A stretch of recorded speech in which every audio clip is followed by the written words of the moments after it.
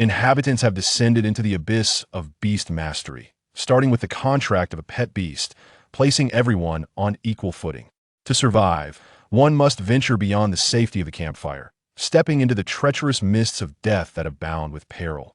Fortunately, Jingnian has awakened a unique beast mastery talent: fatigue synchronization, bound to the fatigue levels of the pet beast.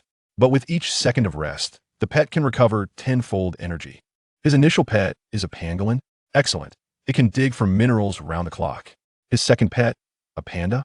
Perfect. It will toil endlessly in the fields. Thus, through the diligent efforts of his pets, while others struggle to survive, Jingnian spends his days indulging in feasting and drinking. While others rejoice at repairing their dilapidated shelters, Jingnian has already taken residence in a villa constructed by his pets. While others endure countless hardships to finally acquire extraordinary resources, Jingnian's storage is already overflowing. Years later, everyone is left in bewilderment.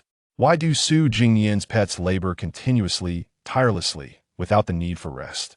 The answer lies in the fact that he has facilitated their respite. Chapter 1. Fatigue Synchronization. I can help my pets rest. Welcome to the abyss of beast mastery. From this moment forth, your future will unfold within these confines. Do not panic rather than questioning existence. Muster the courage to survive. Remember, this realm is shrouded in corrosive mists of death, fraught with hidden dangers. But fear not, for the area illuminated by the campfire is safe. Beside each of you lies a dwindling campfire. Your sanctuary, never forget to stoke its flames. Jingnian gazed at the flickering red light of the panel, his expression one of astonishment. What has transpired? Only moments ago, he was comfortably nestled in bed, leisurely watching videos, when suddenly his vision was engulfed by an impenetrable darkness, and he found himself in this wretched place. Is this a real game? Jingnian furrowed his brow in contemplation, initially suspecting a grand prank, yet everything around him felt undeniably real. He seemed compelled to accept his fate. Taking a deep breath, he surveyed his surroundings to be by his side was a campfire, its flames flickering precariously on the verge of extinction. Home campfire illumination radius, 5 meters in diameter, modifiable. Currently consuming 5 wood per hour, remaining wood. 14.3 estimated burn time, 2.8 hours. Gazing at the panel before him, Jingnian realized that the fire was on the brink of dying out, and time was of the essence. The area around him was enshrouded in black mist. He glanced around within the 5-meter radius surrounding the campfire. There was no mist, but only barren, darkened ground. Suddenly, Jingnian caught a glimpse of what appeared to be a claw reaching out from the black fog, only to be repelled by the light of the fire. "What is that?" he exclaimed, uncertain of what lurked within the fog. One thing was clear. It was watching him intently. He could not allow the campfire to extinguish. Jingnian's heart raced. However, the remaining wood would only sustain the fire for a little over 2 hours. What was he to do? Overwhelmed with dread, Jingnian understood that if he did not act soon, he might meet his end. He could only begin by assessing his own condition. His attire remained intact. He wore a deep blue pajama set, comfortable yet somewhat thin. The nearly extinguished campfire offered no warmth, and his back was drenched in cold sweat, leaving him chilled to the bone. In that moment, Jingnian noticed that he could access a panel with 4 functions: campfire, chat, trade, pets. The campfire function was the very one he had just observed, but this specific panel also allowed for upgrades. Opening the second function, chat, he was immediately greeted by a flurry of messages appearing like bubbles.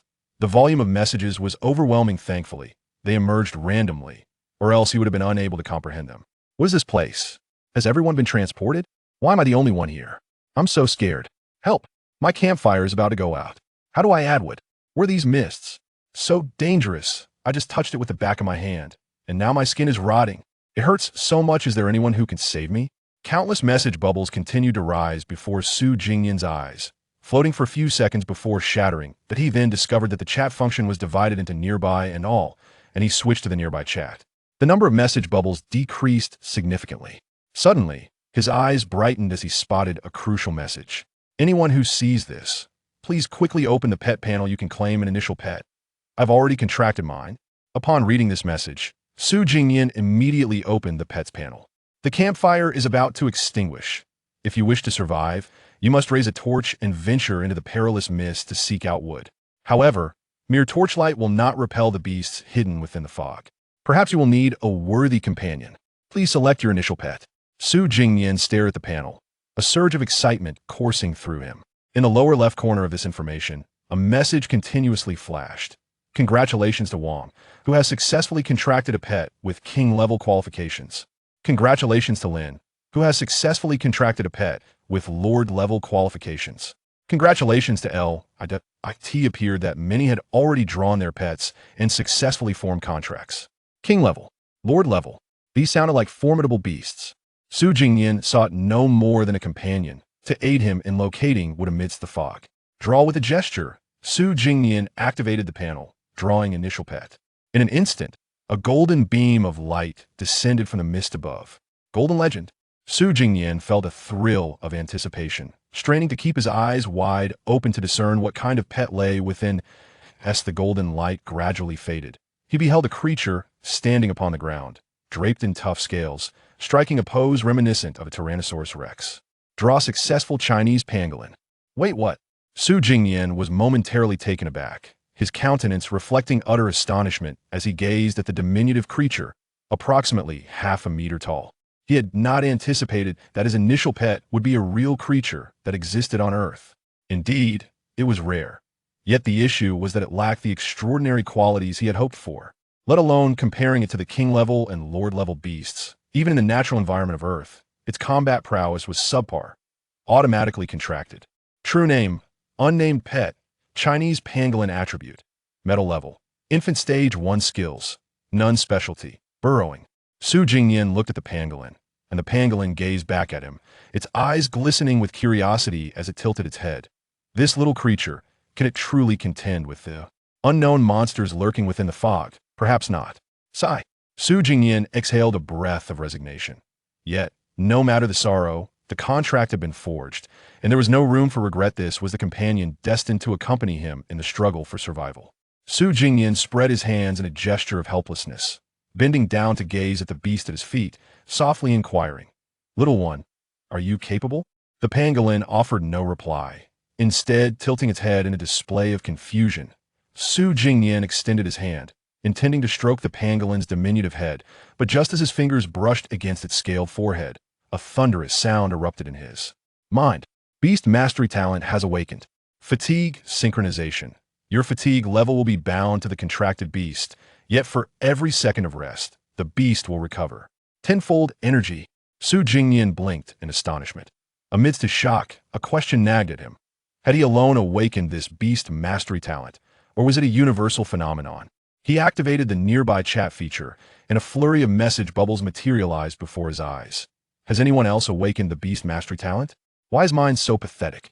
How on earth am I supposed to survive in this dreadful place? Me too. I awakened the beast mastery talent after contracting my beast, but it's utterly useless. I can only sense nearby emotions. What good is that? In the nearby chat, the bubbles were far fewer than those in the general chat, allowing for direct exchanges. Clearly, everyone else had also awakened their beast mastery talent. Su Jingnian pondered, was his talent advantageous or not? Fatigue synchronization. In essence, if the pangolin grew weary, so too would he, its master. Judging solely by this, it seemed a wholly negative effect. However, correspondingly, as long as Su Jingnian entered a state of rest, the pangolin would regain its vigor tenfold. Whether this talent was beneficial compared to others remained an elusive conclusion for Su Jingnian. Yet he understood one thing. With this beast mastery talent, did it not imply that as long as he rested adequately, his beast would never need a rest? Nevertheless, in light of the imminent extinguishing of the campfire, Su Jingnian could not fathom how this talent might prove useful. Even if the pangolin possessed boundless energy, its fundamental combat capabilities would not be enhanced. After all, its specialty lay in burrowing. Surely, he could not expect it to dig underground. Chapter 2. The mist is too treacherous, digging underground. However, delving into the depths does not seem entirely unfeasible. If fortune favors us and we unearth some long-buried treasure, it would be ideal to discover coal or perhaps even coffin boards, as they would provide fuel to stave off the impending extinguishment of the campfire. Su Jingnian's imagination soared. Yet, such endeavors are heavily reliant on luck. They can only be considered as a last resort. Thus, Su Jingnian resolved to first attempt traversing the mist, in the hope of finding firewood along the proper path, oblivious to the dangers that lurked beyond. With this thought, He extracted a partially burnt piece of firewood from the campfire, which he could wield as a torch. Torch, a partially burnt piece of firewood, capable of dispelling the deathly mist and illuminating a space with a diameter of 2 meters. However, this would result in a significant reduction of the campfire's burn time, diminishing it by 1/3. Less than 2 hours remained. Time was of the essence. He needed to venture into the mist with the little pangolin, seeking firewood and returning swiftly. The situation was a race against the clock. Glancing at the little pangolin beside him, he turned his gaze towards the abyss-like mist. It seemed he wished to penetrate the fog and expose the unknown beasts lurking within, but regrettably, he lacked such capability. Taking a deep breath for precaution, he refrained from calling the pangolin immediately and instead approached the edge of the campfire's illumination slowly, raising the torch. Instantly, the mist before him receded, illuminating an area of approximately 2 meters. Mentally bracing himself, Jingnian took a decisive step forward. Once he stepped beyond the campfire's reach and had only moved a few paces, he faintly heard a rough panting sound beside him. Something was drawing near. In the next moment, he leaped backward with unparalleled swiftness, retreating to the safety of the campfire's light. Whoosh! From within the mist, a long, dark claw emerged, halting just a few centimeters from Jingnian's terrified expression. Sizzle! Soon, the flames illuminated the claw, causing smoke to rise from its scorched surface before it swiftly withdrew into the mist. Silence followed. What on earth?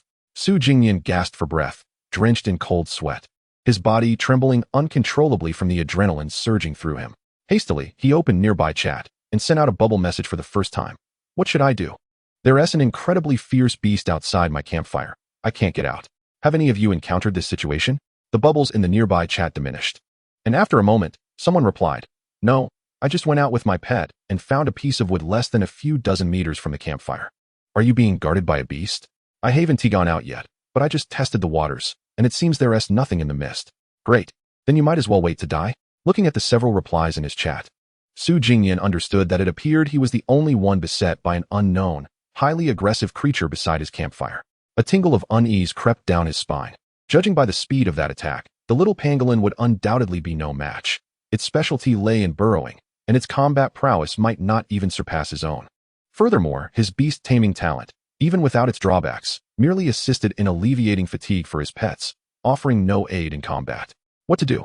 At this moment, Jingnian felt both hungry and thirsty, utterly exhausted, realizing that the plan to enter the mist in search of firewood was impractical. He first returned the piece of firewood to the campfire to avoid a simultaneous burn on both ends, which would double the consumption of the already scant firewood. Time was down to only 2.5 hours. Perhaps he had no choice but to gamble. If only there were a grave beneath his home, he could directly retrieve the coffin boards for burning. Just then, the little pangolin, seemingly bored, began to dig into the ground without needing any command. Observing this, Jingnian contemplated that if they couldn't find coffin boards, perhaps the little creature might unearth some other treasure. He wondered if he could trade such finds for firewood with others. He opened the trade panel. To his astonishment, various items were already listed for trade. Suddenly, his eyes widened. Wood 5. Timber collected from the deathly mist, usable as firewood. My pet can breathe fire, so I don't need wood for fuel. Offering water in exchange. Indeed, someone was selling wood. However, Jingnian did not possess the water that the individual required. Continuing to explore further trades, he discovered that numerous individuals with fire element pets did not need wood. If he could unearth something useful, perhaps he could trade for firewood. Therefore, Jingnian resolutely envisioned the process of mining in his mind, intending to instruct the pangolin to bring the hull back up. He issued 2 simple commands. Dig down. Bring everything except rocks back to him. Jingnian was uncertain if the little pangolin would comprehend the meaning and execute it correctly. He closed his eyes, vaguely sensing a connection with the pangolin, though it was not profound. Fortunately, the pangolin seemed to understand. It glanced at Jingnian before raising its sharp claws. The earth already disturbed. With a swift motion, it plunged its claws into the rock. Then, akin to slicing through tofu, it shattered the stone, excavating it with remarkable ease. Astonishing, Jingnian was taken aback. He had not anticipated that the little creature's claws could effortlessly penetrate rock, a feat beyond the capabilities of ordinary beings. It could indeed be considered a remarkable pet. Moreover, as the pangolin dug, it exerted itself wholeheartedly, the speed of its work rivaling that of an excavator. Its specialty in burrowing was no jest. However, soon after making slight progress in their underground excavation, having dug a pit about a meter deep, the little pangolin began to show signs of fatigue. The speed of its clawing noticeably diminished, and it became breathless, its labored sounds becoming audible. The fatigue synchronization effect kicked in. Although Su Jingnian remained stationary, he too felt drained. He gasped for breath, utterly fatigued, sinking to the ground to catch his breath and relax. In the next moment, a panel appeared before him. Entered rest state. Comfort bonus, 300, nothing 100. Nearby beasts watching 200. Energy recovery per second, 0, 7. Pet S energy recovery tenfold, 7. Su Jingnian entered a state of rest, glancing at the pangolin, where he could faintly see green numbers pulsating, 777. Despite its exhaustion, the little pangolin did not cease its efforts, continuing to diligently follow the command. It was weary, its claws growing somewhat weak. However, ever since Su Jingnian settled down to rest, the little pangolin began to feel a continuous surge of inexplicable warmth emanating from within. This warmth flowed through its body, akin to having undergone countless soothing massages, gradually restoring its weary physique.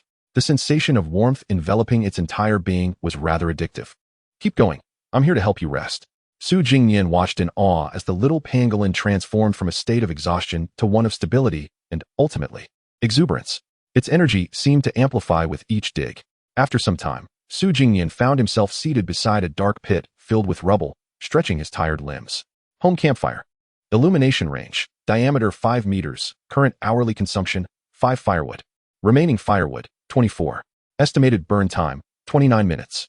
The burn time was dwindling. Meanwhile, the ominous presence of lurking beasts remained, as he could see the clawed monster biding its time just beyond the campfire's glow, poised to spring forth. Once the flames extinguished, it would undoubtedly pounce, using its razor-sharp claws to shred everything in its path. The thought alone sent shivers down Su Jingnian's spine. Little one, conjure a miracle. After patiently waiting for 2 additional minutes, Su Jingnian suddenly heard a noise from the pit, and the little pangolin emerged. Without any preamble, it stood beside him, cradling a sparkling crystal in its paws and presenting it before him. Su Jingnian's eyes widened in astonishment. What was this? Though it wasn't a coffin board. His heart raced as he hurriedly extended his hand to receive it, treating it like a life-saving treasure, carefully turning it over to inspect. It felt hot to the touch, akin to a ruby. Fire crystal. Type, or information, a crystal imbued with fire attributes, typically found in fire crystal veins. Effect, cannot be ignited by the campfire, but contains fire attribute energy, making it the perfect choice for leveling up fire-type beasts. Chapter 3. Adding fire, illumination range 10 meters. It was indeed an ore. Su Jingnian felt a surge of shock. He hadn't anticipated that the little pangolin would unearth an ore, validating his gamble. While it wasn't coal or a coffin board, this fire crystal was evidently far more precious, a true extraordinary treasure. Moreover, given the description, it was possible that an entire fire crystal vein lay beneath the ground. Excellent work, little one. Keep digging and gather these for me. The pangolin nodded enthusiastically before diving back into the pit. Su Jingnian, meanwhile, grasped the fire crystal, his heart ablaze with excitement, and opened the trading panel. Instead of seeking out individual traders, he decided to list the fire crystal for exchange. Fire Crystal 1, an extraordinary treasure that can elevate the levels of fire-type beasts. Exchange for a substantial amount of firewood. Suddenly, a mist enveloped his fingers, and the fire crystal vanished from view. As he listed the fire crystal, the remaining burn time of the campfire plummeted below 20 minutes. Yet, Su Jingnian felt no panic. The fire crystal, undoubtedly invaluable to fire-type beasts, would be in high demand for firewood.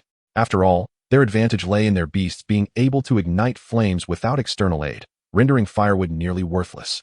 Su Jingnian envisioned the scene. As the campfire flickered low, the fire-type beast would unleash a torrent of flames, infusing the fire with energy and reigniting it. The advantage was undeniable. However, he felt no envy, for his own beast, coupled with this beast taming talent, was immensely valuable.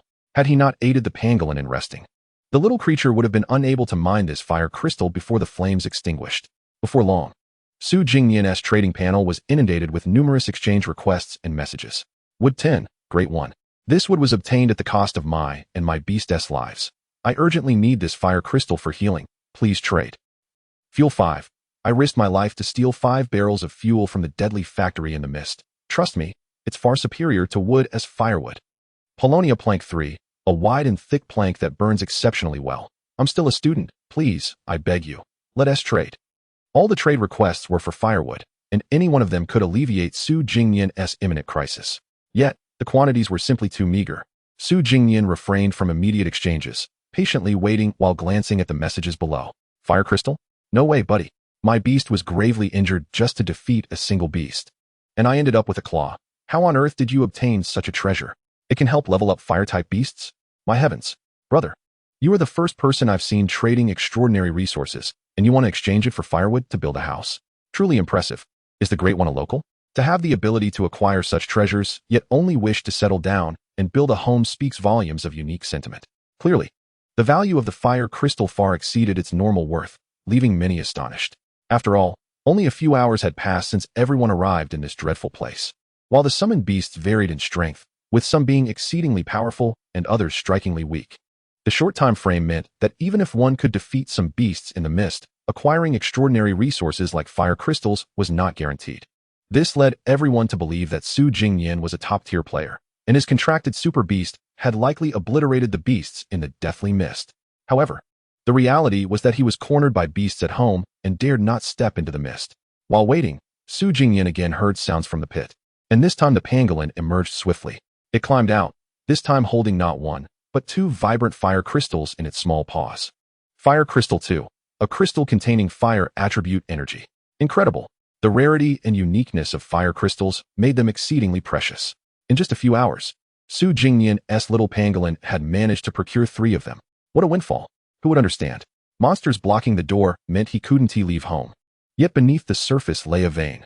Little one, I truly adore you. Su Jingnian took the fire crystals from its tiny paws and gently patted its head. The pangolin wiggled happily. In truth, it also relished the mining process. The warmth was delightful, and the more effort it exerted, the more pleasurable it felt. It promptly turned around, clearing the rubble around the pit before diving back in to continue mining. Su Jingnian remained seated, maintaining his resting state, patiently awaiting the moment when the campfire's burn time dwindled to just 10 minutes. At that point, the flames of the home campfire flickered precariously, as if a mere breeze could extinguish them. Although the panel indicated 10 minutes of burn time remaining, Su Jingnian dared not wait any longer. The light was far too dim. He could even discern the silhouette of an unknown beast lurking within the mist. Turning to the trading panel, he noticed a plethora of new trade requests and messages, as the previous ones, though eloquent, had been quickly overshadowed by the influx of new inquiries. Su Jingnian reviewed the various trade requests and ultimately settled on one that he found particularly satisfactory. Decomposed large tree trunks 100. After seeing this fire crystal, I specifically went to fell the timber, which should last at least a month for burning. Seeking exchange. Shall we trade? It was evident that this individual and their pet were formidable. They could even take the initiative to chop wood, and with remarkable speed. A full 100 large tree trunks were on an entirely different level compared to the earlier stingy requests. Su Jingnian confirmed the trade. In the next moment, a dense black mist suddenly enveloped the area beside the campfire. After a while, as the mist dissipated, a neat stack of 100 tree trunks appeared on the ground. Each of these decomposed trunks measured nearly 1 meter in length and were about half a meter in diameter. Su Jingnian opened the campfire panel. Home campfire. Illumination range. Diameter of 5 meters. Current hourly consumption, 5 firewood. Remaining firewood, 0.81. Estimated burn time, 9 minutes. Add fire. There is nearby wood available for conversion into firewood. Shall we convert all? Su Jingnian agreed to add fire. Suddenly, the nearly extinguished home campfire burst forth with sparks, igniting the nearby stack of wood. In an instant, all the trunks were engulfed in flames, merging completely into the campfire. Boom. The flames of the campfire erupted with unprecedented heat, dispelling all coldness and illuminating the surroundings within a 5-meter radius. Add fire successful. Home campfire. Illumination range. Diameter of 5 meters. Current hourly consumption, 5 firewood. Remaining firewood, 13,249. Estimated burn time, 2,649 hours. Su Jingnian gazed at the roaring flames, particularly feeling a profound sense of security upon seeing the estimated burn time. Just moments ago, it had only been 10 minutes left before the flames would extinguish. Now, however, they blazed fiercely, radiating warmth. Over 2,000 hours of burning time was simply insurmountable, especially since he still possessed 2 fire crystals. With this in mind, Su Jingnian decided to enhance the range of the campfire. A diameter of 5 meters was far too small. The death mist was almost encroaching upon him, and he could even occasionally hear the labored breaths of the unknown beast nearby. The campfire illumination range has been changed to diameter of 10 meters. Current hourly consumption, 10 firewood. Boom. The flames of the home campfire surged once more. In the next instant, Su Jingnian noticed that the surrounding mist rapidly retreated, revealing the unknown beast exposed in the firelight. Hiss. It let out a roar, but was scorched by the campfire, leaving it unable to move. Writhing frantically on the ground. Before long, it was emitting wisps of scorched white smoke. Su Jingnian huddled by the campfire. Just at that moment, a sound erupted from the pit in the ground, and a pangolin nimbly leaped out of the hole. Little one. Su Jingnian waved his hand. Go. Chapter 4. Decomposing the Extraordinary Claw Beast, beginning the deception. With a roar from Su Jingnian, the pangolin, somewhat dazed, lifted its head, clutching a smooth and blazing fire crystal in its claws. It had just crawled out of the tunnel. Upon hearing Su Jingnian's command, it hurriedly turned to look in the direction indicated by its master. Hiss! The claw beast roared, its body glowing red and emitting white smoke, suddenly plunging its sharp claws into the earth. Little one, is this something it can handle? We are not on the same level. The little pangolin looked at Su Jingnian with a pitiful gaze, feeling a significant misunderstanding from its master. In its moment of peril, it must risk its life. Little one, I believe you can do it. Su Jingnian nodded earnestly, filled with confidence after witnessing the pangolin's strength that could pierce through rock.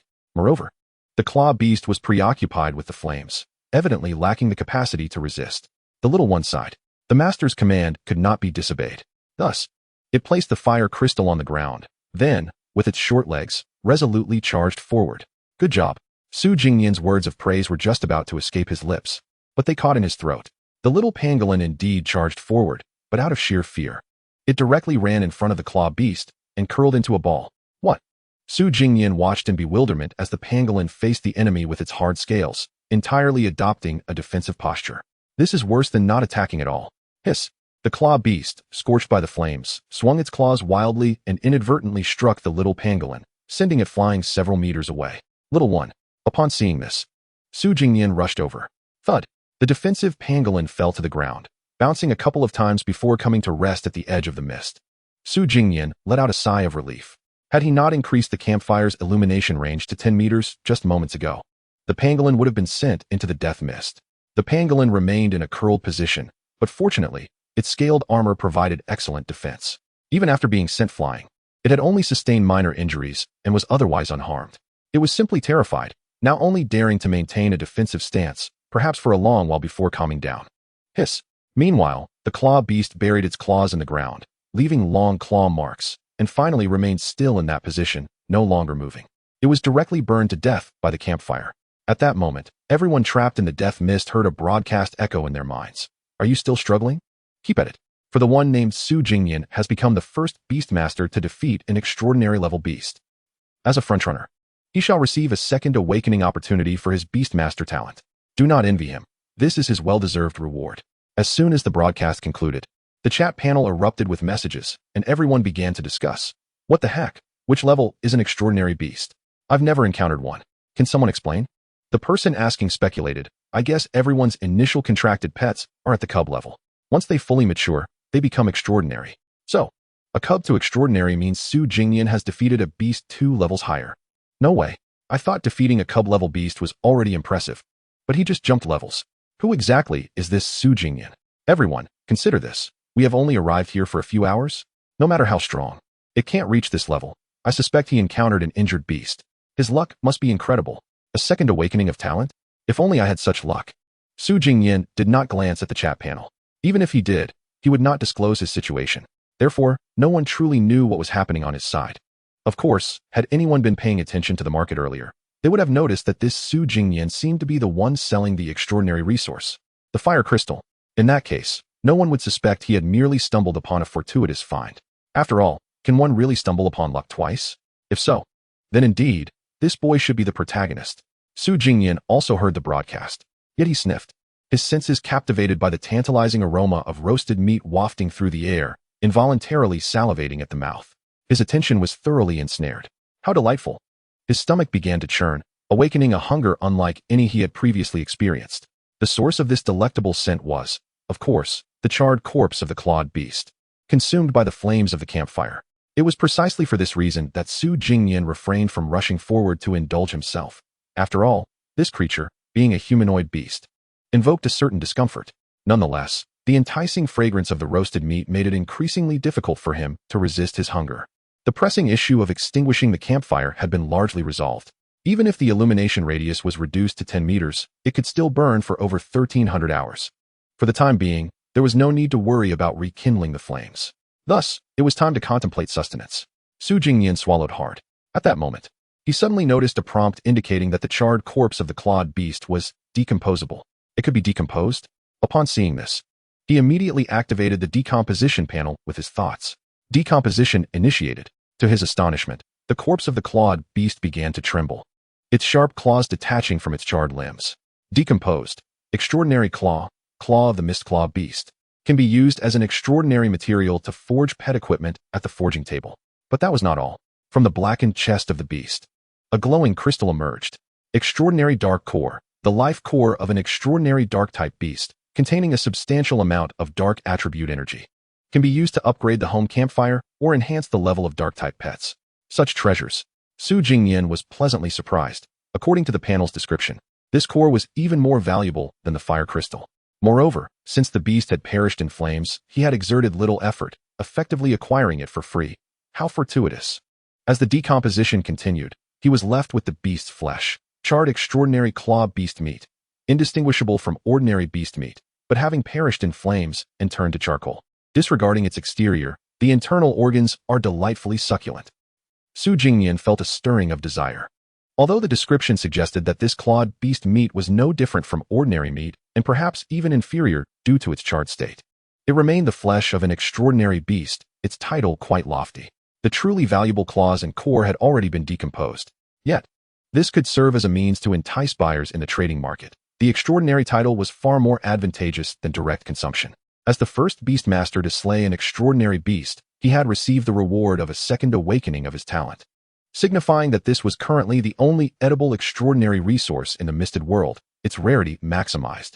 He opened the trading panel. Without hesitation, he listed the charred claw beast meat, capitalizing on the excitement following the public announcement. Charred extraordinary claw beast meat, the only edible extraordinary resource obtained by humanity, first-time trade. Exchange for substantial quantities of food, those with little need not approach. Chapter 5, Second Awakening of Talent, Perceptual Synchronization. After listing the charred extraordinary claw beast meat on the trading panel, Jingnian gathered the decomposed extraordinary core and claws, neatly arranging them beside the campfire. He then approached the curled-up pangolin, which still maintained its defensive posture despite the enemy's demise. Jingnian gazed at it, pondering. Earlier, he had inquired whether the process for his second awakening of talent remained the same. He bent down, extending a hand to touch the pangolin's scaled armor, and immediately, he heard a resounding roar in his mind. Beastmaster talent, second awakening. Perceptual synchronization allows for a high degree of synchronization with pets, sharing their visual, auditory, olfactory, tactile, and gustatory sensations. His talent had indeed undergone a second awakening. Eager to test it out, Jingnian closed his eyes, and images from the pangolin's perspective flooded his mind. The view was dim, revealing a soft, pink belly. So this is what it felt like to curl up. Warm and cozy, though breathing was somewhat constricted.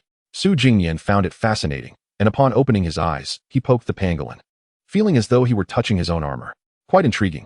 Little one, do not fear. The enemy is no more, Jingnian reassured it. The foe had not only perished in a delightful aroma, but had also been decomposed into 3 types of resources, one of which he had placed on the trading market. Upon hearing his reassuring words, the pangolin finally exhaled in relief. It then unfurled from its curled position, rising to stand like a miniature tyrannosaurus, gazing at its master. Jingnian simultaneously engaged in perceptual synchronization, allowing him to see through the pangolin's eyes, while also admiring his own handsome visage from its perspective. He closed his eyes once more, attempting to take a step forward in this state, only to be met with sudden nausea. It was quite disorienting. Jingnian felt a wave of queasiness wash over him. Fortunately, his stomach was empty, having gone over 10 hours without sustenance prior to arriving in this forsaken place. After spending so long engrossed in his reading, Jingnian regretted that, should there be a next time, no matter how captivating a novel, he must not allow it to interfere with his meals. Now he was ravenously hungry. Thankfully, he had managed to drink some water during this time. But now his lips were cracked and in dire need of hydration. Jingnian opened the trading panel. Having previously traded fire crystals, he now found that, following the public announcement, his claw beast meat was in high demand. Yellow-skinned apple cake with a bite taken out, a steamed one, freshly picked from the apple tree. As for the cake, it bears my lipstick mark. Hope you don't mind? Toad flesh, 1 iron barrel filled with water, a steamed one. This is a juvenile beast. I risked my life to obtain it. The meat is absolutely tender. Farmer's 3 punches, 15 liters of bottled water, 15 raging boar carcasses, esteemed 1. This water is indeed domestic mineral water, a must-try. Also a whole wild boar. I beg for a trade. I kneel before you. Remaining trade requests, 999. The number of individuals interested in this extraordinary claw beast meat was overwhelming. Even though the meat itself might not possess any special effects, they were blissfully unaware. Such is the allure of popularity, the advantage of a public announcement. Everyone was aware of this event. Even if only a minority expressed interest, that still amounted to a considerable number within the entire human populace. However, after perusing the offers for quite some time, Jingnian concluded a harsh reality. Most people were rather impoverished, even as he leveraged his advantage of being ahead of humanity. These individuals were eager to witness what extraordinary beast meat entailed, but simply lacked the resources to engage. It made sense, after all. Those capable of trading with him were but a select few who had fared decently, while the majority were either still gathering firewood or content with any food they could obtain. As for extraordinary beast meat, most individuals would hardly consider it. It was not that they looked down upon it, but rather they did not perceive it as something within their reach. Just like Jingnian, had he and the pangolin not struck gold, perhaps the campfire would have long extinguished, leaving the clawed beast to tear them apart. Ultimately, Jingnian spent half the day sifting through options until he stumbled upon the initial trading request involving a farmer, 3 punches, and a wild boar. This seemed to be the most favorable choice. It entailed provisions for sustenance, specifically his favorite, pork, and refreshment, supplied by nature's own transport. The pork was to be roasted over the campfire of his home, and the water required no filtration, presenting an exquisite convenience. The prospect of exchanging charred meat for these 2 resources was a worthy trade in Jingnian's eyes.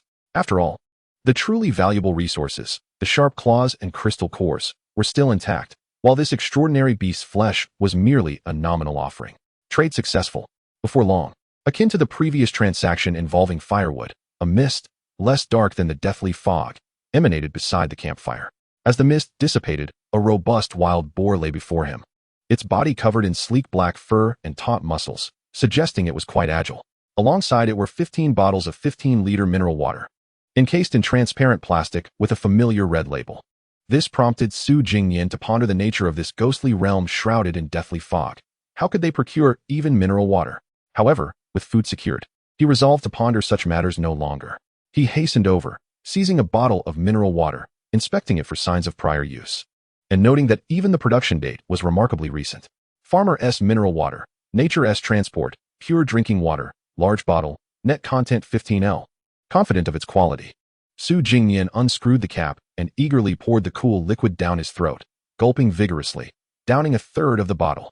Wiping his mouth, he would not neglect his loyal companion. He instructed the little creature to fetch a stone and carve out a hollow in its center, fashioning a makeshift stone bowl. He poured water into the bowl, and the little pangolin, parched, immediately began to drink with fervor, despite the fatigue synchronization enabling the pangolin to work without rest. Both Jingnian and his companion's hunger levels would diminish rapidly under continuous labor. Subsequently, standing before the wild boar's carcass, Jingnian scratched his head, feeling somewhat perplexed. Dismember. It appeared he could only extract the vital resources from the beast's body, while the finer details would require his personal attention. He retrieved the sharp claws harvested from the beast, which were exceedingly sharp, more than sufficient as a cutting tool. In no time, Jingnian successfully removed the boar's hide. Though somewhat inexperienced, he managed to do so with relative completeness. He acquired 1 wild boar hide. With hands firmly placed on his hips, he felt even hungrier. Thus, he proceeded to dismember the rear leg of the boar, slicing it into 3 portions, which he speared onto the sharp claw and positioned by the fire to roast. While the meat cooked, Jingnian remained industrious. He contemplated that although the Chinese pangolin typically feasted on ants, finding ants in this eerie location was a challenge. Given the pangolin's extraordinary nature, capable of burrowing through rock, consuming pork should pose no issue. Quickly, let us make you a proper food bowl, he exclaimed. He then directed his pet to construct a broader, flatter, makeshift stone basin. He also considered crafting a large stone slab to serve as a table. But the pangolin lacked the strength to move such a massive rock and had to abandon the idea. Jingnian resumed his work by the campfire, utilizing the sharp claws to systematically divide the entire boar into strips. After providing the pangolin with some offal to consume, he surveyed the neatly portioned boar meat, feeling a twinge of regret. He should have saved some wood for crafting tools. With no other option, Jingnian laid all the meat beside the campfire, knowing this method would not fully roast it, though the residual heat would gradually cook it through. Once this was accomplished, he retrieved the meat speared on the claw, It was sizzling with hot oil, the aroma intoxicating. Without hesitation, he grasped it, only to wince at the heat, but he cared not for discomfort. "I'm going to eat. Eat, eat," he declared. Soon, he had consumed an entire rear leg of pork, patting his stomach in satisfaction, letting out a contented burp. At last, he had resolved his hunger and thirst. Feeling somewhat drowsy after feasting, he resolved to allow the pangolin to continue mining before succumbing to sleep. Utilizing perception synchronization, he followed his companion's visual journey to observe the mining process. Chapter 6. The Mist Surges, Beasts in Turmoil. Once Su Jingnian activated perception synchronization, he settled beside the campfire, closing his eyes to rest. Images of the pangolin's observations and its myriad sensations flooded his mind.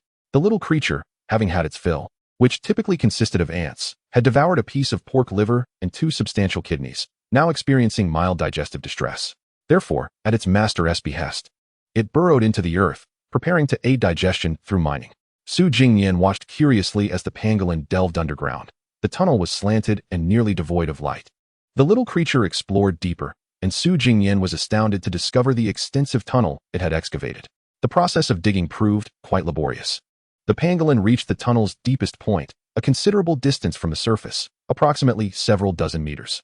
Given that this was a fire crystal vein, Su Jingnian instructed it to explore horizontally rather than dig deeper. The pangolin had unearthed a significant chamber below, extracting 4 fire crystals in total. Positioned before the rock, the pangolin thrust its claws forcefully into the solid stone, shattering it into manageable fragments. After completing this task, it embraced the stones, transporting them to the surface for disposal. This routine was undeniably taxing, as the most strenuous aspect of mining was not the excavation itself, but the transportation of the stones. Fortunately, the pangolin required no rest. Thus, it continued to dig out rocks, convert them into fragments, carry them to the surface, and then burrow back down, repeating this tedious cycle.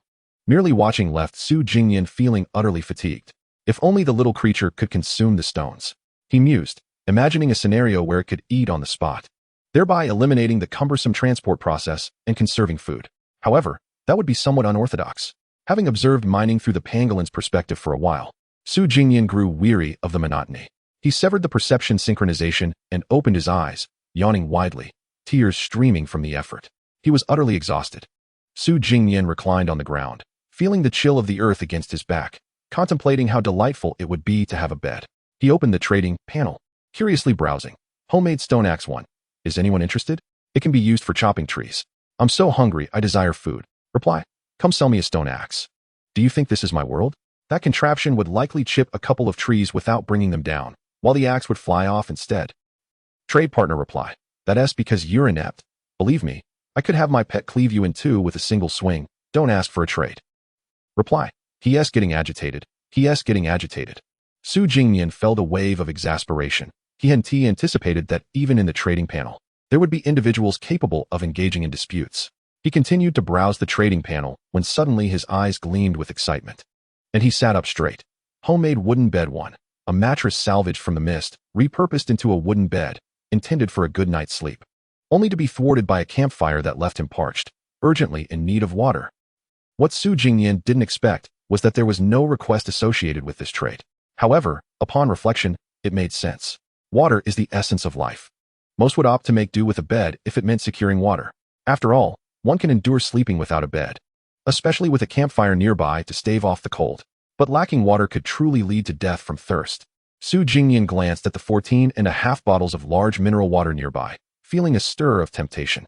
He performed a quick inventory of his resources. The extraordinary items included 3 fire crystals, a pair of sharp claws, and a dark attribute crystal core. The ordinary resources comprised a wild boar skin, a whole pig prepared for jerky, and 14.5 bottles of 15L mineral water. For the time being, he had no concerns about food or drink. With extraordinary resources in hand, he could readily exchange them for other ordinary items. So trading water for a bed was within his capacity. Su Jingnian resolved to offer a bottle of mineral water in exchange for a wooden bed with a mattress. However, despite their dire need for water, the other party firmly valued the mattress, insisting it was worth far more than a single bottle. Su Jingnian bargained for quite some time. The other party was obstinate, yet he truly desired the bed and was reluctant to offer more. After a protracted negotiation, he eventually emerged victorious. He emphasized that the wooden bed lacked blankets, whereas mineral water was immediately consumable. Perhaps the other party couldn't procure better water. Reluctantly, They acquiesced. He initiated the trade request. Farmer 15L Mineral Water 1. Recently produced drinking water in exchange for the entire wooden bed. The most I will offer. No further negotiation accepted. After a few minutes, the other party hesitated before accepting the trade request. A single 15-liter bottle of mineral water felt a tad insufficient, barely enough even when rationed. Yet without water, one could truly perish. Jingnian gazed at the wooden bed emerging from the mist, his heart swelling with joy. Although he ultimately parted with a bottle of water, he found it acceptable. The frame of this wooden bed was clearly crafted by his pet beast and was of commendable quality. He sat upon it, finding it remarkably sturdy. As he reclined on the bed, he savored the softness of the mattress, the springs within offering delightful resilience. Comfort enveloped him, eliciting a long sigh of contentment. Subsequently, he moved the wooden bed beside the campfire and flipped the strips of pork roasting nearby. Once more, he reclined comfortably, contemplating that having traded a bottle of water for this bed still left him with 13.5 bottles, quite adequate. After all, sleeping on the ground amidst the biting cold, given his constitution, could lead to fever or even death if he endured for too long. With a full belly and warmth from the fire, he lay on the bed, shielded from the damp chill of the ground, basking in the campfire's warmth.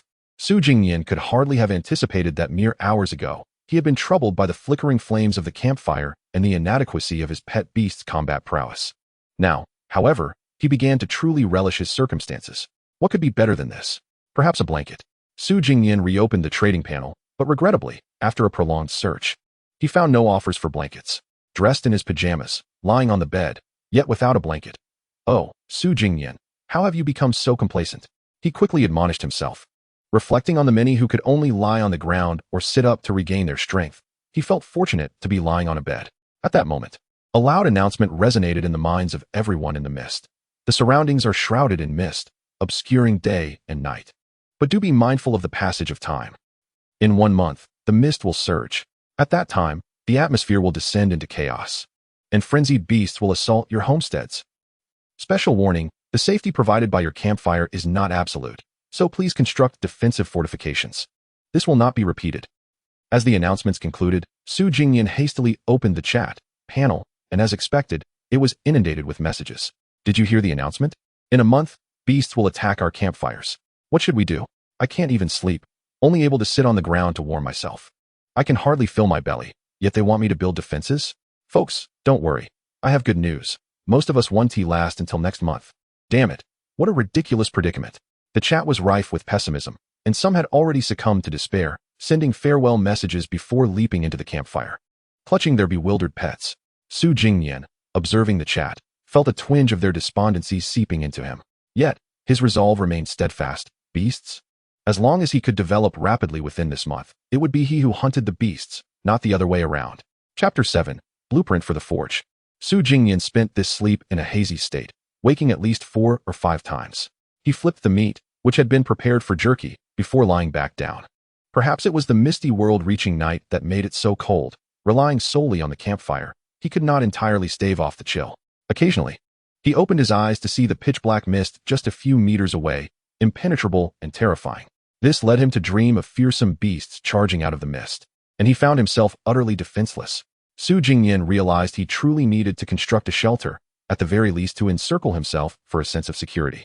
Relying solely on the campfire left him vulnerable to any beasts that might roam outside the mist. Just as the announcement had stated, the safety provided by the campfire was not absolute. Therefore, in the month leading up to the impending surge of mist, he must transform his campfire home into a formidable fortress. With this thought in mind, Jingnian decisively rolled off the bed. He patted the mattress, noting the impressive elasticity of the springs. Quite nice. It was far more comfortable than lying directly on the ground, though having a blanket and sheets would enhance the experience. Upon rising, his first task was to relieve himself, not wanting to stray too close to the campfire, nor daring to approach the mist. He temporarily adjusted the campfire's illumination radius to 20 meters, moving farther away to take care of business. Afterward, he returned the campfire's radius to 10 meters. A 20-meter span was still too extravagant. 10 meters sufficed, as there was no need to waste resources. Then, he glanced at the campfire and suddenly noticed several additional fire crystals had appeared. Fire Crystal 7. Undoubtedly, these were the fruits of his little companion's diligent mining while he slept. Jingnian, who had been feeling a bit downcast, instantly brightened. Closing his eyes, he activated perceptual synchronization. In his mind, he followed the pangolin's perspective, witnessing its tiny claws deftly plunge into the rock. It quickly shattered the stone, performing the classic procedure with astonishing skill. Jingnian suddenly felt a surge of admiration. Not long after the contract with the little creature, it descended into the underground cavern, tirelessly mining until the present moment, only pausing briefly for sustenance. Because of this relentless effort, even after only a few hours of sleep, Jingnian managed to maintain his position ahead of everyone else. After all, his pet was capable of working continuously. However, Jingnian felt it necessary to acknowledge his own contributions as well. After all, his slumber also provided rest for his pet. Indeed, he lay down not out of fatigue, but for the collective advancement of their home. Regardless of the circumstances, he had earned his merit, even if it was not through toil, but through shared effort. As he drank the first sip of mineral water in the morning, Jingnian felt rejuvenated. As for whether it was indeed morning, he cared little. After all, within the mists, day and night were indistinguishable. The ability to decide the hour was a delightful luxury. With nothing pressing to attend to, he opened the chat panel to catch up on the information he had missed during his nap. I'm so tired. I've been here for over 10 hours and had a night shift before that. I'm exhausted. Then just sleep. I can't. Do you understand the plight of a pet snail? Can you sleep when you have a contracted creature like that? Sigh, I can't sleep either. The ground is hard and cold. If only my pet were fluffy. To those nearby, he declared, I'm Li Kwang Kwang, and I'm awesome. By the way, has anyone acquired any blueprints? I found a blueprint for a pet short sword, but my pet is a withered snake. How can I utilize that? I know. Snakes can't wield swords. Why not try listing the blueprint on the trading market? Get lost. So you want to reveal the prize, huh? Jingnian watched as they bickered, feeling as if he had returned to the chaotic realm of the internet. Yet, this was a global affair. He could easily discern that some participants were foreigners. Their aggression too subdued. Without a dedicated regional zone, he found no interest in engaging in petty disputes, as defeating weak opponents held little appeal. However, upon noticing their discussions about blueprints, Jingnian was reminded that the sharp claws he had extracted from the extraordinary claw beast could be crafted into pet equipment at a forge. Uncertain of what a forge entailed, he instinctively felt it was not something easily crafted without a blueprint. With this thought, he resolved to open the trading panel, hoping to find someone offering the blueprint for a forge. To his dismay, he was met with a shocking revelation. Dirty Slime Ball 1, Extraordinary Resource. A material dropped by defeating extraordinary level sludge slimes. No specific needs from me. Please show your sincerity. Response. Would you trade for an iron breastplate? After all, slimes are worthless. There's nothing to boast about even if you manage to defeat one. Trading party response. Go to hell.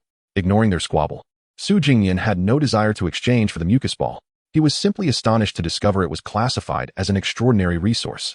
It appeared that even after his brief slumber, humanity had not succumbed to despair. Some beast tamers with formidable contracted pets were finally beginning to make their mark. Subsequently, Jingnian perused the trading market once more, and indeed, the items for trade had expanded beyond mere tools and ordinary resources to include some extraordinary materials. He no longer held a monopoly. Nevertheless, he searched diligently but found no traces of fire crystals. This resource remained exclusively under his control. At that moment, he heard a noise nearby and turned cautiously. It was the pangolin emerging from the depths.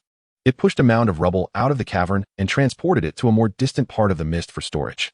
Considering the time it had spent mining, if one were to ask what resource Jingnian possessed in abundance, it would undoubtedly be rubble. This material would prove useful for constructing walls or stone houses in the future. This time, the pangolin not only brought stones but also unearthed a fire crystal. Fire crystallate. Jingnian now found himself quite affluent. He poured some water into a stone bowl for the little pangolin and offered it the raw pig entrails he had deliberately left uncooked the night before. After ensuring the well-being of his industrious companion, Jingnian returned to his mattress and resumed browsing the trading panel. Unfortunately, he still could not locate the blueprint for the forge. It was to be expected. Such an item was undoubtedly of paramount importance. Even if someone had acquired it, they would be unlikely to trade it. After all, trading ultimately boiled down to exchanging goods with others, and since everyone was starting from the same point, it was challenging to find anything more precious than the forge blueprint in the short term, rendering any exchange futile. However, with nothing else to do, the pangolin, having eaten its fill, happily returned to mining. Jingnian needed to maintain a state of rest to assist his pet, so he continued to browse the trading market. After a long and tedious search, he finally spotted something that caught his eye. Silver Treasure Chest 1. A treasure chest in the mist, more precious than bronze. It can yield any resource, even blueprints. I am not fond of gambling. I wish to trade for extraordinary resources directly. Chapter 8. Silver Treasure Chest. A chance encounter. The individual preparing to trade the silver treasure chest seemed rather prudent. In contrast, Jingnian was something of a gambling enthusiast. Had he not sent the pangolin to dig underground, he would not have found himself in his current position. Thus, he decided to pursue the silver treasure chest and see what treasures it might yield. Glancing at his current extraordinary resources, Jingnian selected one fire crystal to initiate negotiations. Trade request, Fire Crystal 1. A crystal imbued with fire attributes, capable of enhancing the levels of fire-type pets. Will you trade? After a moment, he received a response. Trading party response. Big shot. I know you. But my pet isn't fire type, so it won't be useful to me. Jingnian was taken aback. He had not expected even casual traders in the market to recognize him. Yet it seemed the other party was not interested in trading for the fire crystal. Still, he resolved to make another attempt. Sometimes, being bold and persistent truly pays off. Response. How about I add another fire crystal? Even if you can't use it, you can trade it with a beast tamer who has a fire-type pet. This resource is currently in short supply, available only from me. Trading party response. Forget it, big shot. While I would love to befriend you, I'm currently more focused on extraordinary resources that are useful for my pet. My apologies. Once again rebuffed, Jingnian remained undeterred. He was determined to acquire that treasure chest. Response. What type of pet do you have? Trading party response. Completely opposite to fire, my pet is dark type, so I can't make use of the fire crystal. A dark type pet, Jingnian murmured to himself. How fortuitous. He just happened to possess an extraordinary resource that would also benefit dark type pets. Extraordinary dark crystal, the core of an extraordinary dark type beast. Infused with a wealth of dark energy, can be used to upgrade the home campfire or enhance the levels of dark type pets. However, this crystal was superior to the fire crystal. It not only enhanced pet levels, but could also upgrade the campfire. This left Jingnian in a quandary. Should he trade or not? He first opened the campfire panel to ascertain the precise resources required for an upgrade and the benefits it would confer. Home campfire. Illumination range. Diameter of 10 meters. Current hourly consumption. 10 units of firewood. Adjustable. Remaining firewood. 13, 149. Estimated burn time. 1, 314 hours. Current level. 1, no special effects. Upgrade feasibility. Not upgradable. Requires 100 extraordinary crystals of any attribute, currently 0, to be infused into the campfire. Is it true? 100 crystals needed. Jingnian exclaimed, his eyes wide with astonishment. In that case, the single dark crystal he possessed was scarcely a drop in the ocean. At this rate, who knows when he would manage to gather 100 extraordinary crystals to upgrade the campfire. Better to exchange for a treasure chest instead. Response. Perfect timing. I also possess crystals that could enhance dark-type beasts. However, a single silver treasure chest won't suffice. Requester's response. Really? That's wonderful. However, my beast and I have sustained considerable injuries in pursuit of this treasure chest, and we may not be able to meet your demands right now. Injured, were they? Jingnian pondered for a moment, not wishing to take advantage of them nor suffer a loss himself. Response. Then, please consider adding a bit more in terms of living supplies. Otherwise, it would weigh heavily on my conscience if I were to be at a disadvantage. After sending this message, there was a period of silence before, after some time, the resources for the trade were modified and increased. Silver treasure chest 1. Banana 1. Is this acceptable, esteemed one? I truly cannot offer much more. It was evident that the other party was indeed at their limit. Jingnian chose not to respond, but directly clicked to confirm the trade. Extraordinary crystal 1. Silver treasure chest 1. Banana 1.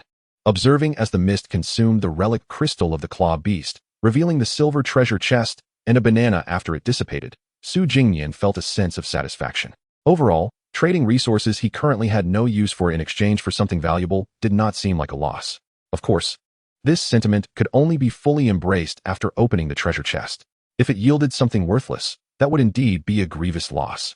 Alas, Jingnian was a gambler at heart. He believed that fortune favored the bold. Approaching the treasure chest, he noted that this silver-grade chest was indeed of extraordinary value. Crafted entirely from silver, adorned with intricate patterns that shimmered as if illuminated from within. Placing the lone banana on the wooden bed, Jingnian took a deep breath, his expression solemn as he stood before the silver treasure chest. At that precise moment, the little pangolin emerged from its burrow, once more pushing a heap of rubble onto the ground. This time, it worked tirelessly in the mines, yielding a fiery crystal. Fire Crystal 9. Jingnian gazed at the little creature, suddenly overcome with the impulse to kneel before it. Incredible. What does it mean for a lackluster beastmaster to lie back and await fate when an industrious beast is mining to support the family? Little one, you shall open this treasure chest. Su Jingnian took the warm fire crystal from the pangolin's claws, refusing to let it go. Instead, directing it to open the silver treasure chest. Statistically speaking, the pangolin might possess better luck. After all, Su Jingnian felt that his greatest stroke of fortune was having contracted such a remarkable beast. Come, observe this silver treasure chest. Simply pry it open with your claws in this crevice. Su Jingnian guided it step by step. The pangolin tilted its head, confused, then approached, following its master's instructions as it deftly inserted its claws into the gap of the chest lid. Bang! Opening silver treasure chest, acquired. Workbench Blueprint 1. A blueprint? Huh. Upon seeing the notification panel, Su Jingnian couldn't contain his exuberance, bursting into laughter. A stroke of destiny. Once again, luck had favored him. Unable to restrain himself any longer, he scooped up the bewildered pangolin and planted a vigorous kiss on it. Little one, you are truly my lucky star, Su Jingnian exclaimed. The pangolin, 0-0. After venting his excitement, Su Jingnian gently set the pangolin down. The moment it regained its footing, it hastily burrowed back into the hole, startled by its master, needing to dig to relieve the tension. Meanwhile, Su Jingnian turned his attention back to the treasure chest. Inside the open silver chest lay an additional blue blueprint, Workbench Blueprint, essential for survival, capable of crafting basic equipment and facilities, and can also consume energy to produce random blueprints. Construction requirements: Iron 10, Wood 10, Iron Axe 1, Iron Pickaxe 1, Iron Shovel 1. Gazing at the blueprint, Su Jingnian felt that this workbench blueprint was even more desirable than the forging station blueprint he had previously coveted. The ability to produce random blueprints meant that with this workbench, he would possess everything. Moreover, the materials required for construction were all fundamental resources and tools, easily obtainable in the trade market. There would be no risk of being stuck. Even now, as the pangolin scurried away to mine with its tail between its legs, Su Jingnian could not help but marvel at how this little creature was indeed his lucky star. Chapter 9. Preparing the Workbench. Workbench Blueprint. Construction Preset. Place the blueprint on the ground to project a holographic model, allowing for the direct addition of required materials. The blueprint disappears upon completion of construction. Su Jingnian retrieved the blueprint from the silver treasure chest and moved to an empty space on the other side of the campfire. He laid the blueprint on the ground. Workbench Construction Preset established. Please add materials: Iron 10, Wood 10, Iron Axe 1, Iron Pickaxe 1, Iron Shovel 1. Before Su Jingnian's eyes, a holographic workbench, glowing with blue light, materialized, remarkably high-tech. He glanced around, realizing that he had none of these materials. He would need to procure each one from the trade market. Returning to the silver treasure chest, he inspected it thoroughly. This chest was impressive. Su Jingnian mused as he shifted the chest a bit, noting its considerable weight. It must be solid silver. He could only place the 9 fire crystals and other extraordinary materials into this silver chest for safekeeping.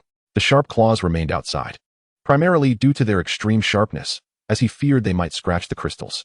After all, the fire crystals contained fiery energy. An explosion was not out of the question. After tidying up, he noticed that the pork strips had mostly cooked through, turning into jerky. However, the taste was rather unappealing, strongly fishy and lacking flavor. Consequently, Su Jingnian found himself reluctant to eat. Before sleeping, he had been ravenous, and anything would have tasted delicious. He had devoured a large chunk of meat. But now, after waking, it was a different story. He felt quite nauseated. Subsequently, Su Jingnian began to sit on the bed, fervently searching the trade market. He first used 1 fire crystal to successfully exchange for iron and wood. The trade partner had scavenged these from an abandoned factory shrouded in mist. Naturally, Su Jingnian was not one to lose out, so he ensured that the amount of iron he received far exceeded 10, while he also acquired a hefty quantity of wood. After all, the campfire would always require firewood to burn, and aside from beastmasters with fire-type beasts, others would invariably need to stockpile some wood. As he gazed at the mist dissipating before him, on the ground beside the campfire, a multitude of iron implements emerged, including iron buckets, iron plates, and iron rings, as well as a pile of wood. Surely, this should suffice, right? Su Jingnian was uncertain, apprehensive that the iron and wood required for construction might adhere to strict specifications. Therefore, he hastily grasped an iron bucket and made his way to the blueprint at the workbench. Iron 1, successfully added. This is promising. Su Jingnian felt a surge of satisfaction. He promptly began to transport the wood and iron bucket, intending to add all the materials at once. However, after only a few movements, fatigue overwhelmed him. He felt utterly exhausted. Little one, stop digging. Su Jingnian realized he had been careless, in a state of shared fatigue. The little creature continued mining while he lugged the iron and wood. One was underground, the other above, leading to a double drain on their stamina. He nearly collapsed. With a heavy sigh, Su Jingnian sat down on the ground, panting, his head feeling slightly foggy. After a while, the little creature emerged from the burrow. The pangolin looked puzzled. It had been digging diligently, so why had its master summoned it? Why was he so fatigued? It quickly scampered over to Su Jingnian's side. Exchanging a glance, Su Jingnian gazed at the pangolin, the creature's bright, glistening eyes seemingly asking, "Master, are you all right? Hurry and move those iron and wood to the blueprint." The pangolin nodded in understanding. Soon, with its industrious little paws, it added 10 pieces of iron and 10 pieces of wood to the designated workbench blueprint. Workbench construction preset. Please add materials. Iron axe 1, iron pickaxe 1, iron shovel 1. Excellent. Only 3 iron tools remain. After resting for a bit, Su Jingnian finally regained his composure. At this moment, the little creature, having completed its assigned task, prepared to return to mining. However, just before entering the burrow, it glanced back at Su Jingnian, concern evident in its eyes. "Master, are you okay? Hurry and get back to mining." Su Jingnian felt a rush of urgency.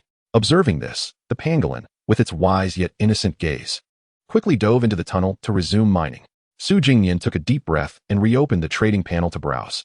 After a lengthy search, the market was vast, and common tools like the iron shovel and iron pickaxe were relatively easy to exchange.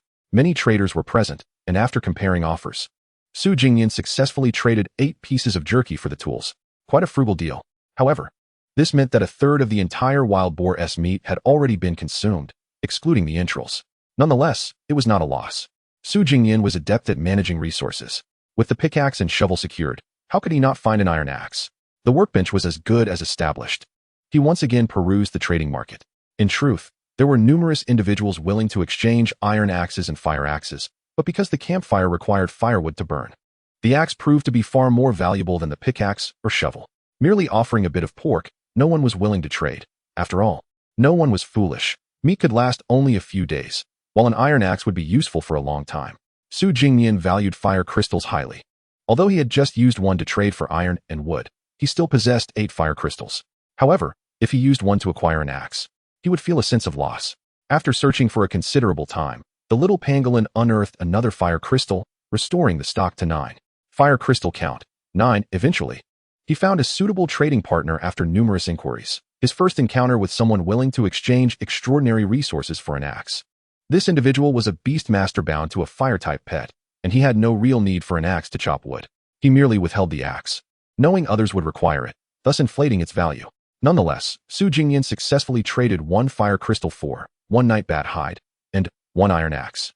This exemplified the allure of fire crystals for fire-type beasts. Typically, the exchange partner would make slight concessions to obtain a fire crystal. Before him, the mist dispersed, revealing a bat hide roughly the size of a human chest, and his desired item, a rusted iron axe.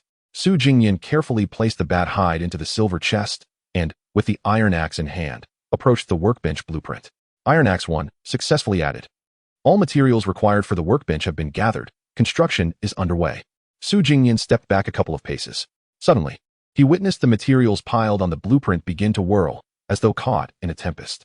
Amidst the swirling chaos, the materials became indistinguishable, merging into a singular mass. Finally, as the commotion subsided and the materials settled, the construction was automatically completed. Workbench. Level 1. Energy. 0. Not charged. May consume any attribute energy crystal for charging. Equipment crafting. No blueprints. Facility construction. No blueprints. Blueprint learning. Once every 24 hours, consuming 100 points of energy, may acquire a random blueprint. Chapter 10. The Terrifying Behemoth. No way. Creating equipment and facilities also requires blueprints. Su Jingnian felt somewhat speechless. He had anticipated that establishing the workbench would propel his homestead's development significantly, only to realize it was merely a stepping stone. At least energy consumption allowed for the acquisition of random blueprints. This was the aspect Su Jingnian was most pleased about. Considering the remaining 8 fire crystals, he noted the little creature was still mining underground. He had no reason to hesitate, promptly retrieving a fire crystal from the silver chest. Consumed fire crystal 1. Workbench charging successful. Current energy, 10 points. A single fire crystal was worth merely 10 points of energy. What a lamentable workbench. It could have been seized outright. Su Jingnian felt a pang of regret, but alas, his cherished fire crystal had been consumed by the workbench. There was no use in lamentation. The most distressing part was that after using this fire crystal, he was left with only 7. Insufficient to amass the 100 points of energy needed to draw a blueprint. He felt a sense of being duped. Now, Su Jingnian could only wait for the little pangolin to unearth a few more fire crystals to fully charge the workbench's energy. Eager to see what blueprint could potentially be revealed, "You had better draw the forging station," Su Jingnian exclaimed, kicking the iron-bound workbench with his foot, though it might hurt. He did not exert much force, he wasn't foolish. Returning to his wooden bed, Su Jingnian remembered that with the addition of the workbench and the wooden bed, his comfort level should be higher now. He opened the talent panel in his mind. However, upon glancing, he was taken aback. Resting state entered. Comfort level bonus, 200 due to nearby beasts lurking. Energy recovery per second, 0.8. Pet tenfold energy recovery, 8. The previous state of having nothing indeed vanished. But why was there still a negative effect from the lurking beasts? A chill ran down Su Jingnian's spine as he gazed into the mist. It had been fortunate not to notice before, but now, upon paying attention, he could vaguely hear footsteps emanating from within the fog. There truly were beasts outside. Su Jingnian gasped, hastily rolling off the bed and cautiously standing beside the campfire. He was certain that at this moment, the beast was facing him, separated only by the veil of mist. So, it has come again. Su Jingnian resolved to activate the campfire panel once more, thus enhancing the illumination range to a formidable 20 meters. The illumination radius of the campfire has been modified to a diameter of 20 meters. Current consumption rate, 50 units of firewood per hour. With a resounding roar, the campfire blazed fiercely, casting brilliant light in all directions, causing the ominous death mist to dissipate and revealing the beasts lurking within. A thunderous growl echoed. However, one of these beasts was astonishingly larger than a city bus. It was a colossal creature. It crouched low, its head resembling that of a deer, its body scorched and glowing red, yet it continued to bellow in a frenzied rage. Su Jingnian locked eyes with the beast and was taken aback by the saliva it expelled, droplets so large they could only be collected with a bucket. Sensing the impending danger, he hastily retreated to the opposite side of the campfire, acutely aware that this monstrous beast could easily tear him asunder even amidst the flames. Fortunately, after the first 10 tense seconds had passed, the beast turned and lumbered back into the mist, still smoldering from the fire. It took quite some time for Su Jingnian to exhale a sigh of relief, the exhaustion from mining alongside the pangolin weighing heavily on him, and he slumped down onto the ground. What in the world was that?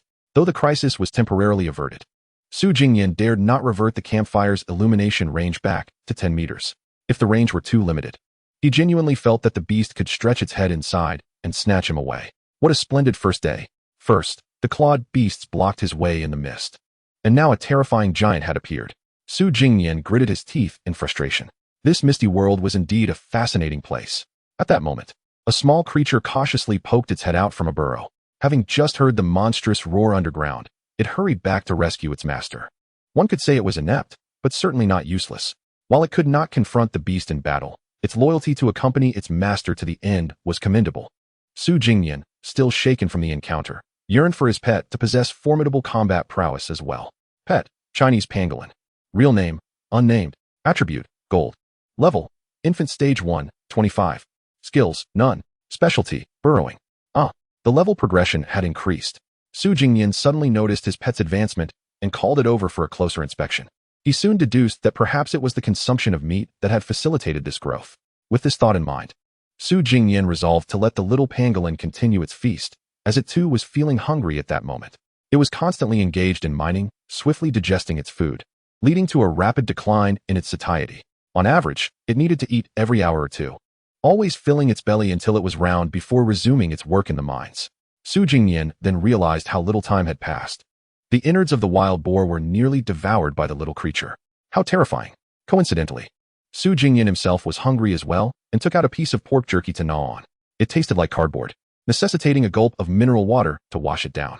Meanwhile, the little pangolin clung to its stone bowl, nibbling at the remaining pork intestines, releasing a fresh sauce. The little creature exclaimed. Su Jingnian, with jerky in his mouth, quickly turned his head away. He could no longer keep this pet. The true and unadulterated flavor of the 9-turn intestines was indeed a delight for the pangolin.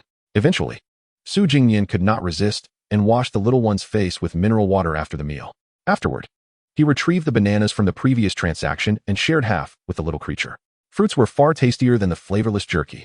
Once the little one finished its half of the banana, Su Jingnian glanced at its panel again. Level, infant stage 130.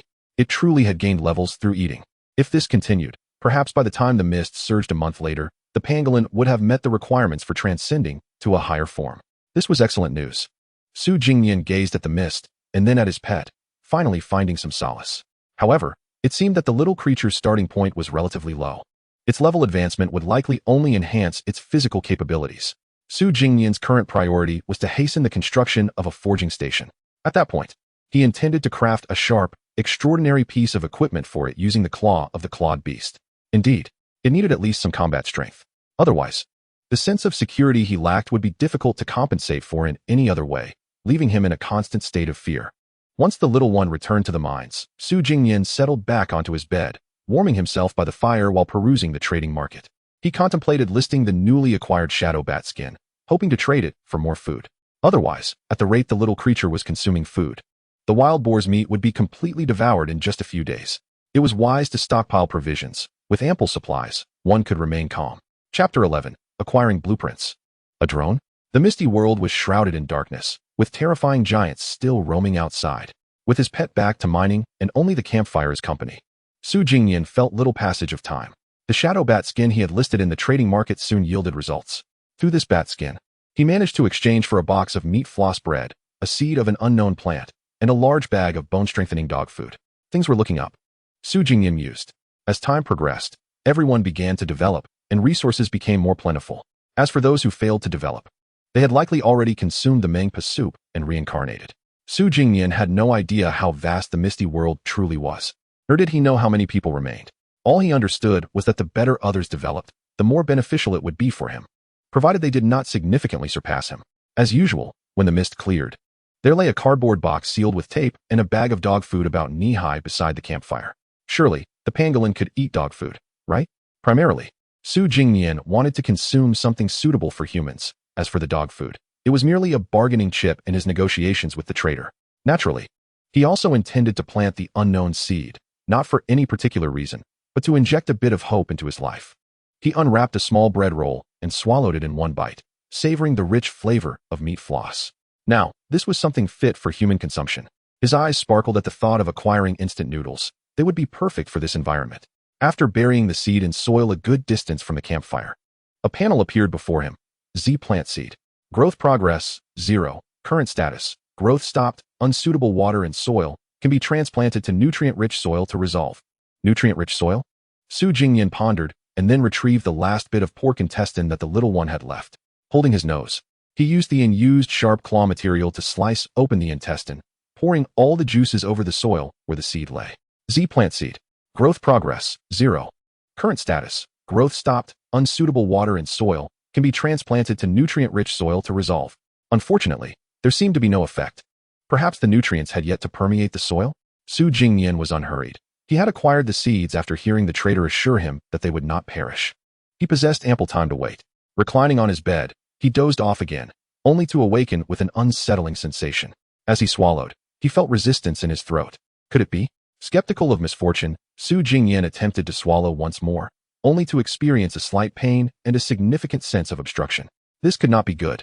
He was coming down with a cold. Opening the chat panel, he discovered that numerous others were also lamenting their throat discomfort. Who will come to my rescue? I barely survived alongside my pet, and now I have a fever. I feel as though I am on the brink of death. Me too. My throat is quite uncomfortable. It appears I am indeed catching a cold, and I cannot find any cold medicine in the trading market. If your throat is already bothering you, it's no longer a mere prelude to a cold. You have already caught one. Taking medicine now will likely still lead to illness. It's unavoidable. For those with resources, the misty world is generally chilly. Please expand the campfire's radius. It will help. In the chat, many were exhibiting early symptoms of a cold. Initially, it was manageable. But after a nap, especially when one had to make do on the ground without a bed, most ended up falling ill. Su Jingnian, however, was worse off. Even with a bed, he had not escaped the clutches of a cold. He opened the trading market, searching in vain for cold medicine. After all, no one would trade their valuable resources for ordinary ones. They were better off keeping them for personal use, unless one was willing to offer extraordinary resources in exchange. But Su Jingnian was reluctant to squander them. In such circumstances, the other party would undoubtedly seize the opportunity to hike up the price. He refused to be at a disadvantage. Su Jingnian resolved to endure. After all, it was merely a slight cold. He curled up on his bed, basking in the warmth of the fire. After a while, the little pangolin emerged from its burrow. It had discovered another fire crystal. Well done, little one. Su Jingnian patted its head and took the fire crystal from its tiny paws, intending to store it in the silver chest, only to realize he had accumulated several more fire crystals. Including the one in his hand, he had a total of fire crystals, 14. At that moment, Su Jingnian profoundly appreciated the luxury of having a pet that required no rest. How long had he been asleep? Home campfire. Illumination range. Diameter of 20 meters, modifiable. Currently consuming 50 firewood points per hour. Remaining firewood, 12,966. Estimated burn time, 259 hours. Current level, 1, no special effects. Su Jingnian calculated the time based on the campfire and discovered he had slept for over 3 hours. No wonder, while he had been sleeping, the little pangolin had been tirelessly mining. Gazing at the 14 fire crystals in the box, Su Jingnian felt a surge of warmth within him. It seemed that the slight effects of the cold had vanished entirely. Little one, you must be rewarded. Su Jingnian placed a piece of jerky in the pangolin's stone bowl, filled it with dog food, and poured in some mineral water. This feast, the little creature was evidently enjoying its meal far more than it would have with pig intestines. Clearly, it preferred not to eat innards. That's enough. Su Jingnian nodded in satisfaction. As long as it enjoyed the dog food, it was all good. After all, they were both single.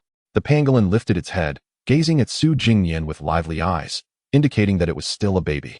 After the pet finished eating, Su Jingnian turned his attention back to the panel. Pet, Chinese pangolin. True name, unnamed. Attribute, gold. Level, juvenile stage 1, 57.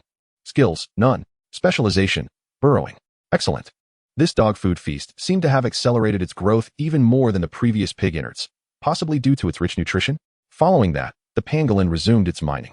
Su Jingnian, brimming with excitement, took 9 fire crystals and approached the workbench. Consume 9 fire crystals. Workbench charging successful. Current energy, 100 points. That is sufficient. Without hesitation, Su Jingnian tapped the button on the workbench panel that he had been eagerly anticipating. Suddenly, the wooden workbench, encased in iron, shimmered with a circle of blue light. Buzz. An energy sphere coalesced on the surface, spinning wildly, and ultimately transformed into a blue blueprint. Consume 100 energy points. Blueprint learning successful. Su Jingnian looked at the blueprint. Thermal sensing drone blueprint. A nimble, small drone equipped with thermal imaging, with a maximum control distance of 1,000 meters. Can be repeatedly manufactured at the workbench. Required materials, 5 iron, 1 alloy, 5 plastic. A drone, and a thermal sensing one at that? Su Jingnian was taken aback, staring at the blueprint as he glanced toward the unknown areas beyond the mist. Finally, he could explore the surroundings. Chapter 12, Drone Takeoff, Campfire Periphery. After learning the drone blueprint, he was left with only 5 fire crystals. To craft the drone, he currently had sufficient iron, as he still had some left from the previous workbench creation, enough for 5 units. However, he would need to trade for the alloy and 5 plastics. Presently, the only resources Su Jingnian could offer for exchange were the sharp claws of his pet and the fire crystals. Such items were simply unsustainable. Fortunately, the 2 blueprints required relatively common materials, making them not too difficult to procure. If they were any rarer, he would have to expend considerable resources. Just like Su Jingnian himself, it was impossible to trade away anything of value, such as these blueprints. Similarly, to extract resources from others, he needed to have suitable bargaining chips prepared. He considered himself fortunate. Su Jingnian opened the trading market, only to find that there was a noticeable change. Everyone had assigned themselves a title. Names like King of Twin Wolves, Lin Yo, and Pig Riding Girl were now common, rather than just simple products. It felt more like a bustling street market. In light of this, he decided to give himself a nickname. What should it be? After some thought, he dubbed himself the Mineral Merchant. Following this reform in the trading market, finding specific items became considerably easier. For instance, Su Jingnian specifically sought out those with the title of General Goods Merchant, which allowed him to effortlessly locate the alloy and plastic he needed. Upon reviewing the offerings of one such merchant, he noted that while the individual had many items for trade, they were all assorted trinkets. None were extraordinary resources. Mineral Merchant, no need for pleasantries. 1 fire crystal, and I'll take anything you have in exchange. Foggy General Goods Merchant, fire crystal? While it's an extraordinary resource, I have quite a bit of stuff available. Mineral Merchant, not trading? Su Jingnian was taken aback. 1 fire crystal in exchange for a heap of miscellaneous goods, important resources like food and drink included. And this person still wanted to haggle? Trying to make me suffer a loss. Time to switch merchants. Foggy General Goods Merchant, trade. Trade. I just have one request. Let us lock in a trading position with each other. Mineral Merchant, what do you mean? Foggy General Goods Merchant, you didn't know? The trading market has been updated. Now everyone can lock in 10 trading positions. making it much easier to find me in the future. Su Jingnian comprehended the situation. It was akin to a friendship system.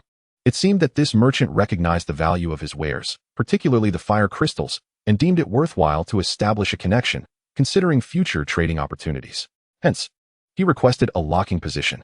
In a bustling marketplace filled with millions, it would be nearly impossible to find the same trader again after a single exchange. Mineral merchant, agreed. After some contemplation, Su Jingnian realized he could indeed secure a lock position with the merchant, allowing him to acquire blueprints in the future and trade materials as needed. Once the agreement was finalized, he locked in this fog-laden merchant, whose name now appeared on the far left of the trading panel. The transaction was complete. 1 fire crystal was deducted, leaving him with 4. As the mist around the campfire dissipated, Su Jingnian beheld a collection of assorted items in his homestead. There were all manner of objects: a kettle, a tennis racket, an eldritch figurine, a mechanical keyboard, and even a refrigerator. He was once again perplexed. He had assumed he and others had been transported to another world. Yet why were there so many familiar items? It was indeed strange.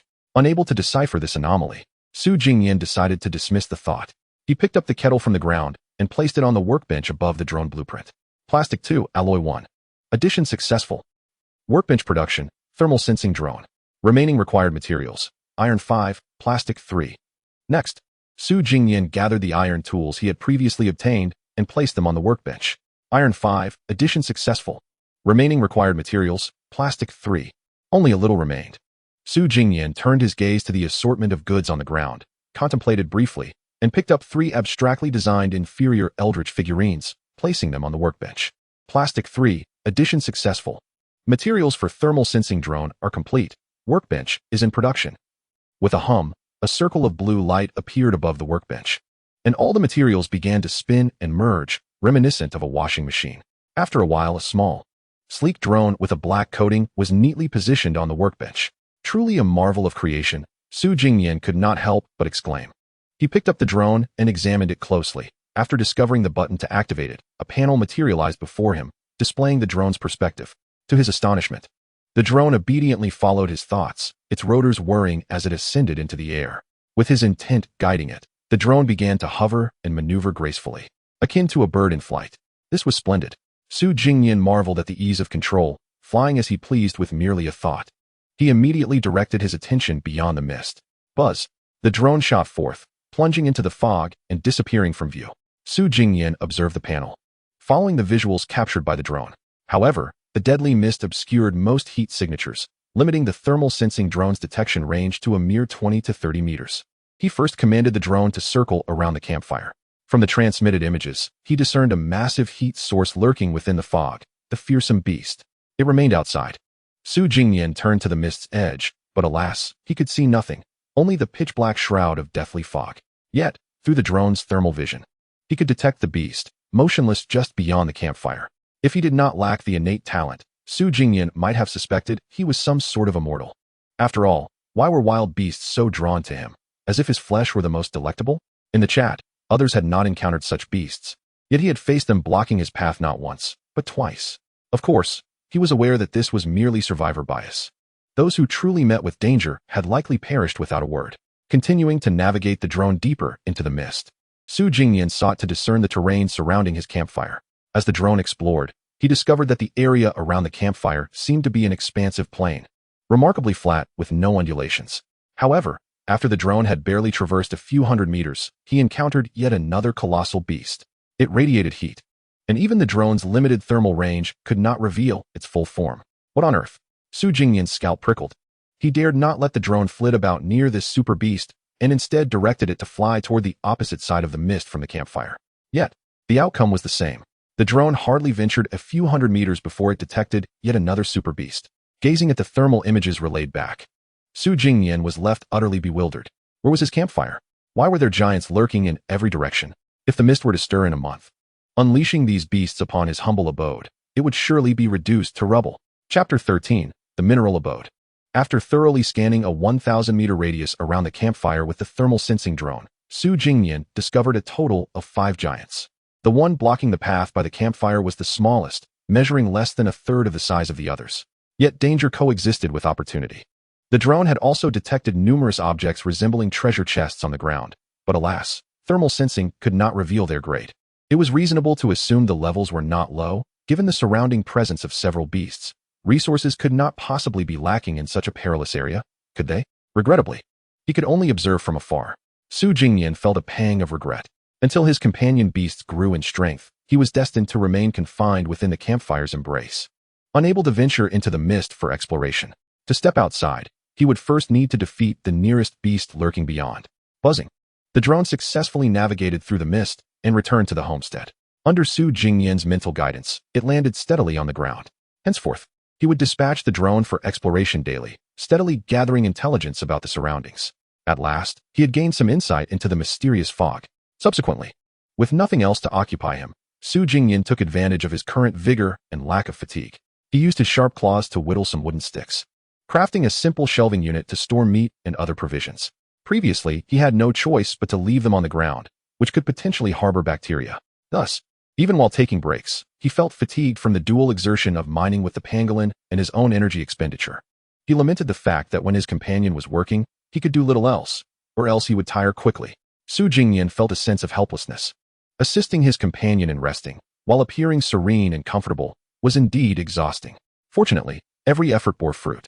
While he lay in bed recuperating, the little creature emerged from its burrow, pushing a substantial pile of stones. This time, it triumphantly presented 3 fire crystals.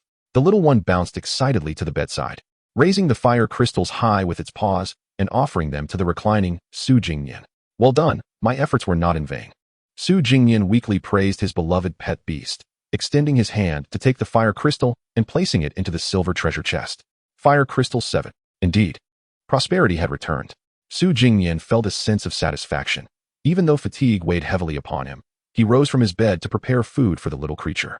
With the excavation of the underground mine, the space below had expanded significantly, allowing for movement, so the pangolin would surface frequently to discard stones. This also meant that each time it emerged, it was likely in a state of hunger. As long as its satiety level was not depleted, it would certainly not venture out. He poured out some dog food, offered a piece of pork jerky, and supplemented it with some mineral water. Su Jingnian realized that the food he had stockpiled was insufficient. Half of the wild boar's meat had already been consumed, and while the water supply was still decent, only 10 bottles remained.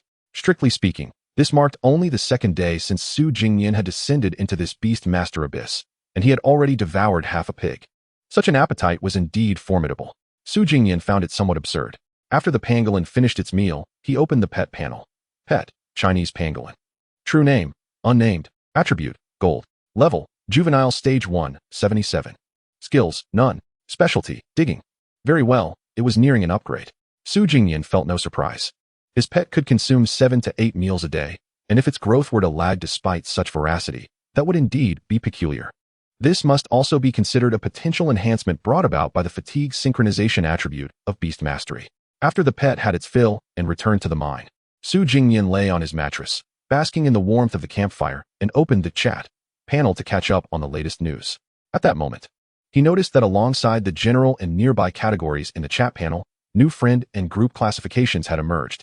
In the chat, whether in the global channel or the nearby platform, various organizations were inviting people to join, gathering for warmth, leveraging the advantages of the pack. The War Wolf Alliance has been established. Those who have contracted wolf-type beasts, please message me privately. Are there no lone wolves? I find lone wolves to be more appealing. Lone wolves, stay away. We are a pack wolf alliance. As the saying goes, a single chopstick can be easily broken, but a bundle of chopsticks is much harder to snap. What a coincidence, my pet is a mighty bull. It can surely send you flying with a single push. You push, I really mean it, how? The Shao organization is recruiting. Only experts need apply, novices need not approach. Before messaging me, consider whether your contracted beast can conquer the misty world. Well, can my nine-tailed fox join? Brother, you are the true Naruto. Of course, you can join. We are waiting for talents like you. Oh, by the way, I'm female. My apologies, turns out you are Naruko, my respects. The Beastmaster Alliance is recruiting, no conditions required. No conditions required. The Misty World is fraught with danger. Let us help one another and share resources. Brothers, the Alliance format is excellent, sharing both hardships and blessings. I have already joined. What are you waiting for? No way, I am. Lone wolves, roll aside. Su Jingnian watched as the chat bubbles filled with banter and pondered whether he should join or create a group. Yet, he ultimately decided against it. Given his current development, joining any group would likely be of little assistance, unless he was feeling particularly idle and wanted to aid others. Su Jingnian did possess a heart for saving. but that would have to wait until he was invincible. Until then, he could not afford to waste any resources. True benefactors quietly develop, waiting for the day they can emerge and dominate the world. Only then can they consider helping the majority. The concept of cost-effectiveness is simple. Low cost-effectiveness means that when one is weak, one can exert all their effort to assist one person. Conversely, high cost-effectiveness equates to rapid development. Once invincible, one can effortlessly save thousands. Su Jingnian believed in his pet's potential to elevate him, thus opting for the more cost-effective approach. Lone wolves were indeed preferable.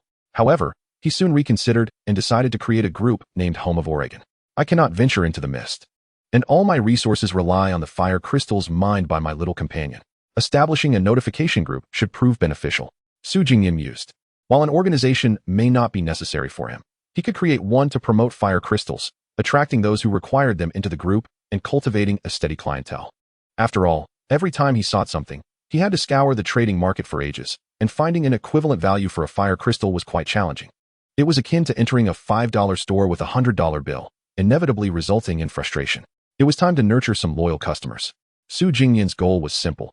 He merely wished to be a tranquil mine owner, amassing wealth through the sale of ores. Chapter 14, Mining for Gold, New Gems. I am a seller of ores. Those in need of fire crystals can join this home of or group, which is currently the only channel available for acquiring fire crystals. Su Jingnian repeatedly posted this message in both the nearby and global chats. Soon, inquiries began to flood in via private messages, and he welcomed them all into the home of or group. In truth, he was quite well known. If one were to identify the most recognized name in the misty world, it would undoubtedly be Su Jingnian. After all, he was the only figure to have been announced server-wide. However, few realized that the ore seller was Su Jingnian. Thus, the influx of newcomers was modest. Gradually, over a dozen individuals joined, but activity dwindled, and no one messaged him further. Su Jingnian remained unperturbed. Clientele must be cultivated gradually, and ores must be mined at a steady pace. Moreover, the underground surely housed more than just fire crystals. There must also be water crystals, earth crystals, and wood crystals, all imbued with elemental energy. In time, as the variety of mined ores increased, beast masters seeking to contract other attribute beasts would surely seek him out. There was no worry about a lack of stable customers. His advantage was substantial. Even if other beast masters sent their pets underground to mine, none could outpace the pangolin. After all, it had the innate specialty of digging, and with its master providing assistance, no other beast could possibly compete. Indeed, that mining prodigy was remarkable. Opening the group chat, inquiries were already flooding in. Super Little Cloud. Boss, can fire crystals really help pets level up? Or seller, of course. Think of fire crystals as spirit stones, and pet leveling up as cultivating immortality. Do you think it's useful? Super Little Cloud, it should be useful. Or seller, absolutely. Su Jingnian boasted. In truth, he was uncertain of the extent to which fire crystals would aid fire-type pets, but at the very least, he claimed they could enhance levels. However, he surmised that the effect might not be overwhelmingly significant, perhaps equivalent to a few extra meals. After all, fire crystals excavated from the underground were not exceedingly rare. They were simply not available in the market due to Su Jingnian being the only one capable of mining them, thus their high value. At that moment, several individuals in the group posed further questions. Terminator. Boss, I have a question. Does fire crystal really provide significant benefits to fire-type pets? My name is Wang Ming. I, too, am curious about the claims regarding the enhancement of the fire-type pets levels. If one were to absorb a gem, just how much could one truly elevate their capabilities? Su Jingnian pondered for a moment, acknowledging that genuine promotion cannot be entirely fabricated, and thus he articulated. The mineral vendor stated, the exact enhancement varies from pet to pet. However, the effects may not be as remarkable as you anticipate. His words were delivered with sincerity, yet held an air of enigma. By presenting a lack of specific limitations, even if expectations were tempered due to this deficiency, individuals would still engage in speculation and ultimately remain inclined to make a purchase, eager to test its efficacy. Terminator. Understood. My good sir, when will you commence sales? I wish to trade for one and see for myself. Mineral vendor. I am not selling at present.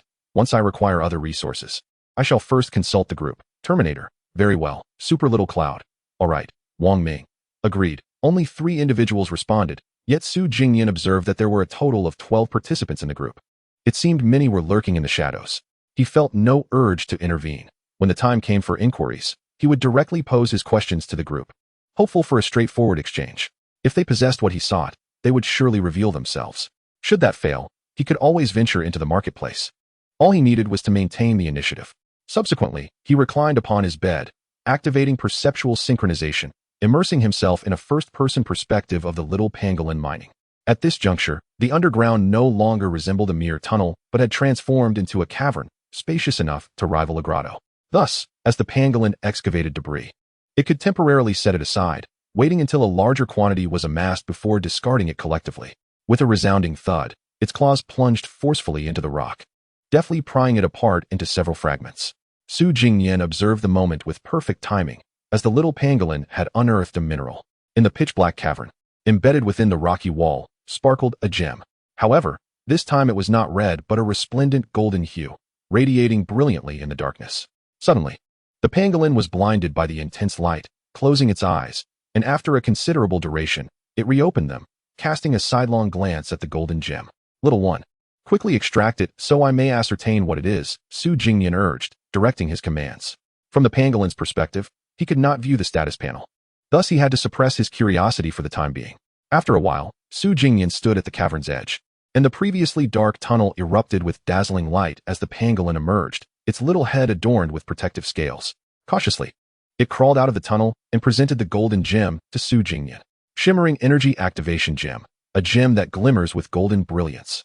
A marvel of the underground world, containing vast reserves of activation energy. Effect: upon absorption by a pet, it will enter an energy surge state, during which there is a probability of awakening skills. By heavens, it truly is gold, Su Jingnian exclaimed with exuberance, startling the little pangolin at his feet into a spirited leap. The potential for skill awakening indicated that this item was indeed a genuine treasure, and it appeared that even the little creature could utilize it, far surpassing the efficacy of the fire crystal. Currently, the little one possessed no skills. Aside from its sharp claws and considerable strength, it was indistinguishable from an ordinary small animal. Should it awaken a skill, Su Jingnian could already envision a glorious future, triumphing over colossal beasts, traversing the mists, and conquering the world. Gazing at the naive little pangolin, he resolved that the shimmering gem, being somewhat precious, might be best reserved for its upgrade. Given its energy activation properties, the time of evolution would likely yield the most potent energy, maximizing the probability of skill awakening. Now, little one, feast heartily, Su Jingnian exclaimed as he fetched dog food, pouring it into the stone basin as if it were of no cost. Accompanied by jerky and mineral water, the little one, Kia, suddenly presented with such a bounty, it felt a twinge of panic, as if it were facing a dire culinary fate. Fear not, eat as much as you wish, there is plenty more.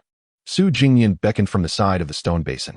The little pangolin hesitated momentarily, but could not resist the allure of the food, scampering over to the basin. After its first bite, it could no longer contain itself, burying its little head within the dog food, nearly spinning in delight. Su Jingnian, witnessing this spectacle, could not help but admire its voracious appetite, as if it would perish from hunger if deprived for even a moment. He dubbed it the Tyrannosaurus Rex of eating. Opening the pet panel, he observed the growth progress bar rapidly ascending. Level: Juvenile Stage 1, 798188283. Devour quickly. Let us hasten your growth progress. When the time comes for your upgrade, coupled with the dazzling gem, you shall undergo a magnificent transformation. Chapter 15, Information for Information. The pangolin feasted ravenously, consuming every morsel of dog food and jerky in the stone basin. Yet, its growth progress had not reached completion. Level: Juvenile Stage 1, 91. Noticing it was just shy of the target, Su Jingnian bent down to tilt the bag, attempting to pour more dog food into its basin, only to be halted by a small paw. The pangolin was genuinely full, unable to bear the thought of additional offerings from its master. It had the capacity to eat, but its size limited its stomach. After all, it was not an endless pit. Very well, off you go and return swiftly. Su Jingnian suppressed his excitement, allowing the little pangolin to mine and digest its meal before further feeding. For the time being, he placed the resplendent gem into a silver box and settled onto his bed, maintaining a state of rest while activating perceptual synchronization. He intended to observe the pangolin as it mined. The little creature worked diligently, unafraid of its master's gaze, for it was no slothful hound. Initially, it transported the previously accumulated debris, repeatedly hauling it to the surface and casting it to the edges of the campfire's illumination. The rubble extracted from mining had formed several small mounds. Su Jingnian contemplated future plans to construct a perimeter wall around the edges of the campfire's light. Presently, a 20-meter radius sufficed, and there were no immediate plans for expansion. Encircling the area would be advantageous. This would ensure that during the night, he would not feel the unsettling sensation of being scrutinized by lurking entities within the mist. However, it seemed of little use against colossal beasts. How could one erect walls tall enough to deter them? The encroaching giants, he mused, but that was a matter for another day. 2 hours later, after the tedium of mining elapsed, the weary pangolin emerged from the tunnel once more, bearing 3 fire crystals, bringing the total to double digits. Fire crystals, 10. Yet Su Jingnian only felt a fleeting thrill. His primary concern now lay with the pangolin's upgrade progress. Eat. He once again filled the stone basin with dog food. Alongside pork and mineral water, an exquisite feast by any standard, perhaps better than what he himself consumed. The little pangolin, feeling famished, quickly positioned itself at the basin, its head bobbing in anticipation, ready to indulge. The level progress bar began to ascend. Level, Juvenile Stage 1, 919-293-9495. As it feasted, Su Jingnian retrieved the shimmering gem from the silver box. When the pangolin's growth progress reached 99, he called for it to pause. Holding the dazzling gem, he contemplated its method of use. Was it meant to be consumed directly? A gem of such magnitude might prove rather challenging to gnaw upon. For the sake of caution, Su Jingnian decided to inquire with others, lest he inadvertently harm his beloved pet. He opened the chat panel and first posed a question in the Your House group. Merchant, has anyone used fire crystal? This is a type of crystal. How should it be absorbed by pets? After a while, someone responded. I am Wang Ming. Wait, are you the boss or am I? You sell fire crystals. Shouldn't you know how to use them? Merchant, of course I don't know. My pet isn't a fire type. It can't absorb fire energy. Otherwise, why would I trade away fire crystals? I am Wang Ming. Fair point. How about this, boss? You give me a fire crystal, and I'll help you figure out how to use it for your pet. Merchant, all right, what will you trade for it? I am Wang Ming. Come on. I'm doing you a favor by testing it for free, and you still want payment? You seem a bit unscrupulous, boss. Terminator, boss. I'll offer you a blueprint in exchange for 10 fire crystals. Deal? Su Jingnian was taken aback. This kid is asking for quite a lot. 10 fire crystals would be enough to charge up and learn a random blueprint at the workstation. Trading with him would yield no profit, barely a loss. Merchant, first, tell me what blueprint you're offering, and then I'll consider. Terminator, private message. Merchant, why not just say it here? One of the reasons I created this group was to facilitate the exchange of information. Super Little Cloud chimed in. Sounds good, Terminator. Just say it in the group. Consider it a favor owed to me. After a moment of silence, the person named Terminator seemed to contemplate before replying. All right, my blueprint is for a campfire smelter, which can be constructed beside a campfire using it as fuel. Its effect is to smelt ores and remove impurities from materials. Su Jingnian felt a surge of excitement upon reading Terminator's reply. A campfire smelter was exactly the blueprint he desired. Merchant, that works, but I don't have that many fire crystals right now. I should have them by tomorrow for a trade. Terminator, so you don't have them now, but you'll have them tomorrow? Does that mean you can reliably obtain fire crystals? Merchant, yes. Consider this as information you can share in return for Terminator's intel. In truth, Su Jingnian happened to possess 10 fire crystals at that moment, but chose not to reveal it directly. I am Wang Ming. I just snagged 2 pieces of intel for free. I appreciate learning that a smelter is a home facility. Thank you all. Super Little Cloud, don't just express gratitude. How about offering something tangible in return? I am Wang Ming. Haha, do you think I'm afraid?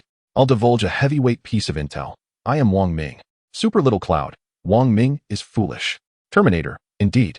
After chatting for a while, Su Jingnian suddenly remembered his original purpose, which remained unfinished. Blame it on these people for their incessant chatter. Merchant, so none of you have used my fire crystals? Super Little Cloud, of course not. Didn't you say you were the only seller? I've never seen one before. I am Wang Ming. Same here. Merchant, Terminator, how about I give you 5 fire crystals to try first, and you can get the other 5 tomorrow? Su Jingnian's curiosity piqued. He wanted to see if the other party would agree. If they refused, it would indicate that he could not trust their other information. However, Terminator, sure. Su Jingnian was stunned. He hadn't expected them to actually agree. How naive. This also indicated that Terminator might be a fool, and any information shared in the future might be unreliable, certainly not to be taken at face value. Nevertheless, he had reason on his side. Regardless, Su Jingnian retrieved all 10 fire crystals from the silver treasure chest, too lazy to haggle further. After all, deceiving a fool is morally questionable. In the Your House group, Su Jingnian directly pulled Terminator into the trading market and sent a trade request. Fire Crystal 10. Don't mention this to anyone in the group. It's my entire fortune. Trade me the campfire smelter blueprint, and we'll finalize it once both parties agree. Shortly after, he received a request from Terminator. Campfire smelter blueprint 1. Got it, boss. I understand your strategy. Keep your wealth under wraps, right? This kid certainly has a vivid imagination. Su Jingnian saw that the trade for the campfire smelter blueprint was indeed completed and agreed to the transaction. As the mist surrounding the campfire dissipated, a blue blueprint lay on the ground. After confirming it was indeed correct, he took the blueprint and noticed the little creature squatting by the stone basin, guarding the last bit of food, torn between eating and not eating. He quickly urged in the group, Merchant, Terminator, hurry and have your pet use the fire crystal. Then tell me how it absorbs it. I'm waiting, it's urgent. Super Little Cloud, yes, yes. Share it in the group. And everyone will owe you a piece of intel. Terminator, alright. Chapter 16, The Steel-Toothed Iron Gut Pangolin. Not long after, in the Your House group, Terminator had a reply, Boss, I just had my pet try it. The fire crystal melts instantly upon entering the mouth. It can be absorbed directly. Su Jingnian replied immediately, Merchant, understood. I'll give it a try as well. Super Little Cloud, what are you trying, boss? Didn't you say your pet ISNTA fire type? How can it use the fire crystal? I am Wang Ming. Who knows? Su Jingnian did not reply. He had already closed the panel and approached the little creature with the shining, energy-activated gem. It's fine now, go ahead and eat, he whispered. The little pangolin immediately buried its head, devouring the dog food with haste. As it reached the last morsel, Su Jingnian noticed its experience bar on the panel was filled to the brim. Level, Juvenile Stage 1, 100. The little pangolin suddenly lifted its head. A look of incredulity in its eyes. It felt a surge of power. Roar. It howled at the sky. Su Jingnian seized the moment and swiftly placed a gem the size of a strawberry into the little creature's mouth. The pangolin turned to look at its master, displaying a wonderfully human-like expression of confusion. In the next instant, a brilliant light erupted from its mouth, shining with utmost radiance. Then, all that light energy integrated into its very being. Roar. At that moment, the little pangolin truly erupted with power. It sensed a torrent of heat coursing through its body, as if brimming with primal strength. Wow, this is quite the spectacle. Is it about to evolve? Su Jingnian watched intently, even activating perception synchronization to observe the little pangolin's transformation from all angles. After a brief while, some of the activated energy lingered in the pangolin's mouth, while a greater portion gradually gathered a little above its abdomen. Then it calmed down. Is that all? Su Jingnian gazed at the pangolin's panel. Pet, Chinese pangolin. True name, unnamed. Status, energy activation in progress, full of vitality. Remaining 24 hours. Attribute, gold. Level, Tier 2 Cub 0. Skill, copper teeth, iron stomach. Specialty, burrowing. Has it truly awakened its skill? Su Jingnian exclaimed in astonishment after examining the panel. How delightful. It appears that the little pangolin is indeed fortunate. Had he encountered it before arriving in this cursed place, Su Jingnian would undoubtedly have taken it to buy a lottery ticket. Copper teeth, iron stomach. Passive skill. With copper teeth, it bites through heaven and earth. With an iron stomach, it digests all things. Gazing at the skill description, Su Jingnian turned his attention back to the little pangolin and noticed a striking transformation in its dental structure. Previously, it scarcely had teeth, struggling to chew, often shaking its head while consuming meat. Now, however, it displayed 2 rows of razor-sharp serrated teeth, glimmering with a chilling sheen. A bite from those jaws could potentially sever a hand, leaving behind a remarkably smooth cross-section. The pangolin tilted its head, perplexed by the changes, but it felt invigorated. Its mouth felt oddly peculiar. Crunch, crunch. It snapped at the air twice. Observing this, Su Jingnian pointed to the stone bowl on the ground, which still contained a final morsel of dog food and remnants of dried pork. The little pangolin immediately lowered its head to continue its feast. With its new steel teeth, it devoured the pork with remarkable ease, and before it realized, it had inadvertently bitten a chunk out of the stone bowl. The sound of crisp chewing echoed as it swallowed the debris along with the dried meat. Su Jingnian felt no concern. After all, with the passive skill of copper teeth, iron stomach, the pangolin could bite through anything and digest all. Slurp, slurp. After finishing the pork, the pangolin replenished its moisture and looked at Su Jingnian, signaling its desire to go mining. Su Jingnian, however, said, keep eating, there's still food left. We mustn't waste it. The pangolin gazed at the empty bowl and then at its master, confusion evident in its expression. Su Jingnian knelt down, lifted the bowl, and pointed out the bitten edge. Look, you've already consumed a piece of this stone. Here is some good news. Now you can eat anything, even stones. The pangolin stared blankly. It can eat stones? And it just did so without realizing? Was it being deceived? Yet, its master's sincerity felt palpable through their bond. After a moment's hesitation, the pangolin blinked and decided to trust its master, biting down on the stone bowl. Crack! It cleanly chipped off another piece, the stone crunching in its mouth. As the pangolin felt warmth spreading in its belly, the earlier meal rapidly digested. Seeing its bewildered expression, Su Jingnian couldn't contain his laughter. Haha, if you eat stones, you might find yourself blocked up when you go to the bathroom. The pangolin, QAQ. Su Jingnian realized he had perhaps gone too far, quickly clarifying, alright. I was just joking. You can digest anything you eat, and it seems like you might even gain nutrients from it. He glanced at the panel. After consuming that piece of stone, its level had slightly risen. Level, Tier 2 Cub, 13. Of course, this was not solely due to the stone, but rather the last bit of dried pork that contributed to the increase. Nevertheless, if it could digest stones, Su Jingnian surmised that the little pangolin could likely grow simply by consuming them, albeit at a very slow pace. Even so, as he admired the pangolin's teeth and its round belly, he felt an urge to see the iron stomach within. This was incredibly powerful. He couldn't help but marvel. Moreover, the ability to consume anything would surely improve its mining speed, as previously. Half of its time was spent transporting the debris to the surface, which was exceedingly cumbersome. Now, with copper teeth and iron stomach, the pangolin could eat as it dug, consuming everything in one go. This way, it could mine and digest simultaneously, propelling its growth at an astonishing rate. Su Jingnian envisioned a bright future where the pangolin would delve deep underground, surrounded by heaps of ores, conquering the mist and becoming invincible in this world. Such dreams were enchanting, yet reality demanded action. Alright, little one, go mine. From now on, don't bother carrying stones, just eat them. He directed the pangolin. Child, your path to invincibility relies on you. Then, Su Jingnian sat down beside the wooden bed, watching the little pangolin prepare to burrow into the ground, waving goodbye. Little one, go ahead with confidence. As always, I'll be here to help you rest. Chapter 17. Is fire crystal delicious? This time, leveling up the pet while changing the blueprint for the campfire furnace drained his accumulated stock, leaving him disheartened. After the little pangolin entered the hole to mine, Su Jingnian sat on the bed, gazing at the empty silver treasure chest, shaking his head in dismay. However, it was not wasted. It was merely an inevitable expenditure. And now he could only wait to see how many ores the little one would bring back. Lost in thought, Su Jingnian felt drowsy again. As time passed, his cold worsened slightly, evolving from a mild sore throat to a heavy-headed sensation. Before sleeping, he had eaten some dried pork and 2 meat floss buns. Washing it down with plenty of water, he lay back down, hoping that upon waking, his condition wouldn't have escalated too much. Approximately 4 hours later, Su Jingnian groggily awoke, wary of oversleeping, without even a blanket, fearing he might not wake again. Thankfully, his cold had not deteriorated significantly. His nose was merely congested. It was uncomfortable, but not life-threatening. Forcing a few deep breaths did not alleviate the congestion. If anything, it made it worse. It was utterly unbearable. He absolutely needed to retrieve a blanket. Otherwise, while the cold might not kill him, his cold could linger indefinitely. Gulp, gulp. He took a big swig of mineral water. A rather extravagant act in the current misty world. Yet, he didn't mind. Drinking more water while sick would help him recover faster. Hey, after sleeping for so many hours, let us see how much fire crystal you've mined for me. Su Jingnian perked up. He opened the silver treasure chest at the bedside, only to discover not a single piece of fire crystal inside. What was happening? He activated sensory synchronization. In his mind, the visual feed connected to the pangolin revealed a dim cavern. It was not slacking off, it was still mining.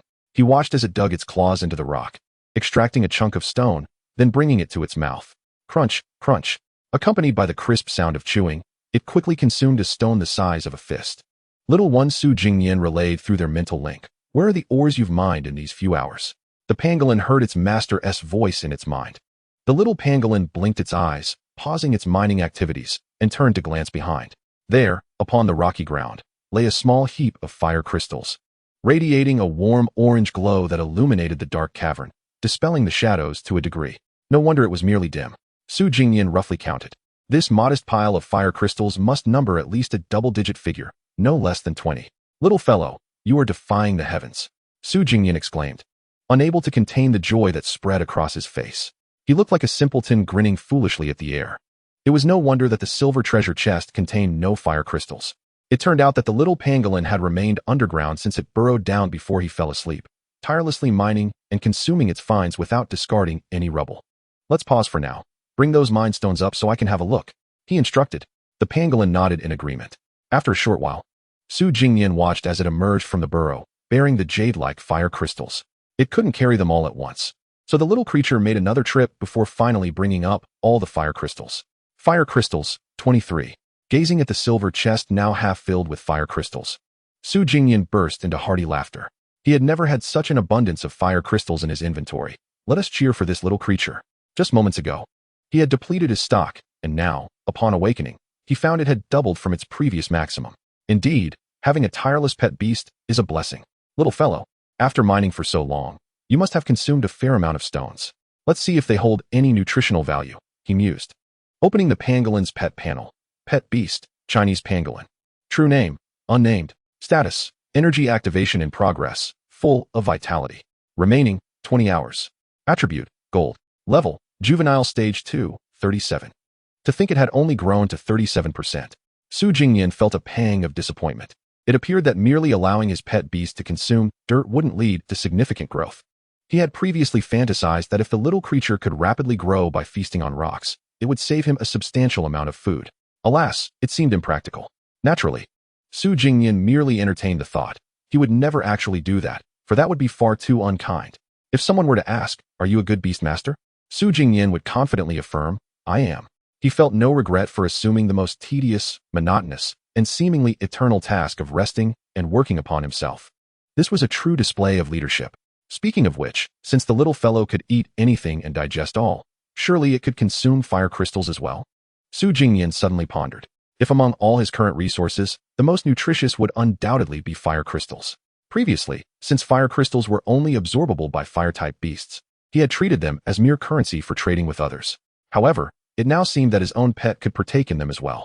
Though the little pangolin's attribute was gold, its copper teeth and iron stomach allowed it to gnaw at anything, rendering all consumable. Fire crystals should also be within its capacity. Without hesitation, Su Jingnian grasped a fire crystal, bending down to place it into the stone bowl, which bore 2 bite marks. "Little fellow, have a taste of this invigorating treat," he commanded, pointing at the fire crystal. "Eat up, pangolin." Today, it had far too many question marks. After all, Su Jingnian had just instructed it to eat stones, and now he was asking it to consume this warm crystal, though still a juvenile. The pangolin's ancestral memory clearly indicated that its kind did not typically feast upon stones. "Can this be eaten?" It lamented silently. Having barely accepted the notion of gnawing on rocks, now it was being asked to munch on crystals. Well, it wasn't entirely impossible to consume. "Hurry and eat. I believe this fire crystal must be tastier than stones," Su Jingnian encouraged. "Pangolin." The pangolin retorted, implying, "Why don't you eat it yourself?" "I would love to, but unfortunately, I am not a superhuman." Su Jingnian genuinely wished to partake, but alas, he was merely an ordinary person. Swallowing a stone would surely lead to dire consequences. "Pangolin." The pangolin picked up the fire crystal with its claws, hesitating for a moment before gently biting into it. Crack! The pangolin's eyes widened in delight. Those familiar with fire crystals knew that they were indeed far more delectable than stones. With one bite, its mouth was filled with a fiery aroma, and the intense heat of the fire attribute energy surged down its throat like an explosion. "Pangolin!" It exclaimed in surprise, meaning it was delicious but also incredibly spicy, as its mouth, throat, and stomach instantly burned with heat. "Haha, I might just scare a Guangdong native to death." Su Jingnian chuckled, observing the pet panel. He found that the pangolin's growth progress bar surged dramatically after it consumed the fire crystal. Level, juvenile stage 2, 425567. Ultimately, it slowed down upon reaching an 82% progress, beginning to rise gradually again, indicating that it might surpass 90. My heavens, is this the power of fire crystals? Just one bite has nearly increased the progress by 2/3. Su Jingnian was astounded by this effect. "Little fellow, I was right, wasn't I? This fire crystal is indeed delicious." "Pangolin." The pangolin nodded enthusiastically. Su Jingnian returned the gesture, generous towards his pet. "Then let's strike while the iron is hot, and have another." He retrieved another fire crystal, placing it in the stone bowl. "Hurry and eat. It won't taste as good once it cools down." Chapter 18. So what if it's a bicycle? I'll stand up and pedal. Pet beast, Chinese pangolin. Level, juvenile stage 3, 22. Status, energy activation in progress, full of vitality. Remaining, 20 hours, well-fed, temporarily overloaded with energy, requires exercise for digestion. Excellent, it's reached stage 3. After the little pangolin finished the second fire crystal, Su Jingnian clapped his hands, thoroughly pleased with this improvement. The growth progress continued to rise steadily. Pangolin. However, the pangolin stuck out its tongue and patted its belly with its tiny paws, indicating that it could eat no more. Now, it felt an abundance of energy, eager to return to the mines for more stones. "Ah, is the urge to dig overwhelming?" Su Jingnian chuckled, waving his hand. "Go on, bring back more fire crystals." As always, I shall take care of your rest. The pangolin nodded, waving its paw in farewell as it turned and disappeared into the burrow, its little tail flicking playfully behind. Su Jingnian settled back onto his bed, now in resting state. He then opened the chat panel of the mineral house, sending a message. Mineral merchant, has anyone's pet beast leveled up? If so, could you please share how significant the increase was? Su Jingnian felt that now that the little pangolin had reached stage 3, he couldn't discern any noticeable changes. It seemed as if nothing had altered at all. Super Little Cloud, what's wrong, boss? Is your pet beast about to level up? Mineral merchant, something like that, so I thought I'd ask you all in advance. I'm Wang Ming. Hey boss, are you trying to show off? My pet's growth progress is still at stage 1, 32%, and yours is about to level up? Super Xiaoyan, Wang Ming, can you even compare with the mine owner? It's laughable. Could it be that you're simply incompetent? I, Wang Ming, pray tell. What is the level of your pet? Is it growing faster than mine? Super Xiaoyan, level 33. I, Wang Ming, I find that hard to believe. Your pet is merely 1% higher than mine. Dare to wager? Miner merchant, enough. I am here to gather information. If you continue bickering, I will expel you both. Su Jingnian was also exasperated. These two always failed to provide any useful intel and could never procure anything worthwhile, yet they were masters at diverting the conversation. They were no better than those lurking in the shadows. At that moment, the reliable Terminator responded. Terminator, boss, you've asked the right person. I can assure you. You won't extract genuine information from the general chat. Only my buddies can provide the truth. Upon reading this response, Su Jingnian felt it was somewhat accurate. The general chat was a cacophony, with no one able to discern truth from falsehood. In the fog-laden world, encountering others was rare, allowing falsehoods to flow freely without fear of real-world repercussions. Thus, the general chat was essentially a murky quagmire. The nearby chat was slightly better, but equally untrustworthy. Miner merchant. All right, my good buddy, quickly share your information. I will also reveal something later. Terminator, didn't you trade me a fire crystal? I've already had my pet absorb 3 of them, and it has directly advanced to the 4th stage of its juvenile form. I, Wang Ming, wait, what?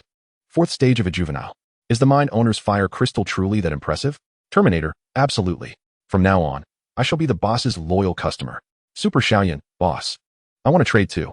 Miner merchant, you two are diverting the conversation and wasting my time in gathering intel. Yet you wish to purchase fire crystals? Super Xiaoyan, huh? I was just following Wang Ming. I assure you, I will never digress from the topic again. I, Wang Ming. Please, I promise not to interrupt the boss again. I beg for mercy. Terminator, to be direct, boss, after my pet ascended to the 4th stage, its battle prowess nearly doubled. Miner merchant, elaborate. Terminator, I observed closely. With each upgrade, the flames my pet exudes grow stronger. Initially, it was a single flame, then a stream of fire. And now it can even unleash a wall of fire. Such a significant enhancement? Su Jingnian contemplated this response, feeling somewhat disillusioned. The so-called superior pets of others seemed to pale in comparison. Why couldn't he observe any improvements in his little pangolin? Steel teeth and iron gut were formidable. But these were skills awakened by energy-enhancing gemstones, not enhancements resulting from leveling up. The vibrant, positive states were also products of the energy-enhancing gemstones. Could it be that the level-up enhancements were not evident? Su Jingnian pondered whether his pet's ordinary biological nature was the cause. Perhaps each upgrade only augmented its physical attributes. Or was it a matter of starting too low? What happened to the so-called equal starting line? While he rode a bicycle, others sped by in sports cars. Su Jingnian sighed. However, he took solace in the fact that his beast mastery talent allowed his pet to rest, enabling it to continually outpace others. Presently, other sports cars were still in their early stages, lacking fuel. They were fast, but unable to gain momentum. Meanwhile, how could his bicycle not excel? He could simply stand and pedal. Who could outrun him? Su Jingnian dismissed the fleeting envy and rose from his bed, approaching his workbench. He picked up a blue blueprint. Campfire furnace blueprint. A furnace fueled by campfire flames, essential for smelting equipment and refining ores. Blueprint requirements. Workbench. Materials needed. 10 iron, 1 fire spirit core. Indeed, the fewer types of materials required, the greater the construction difficulty. Su Jingnian scrutinized the blueprint. The fire spirit core, as its name suggests, was undoubtedly an extraordinary resource, not something easily traded for. It would require significant investment to procure from others. However, Su Jingnian felt that, at this stage, it would be quite challenging for anyone to obtain such an item. Even trading for it would be futile. In fact, the developmental progress of others was closely tied to Su Jingnian himself. To maintain his leading status, he needed to possess many resources exclusively. Even if he did not inflate prices, he would at least avoid losses. Yet, enjoying such benefits came with unavoidable drawbacks, because others lagged in their development. It was unlikely he could acquire the high-level resources he desired from them. One could not have both fish and bear's paw. It was quite vexing. Jingnian sighed. He realized he found himself sighing several times a day, all due to this wretched place. Given these circumstances, it seemed impossible to obtain the fire spirit core for the time being. He should prioritize acquiring iron instead. Jingnian was too lazy to trade at the market himself. Even for a single fire crystal, it would be too much of a loss just to exchange for iron. Its value was too high, necessitating multiple trades. Ultimately, using lesser value resources to obtain iron. It was all rather tedious. Thus, he reopened the chat in the Your House, preparing to find someone willing to help him trade. Minor merchant. Terminator, I need to exchange for some iron using fire crystals. Can I give you one to hold on to for now? Terminator, boss, I understand. Leave this minor task to your loyal customer. Super Xiaoyan, boss, I am also your loyal customer.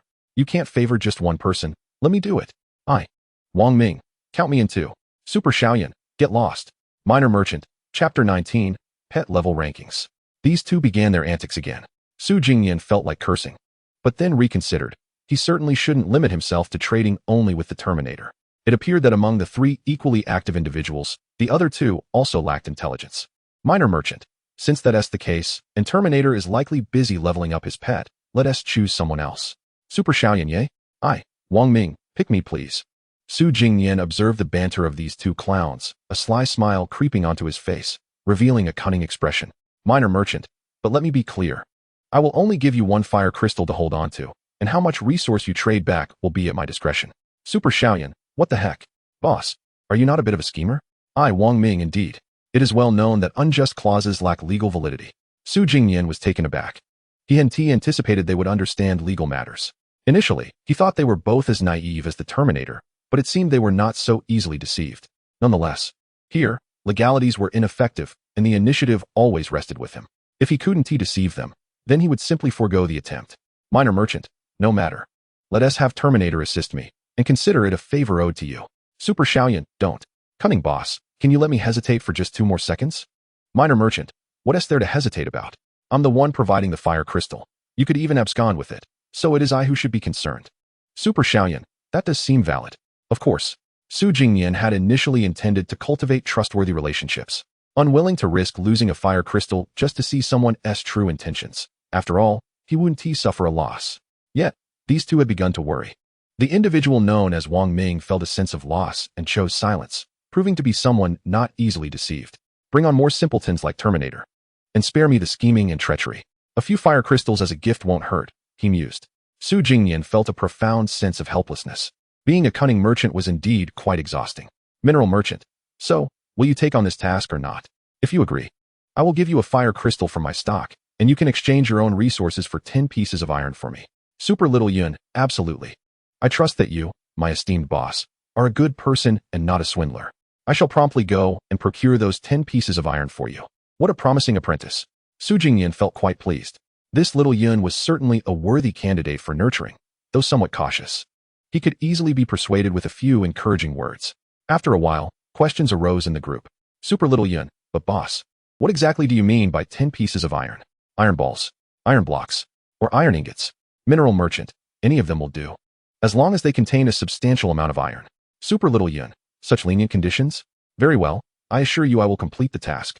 The requirements for the materials were indeed quite accommodating. Jingnian found this quite humane. There was no need to specifically gather pure iron, which would have been an arduous endeavor. Subsequently, Jingnian settled onto his bed, activating his perception to synchronize with the little pangolin as it mined. Together, they would spend their lives in this misty world. He also needed to allow his pet to rest, leaving him unable to engage in any other activities. Ignoring the colossal beasts beyond the mist, aside from the life and death crises that demanded attention, life did feel rather monotonous. Thus, he watched the little pangolin diligently mine. Crunch, crunch. The creature continued its repetitive motions, yet found joy in the process, treating stones as treats, its claws dancing with vigor. Jingnian admired it greatly. Truly, it was a worthy companion. While he may have initially perceived the pangolin as feeble, he no longer held any disdain for its shortcomings. A weak pet meant that he, as its beast master, must assist it in growing stronger. This would become Jingnian's unwavering goal, regardless of the pangolin's current state. They would undoubtedly survive the impending chaos of the mist a month from now. At the very least, he had conceived a contingency plan. When the time came, They would dig a large, secure shelter underground to hide in. He refused to believe that the beasts would be able to burrow as well. However, this would mean that their home campfire could not be moved, and should the beasts destroy it, leaving the mist to claim the area, they might never return to the surface. After some time, news arrived within the mineral home group. Super Little Yun, boss.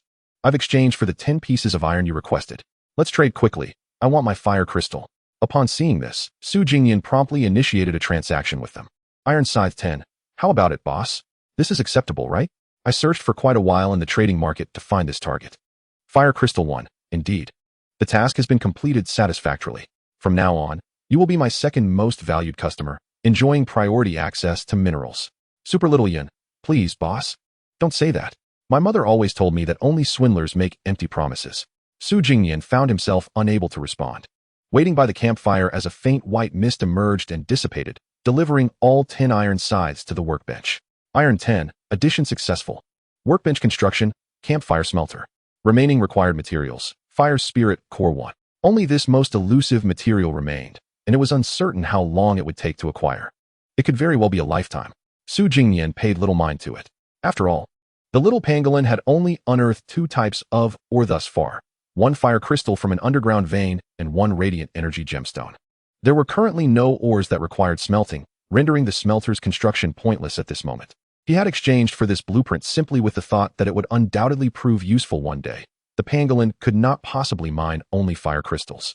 Especially now that it had awakened its copper teeth and iron stomach, it could delve deeper without the burden of transporting rubble. Previously, the need to carry the stones had been quite troublesome, completely hindering progress. But now, it could dig as deep as it wished. Later, as there was little to occupy his time, the hours slipped by swiftly. Jingnian was preparing to sleep when a voice echoed in his mind. Congratulations! Upon the sounding of this announcement, you have successfully survived 3 days in this misty world. Regrettably, the number of survivors is less than 1/3 of the initial count. Your continued existence thus far is a testament to your abilities. Now, the pet level leaderboard is about to commence. Keep striving, whether you aim for the top 10, top 100, top 1,000, or even top 10,000. Even those in the top 100 million will receive rewards that correspond to their rankings, along with commendable companions. A pet leaderboard? Listening to the voice in his mind, Jingnian was somewhat astonished and hurriedly opened the group chat to gauge everyone's reactions. Brothers, did you hear the announcement? The pet level leaderboard has been activated. How do I check my ranking? God bless, regardless of what the pet leaderboard entails. Let my pet be among the top. Haha, my pet's level is within the top 10,000. I just want to say, all of you here are rubbish. Jingnian observed their reactions and found himself curious about his own pet's current ranking. It was a juvenile of the 3rd tier. It should rank respectably. Chapter 20, Ranking Rewards. This pet level leaderboard wasn't too difficult to locate. Those individuals didn't even check their panels and rushed to the group chat with inquiries. Jingnian was perplexed. He discovered that, nestled among the initial panels of campfire, chat, market, and pets, a new leaderboard category had emerged. It was glaringly obvious. Pet level leaderboard. First place, Dream Cloud Eagle, juvenile 7th tier. Second place, Crimson Flame Blood Dragon, juvenile 7th tier. Third place, Ghost Thief, juvenile 6th tier. Wait a moment. This time it was Jingnian who was taken aback. He hadn't anticipated that on only the 4th day of the universal descent into the Beast Master Abyss, the top 3 had already elevated their pets to the 7th tier of juveniles. Wasn't that akin to cheating? He had believed that his pangolin reaching the 3rd tier of juveniles was quite impressive, yet it still fell short. My pet's ranking, Chinese pangolin, juvenile 3rd tier, 137th place. Ranking within the top 1,000 will reward me with a golden treasure chest. Fortunately, placing within the top 100 was not too shabby. After all, with so many individuals worldwide, it was not surprising to encounter some formidable contenders. Jingnian reassured himself. However, this led him to question whether he still held a leading position. He opened the Mineral Home Group chat, where the 3 active members were already engaged in a lively discussion. Wang Ming, have you seen the pet level leaderboard? I'm ranked beyond 1 billion. How about you all? Give me some consolation. Super Little Yun. Haha, I told you were weak, but you wouldn't believe me. My pet is ranked within the top 100 million, surpassing 97% of people. Wang Ming, you? By what means? What about Terminator? Surely he's ranked higher than me, right? Terminator. I don't want to say. I fear it might shatter your spirit. My name is Wang Ming. It's nothing. My heart has turned to ashes. Let me endure another fierce blow. The Terminator. That won't do. Unless you agree to owe me a piece of intelligence, consider it confidential. Jingnian, observing the exchange, found himself somewhat intrigued. Given the Terminator's usual demeanor, it seemed unlikely he would intentionally withhold information, indicating he genuinely believed his ranking was indeed of intelligence caliber. After a moment's contemplation, he sent out a message. Mineral Merchant, Xiao Yun, Wang Ming, why don't you share your ranking rewards first? That counts as intelligence. Super Xiao Yun, sure. I can claim a reward for being within the top 100 million, a bronze treasure chest, not too shabby. Mineral Merchant, all right. And what about you, Wang Ming? My name is Wang Ming. Mineral Merchant, no, I'm asking what reward you have. What S with the ellipsis? You're not planning to divulge any intelligence this time? Su Jingnian felt a twinge of irritation. If Wang Ming refused to share this time, he would be kicked out. One cannot continuously take without contributing to the collective intelligence. Super Xiaoyan, hey, just so you know, the ranking rewards are only available for those within the top 100 million. My name is Wang Ming. It's not that I don't want to share. My pet is ranked beyond 1 billion. Reward? Just air. Mineral Merchant, apologies. This oversight was indeed Su Jingnian's fault. While he had not definitively concluded that the pangolin was ranked first, he also did not believe its ranking would be particularly low.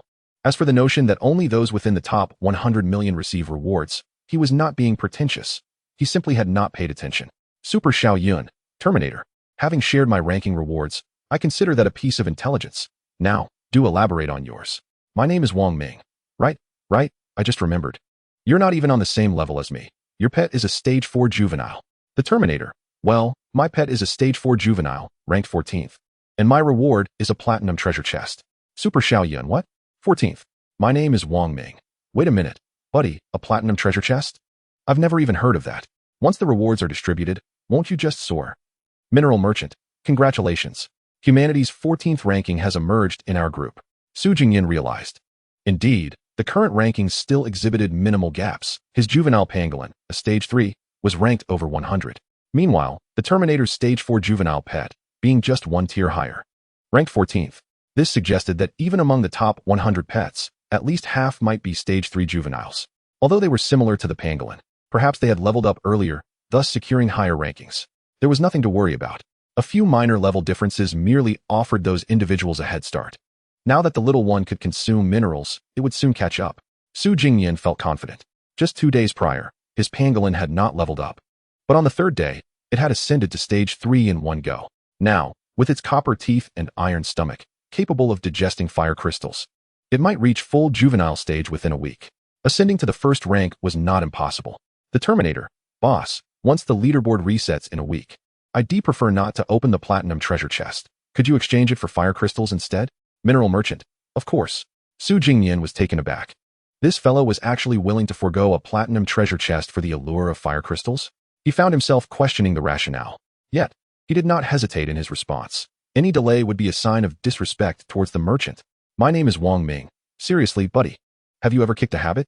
You're passing up a platinum treasure chest for fire crystals. Super Xiao Yun. Yeah, I admit fire crystals are indeed impressive. But levels are fixed, whereas a platinum treasure chest is dynamic.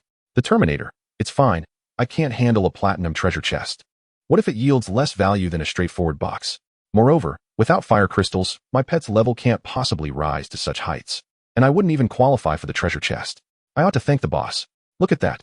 Even Su Jingnian felt a bit embarrassed by such words. He sensed that the Terminator possessed a sincere heart. Even while trading resources, he expressed gratitude to the merchant. Su Jingnian questioned himself. If he were to encounter a merchant like himself, uttering even a couple more words would be deemed disrespectful towards the resources. Mineral Merchant. Thank you, Terminator brother. I'm truly touched. I assure you, you 1T incur any losses. Well, I 1T lose either. The Terminator. Alright. Let me consider how many fire crystals equate to a platinum treasure chest, and I'll get back to you with a quote. Mineral Merchant. Yes. Plenty of fire crystals available. Su Jingnian resolved that this Terminator was undoubtedly a client worth cultivating. Innocent, with a love for fire crystals. A customer ideal for mutually beneficial transactions. He must be well taken care of. Swapping a platinum treasure chest for fire crystals. What madness. Even though fire crystals were immensely beneficial to him, anyone else would surely keep the platinum treasure chest for themselves. No one would trade it away. For the first time, Su Jingnian recognized the true benefits of establishing the Mineral House group chat. Subsequently, he closed his eyes, activating his sensory synchronization, visualizing the scenes perceived by the pangolin in his mind. Until now, the little pangolin had not paused in its relentless mining since it had descended after leveling up. Utterly oblivious to the concept of rest, It had already unearthed several fire crystals, which were temporarily piled up in the cavern. Upon receiving Su Jingnian's directive, it paused its clawing momentarily and turned to look. On the ground lay around 5 or 6 fire crystals, glimmering softly, casting a warm orange hue against the rock wall, illustrating the diligent silhouette of the little pangolin at work. Crunch, crunch. It resumed gnawing at the rocks, with the little one around. Su Jingnian nodded in satisfaction. What I have in abundance are fire crystals. Chapter 21. Unearthing the Mind. Upon awakening, Su Jingnian gazed at the campfire panel. Home campfire. Illumination range. Diameter of 20 meters. Current hourly consumption, 50 firewood. Remaining firewood, 12 for 112. Estimated burn time, 248 hours. Current level, 1, no special effects. Cough, cough. Calculating the time, I've only slept for about 6 hours. Without a warm blanket, I can no longer sleep for 12 hours. Su Jingnian coughed. Each time he slept, his cold worsened. This was the second day after feeling the symptoms, entering the mid-stage phase. After another sleep, he would reach the most severe mid-stage, when all negative states would manifest. Cough, cough, 6 hours. How many fire crystals has the little one mined? He activated his senses. In his mind, he found the little pangolin still diligently mining, eating as it worked. Crunch. Although the nutrients in the rocks would not significantly aid its growth, they could barely sustain its hunger, allowing the pangolin to continue laboring. Good morning, little one. Su Jingnian greeted through their mental link, then inquired, how much or have you unearthed? The little pangolin, tirelessly repeating its labor, though unweary, found the absence of its master's attention somewhat tedious and dull. Upon hearing its master's voice, it perked up immediately and turned to look back. The ground was strewn with an impressive amount of fire crystals. It would take a multitude to describe. This is absurd. There must be at least 50 or 60 of these fire crystals, Su Jingnian exclaimed. However, the little pangolin was utterly oblivious to the concept of counting. Its sole talent lay in mining. Or perhaps it could also munch on stones. That would be splendid. Now, let us bring these fire crystals up so I can ascertain their exact quantity, Su Jingnian instructed. Yet, the little pangolin did not immediately comply. Instead, it gestured to lead him to another location. What? Su Jingnian inquired, perplexed. The pangolin ambled towards another direction, turning around a rocky corner before burrowing into a tunnel. After crawling several dozen steps, the surroundings suddenly opened up. Before him lay a cavernous expanse, with a ceiling soaring several meters high, peculiar stalactites hanging down, and an array of inexplicable sounds echoing around, creating a space several times larger than the burrow it had previously excavated. Astonishingly, it was an underground cave. Did you dig this out? Su Jingnian asked. He then observed the visual feed in his mind swaying up and down. The little pangolin nodded affirmatively. It indicated that upon discovering this place, it had not hastily entered but had retreated to change its digging direction, awaiting Su Jingnian's command. Excellent. Quickly return and bring back those fire crystals. I sense that this cave may not be safe, Su Jingnian urged, hastily directing the pangolin, in a state of shared perception. He could also receive the pangolin's auditory sensations. He detected the sound of dripping water and peculiar panting reverberating through the cave. Furthermore, he could faintly hear some rustling footsteps. It was evident that other living creatures resided within this cave, though their forms remained unseen. Su Jingnian instinctively assumed these to be threatening beasts, prompting him to hasten the pangolin's withdrawal for a more cautious approach. After a while, the pangolin emerged from the cave, bearing a portion of the fire crystals, and returned to the illuminated surface of their home, where a campfire flickered. Subsequently, it repeated its journey back and forth 3 times. All of the fire crystals were placed in a silver chest, which was now completely filled, with even a few dozen crystals unable to fit. Fire crystals, 74. Wealth. Sheer wealth. The warm orange glow of the fire crystals reflected in Su Jingnian's pupils, and although their warmth paled in comparison to the campfire, he felt an overwhelming sense of comfort. Haha, I am confident that, while my pet may not be the highest level, in terms of resources, I am undoubtedly the richest among all of humanity. Su Jingnian's face beamed with delight. All of this was thanks to his beloved pet, the little pangolin. Come eat. Su Jingnian directly produced 10 fire crystals and placed them into the pangolin's stone bowl. The little creature immediately perked up, clutching a fire crystal with its claws and gnawing on it, as if it were a nut. Crunch, crunch. Su Jingnian observed the pangolin enjoying its meal, contemplating that. Until now, the little one had yet to be bestowed a name. The primary reason being that he was utterly inept at naming things. However, in this moment, inspiration struck him. It was precisely because the little pangolin could continuously mine and provide him with abundant mineral resources that he could trade them.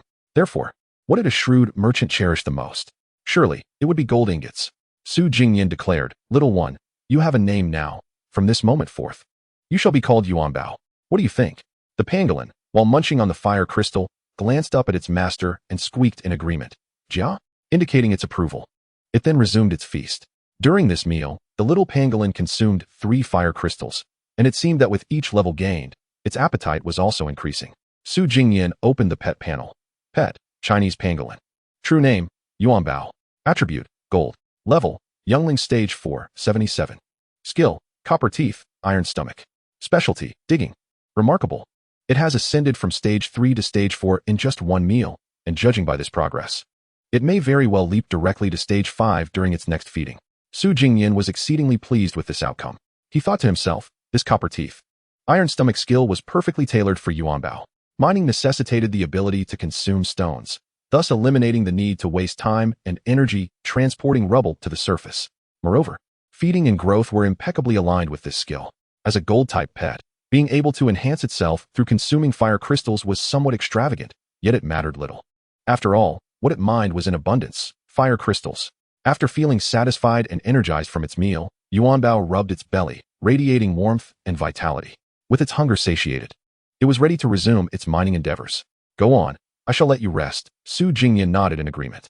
After the little pangolin burrowed into the cave, he pondered. They had stumbled upon an unknown underground cavern. With Yuanbao's current strength, would it be able to explore it? To be frank, Su Jingnian had only taken a few steps beyond the campfire's perimeter at the very beginning and had not ventured outside since. His curiosity about the outside world was immense. Yet he was equally apprehensive. All his fears stemmed from a lack of power, and regrettably, he and Yuanbao were indeed lacking in that regard. Even though Yuanbao had gained some strength, the memory of its timidness during the encounter with the clawed beast, curling up into a ball and opting solely for defense rather than offense, illustrated that its timidity was also a concern. Wait, wasn't there a solution to this exploration conundrum already at hand? Su Jingnian smacked his forehead. He then directed his gaze towards the thermal imaging drone that had been resting not far from the campfire. Although the drone only transmitted images with basic heat differentiation, it could still serve as a rudimentary means to explore the terrain and identify any hostile creatures lurking about. Chapter 22. Encountering a strong foe? Buzzing. Su Jingnian instructed Yuanbao to carry the drone underground. He then remotely controlled it as it took flight in the dimly lit cavern. The drone's thermal imaging feature was activated.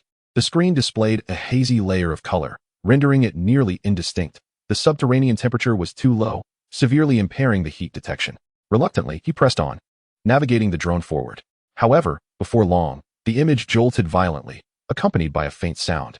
Bang! Shortly thereafter, the screen froze. What happened? Did it crash into a rock wall? Su Jingnian scratched his head. Clearly, utilizing this thermal imaging drone to explore the underground cave was not particularly effective. In such a complex and frigid environment, the imaging quality was horrendous, making precise control nearly impossible. He wondered if an upgrade might be feasible. Yuanbao quickly retrieved the drone. "It must have hit a wall," he commanded. The little pangolin, having just returned, appeared perplexed, then turned back to burrow into the tunnel once more. Upon entering the cave, however, Yuanbao saw nothing. Jia? Most importantly, before it lay a fork in the path, with both sides enveloped in darkness, deep and unfathomable, obscuring any visibility. I seem to recall that we should fly left," Su Jingnian contemplated. "It should be to the left. Indeed, the drone's speed is quite swift. Let's proceed further to inspect. This situation is rather precarious. The cavern appears distinctly unsafe, and straying from the path may result in dire consequences. Exercise caution, and should anything seem amiss, flee immediately. If necessary, we can abandon the drone," Su Jingnian advised. Yuanbao nodded in acknowledgement. It cautiously surveyed its surroundings before stepping forward into the inky black tunnel to the left. After traversing several meters, despite the abysmal visibility of the dark environment, Su Jingnian spotted the drone, overturned and lying on its back. Curiously, it was not against the rock wall, but rather in the open center of the space. "This is not right."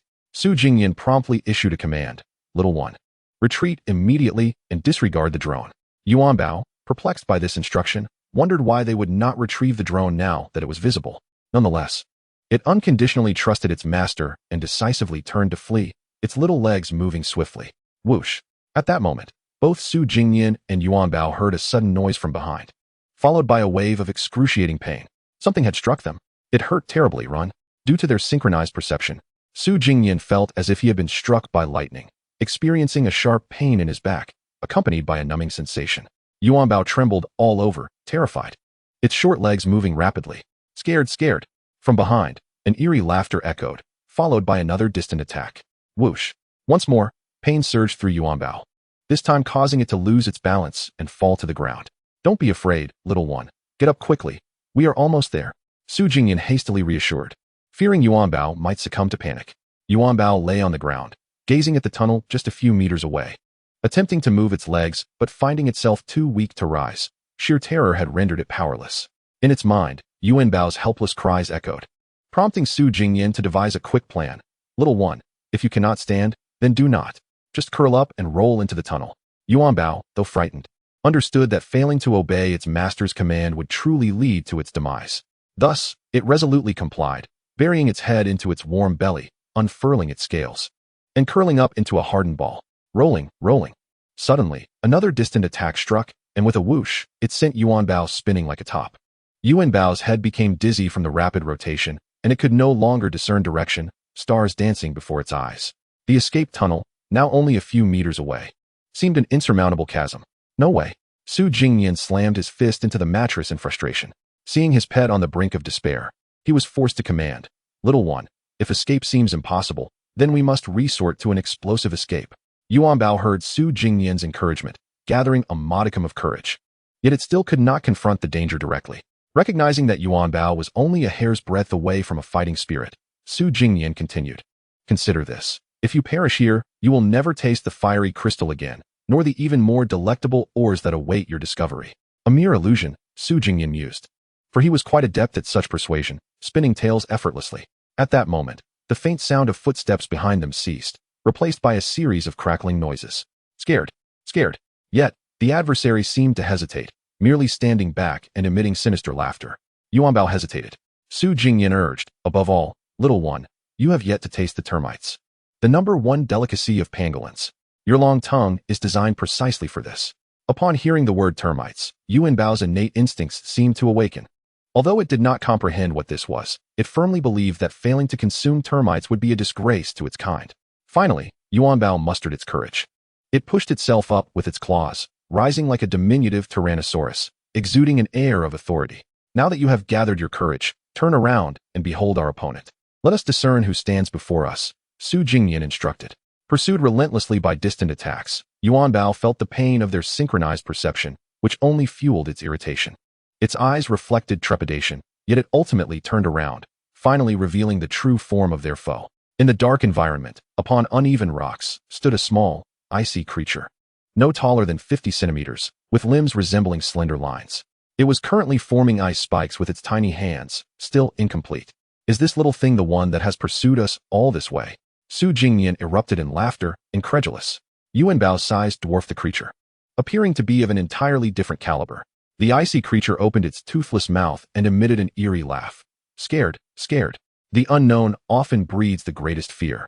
Yet upon seeing their foe was such a diminutive being, Yuan Bao's fear diminished significantly. Yuan Bao, now incensed, raised its claws and charged forward. The icy creature, having conjured 2 ice spikes in its hands, hurled them toward Yuan Bao. Su Jingnian did not need to direct, drawing from its previous experiences. Yuan Bao braced itself with its scales against the ice spike attacks before lunging at the icy creature. It pounced upon the icy creature like a zombie, gnawing at it relentlessly.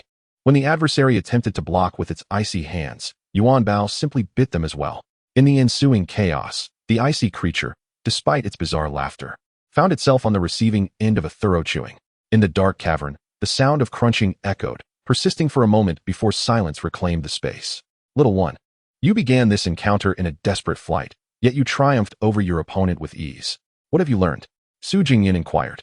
Yuan Bao exhaled a gust of cold air. Questioning, learned what? What? So you merely found the taste of ice to be acceptable. Truly a glutton. Su Jingnian expressed his astonishment, advising. This teaches us that we must never fear any situation. The threat we face may simply be a paper tiger. Yuan Bao retorted, noting that Su Jingnian's earlier command to flee had clearly indicated his own fear. Was I truly afraid? Su Jingnian replied, exasperated. I was merely concerned for your safety. He sighed, recognizing that while Yuan Bao had indeed summoned the courage to confront its adversary, its timid nature could not be entirely transformed in a single instance. More effort was required. Let us retrieve the drone. I wish to see what changes may have transpired after you consumed that icy creature. Yuanbao nodded in agreement. After a while, Su Jingnian opened his eyes and beheld a small head emerging from the ground hole, followed by Yuanbo, who leaped out clutching the drone in its claws. It gently placed the drone on the ground. Su Jingnian then accessed the pet panel and discovered that it had directly leveled up and was nearing completion of its growth progress. Level, Youngling Tier 5, 81. Having reached Tier 5, it was now positioned at the mid-level of the Youngling phase. Su Jingnian observed Yuanbo with keen interest. Whether it was an illusion or not, he noticed that its scales appeared to glisten more than before. At this moment, its defensive capabilities were undoubtedly significantly enhanced compared to its initial Tier 1 state. The consumption of enemies contributed to its swift growth. By the time the rankings were settled next week, who could possibly surpass him? A faint smile curved Su Jingnian's lips. Subsequently, Yuanbo returned to the mine. He momentarily set aside the idea of using the drone to explore the cavern, as the imagery was too blurry to control effectively, often leading to it being shot down by wild beasts, mistaking it for a wall collision. He then opened the chat panel for the merchant and sent a message. Merchant, good news, I currently have an ample supply of fire crystals. Everyone, please stop lurking. If you wish to trade, come and converse. Presently, his inventory of fire crystals was so abundant that it could not even contain a single silver chest. Given the rate at which Yuanbo consumed them, the amount he mined was merely a drop in the bucket. It was somewhat excessive. Su Jingnian felt that allowing them to gather dust while everyone else progressed would only lead to a depreciation in value. While it would not plummet to rock bottom, it would certainly not remain as coveted as it is now. After all, he could mine, and others could have their pets mine as well, albeit at a lower efficiency due to the need for rest. Thus, keeping them idle was tantamount to a loss. It would be wiser to trade more of them. After a brief moment, messages began to appear in the chat group. This time, familiar faces seemed preoccupied, but one lurking individual chimed in. Black Scale, boss. What do you need? Merchant, no specific demands. Feel free to state your needs. Whether basic resources or extraordinary ones, I am open to all. Black Scale, can I exchange 10 cans of luncheon meat for 1 fire crystal? Luncheon meat? Su Jingnian pondered. It was indeed a decent item, and while he could accommodate the trade, he decided to negotiate further, unwilling to abandon his shrewd merchant instincts. Merchant, it's acceptable, but the allure is limited. Please add a bit more. Black Scale, I can throw in a frying pan. That is all I can add. Merchant, very well. Su Jingnian did not hesitate and promptly initiated a trade. Fire Crystal 1. Setting aside the fire crystal he placed in Yuanbo's bowl, he still had 63 remaining. Luncheon meat cans 10, frying pan 1. This was a favorable transaction, having only been consuming unseasoned pork jerky and meat floss buns. Su Jingnian was eager to diversify his palate. Since it was food, he was certain not to incur a loss. Afterward, he neatly stored the luncheon meat cans delivered by the mist and placed the frying pan beside the campfire. If only he could procure some oil, he could soon indulge in cooking. Moments later, as one message appeared, another followed, this time from an unfamiliar name. Linlin boss. I possess an extraordinary telescope that can reveal the energy levels of beasts, worth at least 20 fire crystals. Are you interested? Merchant, what does it mean to see energy levels? Please clarify its specific functions. As for fire crystals, you need not worry. I will only trade if I deem it valuable. Linlin. This thing is quite remarkable. For instance, if your pet is currently a Tier 1 youngling, using this telescope will directly display its youngling realm. Similarly, it works for extraordinary levels and above. Quite intriguing. Su Jingnian decided to acquire this item. He wished to ascertain the level of the colossal beast lurking at his doorstep to have a clearer understanding. Naturally, he needed to negotiate. Merchant, if this telescope is so splendid, why do you wish to trade it? I surmise it must have some flaws. Linlin. You are indeed clever, boss. It does have a minor flaw. This telescope only displays the energy levels of creatures in direct line of sight, and if obscured by mist, it is ineffective. Understood. This was the misty world. In the fog, seeing a beast directly meant it was within mere meters. In such a scenario, using the telescope to discern the level of a beast rushing towards him would be of little utility. If he could overpower it, he would, and if not, knowing its energy level would provide little comfort. At best, he would die with a clearer understanding. Nonetheless, Su Jingnian found it desirable. After all, his intention was merely to observe the colossal beast at his door. At that point, he could expand the campfire's range and naturally gain a clear line of sight. However, given this critical flaw, he would not hesitate to negotiate firmly. Merchant, are you trying to swindle me? What use is this telescope if it merely leads to a more certain demise? Linlin. You are indeed a cunning merchant. So, how many fire crystals will suffice for this? Merchant, what do you mean by cunning? I simply do not wish to incur a loss. At most, 5 fire crystals. Take it or leave it. Linlin, 5? That is far too little. This telescope is an extraordinary tool. You might as well just rob me. Or merchant. The flaw is too significant. It is practically useless. I would only trade it to add to my collection. So the offer stands at 4. Linlin, fine, fine. Let us settle on 5. Or merchant. No, it remains at 4. You know how valuable fire crystals are, right? They can help pets level up by 2 or 3 tiers. Linlin, all right, for it is. Without hesitation, Su Jingnian initiated the transaction. Having negotiated the price down from 20 to 4, a considerable gain, albeit with a twinge of concern that the other party might regret the decision. Fortunately, the trade proceeded smoothly. Fire crystals 4, remaining 59. In exchange, he received an extraordinary telescope 1. Su Jingnian could not deny that this time, he had profited the most. Primarily because the other party was unaware of his true intentions. Once the mist delivered the item, Su Jingnian first peered through the telescope at the mist, only to find that it offered no clarity and was no different from the naked eye. Buzzing, he piloted the drone into the mist, swiftly locating the colossal beast crouched at the edge of the campfire's illumination. The thermal imaging revealed a vast expanse of red. Retrieving the drone, Su Jingnian gazed into the inky blackness of the mist, as if his vision pierced through to the colossal beast beyond. He adjusted the campfire panel. Illumination range. Set to 30 meters. Chapter 24. The fever escalates.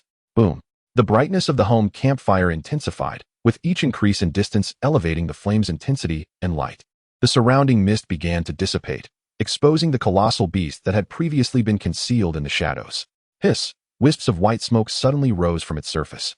It seemed that as the illumination range of the campfire expanded, the flames inflicted greater harm upon the beast. Roar!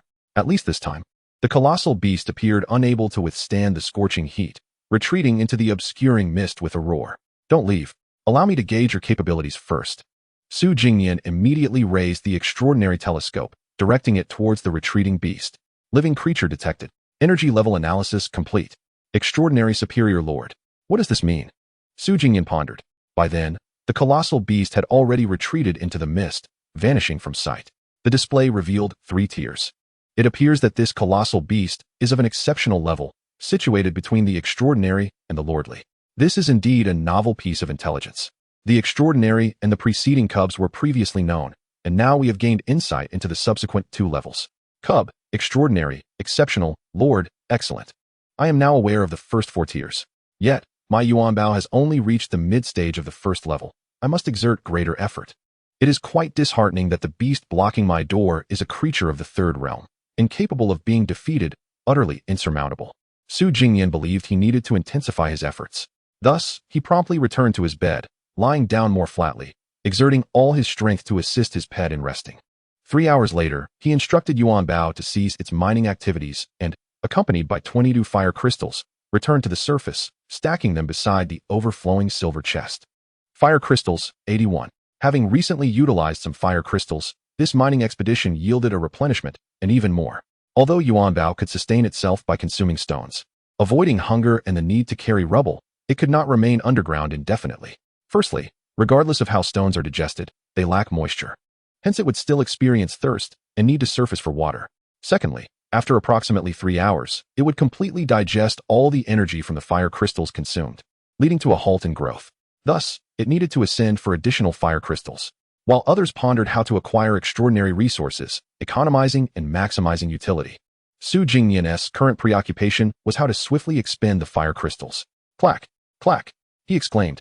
Little one, if only your appetite were a tad larger. You can only consume 3 at a time. How can we possibly finish all these fire crystals? Su Jingnian felt a sense of helplessness. The level-up process was agonizingly slow. He yearned to elevate the little pangolin to lordly status instantly, thus obliterating the gigantic beast guarding the entrance. Why lordly, you ask? Because that beast is exceptional, and a lord surpasses exceptional strength. Su Jingnian believed that a level advantage would provide a sense of security. Otherwise, there was a possibility of catastrophe. Yuanbao lacked that imposing aura of invincibility that followed a single stride forward. Rather, it resembled an inconspicuous passerby, easily relegated to the backdrop in a skirmish. Engaging in combat of equal standing felt precarious. Better safe than sorry. Su Jingnian preferred to remain inactive than to err. After Yuanbao consumed 3 fire crystals, he once again opened the pet interface. In fact, while Yuanbao was still mining, its level had gradually progressed to the 6th tier. After this meal, it ascended another small level. Level Cub, 7th tier, 25. Cough cough. In this brief span since the pet level rankings were published, my Yuanbao has caught up to the leading pace. Su Jingnian smiled faintly. He harbored an audacious thought. When the rankings are recalibrated in a week's time, perhaps he could ascend to the top? This was no longer Su Jingnian's ultimate goal. He aspired to surpass everyone with a commanding lead. Once Yuanbao resumed its mining, Su Jingnian realized he too should partake in sustenance. He casually consumed some meat floss bread and a slice of luncheon meat. Alas, the taste was akin to chewing on wax, decent, yet devoid of flavor. Su Jingnian sipped from a pot of boiled mineral water and subsequently took stock of his supplies. 9 bottles of water remained. Due to the fatigue shared between them, both he and Yuanbao required copious amounts of water daily, especially Su Jingnian, who was currently afflicted by a cold. Drinking hot water truly proved beneficial. He then opened the Stonehouse group and sent a message. Mineral merchant, in need of blankets. If you see any trade for blankets in the market, please procure one for me. He genuinely required a blanket. Otherwise, his cold would only intensify. After a while, a reliable Terminator replied, Boss, I don't have a blanket, but I do have a sleeping bag. Would you like it? Mineral merchant, that's just as good. Here's the deal. I'll give you 5 fire crystals in exchange for some practical living supplies.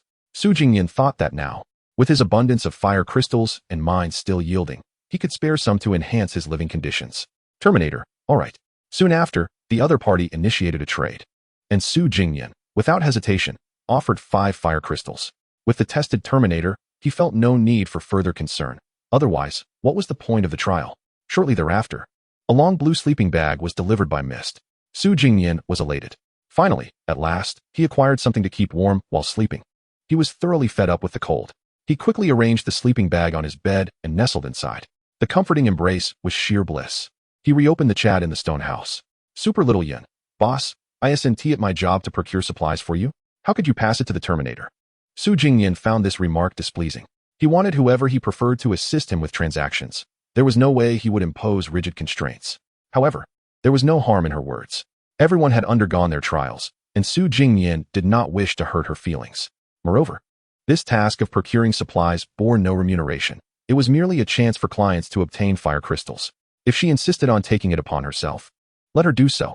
Mineral merchant, no worries. I'll also give you 5 fire crystals. Assist me in procuring living supplies. Super Little Yun, boss, you're generous. Subsequently, Su Jingnian initiated the trade, transferring 5 fire crystals, while the other side casually exchanged them for a hammer. Once the transaction was concluded, his fire crystals were reduced by 10, leaving him with 71, a still ample supply. Su Jingnian then settled into the sleeping bag, enveloped in warmth, and succumbed to slumber once more. Upon awakening, his cold had escalated to a feverish peak. His head felt ablaze. Yuanbao returned from mining, this time with a slightly lesser haul of fire crystals, yet still amounting to a dozen. It placed the fire crystals down, glancing at its master with concern. Su Jingnian shook his head, offering reassurance. It's all right, just focus on consuming the fire crystals. Although the master was unwell, Yuanbao's appetite had increased with its level, now able to consume 4 fire crystals at once. After finishing the fire crystals, Su Jingnian, struggling to hold up his heavy head, opened the pet interface. Yuanbao's level had risen once more. Level, Cub, 8th tier, 43. Once Yuanbao, still somewhat worried, delved back into mining, Su Jingnian hardly moved. He merely replenished some food, and then laid back into the sleeping bag, drifting off again. He was uncertain whether he had truly fallen asleep or merely succumbed to unconsciousness. Chapter 25. The Method to Ascend to the Extraordinary? Su Jingnian, in a daze, felt his entire body ablaze. His illness had reached a critically severe stage, rendering him nearly incapable of movement. Occasionally, during moments of lucidity, he would venture to the stone house or market to attempt trading for medicine. Yet he found nothing to barter, not to mention whether others possessed any. Even if they did, they were in the same predicament as Su Jingnian. All at the same starting line. There were even no wooden beds. Aside from a few robust individuals, most were in a worse state than he was. For Su Jingnian, having a cold meant simply lying down, while his pet continued to work. Others, however, were not so fortunate. To survive, they had to venture into the mist to scavenge for resources. When the master walked, the pet followed. When the master lay down, the pet was left with no choice. Dragging their ailing bodies through the fog made movement exceedingly difficult, rendering medicine akin to a lifeline. It was out of the question to trade it. When Su Jingnian awoke again, he remained undeterred, hoping to see if he could exchange for medicine. In the group chat of your house, I am Wang Ming, damn. My cold has worsened, and it's killing me. Finally, I understand why the boss was so eager to swap sleeping bags. Super little Yun, me too. My body is hot yet cold at the same time. I long to curl up in a bed with thick blankets. Su Jingnian shook his head and sent a message. Or seller, fire crystals for fever medicine, fire crystals for fever medicine, fire crystals for fever medicine. Terminator, not possible, boss. Everyone is sick now. But I heard someone seems to be selling healing potions made by pets. Or seller, healing potions? What are those? Super little Yun, I know. It seems to be the bodily fluids produced by healing-type pets, capable of curing ailments. Or seller, ask how many fire crystals they want. Super little Yun, can exchange. Right now, pets are all in their juvenile stage, and only those with exceptional talents can produce tradable healing fluids. Su Jingnian felt disheartened. Those healing fluids were likely far more precious than fire crystals at this moment. Their scarcity and high demand made them virtually impossible to obtain. However, a diving enthusiast then spoke up. Black Scale, boss, I have a way to procure healing fluids from pets. Or seller, you have a way? Black Scale, yes. Just 50 fire crystals. Or seller, how much? Super little Yun. Wow, I thought the boss was a shrewd trader, but you're even worse. Or seller, that's exorbitant. This is truly price gouging. Upon seeing this price, Su Jingnian felt a surge of clarity. If anyone were to call him a shrewd trader again, he would vehemently disagree. This was the true pitfall. Black Scale, no negotiations, or I'll use it myself. Or seller, then you can't exchange. You might as well use it yourself. 50 fire crystals for healing fluids? It was practically a death sentence. He might as well tough it out. Su Jingnian's head was spinning. He had no desire to haggle. At that moment, the nearby cave by the campfire made a noise, and Yuan Bao emerged, clutching a pile of fire crystals. Upon seeing his master awake, Yuan Bao appeared somewhat jubilant. Su Jingnian had been intermittently asleep for nearly a day, and Yuan Bao had been quite worried. Now, although his complexion was still poor, Yuan Bao had an instinctual feeling that he wouldn't perish. That meant everything was fine. He placed the fire crystals beside the silver box and began to eat a few, tossing them into a stone basin. Su Jingnian chuckled helplessly. Indeed, he did not believe he would succumb to illness. Hence, he would never trade 50 fire crystals for any healing fluids. The most crucial point was that with Yuan Bao's level increasing, as his contracted Beastmaster, Su Jingnian could distinctly feel a faint reciprocation. Each time Yuan Bao grew stronger, he too felt a slight enhancement. However, with Yuan Bao currently in his juvenile phase and experiencing only marginal growth, this reciprocation had little effect. Yet, it did provide him with a modicum of relief. When Black Scale announced the price of 50 fire crystals, Su Jingnian did not attempt to negotiate. Given the current scarcity of that item, it wouldn't be worth much less. Exchanging fire crystals for it would be pure loss. Su Jingnian despised being at a disadvantage, so he opted to endure. Yuan Bao, having consumed 4 fire crystals, looked up at Su Jingnian with sparkling eyes and let out a satisfied burp. He opened the pet panel. Level, Juvenile Stage 9, 99. Status, about to break through. Energy is at the maximum level for Juvenile Stage. Unable to continue increasing, please supplement energy to break through physical limitations. Yuan Bao had reached the pinnacle of his Juvenile Stage. Now he was the king of children. It was time for a promotion. Su Jingnian murmured. Dismissing his own weakness for the moment, he was solely focused on how to help Yuan Bao break through. He was undoubtedly in a leading position, with no one else aware that such matters could only be explored through personal research. Supplementing energy, what did that even mean? Su Jingnian inquired. Little one, do you know how to break through? Yuan Bao tilted his head. You're the Beastmaster. Why are you asking me? Isn't this something inscribed in your species genes? Su Jingnian sighed, not wishing to dwell on it further. If energy supplementation was necessary, then it was time to eat. Can you still eat? He asked. Yuan Bao shook his head, indicating he could not. Then digest it first. Quickly go mine, and once you've digested enough, come back and call me. Su Jingnian suppressed his curiosity. Yuan Bao went to mine. Meanwhile, Su Jingnian prepared a sumptuous meal.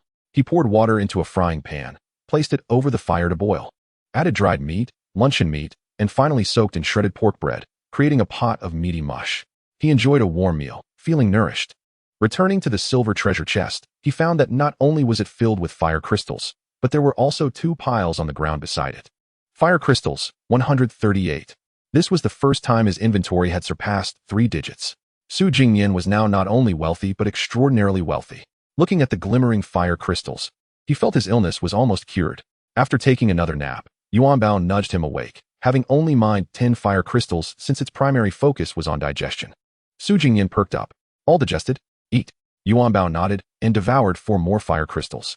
However, the only change was that it felt full. No effect? Su Jingnian exclaimed in confusion. He thought transitioning from juvenile to extraordinary would require any specific evolutionary pathway. Logically, eating should suffice. But why wasn't it working? This was the downside of being ahead of everyone else. Everything had to be figured out through personal exploration, with trial and error as the only recourse. In desperation, Su Jingnian retrieved a piece of dried meat and poured some dog food over it. Let us try these. Eating a little more energy caused significant issues. Yuan Bao reluctantly complied, forcing down the pork jerky and dog food, its once pink belly now becoming rounder. Hey, it's really working, Su Jingnian exclaimed, opening the pet panel to find a new progress bar. Promotion progress, 7, Chapter 26. The first extraordinary being is still Su Jingnian. Eat vigorously. Su Jingnian grabbed the entire bag of dog food and placed it heavily in front of Yuan Bao, too lazy to even pour it out. Tear open the bag directly. Hey! Yuan Bao lifted its head, slightly parted its mouth, and gently stroked its round belly with its paw, adopting a pleading posture. You can't possibly be full, little one. Just think, if you skip this meal, you'll never grow up. So, for the glorious sake of evolution, do your utmost to consume it. Su Jingnian implored earnestly. He felt a profound sense of helplessness. One could only imagine how many beings in the misty world were enduring hunger at this very moment. Yet his pet, despite being stuffed to the brim, still forced itself to eat. Yuan Bao was on the verge of tears. It could only bury its head in the open bag, painfully munching on dog food. It had initially thought that eating was a joyous affair. Whether it was meat, fire crystals, or even stones, all were delightful delicacies worth savoring. However, after overindulging, being compelled by its master to eat more forced it to don a mask of suffering. Of course, joy does not vanish, it merely shifts. As the dog food filled its belly, Yuan Bao's progress toward transcendence surged rapidly. Promotion progress, 47. Su Jingnian's face illuminated with a radiant smile as he watched Yuan Bao eat. Nodding repeatedly, he understood well that if Yuan Bao did not possess a robust constitution, it would not be able to endure such a feat, likely requiring multiple digestions. Only able to absorb a smidgen of nutrition at a time. Otherwise, it could truly be in danger of bursting. Yet with its ironclad stomach capable of digesting all, the consumed food transformed into energy waiting to be utilized, rendering the quantity inconsequential, albeit uncomfortable. Yuan Bao, for our future, I commend your efforts, Su Jingnian expressed in admiration. After becoming satiated, Yuan Bao still had to force itself to consume more food, and Su Jingnian was well aware of the discomfort that came with such a task. The fact that Yuan Bao did not give up demonstrated its obedience. Promotion progress, 77. Yuan Bao, keep going. Su Jingnian, surprisingly, found himself invigorated by his pet's determined effort to eat, as if they were facing a monumental challenge together. In this atmosphere, he even felt his mind becoming clearer, all ailments forgotten. As Yuan Bao finished an entire bag of dog food, it lay back like a languid fish. However, its promotion progress was still lacking. Promotion progress, 96. There was no choice but to consume a bit more. To aid Yuan Bao in this endeavor, Su Jingnian specially opened a can of luncheon meat, which was easier to chew than jerky. Yuan Bao, the meal is done, and dog food seems a bit monotonous. How about some flavorful snacks to finish?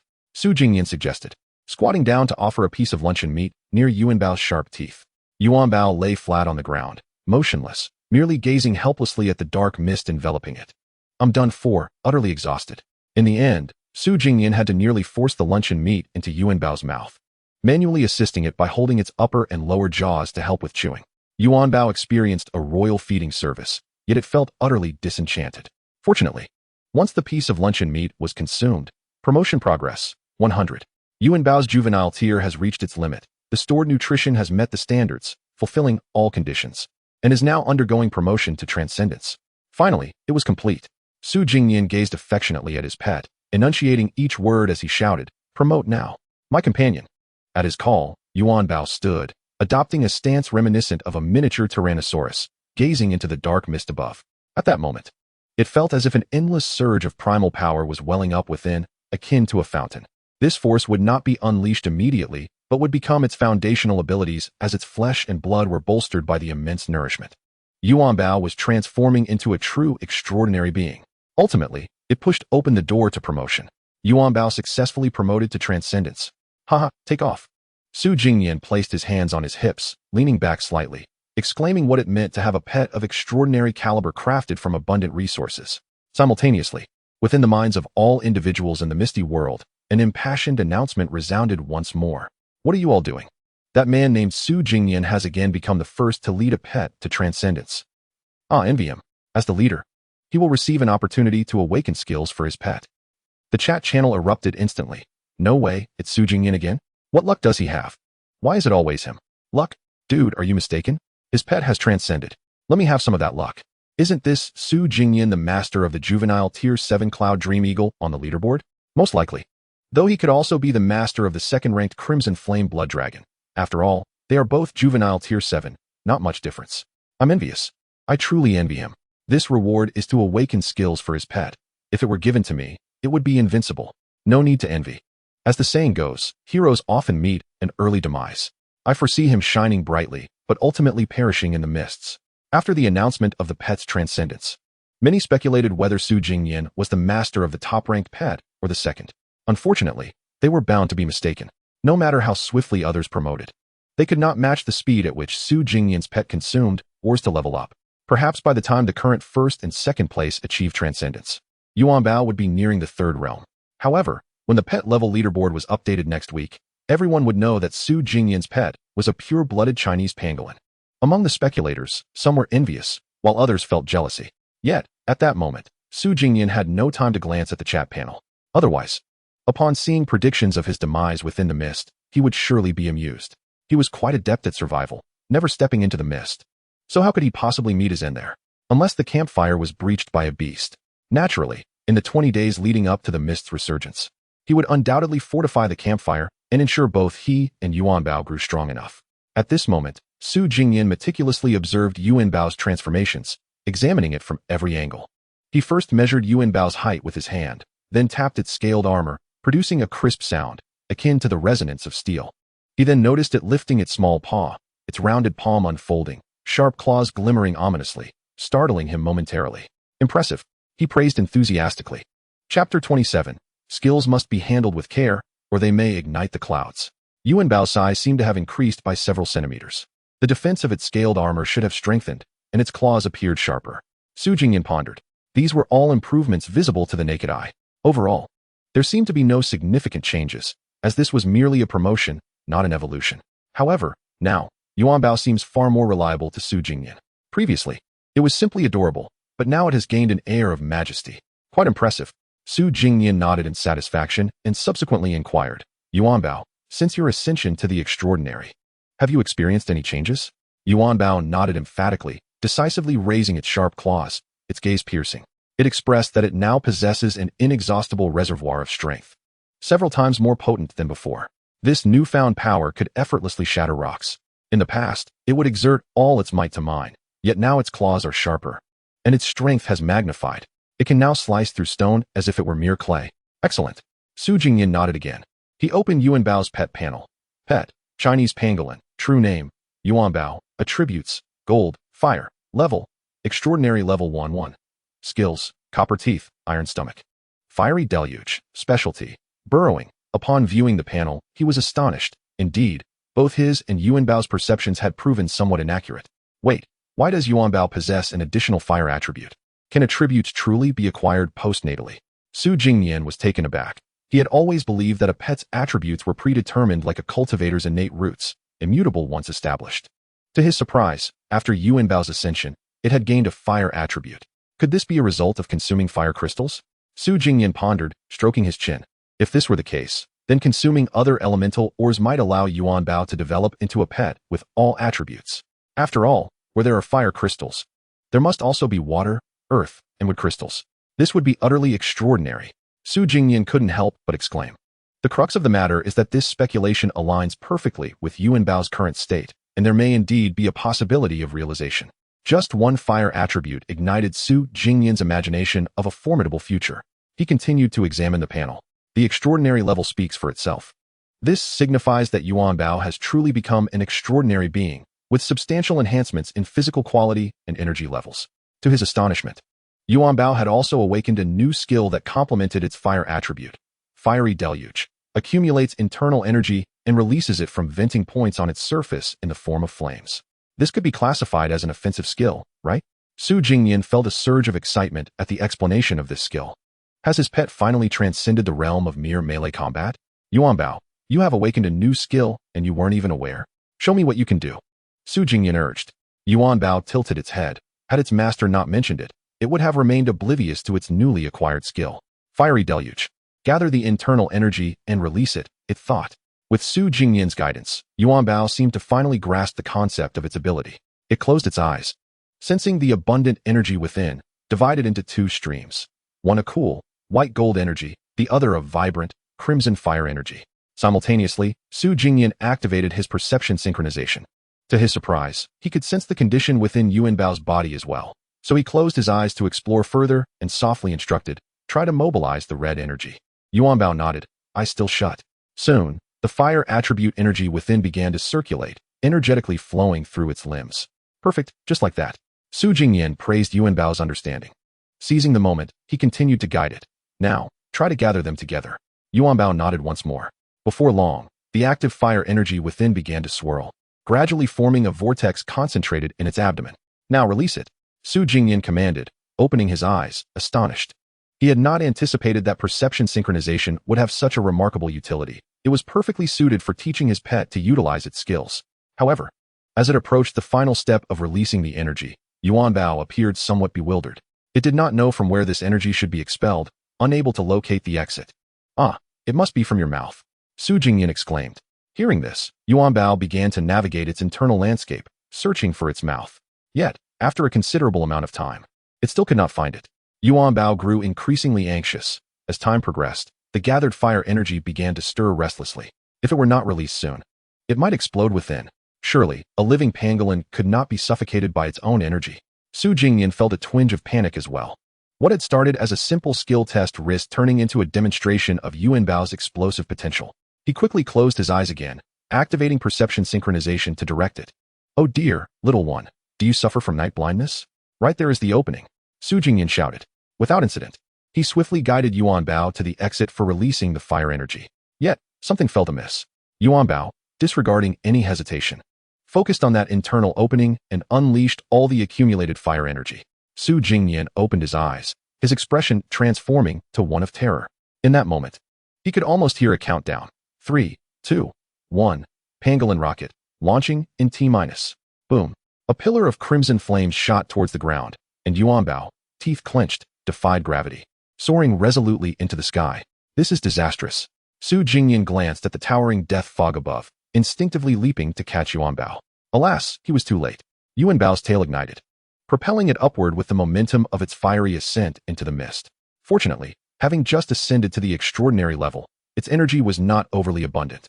And as it reached a height of merely 2 to 3 meters below the death fog, the skill concluded. Yuan Bao plummeted, and Su Jingnian reached out, catching it securely in his arms, finally exhaling in relief. He had nearly been frightened to death. What he had intended as a demonstration of fire from Yuan Bao's mouth had instead resulted in an unintended rocket launch from below. This skill appeared to be quite impressive, albeit requiring careful handling. Yuan Bao lay trembling in Su Jingnian's embrace, feeling quite aggrieved. Su Jingnian comforted, it's all right. This merely attests to the skill's practicality. It can not only be utilized for combat, but also for escape. Chapter 28, Awakening Skills, Energy Storage. Su Jingnian gently placed Yuan Bao on the ground. Then, he lifted his own hand, examining it while squeezing the air. I feel an overwhelming surge of power coursing through me. Is this a result of the little one's ascension to the extraordinary? He felt remarkably light, as though his every step possessed a spring-like quality, reminiscent of Yuan Bao's own sensation, both imbued with a reservoir of primal strength. This is a manifestation of a significant enhancement in physical strength, albeit only temporary, as he has yet to fully acclimate to it. Remarkably, even his worsening cold has been cured. What a delightful sensation. Su Jingnian reveled in the newfound vigor of his body, rolling up his sleeves to discover that his arm muscles had become more defined. He had previously been a mere wisp of a man, resembling a skeletal figure, often urged to eat more during meals. Yet now, he possessed a modicum of muscle. His biceps and triceps had thickened by several centimeters, and his abdominal muscles were beginning to reveal their contours, while his chest had grown more robust, obscuring his ribs entirely. This is splendid. I truly appreciate this lean yet powerful physique, which is both strong and agile. Su Jingnian was exceedingly pleased. As he fondled his biceps, which felt soft and pliable in a relaxed state, he noted that they would instantly harden like iron when he exerted force. Who could have anticipated that Yuan Bao's ascension to the extraordinary would yield such a substantial enhancement for me? My cold has vanished. And thank goodness I did not exchange that healing fluid. Jia? At that moment, Yuan Bao called out, signaling its desire to descend into the cavern to mine. Unable to contain the primal energy within. However, Jingnian halted it. The recent announcement declared me the first to elevate a pet to the extraordinary, enabling me to assist it in awakening a skill. He pondered, how does one facilitate Yuanbao's awakening? I had just touched it. Could it be that my lack of focus on the matter prevented the trigger? Jingnian bent down once more and placed his finger on Yuanbao's forehead. Indeed, in the next instant, a golden radiance enveloped Yuanbao's entire being. Jia! Yuanbao's eyes sparkled with light. After a moment, all the golden glow receded into its body. Skill awakening successful for Yuanbao. Energy storage. Can store excess energy that cannot be digested for future use. Is that all? Jingnian felt a twinge of disappointment. Initially hoping for an offensive skill, only to receive a supportive one. What use is that? Yet, upon reflection, a bright idea struck him. Yuanbao, when you go mining, consume the first fire crystal you unearth. Jia? Yuanbao appeared puzzled but nodded, for it was the master's command. No need to question the reasoning, just obey.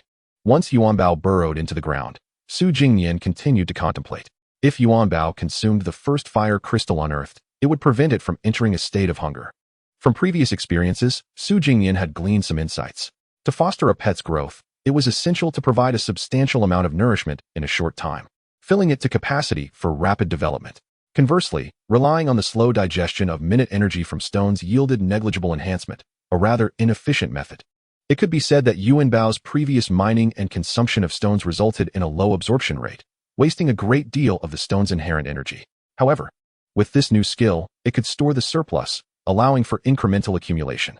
Not only could it be replenished with a significant amount of energy at once, enhancing the efficiency of its growth, but it could also serve as a hidden reservoir of energy, synergizing with the fire-spitting skill that required vast amounts of energy. One could foresee the combination of energy storage and fire torrent, unleashing a furious blaze. A substantial extension of the fire-spitting duration. I truly am a genius. This combination seems rather promising. Jingnian smiled slightly. As the saying goes, momentum wanes and strength dissipates. Yuanbao's combat prowess and courage were somewhat lacking. Thus, when faced with enemies requiring battle, this skill combination would enable a fervent release of fire, potentially leading to an instant annihilation of foes. After all, the source of all fear stems from insufficient firepower. Therefore, in moments of trepidation, one should close their eyes, abandon rational thought, and unleash all their energy in an inferno of flames. By the time the flames extinguished and one realized the need to fear, the adversaries would have already been reduced to ash. This was the perfect combat strategy for Yuanbao. Jingnian resolved that once Yuanbao achieved its extraordinary state, he would have it employ this method to see if it could swiftly eliminate the colossal beast lurking by the campfire. He had grown weary of the prying eyes in the mist. Soon after, Yuanbao set off to mine. Jingnian approached the silver treasure chest, now overflowing with fire crystals. Fire crystals, 148. What does this signify? It is akin to having amassed a fortune of 100 million. While others consider a mere 10,000 to be a benchmark of wealth, he took 10 fire crystals and approached the workbench. The 24-hour cooldown for acquiring a random blueprint had long elapsed. However, due to his previous bout with a severe cold, he had not been able to rise in time. Although he possessed an ample supply of fire crystals, there was no need to rush into acquiring blueprints the moment the cooldown expired. Given the current circumstances, the developmental progress of everyone in the Misty World was not particularly advanced, and Jingnian's acquisition of resources, apart from fire crystals, was tethered to the collective progress. In this scenario, when the workbench produced a common blueprint, it could be readily exchanged for resources, albeit with minimal impact, necessitating no haste. Conversely, when the workbench yielded a high-level blueprint, it would be unattainable in the short term, much like the blueprint for the campfire furnace. Thus, there was no need to rush. Sigh, humanity is holding me back, Jingnian lamented humorously. He placed 10 fire crystals on the workbench and pressed the charging button on the panel. 10 fire crystals digested, charging 100 points. Without hesitation, he immediately learned the random blueprint. Digesting 100 points of energy, please wait. Blueprint acquisition successful. Pet home blueprint, good companion. You now have a shelter to shield you from the elements. This is a dwelling for pets that can be freely sized. A house. No, this is a doghouse. Jingnian felt a wave of frustration wash over him.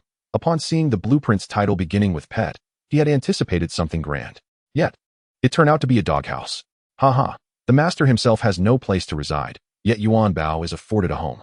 But the key point is, Yuanbao does not require rest. Gazing at the blueprint, Jingnian felt somewhat resigned. Even if he constructed this pet home, Yuanbao would not sleep. Should it be for the master instead? Observing the adjustable size of the doghouse, Su Jingnian suddenly thought. Perhaps it wouldn't be such a bad idea for him to sleep in it. Chapter 29. Who is the Mining Tycoon? Pet Home Blueprint. Preset construction. Place the blueprint on the ground to project a holographic model, allowing for the direct addition of required materials. Upon completion, the blueprint will vanish. Su Jingnian picked up the blueprint. By the campfire, there was a wooden bed, while the silver treasure chest brimmed with fire crystals, utterly immovable. Su Jingnian was also concerned that the pet home would be constructed of wood, igniting in the flames of the campfire, so he moved back 5 meters. However, during the last occasion when he adjusted the bonfire to a staggering 30 meters in order to catch a glimpse of the colossal beast outside, he did not subsequently decrease its intensity. Thus, even being merely 5 meters away from the bonfire, he did not feel a significant loss of security, as the mists remained at a considerable distance. He laid the blueprint upon the ground, and simultaneously, a holographic model materialized. It depicted a remarkably simple abode, characterized by slanted roofs on either side, flat walls, and a nearly floor-to-ceiling single door that resembled a standard doghouse. Pet house construction preset. Please specify your pet's size. A larger setting is recommended, as pets tend to grow over time. Setting the size, he mused. Let's see, standing at 1.8 meters tall. Lean yet slightly muscular. Su Jingnian entertained himself with this notion.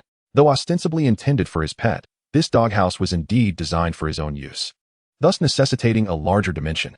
Approximately twice his height would suffice. Pet size set. Length 5 meters, width 3 meters, height 2 meters. Confirm? Naturally, he confirmed the panel.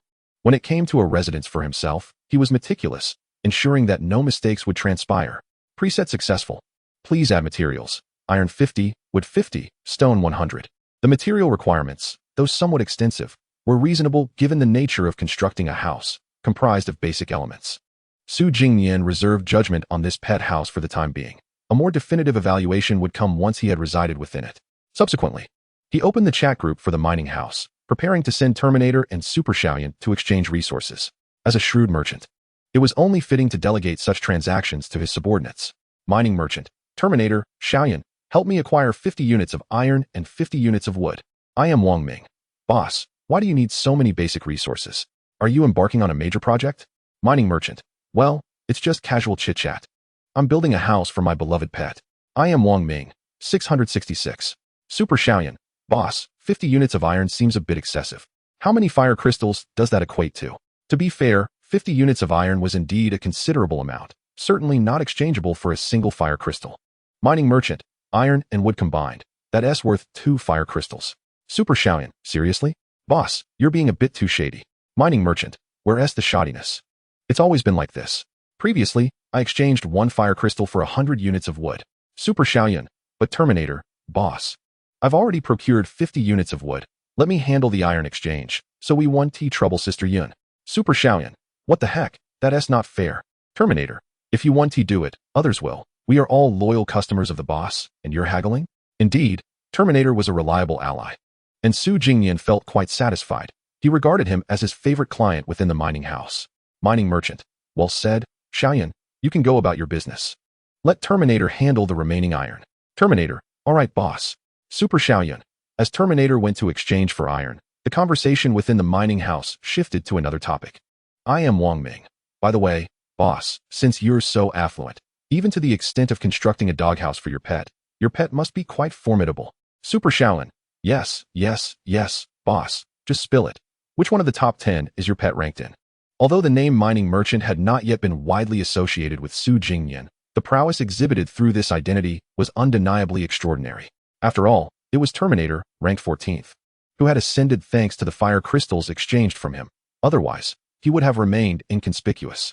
Super Xiaoyan, boss, with the fire crystals you've provided, I can guarantee that next rankings, my pet will undoubtedly make it into the top 1,000. This was a bold claim, and Wang Ming grew eager. Indeed, boss. Everyone is so impressive. Are you not the top dog at rank number 1? Super Xiaoyan. Furthermore, the second-ranked Crimson Flame Blood Dragon sounds like a fire attribute. Is it also nourished by your fire crystals, boss? Mining merchant. Neither of those is true. My pet is not ranked as high as Terminator S. And the Crimson Flame Blood Dragon has no connection to me. Super Xiaoyan, really? But that dragon is also fire attribute. Could it be that you have other clients outside the group? I am Wang Ming. Oh, boss, I wish to trade with you, yet I have no opportunity. It seems you have clients beyond the group. Mining merchant. I am a forthright individual. I assure you, there are no connections. Su Jingnian could not help but admire the imagination of these youngsters. They were indeed skilled in their speculations. It made him wonder if there was a semblance of truth to their conjectures, though it was quite evidently improbable. Despite having exchanged fire crystals in the market, the quantities were minimal and involved different individuals each time. The second-ranked Crimson Flame Blood Dragon could not possibly have achieved its status solely due to consuming fire crystals. Nevertheless, no matter how Su Jingnian explained, they were clearly unwilling to believe him. When it came to pet rankings, they insisted that Su Jingnian was merely concealing the truth. After all, if Terminator had ascended to the top 20 thanks to his fire crystals, how could Su Jingnian claim his pet ranked lower? There is a limit to how one can mislead others. Sometimes, once people accept a fact, they will seek validation from all angles. After much discussion, it seemed that Su Jingnian's truthful assertions held no merit, while their conjectures appeared to fit the narrative more logically. However, Terminator was always Su Jingnian's steadfast supporter and spoke up once more. Terminator, no, have you all forgotten Su Jingnian? He is the man who has led twice. He must be the one at the top. I am Wang Ming. Ah, that is true. Despite the boss's wealth, he still hasn't received the top-tier treatment from the public announcements. Super Xiaoyan, even if Su Jingnian occupies the top spot, the boss must surely rank somewhere between 3rd and 10th. In truth, she wanted to assert that perhaps the second-ranked Crimson Flame Blood Dragon was indeed the boss's pet. However, that notion seemed rather foolish, given that the pet was fire type. Why would he still sell fire crystals? Su Jingnian refrained from further argument. The reason Terminator chimed in was that he had successfully exchanged for 50 units of iron and 50 units of wood. After Su Jingnian traded with air, once the mist dissipated, a pile of scrap iron and wood was laid next to the bonfire. This time, Su Jingnian had learned his lesson. Rather than moving the materials himself, he called upon Yuan Bao. Little one, please place these scraps of iron and wood next to the blueprint. Soon we shall have a house. Chapter 30. A golden nest, a silver nest, but nothing compares to a doghouse. Yuan Bao lifted the scrap iron with ease. Now, its strength had increased several-fold, effortlessly able to lift objects exceeding its own weight by dozens of times. It was akin to a mighty pangolin. Indeed, having a pet to assist made everything delightful. Su Jingnian sat by the bed, watching as the still diminutive Yuan Bao swiftly transported the timber and scrap iron. Iron 50 added. Please add materials. Wood 50, stone 100. Wood 50 added. Please add materials, stone 100. The efficiency with which the little creature worked was truly astonishing. It swiftly transported all the acquired resources to the vacant area beside the blueprint. As for the remaining stones and the heap of rubble stacked over there, once they were moved, we would finally have a house. Su Jingnian continued to direct operations. Indeed, the rubble left from the previous mining had proven to be quite useful, serving as the primary material for this beast abode. To be frank, had it not been for the rubble left behind from mining, exchanging for it at the trading market would have posed quite a challenge. After all, wood is a fundamental necessity. Everyone needs to stockpile some firewood, including beast tamers with fire attribute skills whose creatures can breathe fire. After all, should a beast be injured and unable to breathe fire, one cannot simply watch the bonfire extinguish, can they? Thus, wood has become the most abundant basic resource possessed by humanity. Initially, in the first couple of days, wood was relatively scarce, but now, on the verge of the 4th day, the weak have perished. Those who survive possess beasts of sufficient strength to chop wood or gather resources in the mist. Iron, too, shares a similar fate. Not to mention, it mainly comprises a myriad of tools, as most people understand that iron is indeed a valuable resource. Encountering it, one is bound to collect it. Only stones require active gathering. Yet who would willingly gather stones? The rubble Su Jingnian had was merely a byproduct of mining. After a bit more transportation, over half of the piled rubble had been moved. Stone added 100. All materials required for the construction of the beast abode have been gathered and construction is underway. Yuan Bao, come here. Su Jingnian called the little creature standing beside the blueprint over to him, eager to observe the construction process together. A blue light emanated from the workbench, shooting towards the blueprint of the beast abode. In the next moment, all the materials beside the blueprint rose from the ground, following a process akin to the previous construction of the workbench. Like a revolving washing machine, the scrap iron, timber, and stones began to spin, gradually merging together. A small house landed steadily on the ground. Thus, the construction was completed. Su Jingnian stood from the bed and approached the newly established beast abode. Just as he had envisioned, he could now clearly discern the materials of each component. The slanted roof was wooden, the walls were of stone, seemingly reinforced with steel, appearing quite sturdy. There were no windows, only an iron door, rusty and seemingly a tad old, stood open on the left side facing the bonfire. This was a structure made of scrap iron. To call it a house was a bit of a stretch. It resembled a matchbox with a slanted roof. And it wasn't particularly large, 5 meters long, 3 meters wide, with a mere 15 square meters of space. It seemed more akin to a toilet. However, it was better than having nothing at all. At least it was a dwelling with bare walls. Su Jingnian chuckled wryly. Of course, all these shortcomings were relative to him. After all, this was a beast abode. For Yuanbao, the little pangolin standing only half a meter tall, this doghouse felt exceedingly spacious, akin to a grand villa. Yuanbao, this house was originally meant for you, but you're still young. It's best to explore the outside world more. I'll stay here for now, and when you're older, it will be yours, Su Jingnian said to the little pangolin, his expression earnest and his tone sincere. He certainly did not want others to think he was usurping his beast's dwelling. He was merely utilizing resources wisely. Gee, Yuanbao, with its innocent eyes, nodded readily at Su Jingnian's lengthy explanation, feeling quite touched. This indicated that its master held it in high regard. Beast abode. Current space. Capable of accommodating a beast measuring 5 meters long, 3 meters wide, and 2 meters high, can be reset. Excess materials will not be refunded. Additional materials must be supplied if lacking. Defense level, stone. Current level, 1, bare walls. But at least there are walls. Upgrade requirements, 500 iron. 100 spirit stones to upgrade to level 2, transforming into a warm iron house. Though small, it is fully equipped. Open outdoor state. No. The ability to modify its size later? Quite commendable. This is indeed user-friendly. However, Su Jingnian was satisfied with the current dimensions, as he merely sought a place to take refuge. A smaller size provided a greater sense of security. Moreover, it appeared that upgrades were possible. Su Jingnian began to feel that this beast abode was a rather fine dwelling, growing more pleasing to the eye. Yet, the materials required for the upgrade seemed excessively numerous. 500 pieces of iron, for heaven's sake, along with spirit stones, another resource he had never heard of. Su Jingnian anticipated the second-level iron house, but gathering these materials would surely be a daunting task. He felt disheartened. Finally, he turned his attention to the last feature switch of the beast abode, the outdoor state. What would happen if he activated it? He was somewhat puzzled. Successfully activated outdoor state. Suddenly, the wooden roof of the stone house before Su Jingnian opened from the center and flipped to either side. But that wasn't all. With a rumble, accompanied by the sound of stones sinking into the ground, the 4 stone walls of the entire beast abode sank underground. Thud. In the end, only a protruding stone foundation remained, stark and bare upon the ground. Quite interesting.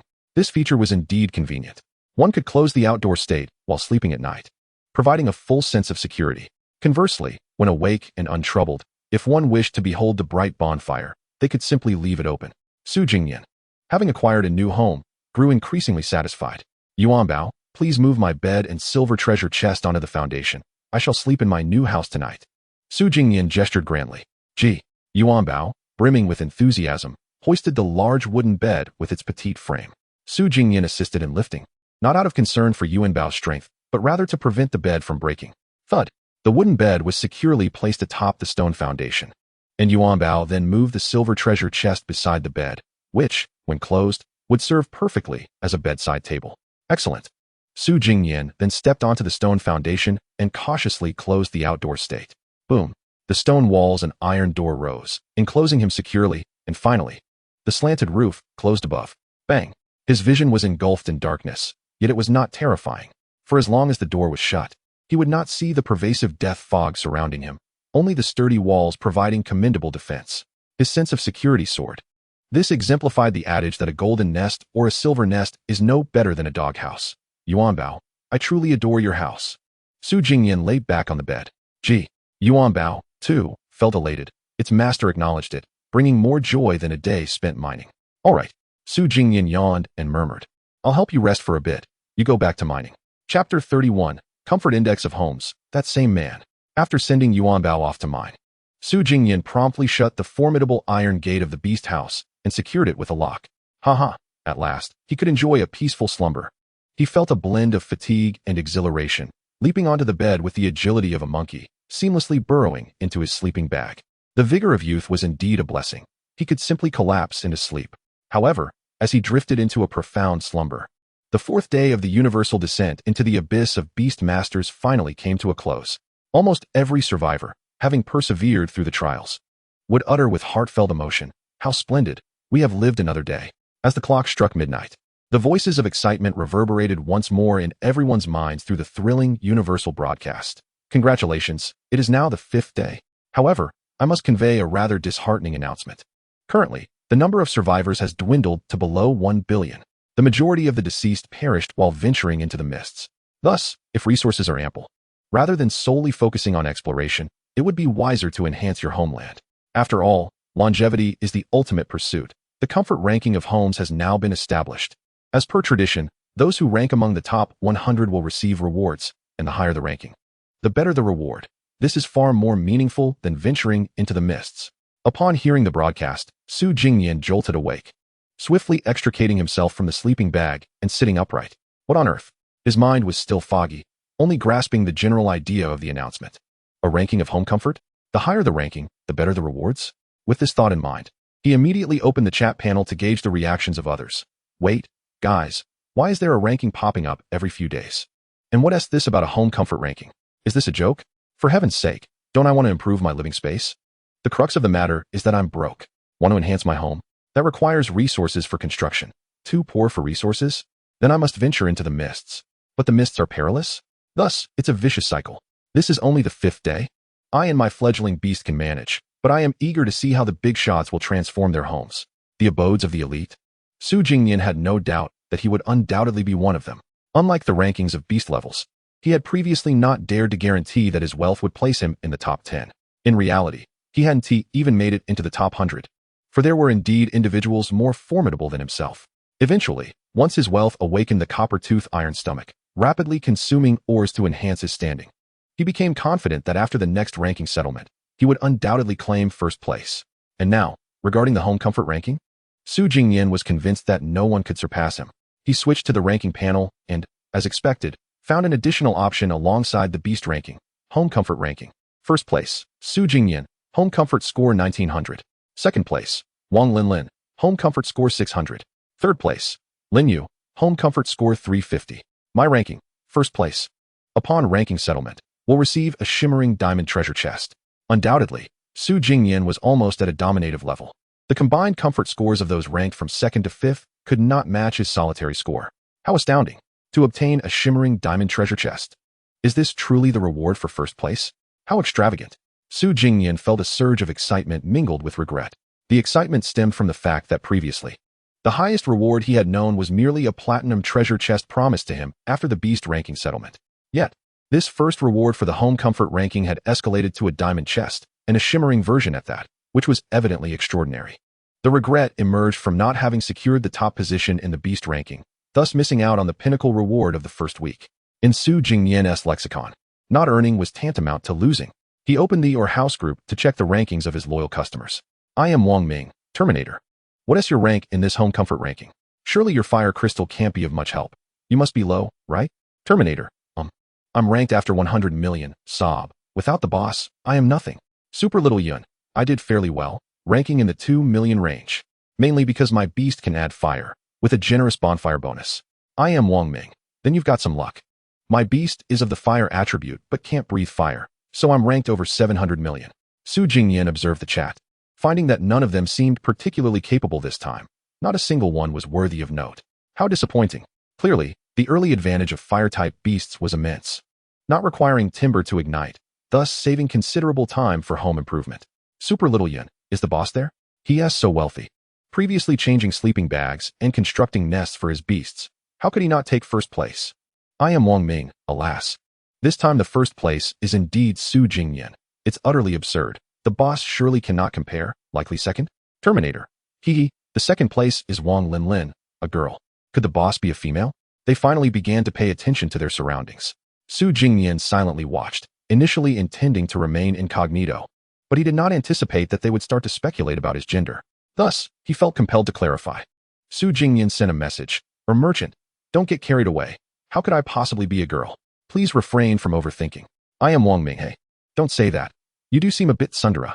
Terminator, exactly, and besides, purchasing sleeping bags and constructing doghouses requires a pink heart. There's no way I would do that. I am Wang Ming. In that case, our house can be considered to have its first sister. Super Little Yun.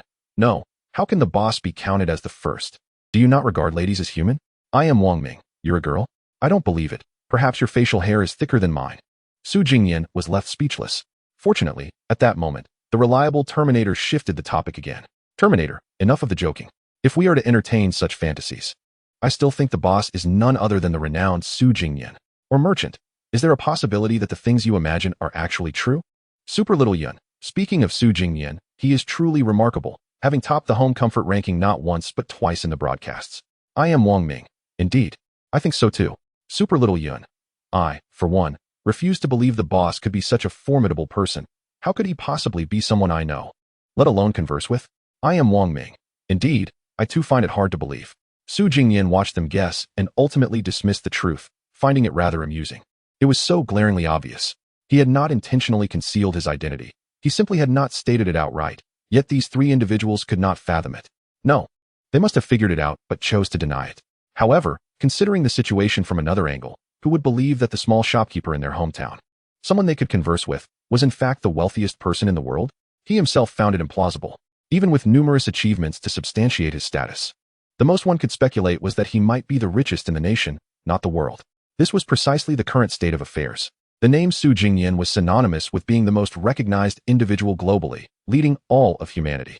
The mine owner is merely affluent, capable of acquiring numerous fire crystals. Yet his companion beast is not of the fire element. Is this truly a person? Su Jingnian would likely respond. It is I. Back then, I was quite slender. Chapter 32. The Terrifying Appetite. One cannot sit idly by. The comfort ranking of one's abode is merely a delightful surprise encountered during slumber. Although it is confirmed that he can obtain a radiant diamond chest, Su Jingnian does not find himself overly agitated to the point of sleeplessness. His current fortune is entirely due to his own efforts, having diligently ensured his companion beast's rest without engaging in labor himself. This is truly what he deserves. Thus, he resumes his slumber. Residing indoors, the quality of sleep is incomparable to that of an open environment. Moreover, Su Jingnian has now gathered the necessary sleeping bag, wooden bed, and mattress. Upon awakening, 8 hours have elapsed. Yawning, Su Jingnian opens his eyes with a morning battle cry and stretches vigorously. He then checks on Yuanbao.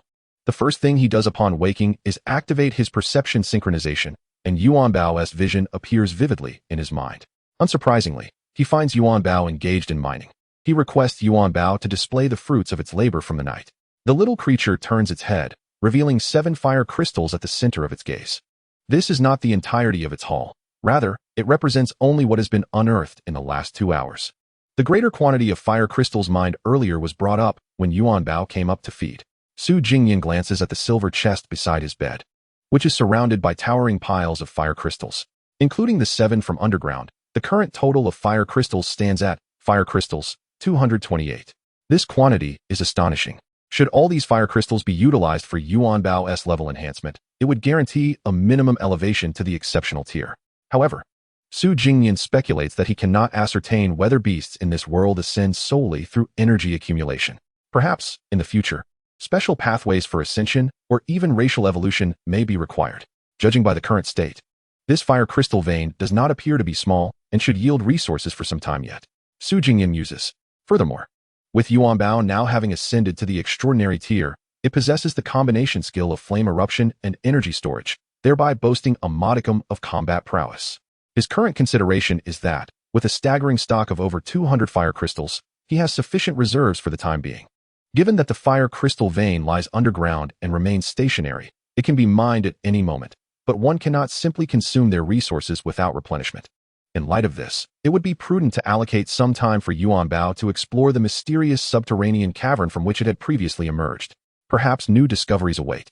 The last time they ventured into the cave, they encountered a juvenile ice creature, which could hardly be deemed formidable. Su Jingnian is uncertain whether wild beasts engage in mutual aggression, though it seems likely. They are not merely hostile monsters. As long as they are not of the same species, it is reasonable to assume they would attack whatever they encounter. The mere survival of an ice creature in the underground cave indicates it is not particularly perilous. With Yuanbao having ascended to the extraordinary tier, it should be capable of exploring the cavern. Undeniably, this decision carries risks. Yet one must not merely consume resources without thought. For one cannot predict when the fire crystal vein might be exhausted. Pondering such matters when it is too late would be folly. Su Jingnian reminds himself. He then summons Yuanbao, observing its companion beast's profile. Beast, Chinese pangolin. True name, Yuanbao. Attributes, gold, fire. Level: Extraordinary Level 1, 66. Skills: Copper Teeth, Iron Stomach, Flame Eruption. Energy Storage. Specialty: Digging. Upon evolving to the Extraordinary tier, Yuanbao's appetite for fire crystals has significantly increased, or rather, its capacity to absorb energy has multiplied several times. After a restful sleep, it appears that Yuanbao has not yet leveled up. It remains at Extraordinary Level 1, though its progress bar has risen considerably. Yuanbao expresses that, owing to Su Jingnian's slumber, it has only consumed 3 fire crystals per meal and is far from satiated. Why didn't you wake me? You must be starving. Su Jingnian quickly retrieves 5 fire crystals and places them in Yuanbao's stone bowl. Eat to your heart's content. Yuanbao's eyes gleam with a bright, pure light as it clutches the fire crystals with its claws and begins to nibble. Soon, it finishes the contents of the bowl, licking its lips with lingering desire. Su Jingnian fetches another 5 fire crystals. Once more, eat to your heart's content. After Yuanbao consumes the additional 5 fire crystals, it contentedly pats its belly, finally sated. Goodness! At this rate, Yuanbao requires 10 fire crystals for each meal. Quite the voracious appetite, Su Jingnian marvels. At this moment, the ingested fire crystals are swiftly digested by its iron stomach, transforming into fire attribute energy, and during this hungry phase, its level rises rapidly. Level: Extraordinary Level 2, 11. Thus, Yuanbao now requires 10 fire crystals per meal to maintain its rapid ascent. Of course, consuming more fire crystals is a positive development. It seems a level has been gained, yet in reality, the advancement from Extraordinary Level 1 to Level 2 is significantly more formidable than previous increments. This is not merely a quantitative change, but a qualitative enhancement. The energy levels are heightened, the physical strength amplified, rendering it incomparable to its juvenile phase. To put it succinctly, an Extraordinary Level 2 Yuanbao could easily defeat 10 juvenile Level 9 Yuanbaos. Naturally, this is limited to Yuanbao alone. The application of this theory does not extend to other powerful companion beasts, for when one's own abilities are sufficiently robust, the disparity in levels diminishes. To maintain this growth trajectory, it seems feasible to achieve a 2-level increase each day, yet with 4 hours allocated for each meal, requiring 10 fire crystals per sitting. Su Jingnian ponders the implications. By the end of the day, would this not amount to consuming 60 fire crystals? No. With his inventory of over 200 fire crystals, such consumption habits would deplete his stock in mere days. Yet abstaining is not an option. Rest assured, Yuanbao. I can forego anything, but I will never skimp on you. Su Jingnian gazes at Yuanbao earnestly. After all, what goes into the belly cannot be deemed waste. As long as Yuanbao's level rises, all will be well. He embraces Yuanbao's rapid growth, yet relinquishes the sense of security afforded by his abundant stock of fire crystals. This is a matter of sacrifice. Su Jingnian does not wish to dwell too deeply on this issue, for his inclination is towards Yuanbao. It may be painful to consider, so he tries not to overthink it. At that moment, after consuming the fire crystals and replenishing its moisture, Yuanbao requests permission to resume mining. Su Jingnian shakes his head, replying, "Not just yet. The current fire crystals are sufficient for you to feast upon for several days." Recalling the enigmatic underground cavern, an overwhelming desire for exploration wells up within him. Let us venture to explore the cave. What might we uncover? Discovering true mineral veins, unearthing new ores, or perhaps encountering new beasts. Su Jingnian is eager to test Yuanbao's current prowess. After all, it is now of the extraordinary tier and capable of breathing fire. Without boasting about one's extraordinary prowess, one must at least possess some degree of capability, wouldn't you agree? Chapter 33. Exploring the Cavern. A chance encounter with Open Pit, Oregon. Yuanbao's cautious voice echoed through the pitch-black cavern, brimming with trepidation. As it stood once more at the bifurcation leading to 2 unknown passages, fear enveloped its senses. Thankfully, the master's voice resonated in its mind, providing a sliver of reassurance through a synchronized perception, ensuring that it was not alone in this daunting endeavor. Yuanbao, listen to me. Last time we ventured down the left path, we encountered the ice chunk you devoured. It was weak, indicating that the left side should be relatively safe. Jia? Yuanbao craned its neck, inspecting the profound openings on either side, attentively listening to Su Jingnian's calm analysis. But was it truly listening? Indeed it was. Su Jingnian urged. Take the left path. Yuanbao nodded. Jia. Well, analysis? Not necessary. Simply heed your master's final command. Summoning its courage, Yuanbao set forth, its short legs moving with the cautious demeanor of a Tyrannosaurus rex. Though its size was diminutive and agility lacking, it moved with surprising lightness, making almost no sound as it traversed the tunnel. This was indeed advantageous. No one wished to have their footsteps reverberate through the unknown cavern. as that would not only betray their location but also amplify the horror of the situation, instilling a sense that something ominous was following closely behind. Fortunately, Yuan Bao lacked this flaw, which brought a sigh of relief to Su Jingnian. In truth, Yuan Bao was afraid, and so was he. Activating the synchronized perception and closing his eyes rendered the experience no different from being physically present. He had vision, sensations, and could hear the faint, eerie sounds emanating from the darkness, alongside an inexplicable chill. Ironically, as a human, his fears were more profound.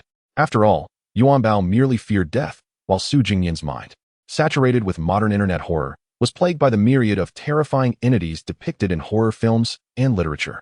Jia, as Yuan Bao walked through the inky tunnel, devoid of any significant movement, it suddenly called out, startling Su Jingnian. It turned out that Yuan Bao had been silent for a while, fearing it had lost contact with its master, prompting it to alert him. He could only continue his incessant chatter within Yuan Bao's mind. Yuan Bao, I shall impart 2 methods to alleviate fear. The first is to trust in science. If you conceal Newton's coffin, there is nothing to fear. Jia? Yuan Bao questioned, perplexed about the relevance of science to its fear of death, wondering if it could somehow aid in combating adversaries. Indeed, without delving into more advanced weaponry, like nuclear annihilation, Su Jingnian chuckled, fear stems from a lack of firepower. At our current level, a rifle with infinite ammunition would suffice to vanquish all evil. Jia? Yuan Bao remained skeptical, inquiring about nuclear annihilation and rifles. However, Su Jingnian was not one to elaborate on modern weaponry. He continued, the second method to dispel fear is to let your small head occupy the high ground. Yuan Bao was puzzled. When you feel afraid, think of the pangolin mother. Envision the layers of its scales, then imagine its soft belly. Su Jingnian became somewhat animated at the thought, but he quickly admonished himself for such excitement. Conversely, Yuan Bao remained unfazed, for it was, in fact, a female Chinese pangolin. What? You are a female? Su Jingnian was taken aback, surprised that he had misidentified his pet's gender. Jia? Yuan Bao spread its claws. Although the 2 methods Su Jingnian proposed to alleviate fear had little effect, Yuan Bao was no longer as frightened. The presence of its master continually speaking was sufficient. The content of his words mattered little. Continuing their exploration, Su Jingnian soon realized the cavern was indeed vast. They traversed a long, straight path, dotted with minor curves that scarcely qualified as detours. Yet, nothing of significance was discovered. After advancing a considerable distance, estimating they had traversed several hundred meters, a remarkably lengthy tunnel, Su Jingnian suddenly exclaimed, Wait, Yuan Bao, do you see something in the upper left corner of that rock wall? Jia? Yuan Bao was instantly on high alert. Fear not, it appears to be something embedded in the rock's surface. It should not be a living creature. Only then did Yuan Bao relax. Upon closer inspection, it indeed appeared that amidst the surrounding darkness, there was a glimmering fragment on the rock wall. Jia? Yuan Bao cautiously surveyed the area before confirming safety. It then rolled in place and stealthily approached the rock wall's edge. Upon reaching the base, it looked up to find that the wall was composed of a different material, embedded with small, dark stones. Indeed, these small specimens appeared to be ore. Su Jingnian felt a surge of excitement. He had sent Yuan Bao to explore the cave with the hope of discovering new mineral resources. Yuan Bao, be careful and extract those black stones. Bring them back so we can ascertain what they are. Su Jingnian instructed. Jia? Yuan Bao nodded and began to dig at the rock wall with its claws and iron teeth. Meanwhile, Su Jingnian speculated about the black stones. He was aware of only 2 types, obsidian and coal. If it were obsidian, he felt somewhat ashamed. His knowledge stemmed only from the realm of video games. Yet he imagined it must be quite hard. He was uncertain of its utility but considered it might serve as a material or, at the very least, be tradable. Conversely, if it were coal, that would be a disappointment, for he could only think of it as firewood, which held little value for resale. With an abundance of fire crystals already in his possession, he could easily procure firewood, having achieved a state of bonfire freedom. Thus, mining it would seem a waste of time. Of course, it was also highly plausible that it could be another type of, or perhaps even an extraordinary resource. Su Jingnian did not dismiss this possibility. His knowledge and experience were of little use in this enigmatic world known as the Beastmaster Abyss. Ultimately, only when Yuan Bao excavated the stones would they ascertain their true nature, whether they were worthless or precious. After approximately half an hour, Yuan Bao skillfully extracted some of the black ore from the rock wall. Unlike fire crystals, these varied in size and quality, rendering them indistinct in the darkness. The fact that Yuan Bao could barely see was a testament to its enhanced night vision. Let us take these for now. We can't carry much more. We'll evaluate whether further excavation is worthwhile based on the value of this black ore. After all, Mining in an open cavern does not afford the same safety as our established fire crystal vein. Shortly thereafter, Yuan Bao emerged from the tunnel, clutching several sizable black stones. And Su Jingnian was there to greet it. He offered his beloved pet a drink. However, his attention was drawn to the information panel. Black iron ore. Type: basic ore. Information: black iron ore, a fundamental mineral found abundantly underground, can be smelted into black iron through high-temperature furnaces. Supplement: black iron possesses considerable strength and hardness, and is often utilized in the production of steel products. Chapter 34. A return to the caverns. Discovering a hidden door? Is it indeed black iron? Su Jingnian pondered deeply as he picked up a piece of black iron ore, slightly larger than his fist, examining it meticulously. The flickering light from the campfire illuminated the surface of the dark mineral, revealing that it was neither the obsidian nor the coal he was familiar with, but rather a texture reminiscent of iron combined with stone sand. The description on the panel indicated that black iron could be employed in the fabrication of steel products, suggesting it shared similar properties with iron. A sudden realization dawned upon Su Jingnian. He had indeed unearthed iron ore.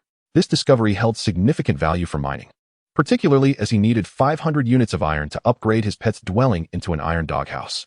Engaging in trade solely with resources would be unwise, as it was evidently more expedient to mine directly from the source. While it may not be an extraordinary resource, its practicality and high demand made it quite satisfactory for Su Jingnian. Yuan Bao, however, was not particularly fond of the black mineral, as its appearance left much to be desired in terms of edibility. When it had first unearthed a smaller piece of black iron ore, it had attempted to taste it. While it could bite through, it required considerable effort. Moreover, consuming it provided no invigorating energy, akin to ingesting stones, and was even less palatable. What, you don't fancy it? Su Jingnian chuckled, inquiring. Yuan Bao nodded. Compared to black iron ore, it preferred the sparkling allure of gemstones, especially fire crystals, which were spicy and flavorful, providing a substantial amount of satisfying fire attribute energy upon consumption. If its master could partake in stones as well, Yuan Bao would insist on Su Jingnian trying a bite. Fire crystal ore ranked second on Yuan Bao's must-eat list, while the top position was reserved for the food engraved in its genes, termites, depicted in Su Jingnian's drawings. Haha, Yuan Bao. You truly are a little glutton, Su Jingnian laughed, before adopting a serious tone. If you enjoy fire crystals, indulge in them, but do not neglect the effort to mine black iron. He was eagerly awaiting to gather 500 units of iron to upgrade their home. Yuan Bao nodded, signaling its obedience. Whatever its master instructed, it would follow, even if it meant mining the unappetizing black iron without shirking from duty. Good, Yuan Bao, Su Jingnian said, bending down to stroke its little head. Such gestures of affection served to strengthen the bond between them. Thus, in moments of uncertainty, a gentle pat on a pet's head would surely yield clarity. Let us proceed to explore further into the caverns. Merely discovering a patch of black iron was insufficient to address the issue of dwindling resources. They had yet to construct a campfire furnace. Ideally, they would uncover an extraordinary vein of, or once more. At that point, with 2 mining veins to exploit, worries would be alleviated, allowing them to focus on thoroughly extracting the fire crystal ore. Therefore, exploration must continue. Yuan Bao nodded and turned to depart. Wait, Su Jingnian called out. Noticing that while Yuan Bao could skillfully mine with its claws and iron teeth, it struggled to transport the harvested ore back. The little pangolin's claws were rather small, and its smooth body, apart from its scales, limited its carrying capacity. He opened the mining community group chat and requested a bag from his loyal client and purchasing agent, Xiao Yun, and the Terminator. Once the mist around the campfire dispersed, a beige, unzipped dual-shoulder bag appeared on the ground. Su Jingnian picked it up, inspecting its ample capacity and user-friendly design, which operated without a zipper. One merely needed to control the opening with a belt-like string. Foolproof operation. Here, Yuan Bao. I have procured you a mining accessory. Do you find it useful? Try putting it on your back, Su Jingnian instructed. He adjusted the bag's 2 shoulder straps for Yuan Bao, only to find it slightly oversized, dragging on the ground. After further adjustments, folding a portion of the bag's bottom inward and securing it, it fit Yuan Bao perfectly. Yuan Bao appeared bemused, standing on its hind legs and turning to glance at its back, causing the bag to swivel along with it, prompting it to spin in place. Su Jingnian laughed. The backpack, resting against Yuan Bao's scales, resembled a Christmas version of a pangolin. Yuan Bao, don't be concerned. This won't hinder your movement. Once we find some ore, you can store it in this bag. Su Jingnian explained its usage. Yuan Bao seemed to grasp the concept, albeit vaguely. Now, take this piece of black iron and try to place it inside the bag, Su Jingnian directed. Yuan Bao picked up a piece of black iron ore and, though its expression conveyed uncertainty, it awkwardly tossed it into the backpack. Wow, successful dunk. And without looking, my little genius. After a while, although Yuan Bao adjusted to the beige backpack Su Jingnian had fitted it with, it still felt slightly uncomfortable. Nonetheless, its movements remained nimble as it traversed through the tunnel it had dug, arriving once more at the fork in the cavern. Su Jingnian activated his sensory synchronization, opting to proceed left, as the right path remained uncertain. The left had already been explored, and at least he was familiar with that stretch. Let us save the right for later, when we are stronger, he rambled on. Yuan Bao nodded, cautious of the unknown, and, unlike the absurd protagonists of horror films who venture into the very places they fear, it exhibited intelligence. Continuing cautiously towards the left tunnel. Even though it had traversed it before, Yuan Bao remained vigilant, moving deliberately. This was a prudent approach, and Su Jingnian made no attempt to hasten it. Instead, focusing on examining the surrounding rock walls. The black iron ore had been discovered almost inadvertently. It was possible that more overlooked treasures lay along their previously traversed path. Little one, take a glance to the left, Su Jingnian urged, catching sight of a shadow. Jia? Yuan Bao nodded and glanced left, but saw nothing. They continued onward, traversing further. Now, look to the right, Su Jingnian suggested, sensing something unusual in that direction. Jia? Yuan Bao peered right, yet again found nothing. After several misjudgments, Yuan Bao returned to the site where it had previously mined black iron. The rock wall here bore an inward indentation, revealing some black iron ore above. And Yuan Bao had even unearthed a small staircase from the stones. As previously noted, Yuan Bao was indeed very astute. The rock wall still showcased some black iron ore. Though it may not be a vein, there was likely more to mine. They could return here later for further extraction, but for now, their objective lay elsewhere. Yuan Bao pressed on, continuing its exploration. Gradually, the mine tunnel underwent significant topographical changes, with an increasing variance in elevation and a greater number of bends. Fortunately, it remained a straight path, ensuring no risk of losing one's way. Continuing forward, after traversing several hundred meters, Su Jingnian remained highly vigilant, when suddenly, his eyes brightened. Yuan Bao? Look at that rock wall on the right. Its color appears distinct from the other stones. Jia? Yuan Bao responded, glancing in that direction. Indeed, the rock wall was noticeably darker, resembling a sand-like texture. It was quite apparent. Yuan Bao approached the black rock, which exhibited an oval shape. What is this? It resembles a hidden door. Su Jingnian felt compelled to strike the black rock wall, curious if it might activate the concealed entrance. Jia? Yuan Bao raised a paw, signaling its intent to dig. Go ahead. Su Jingnian agreed. Subsequently, Yuan Bao inserted its paw into the black, sandy oval rock wall, extracting a sizable chunk. Immediately, the entire black rock wall seemed to activate, collapsing with a rustling sound into a heap of black soil. Is this truly a hidden door? Su Jingnian exclaimed in astonishment. Yuan Bao was equally bewildered. Meanwhile, behind the crumbling black sandstone, a peculiar gathering of creatures stood, about 30 to 40 centimeters tall, adorned with shells, and dancing with their glistening bodies. As the black wall fell, their eccentric revelry was abruptly interrupted. They simultaneously turned their heads, and amidst the pile of black sand, only Yuan Bao's adorable little head was visible. Shokk. The insects shrieked in alarm. Jia? Yuan Bao was taken aback, frozen in place by the sudden turn of events. However, Su Jingnian remained calm and observant. It appeared that Yuan Bao had inadvertently stumbled into an eccentric dance party of insects. Shokk. Shokk. After a brief moment of chaos, the insects donned the shells scattered on the ground, preparing for battle. No longer panicked, they became resolute, their eyes reddened with determination, charging at Yuan Bao. Jia? Yuan Bao turned to flee, but as it tried to pivot, its little legs were inexplicably glued to the ground by a mysterious white slime, rendering it immobile. Is this a triggered trap? With the shell insects closing in, Su Jingnian hurriedly commanded, Yuan Bao, stay calm. Don't forget your abilities. Quickly gather energy and unleash flames to thwart their advance. Fortunately, Su Jingnian's composed voice echoed in Yuan Bao's mind, serving as a reassuring anchor. Jia? Yuan Bao immediately began to concentrate the fire energy within, maintaining composure amidst the chaos, without making any errors. A swirling vortex of fire energy began to coalesce, ready to unleash its might. Chapter 35. A torrent of flames. Yuan Bao. I will kill indiscriminately. Shokk. The shell insects charged forward, their spiky shells threatening to knock Yuan Bao aside. Yuan Bao, release. Su Jingnian shouted in his mind. Jia? At that moment, the fire energy within Yuan Bao surged wildly, forming a supercharged energy vortex. It swiftly found an outlet at its throat. In the next moment, within the pitch-black cavern, Yuan Bao faced the shell insects, opening its mouth, revealing crimson flames that flickered like the gates of hell. Boom! The flames erupted from its mouth, resembling a ferocious dragon unleashed from its chains, incinerating everything in its path. Shokk. Surprisingly, the shell insects did not perish instantly. Instead, they frantically shrieked, collectively striking the ground with their shells. Thud! Thud! What were they doing? Su Jingnian, observing Yuan Bao's formidable flames, felt less alarmed. However, the peculiar behavior of the shell insects raised some questions in his mind. They can't possibly be trying to shake the ground apart, can they?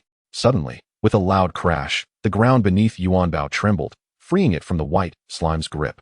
But it stumbled as it stepped onto unstable ground. The earth truly fell away. Thud! Thud! Countless stones tumbled down, and Yuan Bao plummeted into the depths below. Fortunately, its extraordinary physique proved resilient, and it emerged unscathed. Bewildered, it raised its head to find itself in a vast underground cavern, surrounded by charred shell insects and over 100 more closing in on it. Shokk! Shokk! Shokk! The cacophony of the shell insects echoed throughout the cavern, resonating with an ethereal, shocking quality. My heavens, have I breached some cosmic law? So many shell insects. Su Jingnian followed Yuan Bao's gaze, surveying the surroundings. Just as he turned his head, he felt a surge of excitement. In the back of the shell insect horde stood a skeletal platform, upon which sat an exceptionally conspicuous treasure chest in the darkness. Is that a golden chest? Initially believing they had merely stumbled into a bizarre insect dance party, they had inadvertently penetrated an insect nest. Yet, Su Jingnian did not panic. Yuan Bao's recent display of firepower had sufficiently demonstrated its capability to handle this swarm of shell insects. Yuan Bao observed closely. During this cautious interval, he scanned the perimeter, noting that all the surrounding creatures were of the same shell type, with no special individuals among them. Shokk! Shokk! The shell insects. Armored and varied in their armaments, some empty-handed while others wielded bone spikes, seemed to regard Yuan Bao with a measure of trepidation, refraining from overwhelming it, but instead advancing cautiously with menacing cries. Yuan Bao had never encountered such a scenario. Aside from not being paralyzed with fear, it trembled, its legs feeling weak, exhibiting all the signs of trepidation. At this moment, Su Jingnian, as its beastmaster, needed to fulfill his role. He spoke reassuringly, Yuan Bao, although we are outnumbered, you possess an area of effect fire skill. As long as you can maintain your flame, there is nothing to fear. Jia. Yuan Bao nodded. Although its master's words often seemed absurd, experience had shown them to be accurate. Hence, while it remained skeptical, it did manage to alleviate some of its fear, at least gathering enough energy to unleash flames once again. Yuan Bao, your previous burst of fire consumed about a quarter of your fire energy. Jia.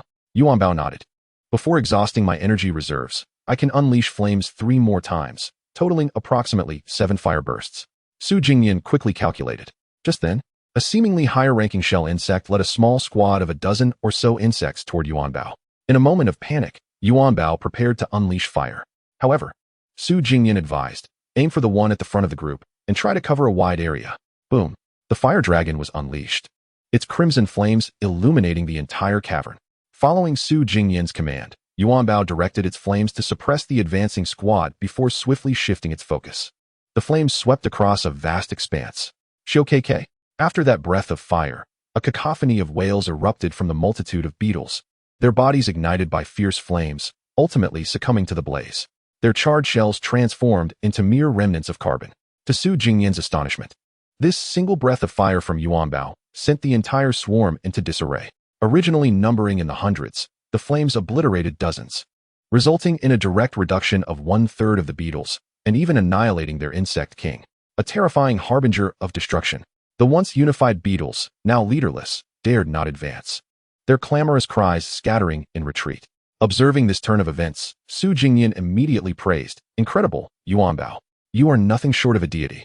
He had assumed that even if Yuan Bao could vanquish the swarm, it would require a considerable effort, perhaps spitting fire 6 or 7 times to secure victory.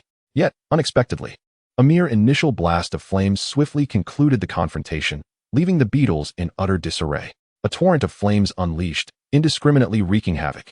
Was this truly the timid Yuan Bao from merely 2 days prior? Yuan Bao might have responded, indeed, that was I, back when I was still rather slender. Timid as it may have been, if it could annihilate the opposition, surely fear would dissipate. Su Jingnian had an epiphany. Yuan Bao possessed an unexpectedly concealed tyrannical nature, leading him to mistakenly believe it was merely cowardly. Yuan Bao, do you see that golden treasure chest atop the skeletal dais? Fetch it. At this moment, Yuan Bao was still somewhat bewildered. Had it truly won? The overwhelming number of beetles had fled in fear. However, upon hearing Su Jingnian's command, it lifted its gaze towards the golden chest on the platform. Clearly, this was a treasure guarded by the insects. Having triumphed over them, it rightfully belonged to the victor. Cautiously, Yuan Bao approached, still apprehensive of a potential counterattack from the beetles, even though at this moment, not a single shell could be seen within the cavern. Reaching the base of the skeletal mound, Yuan Bao looked up, the golden chest precariously perched atop the pile of bones. Out of fear for its own life, it remained vigilant, scanning the surroundings to ensure safety before daring to ascend the bone heap. Su Jingnian observed the bones, which, unfortunately, appeared bizarre and unrecognizable. But they were unlikely to belong to humans or pangolins, somewhat unsettling. He sighed in relief. Such a multitude of bones was indeed awe-inspiring, potentially serving to intimidate wild beasts. Yuan Bao, exercise extra caution. They couldn't have amassed this many bones without considerable strength unless they were scavenged. We must prepare for the worst, Su Jingnian thought. What if these beetles had a true powerhouse among them, and Yuan Bao merely encountered them at an opportune moment? Of course, that was merely a hypothetical.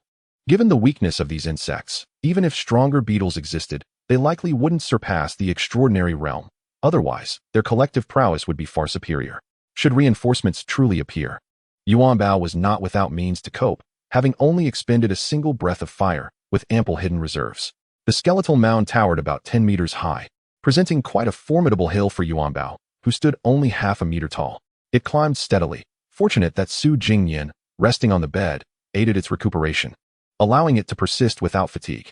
After a while, it finally reached the summit of the bone pile, the golden chest within arm's reach. Yet, Yuan Bao faced a dilemma: how to transport this chest. After all, it was only slightly smaller than itself. I hadn't anticipated discovering a treasure chest underground. Your backpack can only accommodate ores, Su Jingnian lamented. It seemed he would need to procure a better backpack for Yuan Bao in the future. A storage pouch or ring would be most convenient. Yuan Bao, undeterred, indicated that it was not a problem, demonstrating both cleverness and brute strength. It steadied itself, gripping the sides of the golden chest with its claws, leveraging sheer force to lift it in an awkward manner. Impressive, Su Jingnian exclaimed. Yuan Bao felt a surge of joy, having earned its master's praise once more. However, carrying the chest down the bone mountain presented another challenge.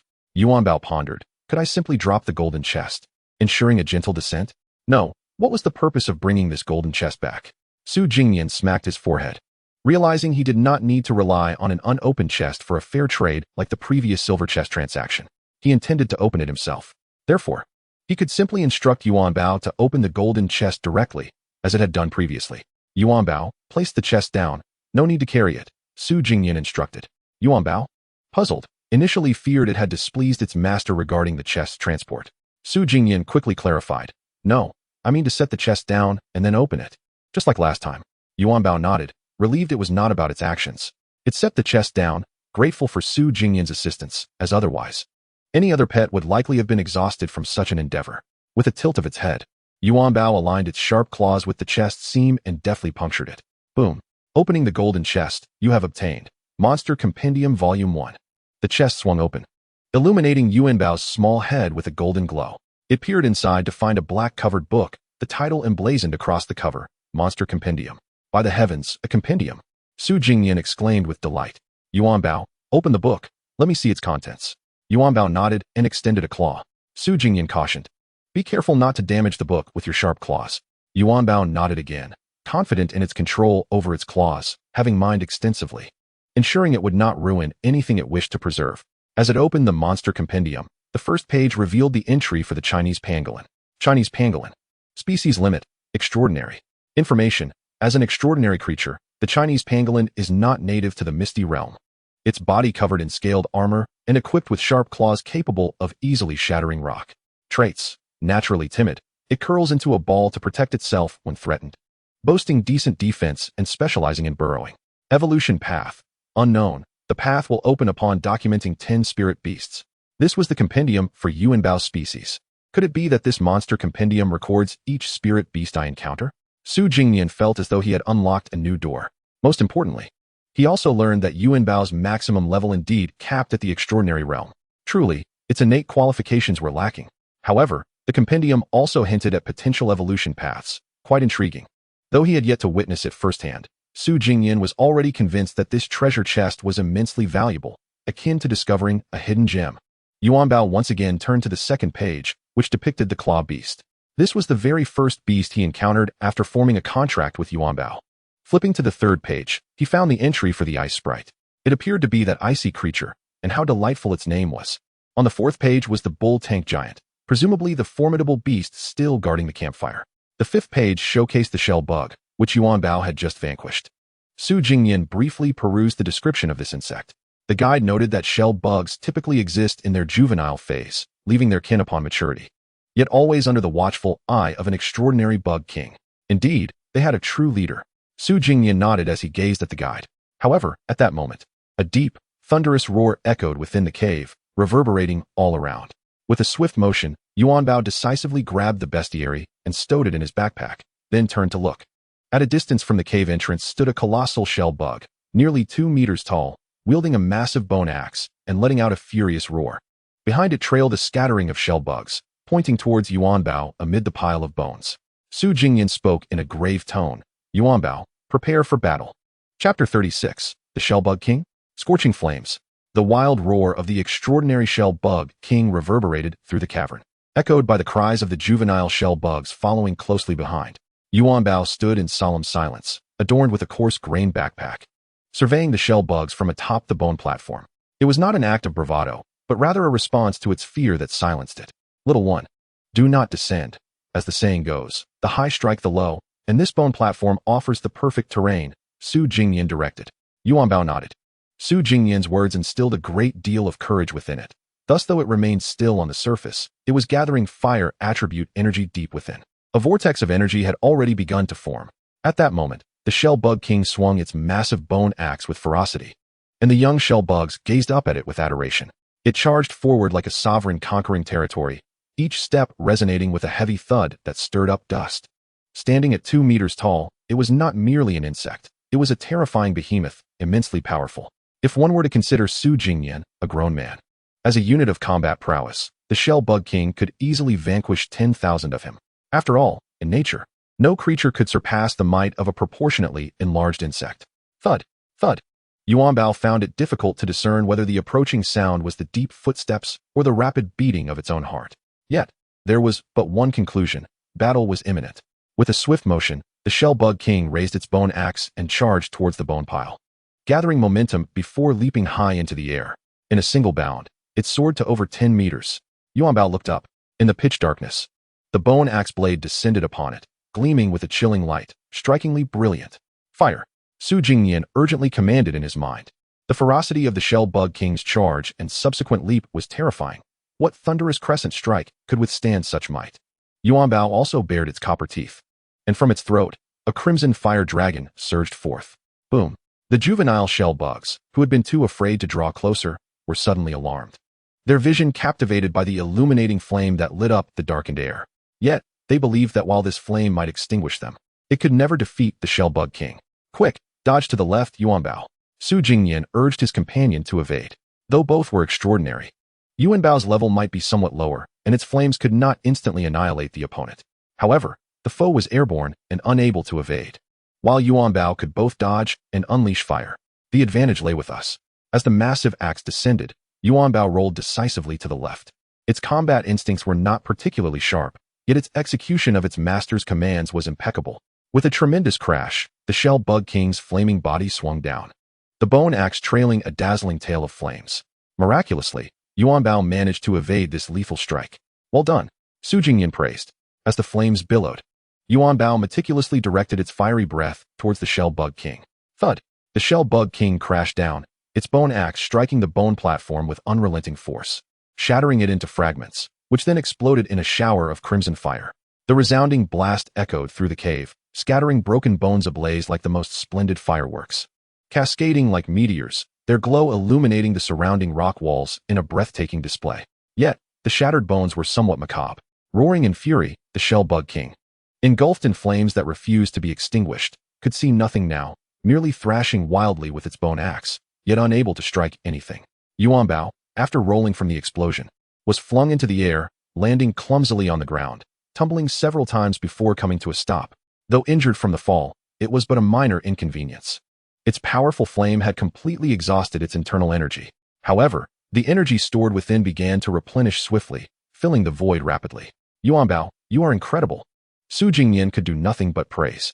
He had never anticipated such strength from Yuanbao. If all went well, this burst of fire could very well claim the life of the equally extraordinary Shell Bug King. Was this the lethal nature of flames? Indeed. Not only did it deliver area damage, but it also burned, blinding its enemies and rendering them nearly invisible. Surely, this was a top-tier skill. The more Su Jingnian pondered, the more terrifying it became. However, upon reflection, it was not without its limitations. After all, it consumed energy at an alarming rate. Once it unleashed its fiery breath, all internal energy would be depleted. Without energy storage, Yuanbao would likely be unable to contend even with the juvenile shell bugs lingering nearby, left at the mercy of its foes. Yet overall, Inferno's breath was indeed a formidable skill, given that the energy expended to unleash the flames was entirely under its control, offering remarkable flexibility. At that moment, the flames engulfing the Shell Bug King began to die down, its carapace charred black. It relinquished its shell, lying flat on the ground, tightly gripping the bone axe, but utterly powerless to turn the tide. Yuanbao rose, advancing step by step towards the Shell Bug King in the guise of a diminutive Tyrannosaurus. Finally halting beside it, the Shell Bug King glanced at Yuanbao, its eyes filled with rage, yet it could barely lift its axe. Yuanbao remained silent, merely displaying its copper teeth. Boom! A moderate yet fierce burst of crimson fire erupted, swirling and writhing on the ground, as if unleashing the gates of hell. Thus, the Shell Bug King was incinerated by Yuanbao, reduced to a charred carcass of 2 meters in length. Haha. Su Jingnian observed the scene before him, unable to suppress a smile. Even he had not anticipated that Yuanbao would take the initiative to deliver the finishing blow. It was indeed a testament to caution. One could say that fear of death has its advantages, and Yuanbao was quite apprehensive about the Shell Bug King regaining its strength. Thus, it hurriedly approached to deliver the final strike once its energy was sufficiently restored. A sharp cry echoed from the nearby shell bugs, pointing accusingly at Yuanbao. Yet none dared to approach. Yuanbao, initially fixated on the Shell Bug King, scrutinized the remnants of the charred remains, which showed no signs of revival. Upon hearing the lamentations of the shell bugs, it swiftly turned, glaring fiercely at them, its murderous intent unmistakable. The shell bugs scattered in terror. By the way, Yuanbao, this Shell Bug King is also of the extraordinary realm, similar to the Claw Beast. Why not check for any extraordinary crystal cores? Su Jingnian suddenly mused. Upon hearing the mention of crystals, Yuanbao became eager, immediately using its claws to excavate the charred insect body. After a brief search, it unearthed a brilliant and pristine crystal from the depths of the blackened remains. Chapter 37. A Bountiful Harvest, Homeward Bound. Indeed, there was one. Su Jingnian could not see the panel, but it was unmistakably an extraordinary crystal core, though its attribute remained unknown. Unlike the previous dark attribute core, this one was exceptionally beautiful, reminiscent of a flawless diamond. While this unexpected find did not resolve the issue of depleting resources, Yuanbao's journey was far from a loss. Come back, little one, he called. Okay. Yuanbao quickly acquiesced. The excitement it had felt moments ago, induced by the Shell Bug King's sudden attack, had vanished without a trace. Fear once again reclaimed its dominion. Moreover, its energy reserves were not particularly abundant, rendering it incapable of facing another battle in peak condition. Thus, it was in a state of panic. However, when it came to returning, Yuanbao found itself at a loss. While there was indeed an opening on the side where the Shell Bug King had emerged, it led to an uncharted territory. Yuanbao had fallen here after the ground was shattered by the shell bugs above. Then let us just fly up, Su Jingnian suggested. Don't spew fire, and forget your glorious first victory. Glorious? Yuanbao responded incredulously. That must surely be a dark chapter in your history. Yuanbao appeared somewhat embarrassed. Did it really have to unleash its skills in such a manner? Wouldn't that be rather odd? Come on, I don't care. Why are you so concerned about appearances? Su Jingnian replied, somewhat speechless. He had just realized that even magical beasts could feel bashful. But honestly, what was shameful about propelling oneself like a rocket? It was undeniably impressive. With a shrug, Yuanbao gestured that it was not its fault for the fire spouting, so it wasn't bothered. It sighed, then tossed the extraordinary crystal core into its bag before gathering the dwindling fire attribute energy within. Wait, this bone axe seems like a splendid weapon as well. It hasn't changed color despite being scorched by fierce flames. If it can be carried, let's take it along, Su Jingnian remarked once more. To be fair, the bone axe was indeed remarkable, though it was unclear which creature's bones had been used to forge it. It exuded a certain imposing aura. Yuanbao nodded. But as it gazed down at the 2-meter-long axe, it couldn't help but wonder who would wield such a weapon given its own diminutive stature. Nevertheless, it picked up the bone axe, and despite its small size, its strength was not to be underestimated. It handled it effortlessly. Then, with its tail slightly raised, it began to seek an outlet for the fire attribute energy it had gathered, drawing from its previous experience. Yuan Bao understood that releasing the energy like a rocket required a steadier ascent rather than a chaotic fiery roar. After a moment, Yuan Bao, now a fiery rocket, prepared for liftoff as its master announced the countdown. 3, 2, 1, ignite. Boom. A crimson column of fire erupted from above, striking the ground and scorching the rocks black, propelling Yuan Bao upward. Excellent. VE stabilized. Yuan Bao gripped the bone axe upright, maintaining a delicate balance. Then, with a fierce glint in its eyes, intensified the flames. Boom. The launch of the Yuan Bao rocket was successful. The magical beast was in prime condition and had entered its designated trajectory. We have witnessed history. Yuan Bao exhibited a remarkable talent for being a rocket. It soared further than the previous black sand mound, landing on a sturdy rock that had not crumbled. The flames in the mine extinguished. Yuan Bao landed firmly on the rock, gripping the massive axe tightly, displaying a hint of nervousness. It was somewhat embarrassing to admit, but it was indeed afraid of falling to its demise. After all, it had previously fallen without sustaining significant injuries. Su Jingnian found it difficult to comprehend Yuan Bao's extreme fear of death. Yuan Bao shook its head, indicating that its master's assessment was inaccurate. Should it land headfirst, there could be dire consequences. All right, I was remiss, Su Jingnian chuckled, feeling quite satisfied with his pet's caution. He believed there was nothing wrong with Yuan Bao's fear of death. In this mist-laden world, such a trait was indeed quite valuable. After all, careful navigation can yield a long voyage. Caution is always commendable. Yuan Bao nodded in agreement, expressing that such thoughts were indeed fitting for its master, whose insights were profound. Now, let us hurry back. This cavern is not safe. Just in case, Su Jingnian began, then abruptly stopped himself, deciding it was best not to tempt fate with ominous words.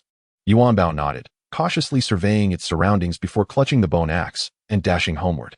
With Su Jingnian's assistance, it never felt fatigue. Even though its energy expenditure during battles had increased exponentially, it remained vibrant and lively, always prepared for long-distance travel with actions that required significant stamina. On the way home, there were no unforeseen incidents. Yuan Bao quickened its pace, and in the pitch-black surroundings, once it started running, it felt as if something were pursuing it from behind. It turned back several times, but saw nothing. Su Jingnian reassured Yuan Bao that this was merely a psychological effect, and with his ability to sense danger. If something truly were pursuing them, he would certainly be aware of it. Upon returning to the fork in the path, Yuan Bao paused at the cave entrance. The bone axe was significantly larger than the tunnel it had previously excavated, necessitating an expansion. Consuming the rubble would restore a modicum of energy. Once Yuan Bao had widened the tunnel leading to the fork, it would return to the fire crystal vein area. However, to access the tunnel leading to the surface, further expansion would be required. Su Jingnian refrained from continuing his synchronization of perception. He exited the magical beast's abode, standing by the campfire, eating his meal while gazing at the mist's edge. His sight seemed to pierce through the inky fog, spotting the imposing Bultarn beast blocking the entrance. Now that Yuan Bao's strength had grown so formidable, a single fiery breath could annihilate any extraordinary being of the same realm. At that moment, his expression was no longer one of fear, but rather filled with determination and strategy. With confidence, he declared, "Once my Yuan Bao ascends to excellence, you shall be the first to face my wrath. Just wait." As he munched on a meat floss bun, after taking another sip of mineral water, he wiped the droplets from the corner of his mouth with a flourish, exuding an air of bravado akin to that of a drinker indulging in fine spirits. However, Su Jingnian couldn't help but ponder that Yuan Bao, the Chinese pangolin, was, in reality, quite an ordinary companion beast. Its racial rank could only ascend to the extraordinary level. Unable to naturally evolve into the remarkable tier, a pathway for its promotion needed to be established, or perhaps a racial evolution was necessary. Fortunately, this issue could be resolved by documenting 10 spirit beasts in the Beast Encyclopedia obtained from the golden treasure chest. Currently, he had already gathered 5 pages. He merely needed to encounter 5 more wild beasts, though, to be honest, it posed a certain level of difficulty. Yet, what was there to rush about? Everything was progressing in an orderly manner. As long as he remained composed, all would be well. Su Jingnian felt no anxiety. After all, the Beast Encyclopedia was not the only source of anticipation. Today marked the 5th day, and the weekly ranking for companion beast levels was about to be finalized, with rewards soon to be distributed. At that time, the Terminator would trade over the platinum treasure chest. Just imagining how splendid the rewards from the higher-tier platinum chest would be compared to the already impressive golden chest filled him with excitement. Moreover, there were also ranking rewards for Yuan Bao, which included another golden treasure chest. It was certain that this would lead to a significant leap in his fortunes. His gambler's instinct was on the verge of bursting. Su Jingnian wished for time to hasten its passage. Chapter 38. A wholesaler of extraordinary crystals? Sounds continued to echo from the depths of the cave. After a while, Su Jingnian spotted the small Yuan Bao extending a tiny claw from the hole, resembling a zombie in its movements. Smack! Its claw struck the edge of the stone cave, exerting a slight force, dislodging a considerable chunk. Then, it withdrew its claw, clutching the rubble, and retreated back into the cave, accompanied by the crisp sound of chewing. Crunch, crunch. Su Jingnian couldn't help but chuckle as he approached with a skillet filled with pork jerky and luncheon meat. Inside the cave, Yuan Bao had positioned itself in a stable triangular stance, propped against the rock wall with its two short legs and scaly tail. It gripped a massive white bone axe in one hand and a piece of rubble in the other, devouring it as if it were an apple, finishing it off with remarkable speed. The loose, beige backpack hung precariously from its back, evidently loosened after prolonged activity. Chirp! Yuan Bao looked at Su Jingnian, feeling as though it had survived a calamity, and joyfully perked up. Little one, would you like to eat? Su Jingnian asked, using chopsticks sharpened to a point to lift a piece of cooked pork jerky and extending it toward the cave entrance. Chirp! Yuan Bao nodded eagerly. Su Jingnian tossed the jerky toward its copper-toothed mouth, relishing the joy of feeding. Howl! After savoring the jerky, Yuan Bao, now ravenous, hastened to widen the cave entrance, brandishing its axe and leaping out. Su Jingnian bent down to peer into the cave. The hole was quite deep. He hadn't noticed it before. But now it seemed nearly as large as he was, making him acutely aware of the potential for a fall, provoking a fear of heights. He envisioned the scenario of falling and felt a wave of claustrophobia wash over him. Fortunately, he remembered Yuan Bao would surely pull him back up. Or if Yuan Bao were mining at that moment, it could also come to his aid. With you around, I feel at ease. Su Jingnian sighed with relief. However, Yuan Bao had already carelessly tossed the white bone axe aside and was impatiently eager to consume the fire crystals. If Su Jingnian were asleep, it would go and fetch the fire crystals itself, but while its master was awake, it would wait for Su Jingnian's command. It had never been explicitly taught, yet its understanding was heartwarming. All right, I'll fetch them for you right away. After 2 battles, I fear our little Yuan Bao might starve. Su Jingnian neglected his own meal, hastily going to the companion beast house to retrieve 10 fire crystals. He placed the crystals into a stone bowl that had already been bitten into, filling it to the brim. A meal of 10 fire crystals, utterly extravagant. Chirp! Without further ado, Yuan Bao scooped up a crystal with its claws and began to eat, producing delightful crunching sounds. Excuse me, pardon me, Su Jingnian interjected as he removed its backpack while it feasted. Crunch, crunch. Yuan Bao seemed unconcerned, continuing to munch on the fire crystal, indifferent to everything else. After removing the backpack, Su Jingnian extracted the extraordinary crystal from within, inspecting its attributes. Extraordinary crystal, pure the life core of a non-attribute beast at the extraordinary level, containing a wealth of pure energy. Can be used to upgrade the home campfire or enhance any attribute of a companion beast level. Hey, this is excellent. It's actually non-attribute, allowing any type of companion beast to absorb it, making it more versatile than those with specific attributes. Su Jingnian was pleasantly surprised. He had initially speculated that the color might indicate a connection to the gold or light attribute, never anticipating this outcome. Yet, the existence of non-attribute spirit beasts was intriguing. No wonder that the king of shell bugs possessed no unique traits aside from brute strength. So it was. Did this imply that most non-attribute spirit beasts occupied the lower tiers of the food chain? Moreover, their crystals could be absorbed by beasts of other attributes, rendering them quite desirable commodities. Such unfortunate races. However, this had no bearing on Su Jingnian. As a businessman, his first thought was the wholesale potential of non-attribute crystals. This would be a resource with the broadest market. Alas, these were extraordinary crystals, not easily mined fire crystals. Wholesale would not be that simple. Unless, in the future, he grew powerful enough to directly raise a stock of non-attribute beasts, nurturing them to the extraordinary level for harvest. That could work, albeit somewhat inhumane. But that was a matter for the future. He placed the pure extraordinary crystal atop the silver treasure chest filled with fire crystals, replacing one of the fire crystals. Su Jingnian's motivation to retrieve that golden treasure chest stemmed from the fact that his current resources could not be contained within a single chest. An abundance of fire crystals lay scattered on the ground. This was unbearable. Not to mention the unsightly mess, there was also the risk of tripping and falling. Though he wished to store the fire crystals farther away, He simply couldn't bear to part with them. Without the sight of the overflowing fire crystals, he felt a profound sense of insecurity, which would hinder his sleep. Fortunately, the companion beast level ranking was about to be finalized, and soon he would secure 2 ordinary treasure chests. Su Jingnian chuckled to himself. Moreover, the dazzling diamond treasure chests from the comfort ranking would also be available for storing resources. By then, would he still worry about having too many resources and not enough chests? Certainly not. He believed that what he would need to concern himself with then would be how to construct a warehouse to store the treasure chests. As he carefully preserved the pure extraordinary crystal, Su Jingnian retrieved the hope for Yuanbao's promotion to the remarkable level from his backpack, the Beast Encyclopedia. He examined the encyclopedia once more.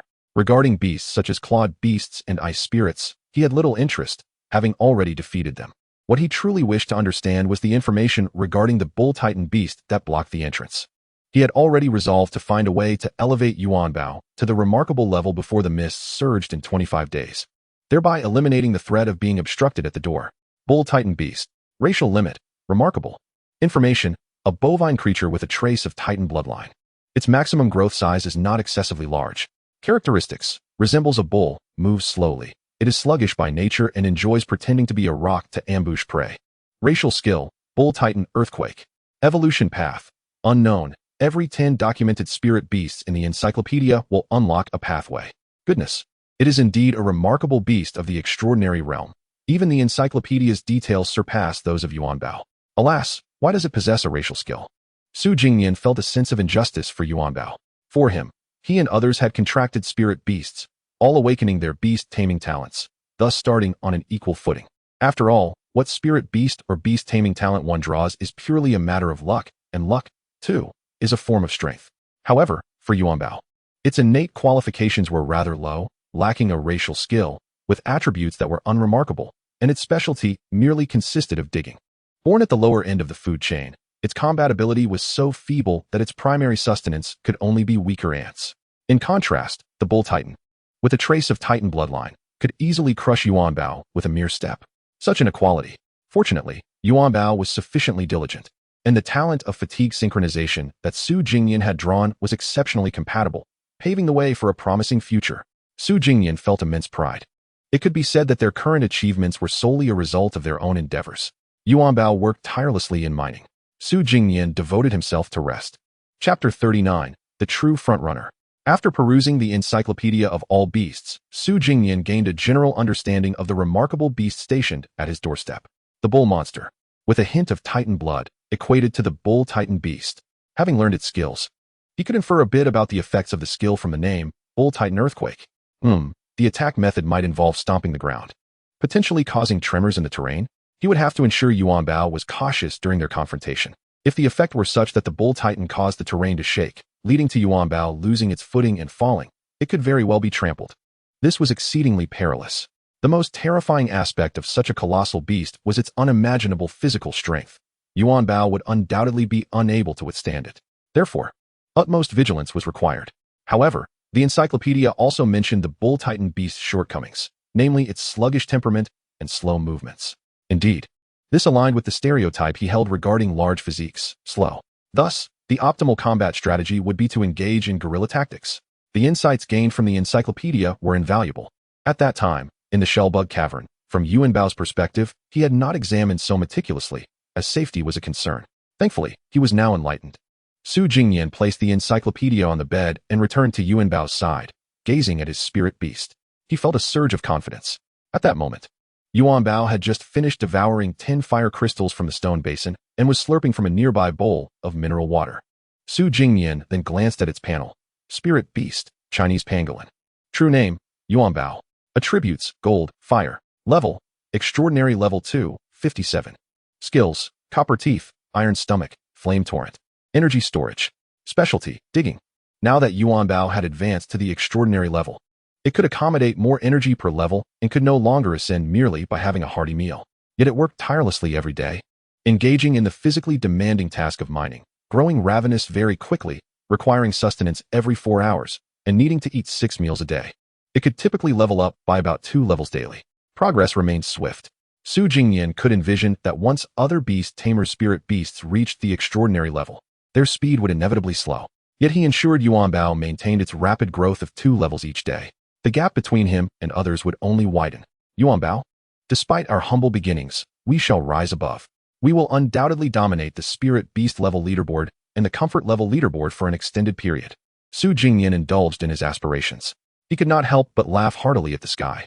Sometimes, one might ponder what the world's number one person thinks about in daily life. Su Jingnian could answer, Yuanbao, let us strive harder to maintain our position at the top, effortlessly claiming glittering treasure chests and denying others any opportunity. He advised the little fellow.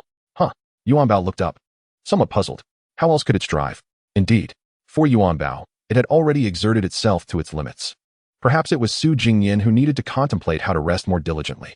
After all, sometimes idleness can be vexing, and one tends to seek out tasks. He should steer clear of such thoughts. Let us maintain our current state. Yuanbao agreed. Subsequently, Su Jingnian resecured the rice-colored backpack on it, and it turned to set off. Cautiously, it approached the cave entrance, using its feet and claws to brace against the rock walls, sliding into the underground to continue mining. Thus, the days rolled on until the 7th day. During this time, nothing of note occurred. Yuanbao led a monotonous existence of mining and consuming fire crystals, a repetitive cycle. Su Jingnian was no different. His days comprised eating and drinking. There remained 5.5 bottles of mineral water, dwindling significantly. While half a box of pork floss bread had been consumed, only a few pieces of pork jerky remained, and the luncheon meat was completely finished. Their food and water supplies were running perilously low. The two of them, one human, one beast, had consumed an entire pig in just 6 days. Albeit the roasting process had diminished its volume considerably. Nonetheless, it was quite alarming. The fatigue synchronization kept Yuanbao tirelessly working, while Su Jingnian rested. Yet their nutritional needs had simultaneously increased. Yuanbao was fortunate, as it had switched to consuming fire crystals, only needing to consider the matter of hydration. However, Su Jingnian had to eat meat in earnest. He desired to indulge, but the fire crystals could not withstand Yuanbao's daily voracious appetite. Fire Crystal 188. Although Yuanbao could mine a considerable amount of fire crystals daily, it consumed even more, leading to an imbalance in expenditure. A continuous downward trend was evident. From a previous count of over 200, it had sharply declined to just over 100. Currently, it was manageable, but if the fire crystal vein were to be exhausted, Yuanbao's consumption rate would lead to depletion in mere days. Su Jingnian felt a pang of worry. The issue of living off the land remained unresolved. He could not bear to contemplate the day when the fire crystal vein ran dry. The loss of substantial fire crystals would yield consequences too dire to accept. Given Yuanbao's current strength, it might ensure survival in this mist-laden world, and even if mining ceased. Wielding a torch and stepping into the fog would still provide a glimmer of hope. However, in that scenario, he would inevitably forfeit the top position on the leaderboard, losing access to the elite treasure chest rewards. Su Jingnian could not abide this. That would indeed be a grave loss. He must quickly venture out to seek new veins. Su Jingnian felt a twinge of impatience. Although the fire crystal vein should still have a lengthy lifespan, he harbored a sense of urgency. Perhaps it was due to the insecurity stemming from having only one extraordinary resource vein to mine. However, today marked the 7th day, and tomorrow would mark a week since their descent into the abyss of Beast Tamers, with the leaderboard settlement approaching and treasure chests to be distributed. Su Jingnian mused. He resolved to allow Yuanbao to maintain its current status, mining as usual today. As for exploring the caverns to resolve the issue of living off the land, that could wait until after the treasure chests were opened. At that very moment, Yuanbao returned, bringing with it 7 fiery crystals. The frequency of such finds had dwindled significantly. My dear Yuanbao, you're back. Are you hungry? I've prepared something for you. Su Jingnian gestured towards the stone basin, which was already overflowing with 10 fiery crystals. Yuanbao's eyes sparkled with delight, and without hesitation, it dove in, eagerly devouring the crystals. Once it had finished its feast, Su Jingnian accessed the pet panel. Level, Extraordinary Level 5, 3. The rate of this level's advancement was astonishing. One could only wonder, who could rival such a pace? A true frontrunner. After the meal, Yuanbao, now more familiar with Su Jingnian, nuzzled against his pant leg. Su Jingnian crouched down to pet its head. After savoring the moment, Yuanbao turned resolutely and disappeared into the tunnel once more, returning to its mining endeavors.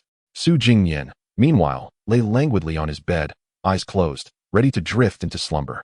He had no desire to linger for even a moment longer before the leaderboard was updated. Thus, he activated the sleep traversal method.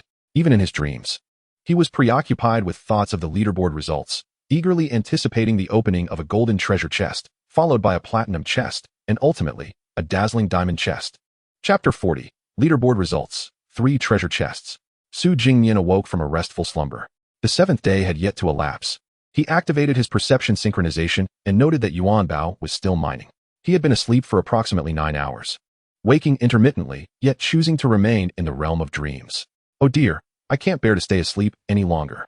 Su Jingnian opened his eyes, curled up in his sleeping bag, staring at the slanted ceiling above him, lost in thought. Estimating the time left until the conclusion of the 7th day, he realized there were still about 5 or 6 hours remaining. It was hard to believe that in this perilous world shrouded in mist, his only concern was his inability to fall asleep. He opened the general chat, idly observing the bubbles of messages from others. The number of participants had dwindled sharply, and even the overall messages were significantly reduced. However, engaging in local area chats proved more fruitful, as there was at least some semblance of interaction. I'm so excited. The leaderboard rewards will be announced soon, and I'll receive a bronze treasure chest. I've never opened one before. What treasures could it possibly hold? Me too. I've never opened a bronze chest, but I've heard from others in the league that it might contain blueprints. Seriously, why are you all so eager over just a bronze chest? Because I've never opened one, obviously. Pathetic. I'm getting a silver chest. Am I bragging? Yes, indeed. You are.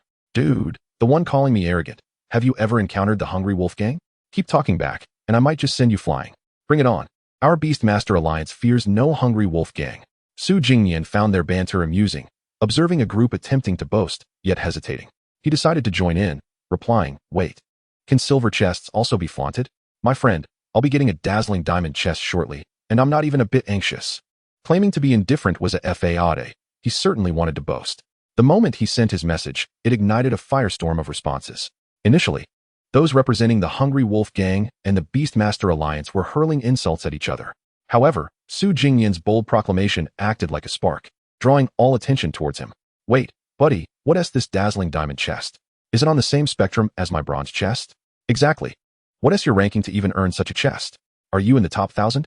Given the name Dazzling Diamond, it seems unlikely that even the top 1,000 could attain it.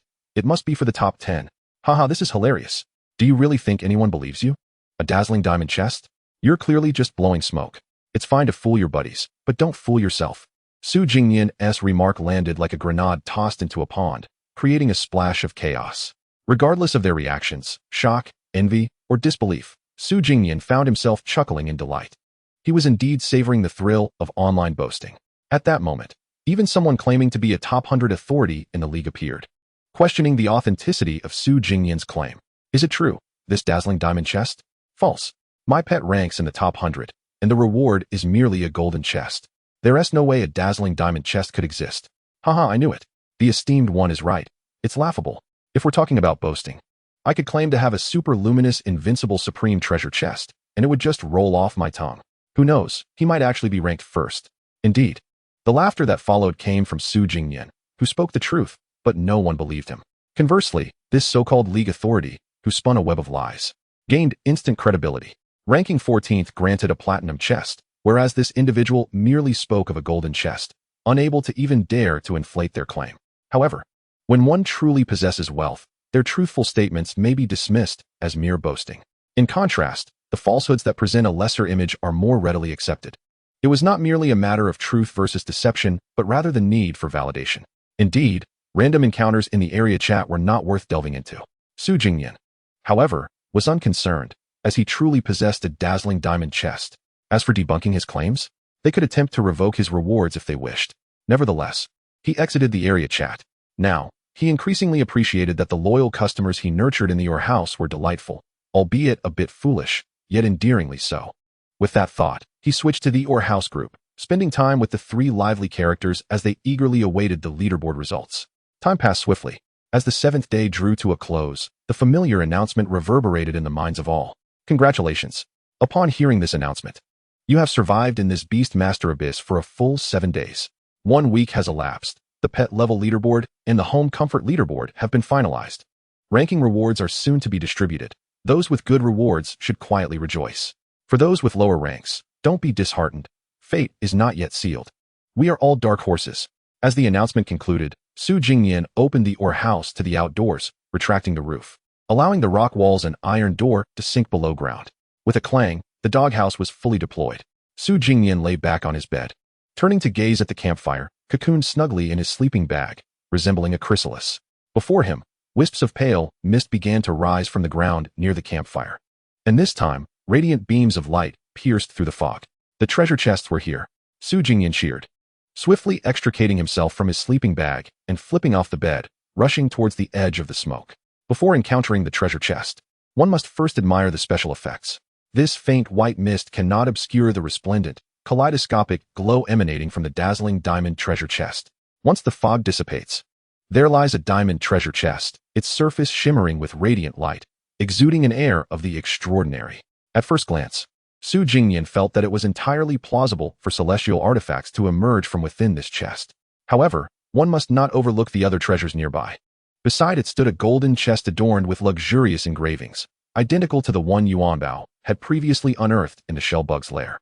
Now, both chests were accounted for. Yet, Su Jingnian refrained from opening them immediately. It was not merely due to Yuanbao's absence, which diminished their fortune, but also because he had yet to exchange for the promised platinum chest from the Terminator. There was no rush. He opened the mining group's chat. Miner Merchant. Terminator. The leaderboard has been finalized. Where are you? I can hardly wait to open the chests. Terminator. I'm here. I'm examining the platinum chest. It's right in front of me. Let me appraise its value. Miner Merchant. Hurry, I'm anxious. How many fire crystals do you need? Just say it. Terminator. Perhaps 50 fire crystals? Miner Merchant. 50? Make it 30. Chapter 41. The Gambler's Luck in Opening Chests. Terminator. 30? Oh boss. Weren't you just saying how urgent it was?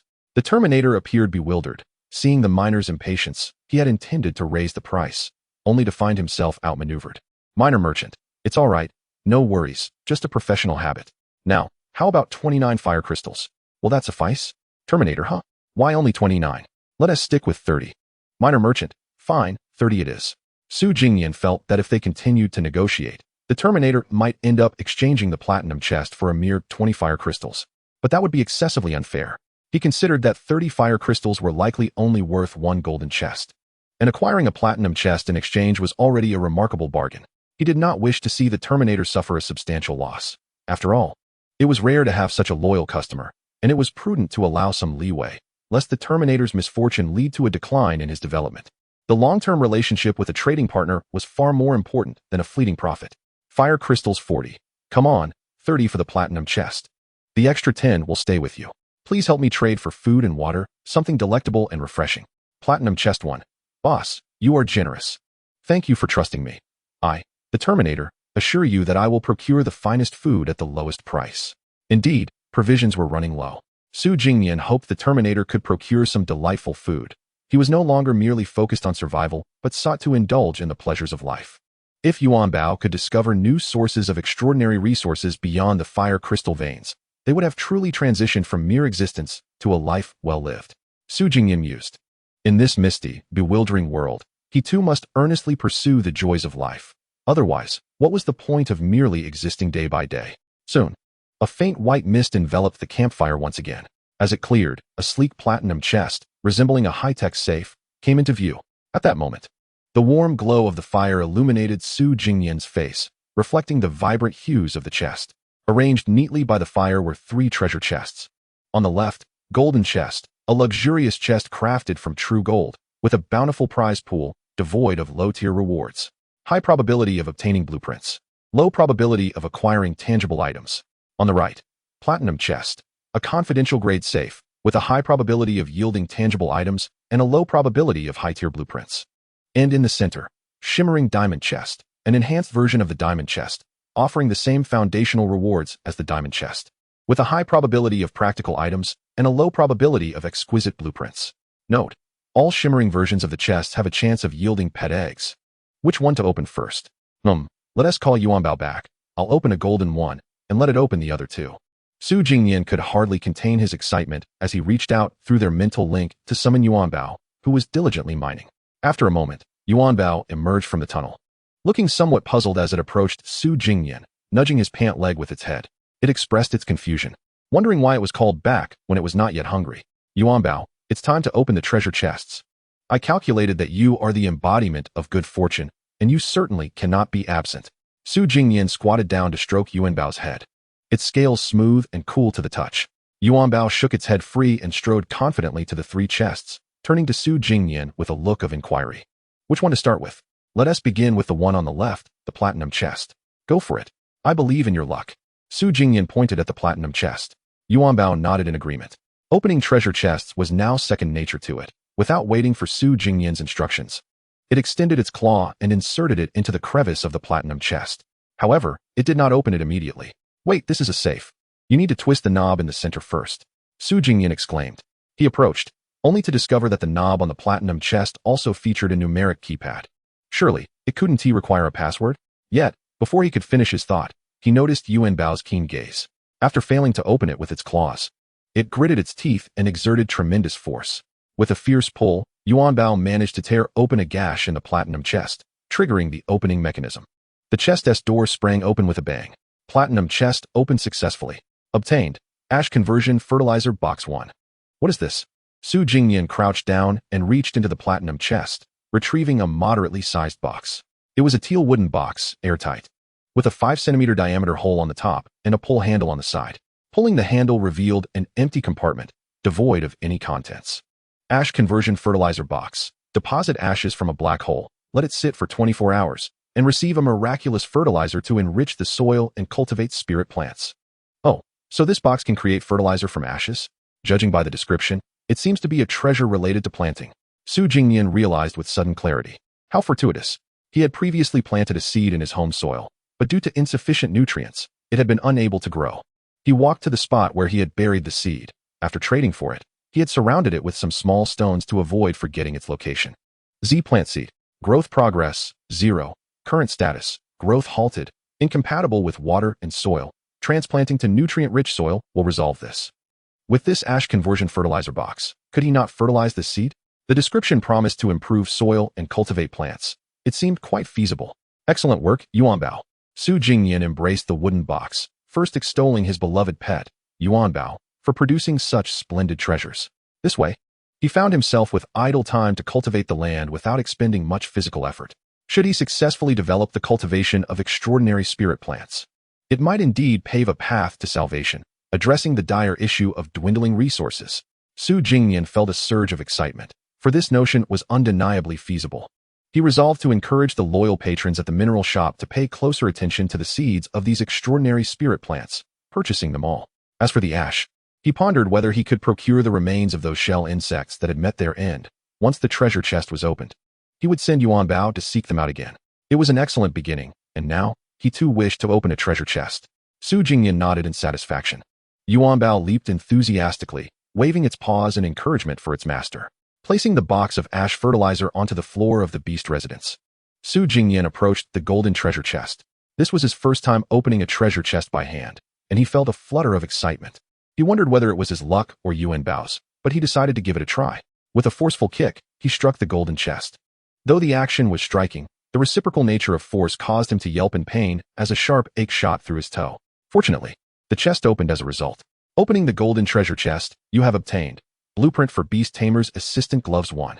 The opulent golden chest revealed a single blue blueprint, adorned with a simple drawing of a glove. Disappointment washed over him. Rather than a blueprint, Su Jingnian yearned for a tangible item. The blueprint would require resources for crafting, and he was uncertain whether he possessed or could acquire the necessary materials. This was indeed vexing. He had no desire to even glance at it.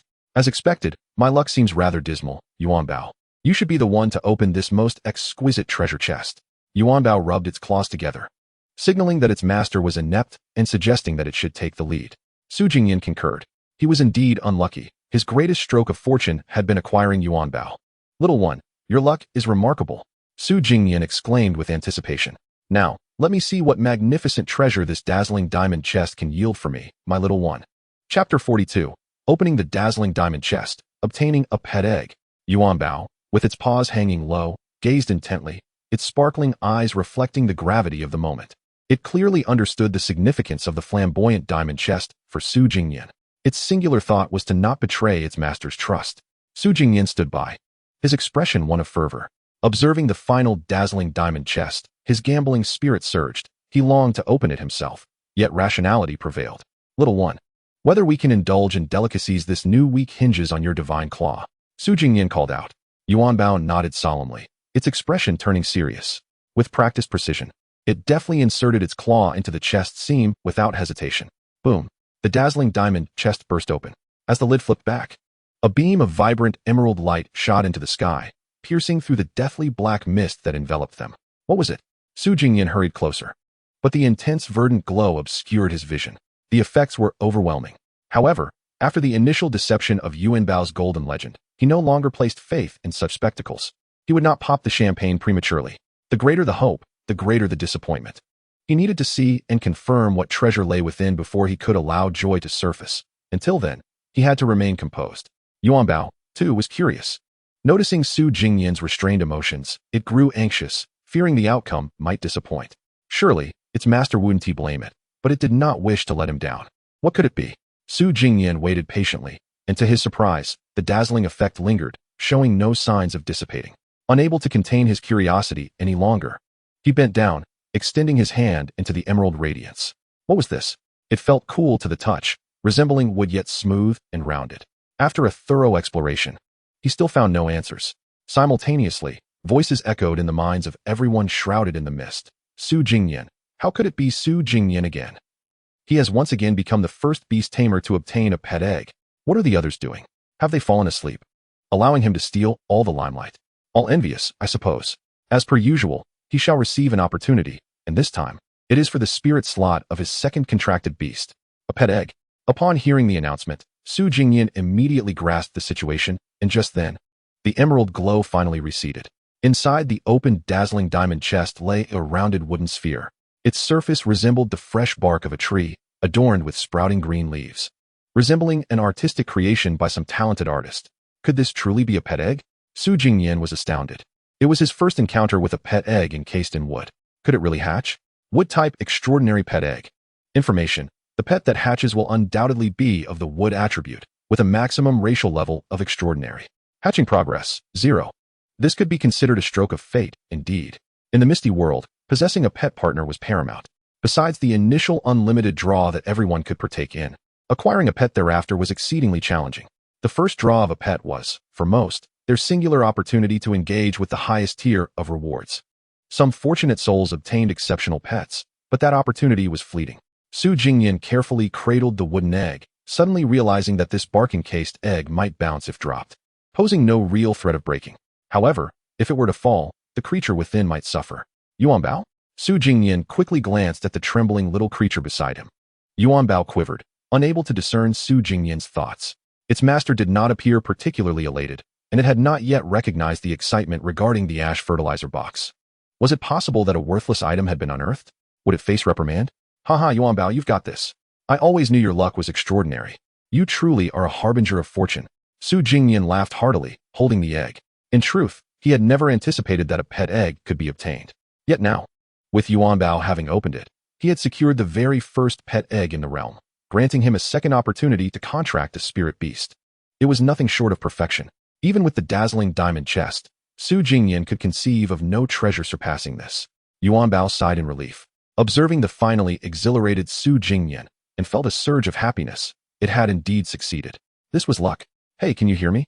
Su Jingyan raised the egg before him, leaning in to speak, yet received no response. He then began to scrutinize the egg, which was so large that both of his hands could not encompass it entirely. It was the largest egg he had ever encountered, surpassing even that of an ostrich. This wooden-type beast egg, when hatched, could yield a creature of exceptional quality, presumably superior to the initial Yuan Bao. Su Jingyan murmured to himself, a pangolin. At that moment, Yuan Bao finally reacted. Interpreting his master's intention, Yuan Bao wondered if this immense wooden egg could hatch a creature akin to itself. No, Yuan Bao.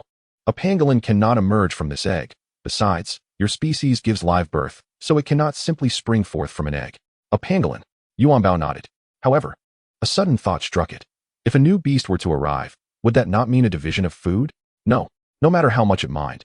It would not suffice for two beasts to eat, and it would likely have to forego many delicious fire crystals in the future. Observing its distress, Su Jingyan reassured. Little one, do not fret. The creature emerging from this wooden egg will not compete with you for fire crystals. A pangolin.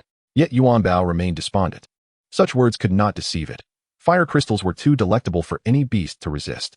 Noticing its worry, Su Jingyan surmised that Yuan Bao believed only humans were incapable of consuming fire crystals, while all other beasts could partake.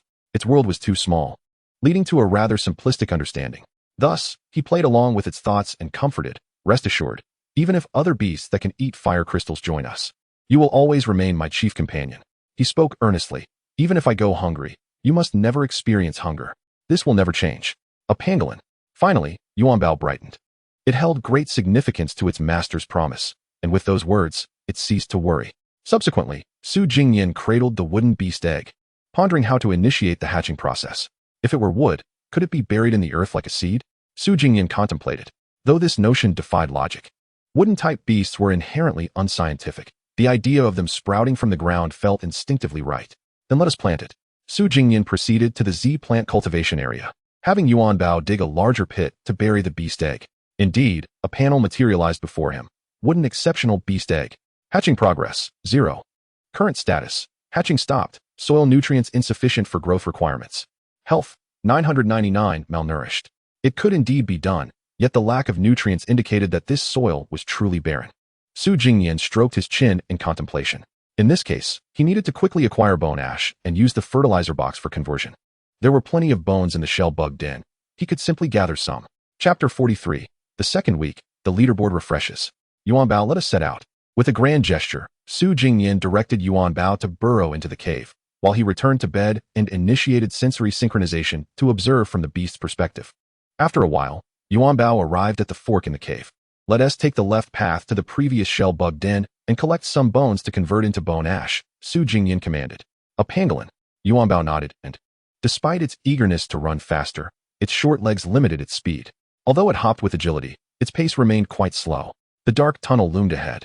At Yuan Bao's speed, it would take some time to reach the previous shell bug den. Su Jingnian mused. However, sensing Yuan Bao's fear, he could only chatter incessantly in its mind. Fortunately, he was quite the chatterbox himself. Even though Yuan Bao often maintained silence, Su Jingnian spoke with gusto. The little one was quite naive. It believed everything. Little fellow, I trust you deeply, so let me share a secret I have never revealed to anyone. Su Jingnian reminisced. A pangolin. Yuan Bao, traversing the dark tunnel, tilted its head in confusion. What was a secret? It did not comprehend.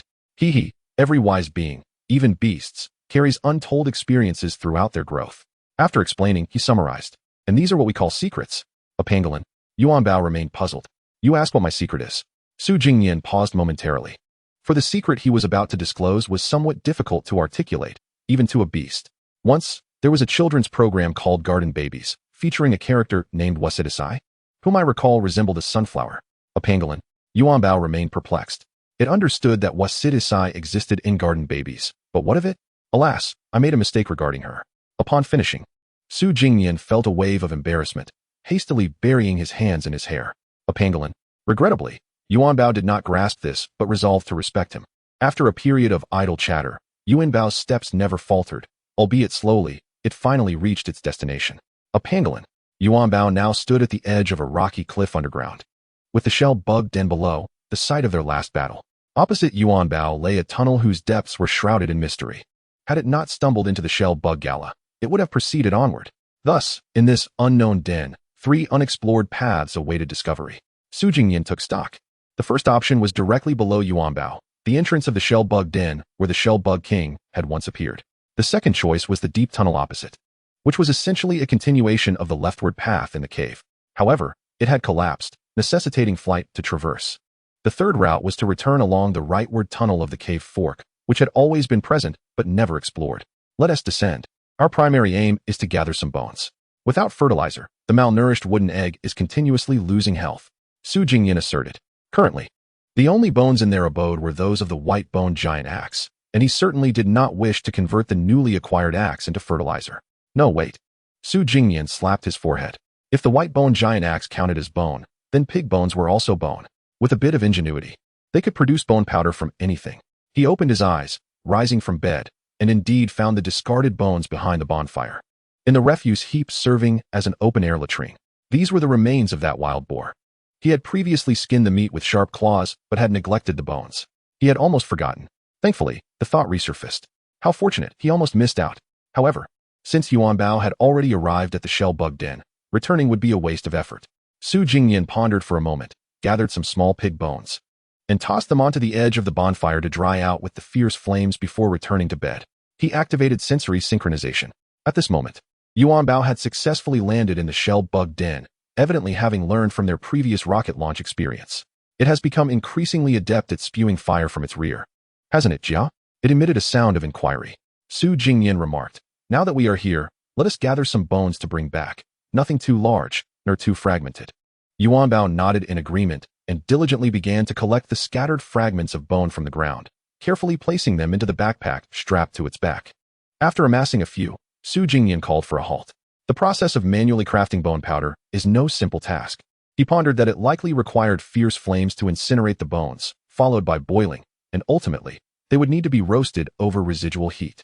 Only through such meticulous degradation could they be crushed and ground into powder.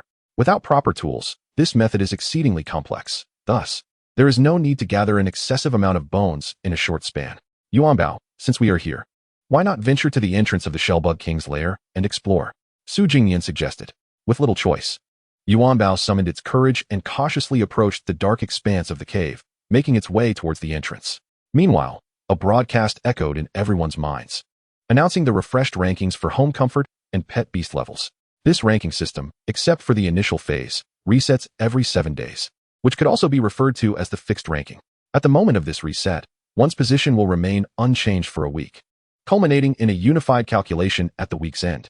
Therefore, once the rankings are announced, there is no need to worry about being surpassed, as holding the top position guarantees rewards for the week. However, this may not hold true for the following week. Observing Yuanbao approaching the entrance and entering a slightly larger tunnel without apparent threats, Su Jingnian seized the opportunity to open his panel and check the rankings. Home Comfort Ranking. First, Su Jingnian, Home Comfort 1800. Second, Wang Linlin, Home Comfort 700. Third, Linyu, Home Comfort 650. My ranking. First. Upon settlement, I shall receive 1 radiant diamond chest. Once again, he claimed the top position. For reasons unknown, however, Su Jingnian's home comfort score had decreased, making him the sole contender among the leaders to experience a decline. Could it be due to insufficient food supplies? Perhaps this shortage led to a deduction of 100 points? While this may be the case, it does not diminish his overwhelming superiority over others. When the rankings are tallied next week, he anticipates receiving yet another radiant diamond chest. How delightful. Su Jingnian felt quite satisfied. Moreover, this time, not only the home ranking but also the pet beast ranking, where Yuanbao is certain to take the lead, promises enticing rewards. Chapter 44. Pet Beast Rankings. Is the reward a Beastmaster Strength Chest? Pet Beast Level Ranking. First, Chinese Pangolin, Extraordinary Level 5. Second, Cloud Dream Eagle Cub, Level 9. Third, Crimson Flame Blood Dragon Cub, Level 9. Not surprisingly, the Pet Beast ranking also saw its ascent to the top, mirroring the home ranking with an absolute lead over all others. However, this ranking is likely to be even more explosive. Previously, Su Jingnian's name had been announced as the first on the home ranking, which had been widely reported, so others were not particularly astonished. In contrast, the Pet Beast ranking does not disclose the names of Beastmasters. The sudden emergence of a seemingly ordinary creature, the Chinese Pangolin, as the top contender, is nothing short of astonishing. One can imagine how lively the chat channels must be at this moment, as the true dark horse has made its entrance. Yet, beyond these accolades, Su Jingnian is far more concerned with tangible rewards. My Pet Beast ranking, Chinese Pangolin, Extraordinary Level 5, first. Upon settlement, I shall receive 1 Beastmaster Strength Chest. What? Is it not a Radiant Diamond Chest?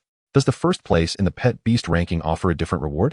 Su Jingnian furrowed his brow, having previously opened a Radiant Diamond Chest that yielded exceptional results. He found himself uncertain about this new type of Beastmaster Strength Chest. What treasures might it contain? Beastmaster Strength? By the sound of it. Could it be specifically for pet beast equipment? After a moment of contemplation, he concluded that this was likely the case, and it did not seem too shabby. As long as it brings an enhancement in strength, he would be pleased. Both rewards being from the first position. He hoped that this chest would yield treasures of a quality comparable to the Radiant Diamond Chest. Su Jingnian harbored small hopes. At this moment, having confirmed his ranking, he was unsurprisingly at the pinnacle of both charts. The home leader grants a Radiant Diamond Chest, while the pet beast leader bestows a Beastmaster Strength Chest. The rewards remain exhilarating, and anticipation builds anew. Suddenly, he recalled the superpower he longed to awaken during his school days. Imagine snapping his fingers to leap to a designated time, from class to dismissal, from work to quitting time, from ranking to settlement, from birth to the grave. Alas, such musings are mere fantasies, beyond his grasp. Better to focus on Yuanbao, who awaits exploration in the cave. Su Jingnian closed the panel and re-engaged his sensory synchronization, the visual perspective of Yuanbao materializing once more in his mind. In the pitch-black cavern, After emerging from the shellbug's lair, Yuanbao found itself in a winding tunnel, though considerably larger and more spacious than the previous one. Su Jingnian observed Yuanbao's view, which revealed only the dark, rocky walls. Yuanbao? He gently called. Instantly, Yuanbao squeaked, Jia. It turned out that during Su Jingnian's brief check of the rankings, which had not taken much time, Yuanbao had sensed something amiss and, out of fear, had shrunk into a corner against the rocky wall. Nothing to worry about. I have returned. Su Jingnian reassured it, though he had disconnected from sensory synchronization for less than 2 minutes. He wondered how Yuanbao had perceived his absence. Let us continue to observe our surroundings. Jia? Yuanbao nodded vigorously and stood up. After enduring over a minute of trepidation, hearing its master's voice felt like a rebirth. Let us see if there are any exposed ores on the rocky walls. If we cannot find any, we shall have to dig our own mining tunnel. Following Su Jingnian's directive, Yuanbao stepped forward, raising its claws and adopting a stance reminiscent of a small Tyrannosaurus rex as it cautiously advanced through the dark tunnel. Su Jingnian meticulously scanned the environment, missing no peculiarities. He was indeed Yuanbao's third eye. However, after only a few steps, Yuanbao halted, and Su Jingnian hesitated. Emerging from the shellbug's lair, this area, which Su Jingnian referred to as the underground second level, was completely different from the bifurcated tunnels above.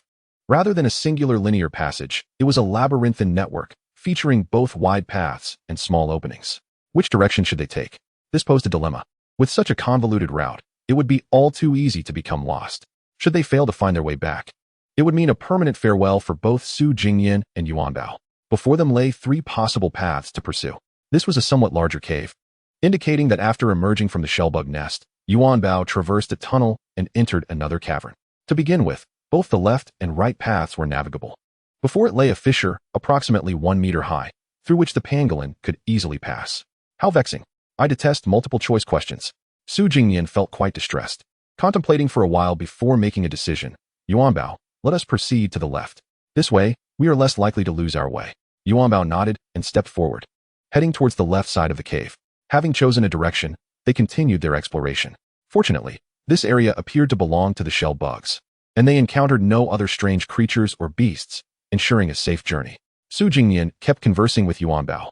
Although communication was achieved through mental transmission without the need for spoken words, excessive chatter inevitably led to moments of silence.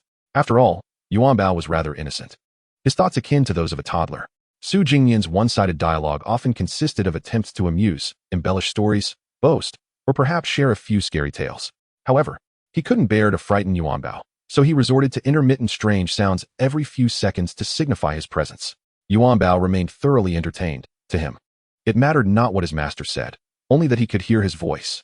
Su Jingnian felt a bit helpless. He sensed that the little creature still lacked the confidence to venture independently, which made him quite anxious. Leaving Yuanbao to explore the unknown cavern alone was something he could not bring himself to do. Perhaps once Yuanbao grew braver, he might consider allowing him to explore solo. On the positive side, after a recent battle, Yuanbao had shown significantly increased courage, displaying a willingness to fight and a decisive nature in combat. Yet, this bravery was predicated on the knowledge that his master was watching. Otherwise, he remained timid as a mouse. Su Jingnian understood that growth requires time, particularly when it comes to character, which is not easily altered. The changes in Yuanbao were commendable, in his view, truly deserving of recognition. However, the constant need for communication and reassurance was quite taxing. It was more exhausting than assisting Yuanbao in resting. Thus, they continued their exploration, with Su Jingnian guiding Yuanbao through 3 intersections, all while choosing the left path. They discovered a few deposits of black iron ore, yet the extraordinary resources remained elusive. Su Jingnian had initially planned to return home with Yuanbao once they reached the next fork in the road. But suddenly, he noticed, from Yuanbao's perspective, a striking red glow emanating from the depths of the dark tunnel, a conspicuous sight. Chapter 45. The Earth Dragon's Nest. Discovering the Fire Spirit Core? What is that ahead? Su Jingnian instantly became alert. Yuanbao also took notice, leaning his head forward to get a better look, though he could not discern much, just a hint of red light. However, such a discovery in the pitch-black cavern warranted investigation. Su Jingnian experienced a sense of déjà vu. He speculated on various possibilities, such as glowing red crystals or strange red fungi. Yet, he felt the most likely candidate was the fiery hue of molten lava, the sound of bubbling echoing off the cavern walls. Let us go, Yuanbao, Su Jingnian instructed. Be cautious, and if anything seems amiss, run away immediately. Learn from past mistakes. They could not afford a repeat of their previous encounter with the shell bugsball, where their escape was delayed, leading to a swift ambush. If not for their sheer strength, Yuan Bao would have been in dire straits. The unpredictability of their opponent's power was a concern. They could not guarantee that every unforeseen circumstance would involve weaker foes. Thus, it was essential to avert any potential mishaps. Yuan Bao nodded slightly. Such matters required no reminders from Su Jingnian, as it was in his nature to act prudently. If he could stealthily approach, he would never expose himself. If he could deliver a lethal strike, he would never hold back. If he could deliver a finishing blow, he would ensure his adversaries were utterly vanquished. How splendid!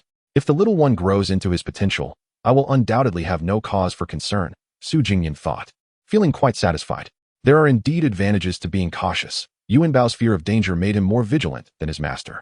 Yuan Bao stealthily approached the source of the red light, his little claws silently traversing the rocky terrain, quickly nearing the luminous spot.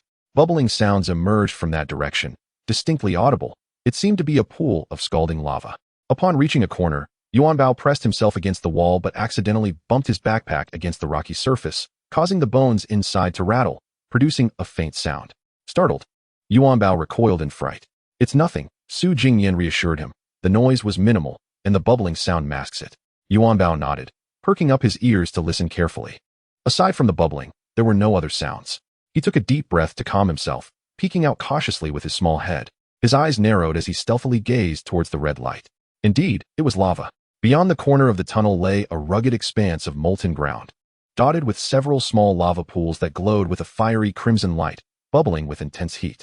Yuan Bao had never encountered lava before and was uncertain of its danger. He awaited Su Jingnian's reaction, but instead, he heard a sudden exclamation in his mind. What in the world is that? Alarmed, Yuan Bao's expression shifted to one of terror. Without even glancing back, he immediately withdrew his head, turning to flee with nary a sound. Wait, Su Jingnian called out. I didn't mean for you to run. I was merely startled by the dragon lounging in that lava pool. Dragon?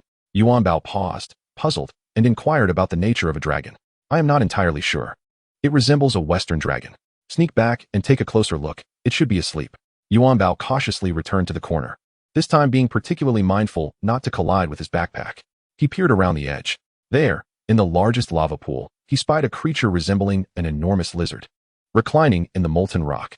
Its pudgy forelimbs rested atop the rocks, its eyelids closed, appearing quite tranquil and indeed asleep. The reason Su Jingnian perceived it as a dragon was primarily due to its green skin, which bore a resemblance to a certain deity, albeit shorter and more rotund. By all that is holy, this must indeed be a dragon. How could such a creature exist underground? With this thought, Su Jingnian had a sudden inspiration. He opened his eyes, and the beast compendium lay nearby. He swiftly picked it up and flipped it open. Indeed, a new page had been added. Turning to the 6th page, he read, Lava Earth Dragon. Species limit, Lord. Information, a wingless dragon that dwells solely underground. The dragon's blood has become exceedingly diluted over the ages, destined to devolve into a mere cavern lizard.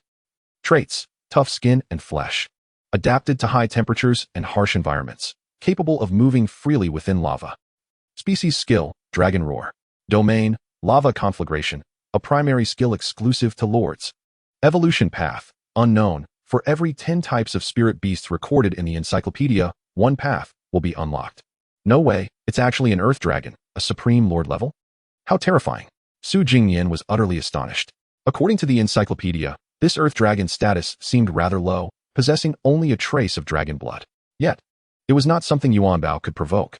After all, the earth dragon is still a dragon, whereas the pangolin can only be a pangolin, devoid of any formidable ancestry. This earth dragon even introduced him to a new piece of knowledge, domain skills. Such abilities truly exist. Homefield skills. They sound immensely powerful. Fortunately, only lord-level beings can wield them. But is this earth dragon truly a lord? Yuan Bao, had I known, I would have had you bring the extraordinary telescope. There's no fog underground, allowing for unobstructed observation. Su Jingnian felt a twinge of regret. He continued to examine the environment within the lava cave, surrounded by various magma pools. The earth dragon was the sole living creature here. It was its lair, yet there were no treasures to be found.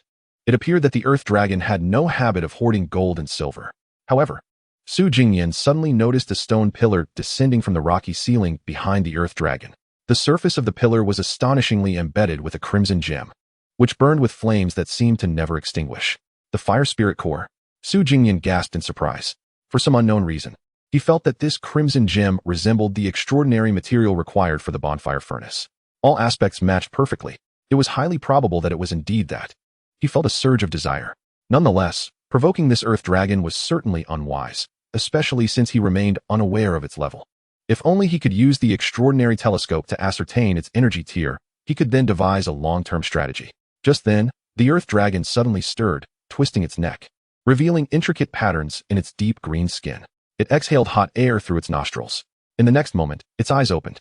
Fortunately, Yuan Bao was highly vigilant and withdrew its head at the very first sign of movement.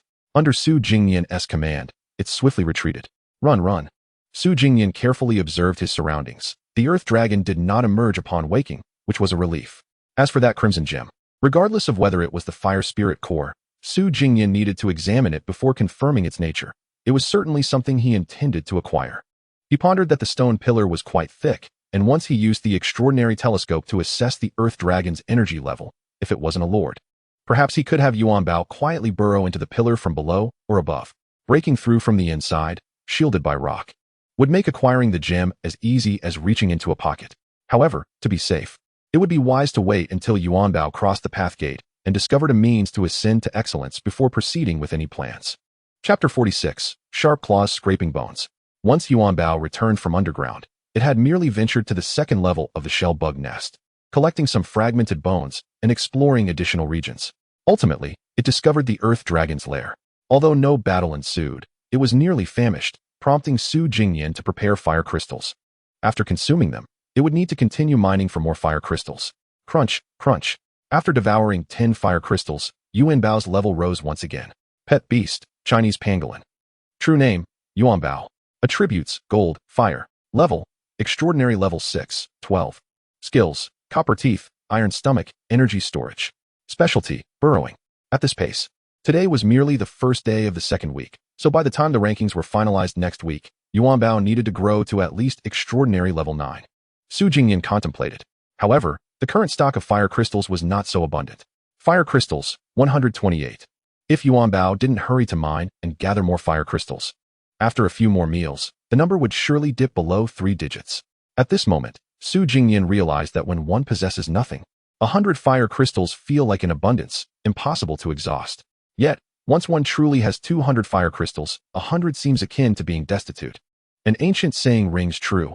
It is easy to fall into extravagance from frugality, but difficult to revert to frugality from extravagance. Though my situation is different, the principle remains the same. Su Jingnian gazed at the silver treasure chest overflowing with fire crystals and the meager remnants beside it, letting out a long sigh. The past is no more. He instructed Yuan Bao to move the other 3 opened empty treasure chests into the pet beast home. Over 100 fire crystals only filled 2 chests adequately. Yuan Bao, go mine. Su Jingnian gestured grandly. Yuan Bao, filled with exuberance, felt that mining was the best. Far safer than exploring caves. Safety is a boon. Go ahead. As I always say, with a master to assist you in resting, dig away without fatigue. Su Jingnian waved his hand. Yuan Bao imitated the gesture, seemingly understanding this as a farewell. Subsequently, it burrowed into the tunnel. Su Jingnian approached the bonfire. Employing the sharp claws that had once been extraordinary materials but now served as tools to scrape the wild boar bones from the flames. After some time roasting, they had become exceedingly dry, the surface darkened by the fire, visibly crisp. Su Jingnian took the remarkably sharp claws and pressed down on a piece of the boar's tubular bone. With ease, he snapped it apart. This seemed sufficient. There was no need for further boiling or roasting. Su Jingnian repeatedly pressed a small fragment of the wild boar bone with the claws, reducing it to smaller and smaller pieces. Yet, it was still insufficient to become powder. He wished to continue but suddenly felt fatigued. It appeared that Yuan Bao had been mining for some time, the fatigue sinking with his own stress. This wouldn't do. Despite achieving finely fragmented bones, they certainly could not be classified as powder. Su Jingnian shook his head. Although these claws were incredibly sharp, reducing the fragmented bones to powder was akin to wishful thinking. Alas, he was merely an ordinary person, and before descending into the abyss of beast control, his only skill was cooking. Following video tutorials to replicate flavors to about 80% accuracy. No, wait. Suddenly, inspiration struck him. Why would he use cutting methods? To achieve powder, scraping or sawing would be the way to go. With this thought, Su Jingnian took a piece of the cut bone and returned to the bed in the pet beast home. He laid the bone powder fertilizer box flat on his legs, grasped the sharp claws in one hand and the half bone in the other, and began to scrape. The claws scraped the bone, producing a sound as the powder fell. Indeed, with such sharp claws, as he scraped the pig bones, visible powder cascaded down. This was nothing short of bone powder. Thus, Su Jingnian worked intermittently, taking breaks, while Yuan Bao returned several times to eat, only to find the master's complexion increasingly haggard, as though he were being utterly drained. The vitality of a cherished beast could rejuvenate tenfold, yet as its master, Su Jingnian could only recover in accordance with the duration of his rest. Coupled with the fatigue shared with Yuan Bao, he found himself utterly exhausted. However, heaven does not forsake the diligent. After finishing off 2 pig bones, he finally noticed a change in the panel of the wooden chest. Bone ash conversion fertilizer box. Sufficient bone powder has been placed inside and will be transformed into extraordinary fertilizer in 24 hours. Su Jingnian placed the fertilizer box beneath his bed, feeling dizzy, then lay down, laughing heartily for a moment before drifting off to sleep. People often experience a perfect slumber following excessive toil. In this instance, Su Jingnian slept for a solid 12 hours. He awoke, stretching his hands outside the sleeping bag, indulging in a luxurious yawn, tears welling in his eyes from sheer comfort. Just then, Yuan Bao returned home, carrying a bulging, earthy-toned backpack. It approached the bedside. Wow, quite a bountiful haul this time. Su Jingnian, still groggy from sleep, was somewhat astonished to see the nearly full backpack. However, Yuan Bao spread its claws, indicating that the current fire crystal deposits were exceedingly difficult to extract, and this was the entirety of the yield from the past 12 hours, all contained within the bag. Oh, I must have slept far too long. You couldn't manage to take off the backpack by yourself. No wonder, Su Jingnian thought, beginning to shake off his drowsiness. He then got out of bed, unburdening Yuan Bao of the backpack, extracting the fire crystals, and placing them into the chest. Upon counting, he discovered there were 2 fewer crystals than before. Fire crystals 126. No matter, it still barely maintained the balance of income and expenditure. As long as the number did not drastically decrease, it could be considered a victory. Su Jingnian reassured himself. He then reluctantly handed Yuan Bao 10 fire crystals, placing them into the stone basin it held in its claws, leaving him with only 116 fire crystals. It appeared that the fire crystal vein underground was gradually being depleted by Yuan Bao, becoming increasingly unyielding. The stock of fire crystals would continue to diminish. Fortunately, Yuan Bao's level was also rapidly advancing. After consuming the 10 fire crystals, Su Jingnian opened the pet panel. Level: Extraordinary level 7, 24. Excellent, another level up. And not far from reaching the pinnacle of extraordinary. Yet, this was merely the first day of the second week. Although the second day was imminent, Yuan Bao's growth rate was indeed astonishing, eclipsing the pet levels of others, and it was not without reason. After all, my pet thrives on minerals, while yours is still consuming meat and dog food, right? What an archaic era, still relying on traditional sustenance. Su Jingnian chuckled at the thought, realizing how incomparable their situations were. At this moment, Yuan Bao indicated that its energy reserves were full, ready to be released or retained for combat needs. There shouldn't be any battles in the next couple of days. Neither the bull tank nor the earth dragon were eager to engage, as they wouldn't stand a chance against Yuan Bao. Su Jingnian agreed. Yuan Bao then released its stored energy, witnessing its growth progress surge once more. Level: Extraordinary level 7, 84. Chapter 47. The Terminator encountered trouble. Su Jingnian was left speechless, wanting to laugh. Bad news. The fire crystal vein was becoming increasingly depleted, now proving insufficient, dwindling with each use. Good news. Yuan Bao was advancing rapidly, on the verge of reaching extraordinary level. Now, he needed to ponder not the fire crystal inventory, but Yuan Bao's evolutionary pathway. For once it reached extraordinary level, it would be unable to absorb fire crystals, unless they were merely consumed as sustenance. That would be excessively extravagant. The bestiary had already recorded up to the 6th page. Completing 10 types of spirit beasts would unlock the pathway.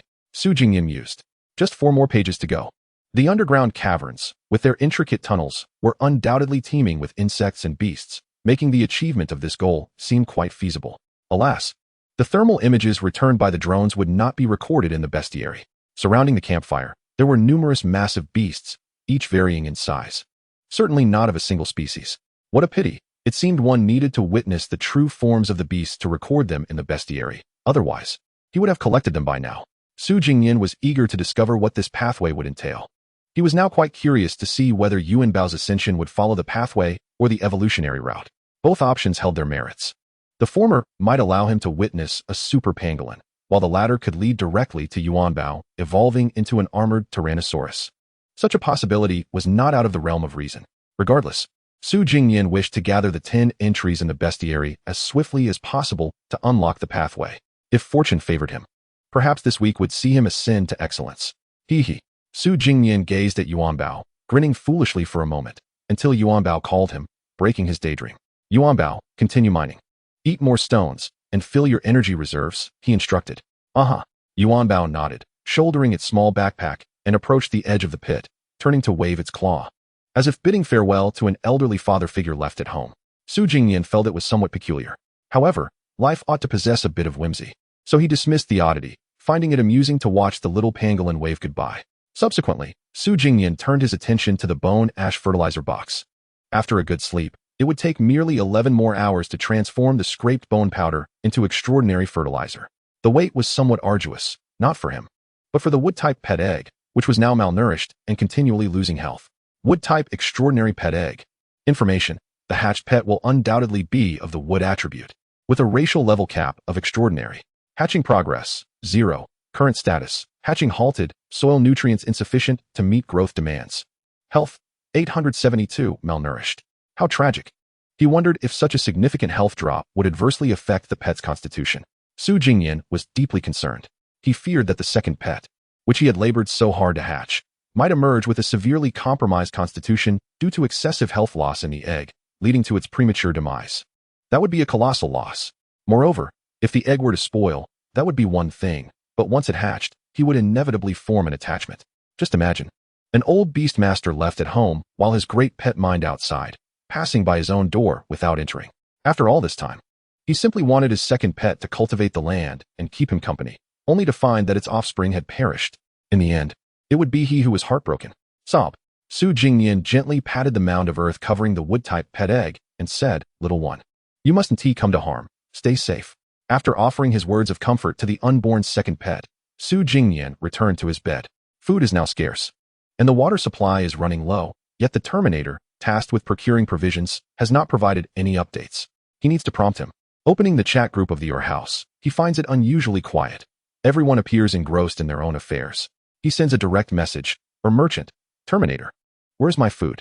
Do you wish for the boss to starve? After a while, Super Little Cloud replies, Boss, did you send the Terminator to buy food? Why didn't you call on me?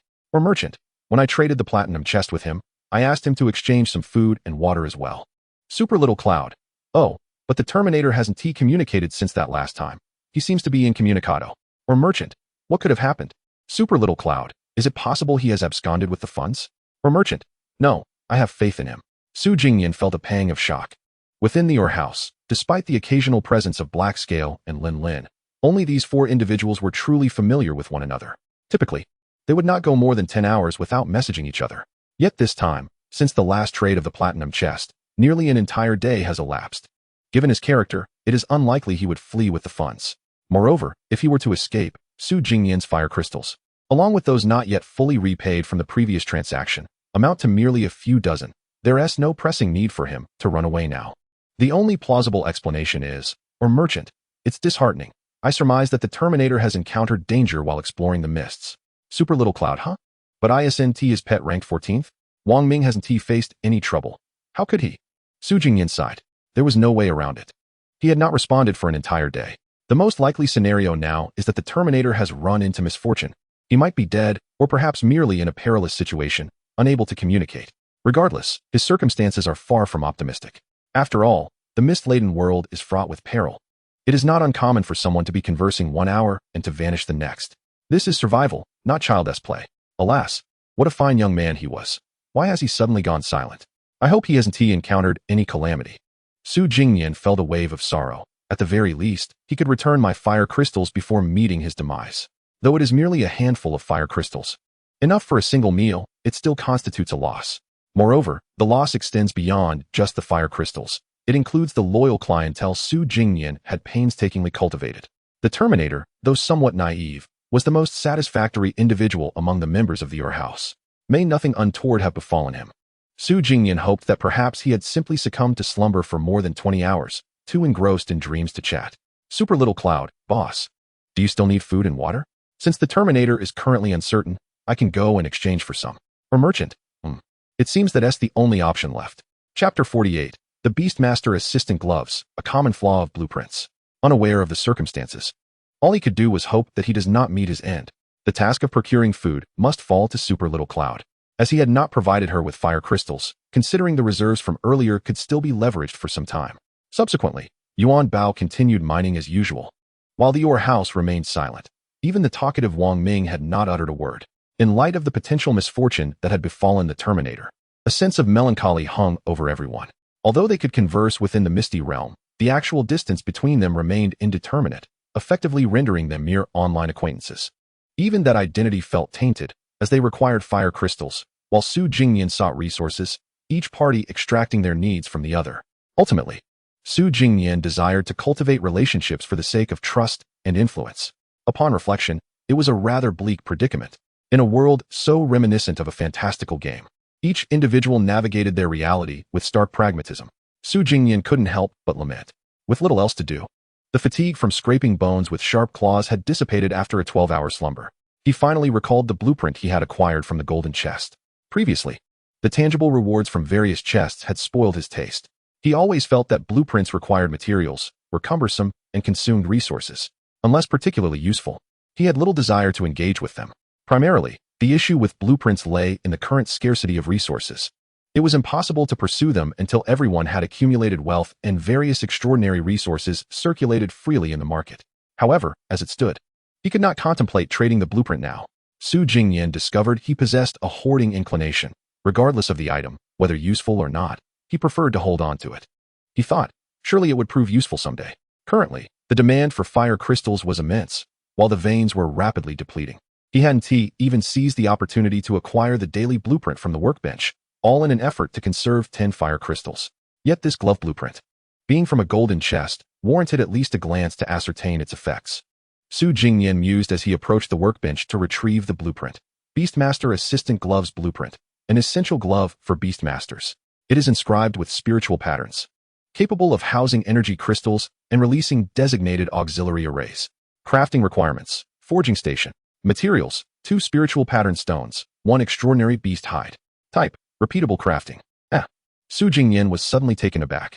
Judging from this description, the Beastmaster Assistant Gloves do not appear to be as subpar as he had anticipated. After all, they stemmed from a golden chest. They ought not to be too lacking. However, it remains a common flaw of blueprints that crafting this assistant glove requires materials he does not possess. Su Jingnian sighed. Acquiring extraordinary beast hides through trade is currently impossible, unless he slays that colossal bull-like creature outside or confronts the earth dragon dwelling within the cave. As for the spiritual pattern stones, he had never even heard of them. Blueprints can be quite vexing. If it were purely worthless, it wouldn't be as distressing for Su Jingnian. Yet, it is precisely this sense of potential usefulness, coupled with the inability to construct it in the immediate future, that is most disheartening. It is akin to the campfire furnace. He has all the ordinary materials prepared, save for a single fire spirit core. Although he had discovered a suspected gem within the Earth Dragon's lair on the 2nd underground level, venturing there now would be far too perilous. Consequently, he has yet to construct the furnace, rendering him incapable of refining black iron. He can only watch helplessly. Moreover, this glove blueprint is a heavy weight. Damn it, not only has he never encountered spiritual pattern stones, but it also necessitates a forging station. In a fit of frustration, Su Jingnian felt the urge to punch the world into oblivion. Why grant me a blueprint when tangible items would suffice? In a fit of anger, Su Jingnian vented his frustrations. Of course, to claim that blueprints hold no advantages at all would be misleading. Aside from the one-time use blueprints from the Beastmaster's domain, other blueprints offer the benefit of repeatable crafting. Once he has accumulated sufficient wealth in the future, Su Jingnian could gather materials and subsequently replicate equipment using his own blueprints, eventually trading them in the marketplace. He aspired to become a formidable arms dealer. Yet, that was a distant prospect. Su Jingnian had just stated that he was a pragmatic individual. One might ponder, would you prefer to receive 1 million in 10 years or 10,000 a day? People must live in the present. Su Jingnian would undoubtedly choose today. After completing some tasks, he found himself once again at leisure. Currently, his only desire was to swiftly convert the ashes into extraordinary fertilizer. The final hours felt excruciatingly long. Through perceptual synchronization, he monitored the mining of ingots, but soon lost interest. The Ore House remained silent, preoccupied with mere survival. No one could linger by the campfire like Su Jingnian, managing to thrive while taking fewer than 100 steps in a day. Everyone else had to raise their torches, risking their lives alongside their beasts to venture into the deadly mists in search of resources. During this time, Wang Ming also sent some messages. He expressed his fear regarding the Terminator issue and resolved to gather more supplies before hiding away in his home for a while. Meanwhile, Super Little Yun's beast, having benefited from Su Jingnian's pre-stored fire crystals, seemed to be thriving remarkably well, exhibiting formidable combat prowess. Of course, it was also possible that luck was on her side, having avoided any real danger, as her tone remained surprisingly lighthearted. At this juncture, a character known as King Zhu Lei, a diver from the Ur house, finally made his presence known, seeking to exchange resources. He offered the flesh of an extraordinary beast in exchange for fire crystals, which Su Jingnian promptly rejected. Please. Such tricks had long been employed by him. It was commonly said that I was a shrewd merchant. Did he really think he could fool him? Su Jingnian had not anticipated being outwitted in such a manner. Furthermore, regardless of whether he was attempting to decompose genuinely useful extraordinary resources only to barter with the useless flesh of extraordinary beasts, Su Jingnian had no need for such flesh. Especially in light of the current scarcity of fire crystals. He would rather trade for something more dazzling in terms of extraordinary resources. Thus, as the time dwindled to just over an hour before the ashes transformed into extraordinary fertilizer, Super Little Yun finally completed the transaction for the food Su Jingnian required and sent it over. As the white mist surged and then dissipated, a veritable feast appeared beside the campfire, including dozens of bags of bread, biscuits, and other snacks. There were also a few peculiar fruits, their appearance strikingly unique, reminiscent of devil fruits, giving off an air of toxicity. Dodo fruit, a fruit growing on the dodo tree, with varied appearances, seemingly not all from the same tree. Edible and extremely nutritious. Quite delightful, extraordinary world fruits. How I have yet to taste them. Su Jingnian felt satisfied. However, it would be even better if consuming them conferred special abilities. He yearned for something akin to nature-based powers. Alas, such hopes were futile, for the panel did not indicate any such effects. Chapter 49, Extraordinary Fertilizer. The beast egg begins to hatch. Upon further inspection, the food Super Little Yun procured was not limited to these items. There was also delectable meat. Specifically, 6 links of sausage. This was a fine delicacy, savory and flavorful, but regrettably lacking rice for a proper pairing. Su Jingnian's mouth watered at the thought. Moreover, alongside the bread, fruits, and sausages, lay a soft, lifeless body of a spiritual sheep. Its horns were short and small, glowing like neon sticks. It should have been adorable, yet its fur appeared to have been completely stripped away, creating a rather macabre sight. How dreadful! The poor sheep was dead, and they even sheared off its wool. Su Jingnian cursed, feeling particularly aggrieved. After all, wool was a valuable resource, likely harvested by the trading party. Nonetheless, given that this was traded as food, and that wool was inedible, it was somewhat justifiable. Oh well, if I manage to process this food properly, it should sustain me for quite some time. Su Jingnian nodded in satisfaction.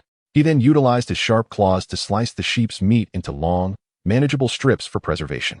Surprisingly, among the clutter in his abode was even a refrigerator, a previous trait. However, it lacked power and thus served merely as a storage cabinet, which was hardly necessary. Consequently, the sheep meat could only be prepared as jerky to ensure its longevity. As for the sheep's head, Su Jingnian wished to devour it whole, but alas, without the soul juice, it was common knowledge that a sheep's head without it would lack flavor. Moreover, he had no purple apples. Unless he was utterly famished, he would never consider eating it. Without seasoning, sheep meat bore a pungent odor, far inferior to pork. Sigh, having meat to eat is already a blessing. It's only been a few days, yet I find myself yearning for the seasoning. Su Jingnian sighed. One could only say that he needed to strive harder. This time, he used his sharp claws to carve numerous long wooden sticks and constructed a frame to hang the strips of sheep meat above, using the residual heat from the flames to dry them out. After finishing these tasks, Su Jingnian stretched, feeling a heaviness in his body. In truth, such work required little effort, yet he still felt fatigued, primarily due to the synchronization of exhaustion. Alas, I truly should have been more diligent while my beast was working.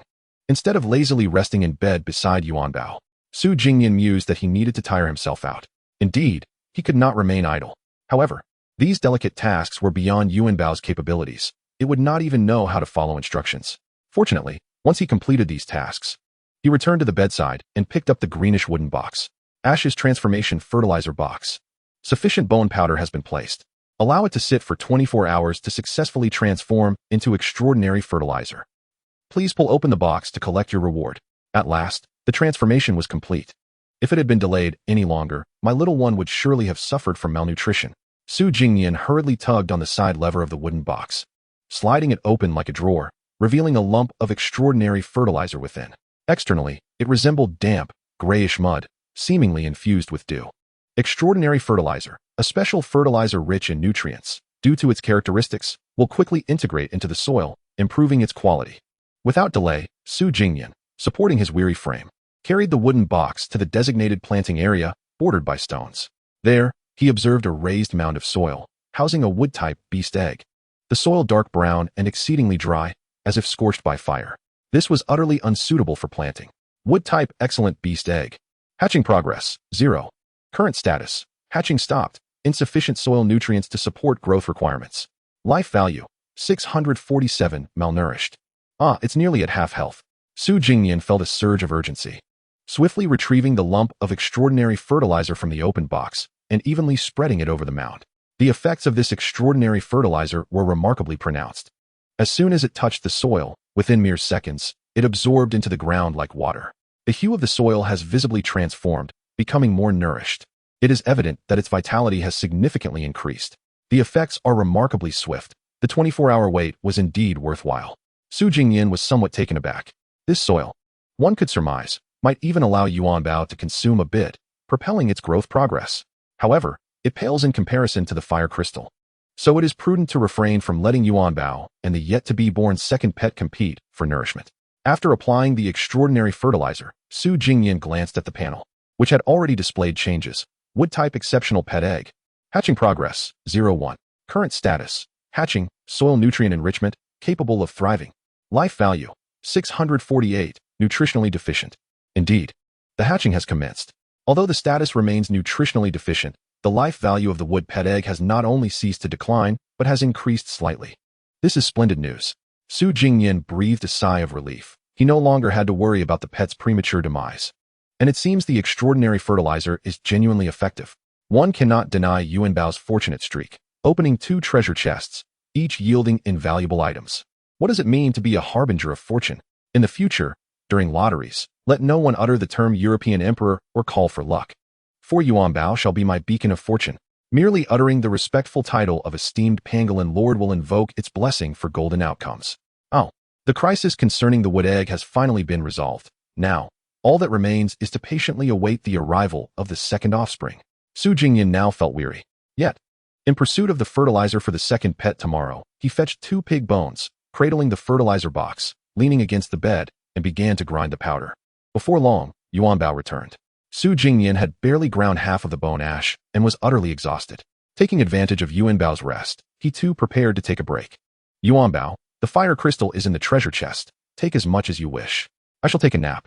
Jingnian placed the half-full wooden box beneath the bed to prevent it from being overturned, speaking in a languid tone reminiscent of a sloth. Yuanbao nodded understandingly. It recognized that its master had been thoroughly drained. Ever since the wood-type pet egg was unearthed, Jingnian had been relentlessly exhausted.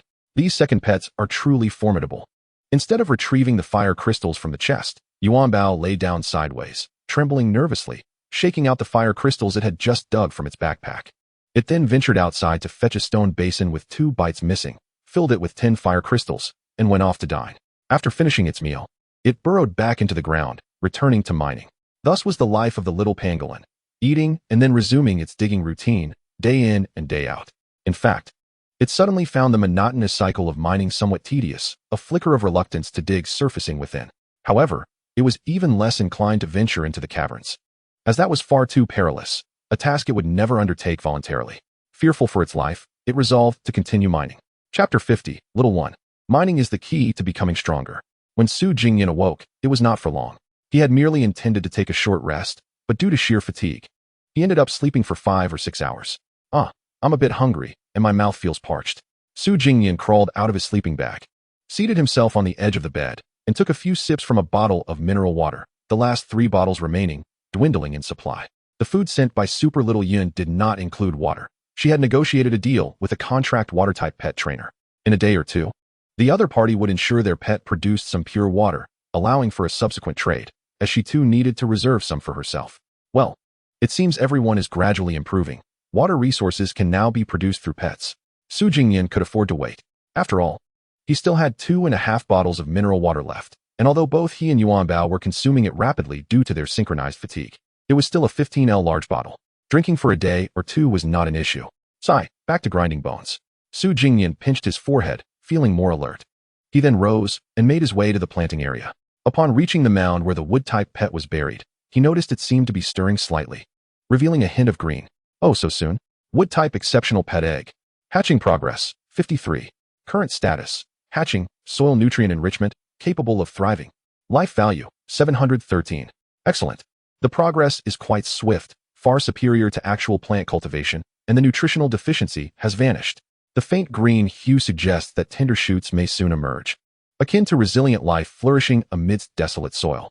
Su Jingnian chuckled softly. Little one, grow strong. I have already envisioned your future role. Though it may only reach the exceptional tier, this offspring surely possesses the potential of a beast king. Otherwise, why would it bear such a heavy burden even before its birth? After observing the promising state of the second offspring, Su Jingnian returned to his bed to continue grinding the bone powder. After a while, Yuanbao returned, carrying fire crystals that matched the current circumstances. However, the quantity it had mined was somewhat paltry, totaling only 9 crystals, insufficient for even one meal. Yuanbao is back? Upon noticing this, Su Jingnian hastily set down the bone powder fertilizer box, this time not only adding a sufficient amount of bone powder, but nearly filling it to capacity. After allowing it to settle for 24 hours, he could expect to yield approximately double the amount of extraordinary fertilizer compared to last time, which essentially represented the daily maximum output of this bone powder fertilizer box. Beyond that, it could not produce more, given the box's limited size. Yuanbao drooped its claws. Seemingly disheartened and lacking enthusiasm, it approached the treasure chest. Su Jingnian removed all the fire crystals from its backpack, retrieved a crystal from the chest, and ensured they had a total of 10. Yet, Yuanbao did not move. What's wrong? Hurry and bring the bowl. Yuanbao lowered its head, slowly fetching the stone basin, then accepted the 10 fire crystals and began to nibble on them. Not happy. Su Jingnian sensed something was amiss. He carefully attuned himself to their mental connection and discerned that Yuanbao's emotions were somewhat low. A portion of this discontent stemmed from the meager haul. As the fire crystals became increasingly scarce, a sense of unease was only natural. Another aspect was the repetitive nature of mining work, which was sapping its enthusiasm. However, it was not outright boredom. Rather, Yuanbao seemed uncertain about the purpose of its mining endeavors. Since it was Su Jingnian's directive, it naturally continued to mine for its master. Yet it lacked the motivation to do so. Oh, I see. Observing Yuanbao, who was eating with little joy, Su Jingnian pondered deeply. Yuanbao, do you feel a lack of motivation? Yuanbao, clutching a fire crystal, lifted its head and nodded slightly. Then I surmise you may not fully grasp the significance of mining. Lacking a goal to strive for, Su Jingnian spoke eloquently. It is once again time to paint a grand vision. Yuanbao, munching on a fire crystal, tilted its head in confusion. In truth, ever since I was thrust into this fog-laden world, I too have lost my sense of purpose. Escape the abyss? Save the world? No, these can only be ethereal delusions. For me, a more grounded aspiration is simply to survive, Su Jingnian stated. Yuanbao nodded in agreement, yet remained somewhat bewildered. In truth, engaging in any endeavor does not overshadow the fundamental purpose of existence, which is merely to live. Naturally, one also requires a goal to strive towards. Yuanbao, Su Jingnian continued. May I set a target for you? Are you not fearful of death? Upon hearing this, Yuanbao immediately shook its head, signaling that it was not fear, but rather caution. All right, it's all the same. However cautious you may be, it remains challenging to confront a threat that surpasses your own capabilities, Su Jingnian remarked. Yuanbao nodded earnestly, recognizing the validity of this assertion. For instance, when encountering the Earth Dragon on the second underground level, it could only observe from afar. Engaging in combat was out of the question. If a confrontation occurred, it would likely be unable to escape. Once attacked, no amount of caution would suffice. Su Jingnian summarized, thus, if you wish to exercise caution, you must elevate yourself to unparalleled strength. Yuanbao was indeed cautious, but it could not foresee the future, nor would it indulge in groundless worries. Lacking such a concept, it could only fear death in the present, unsure of how to resolve it. Yet, upon hearing Su Jingnian's words, Yuanbao seemed to grasp the essence. To ascend to unmatched strength, mining would aid in leveling up, thus making mining the goal. As long as its level consistently outclassed the dangers it encountered. Yuanbao interjected, having fully comprehended the notion. Su Jingnian nodded in affirmation, declaring, precisely. That is the essence of it. You shall find yourself in an invincible position.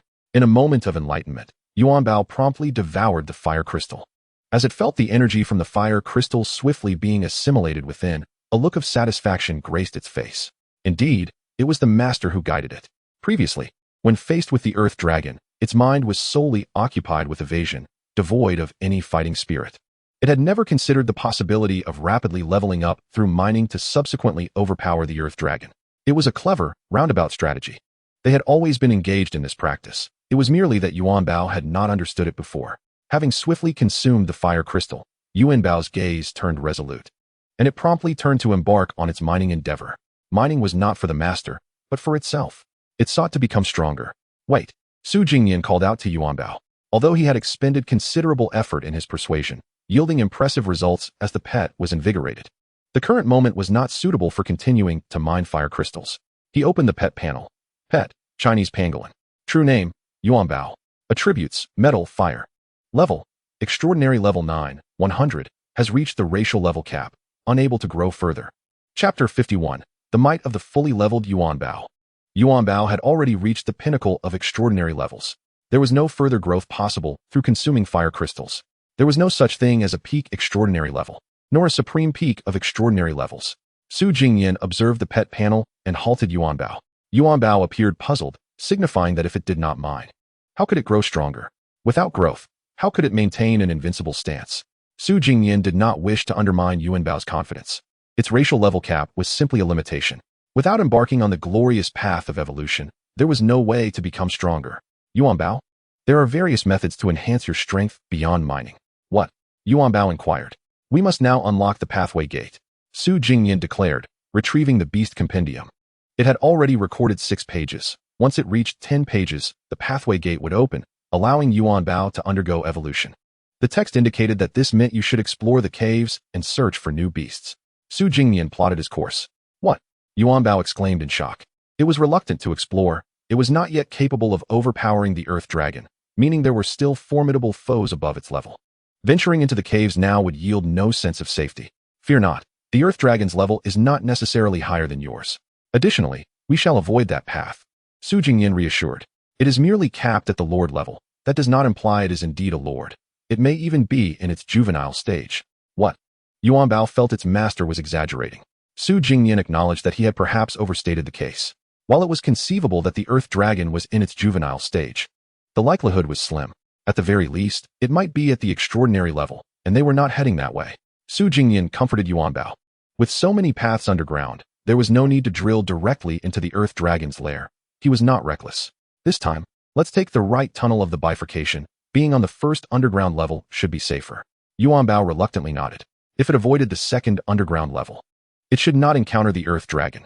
It finally mustered some courage. No, it should not be about summoning courage, but rather about careful consideration leading to a sound conclusion. I'll bring this with me.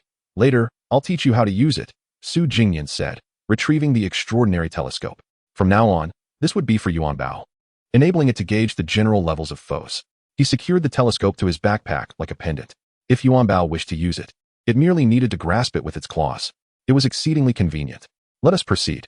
We need not engage in combat. Merely encountering various beasts or exotic insects to unlock the compendium will suffice.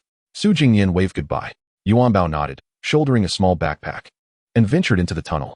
After Su Jingnian's persuasive words, Yuan Bao's character had shifted from mere fear of death to a more prudent disposition. Perhaps it had realized that solely fearing death could lead to adverse outcomes. Only by exercising utmost caution could one endure longer. Su Jingnian returned to bed and initiated perception synchronization. Before long, Yuan Bao arrived at the bifurcation on the first underground level. Let us go this time. We shall take the right path. You are already at extraordinary max level, with formidable power, capable of wreaking havoc underground. Su Jingnian's voice resonated in Yuan Bao's mind. Yuan Bao nodded steadily. Once again, it found itself in the dimly lit cave, gazing at the deep tunnels extending on either side. It still felt a tinge of fear, but the panic had subsided significantly. At least on the surface, it appeared composed. There was even a hint of ferocity. It could only confront its fears to face threats with due caution. Truly, it was a worthy pet. Its awareness was remarkable. Although Su Jingnian was unaware of Yuan Bao's precise thoughts, the emotions conveyed through their mental connection were clear. He understood that Yuan Bao had grown. Subsequently, Yuan Bao took its first steps, shouldering the backpack and stealthily entering the right tunnel of the bifurcation with its small claws raised. His departure lacked a certain elegance, appearing almost furtive, reminiscent of a thief. Yet, such caution undeniably enhanced safety, providing a greater sense of security. I shall assist you in surveying our surroundings. Su Jingnian, equally attentive, scrutinized the enveloping darkness with utmost care. As he explored, he remained vigilant for any signs of war. Shadows, peculiar and indistinct, loomed like beasts, instilling a sense of impending movement. However, upon closer inspection, they revealed themselves as mere rocks. This tunnel, not the handiwork of man or beast, was likely a naturally formed passage, irregular in its contours. As they progressed, the frequency of communication in Su Jingnian's mind with Yuanbao diminished. Yuanbao, too, exhibited no response, focusing intently on their surroundings. At the slightest hint of danger, it would unleash a torrent of flames. Oh, the treacherous right tunnel I had previously imagined now appeared to be no different. Su Jingnian exhaled in relief, having feared that the path he had not chosen would prove more perilous. Yet, upon reflection, given his persistent misfortune, the route he had selected was likely fraught with greater danger than the alternative. The same could be said for the underground level too. Perhaps the dragon's lair was indeed the most treacherous option he had chosen. It seemed that in future decisions regarding paths, Yuanbao would need to take the lead. Yuanbao nodded and continued onward. They traversed the tunnel for some time without encountering any threats or until Su Jingnian suddenly sensed something amiss. Be cautious. I perceive that protruding shadow above us. It does not resemble a rock, he cautioned. Yuanbao, puzzled, had not paid much heed to the overhead shadow. But upon his master's warning, it raised its gaze for a closer examination. Step back first, then use the binoculars, Su Jingnian instructed. Yuanbao promptly retreated, grasping the extraordinary binoculars suspended from its backpack, and began to observe. Living organism detected. Energy level analysis complete. Juvenile. Indeed, as I suspected, that shadow above is a beast. Su Jingnian exclaimed in astonishment. He opened his eyes and perused the newly revealed 7th page of the bestiary, Darkrock Bat. It turned out to be a juvenile bat, posing minimal threat. Su Jingnian pondered whether to engage in battle with the bat or to utilize the now unlocked bestiary to stealthily advance. Yuanbao, however, took decisive action. It would not allow any potential danger to linger, and with a fierce roar, it unleashed a slender jet of fire from its throat, striking the rocky ceiling. Boom! The narrow tunnel was illuminated in an instant, the crimson flames spreading across the rock. The Darkrock Bat sprang into action, ignited in flames, and after a few erratic flaps, it plummeted to the ground, silenced forever. Yuanbao, at its peak prowess, had effortlessly dispatched a mere juvenile bat. Chapter 52. Discovery of the White Silk Spider Cave. Huff! After expelling the last remnants of fire, Yuanbao closed its jaws. The fire energy within it had diminished by approximately 1/5 after vanquishing the juvenile Darkrock Bat. The skill, Fire Torrent, proved to be incredibly potent but lacked endurance. Yuanbao inquired, eyeing the now charred bat, darkened further by the flames. Could it be consumed? It could, but at its current energy level, devouring a juvenile bat would yield little benefit.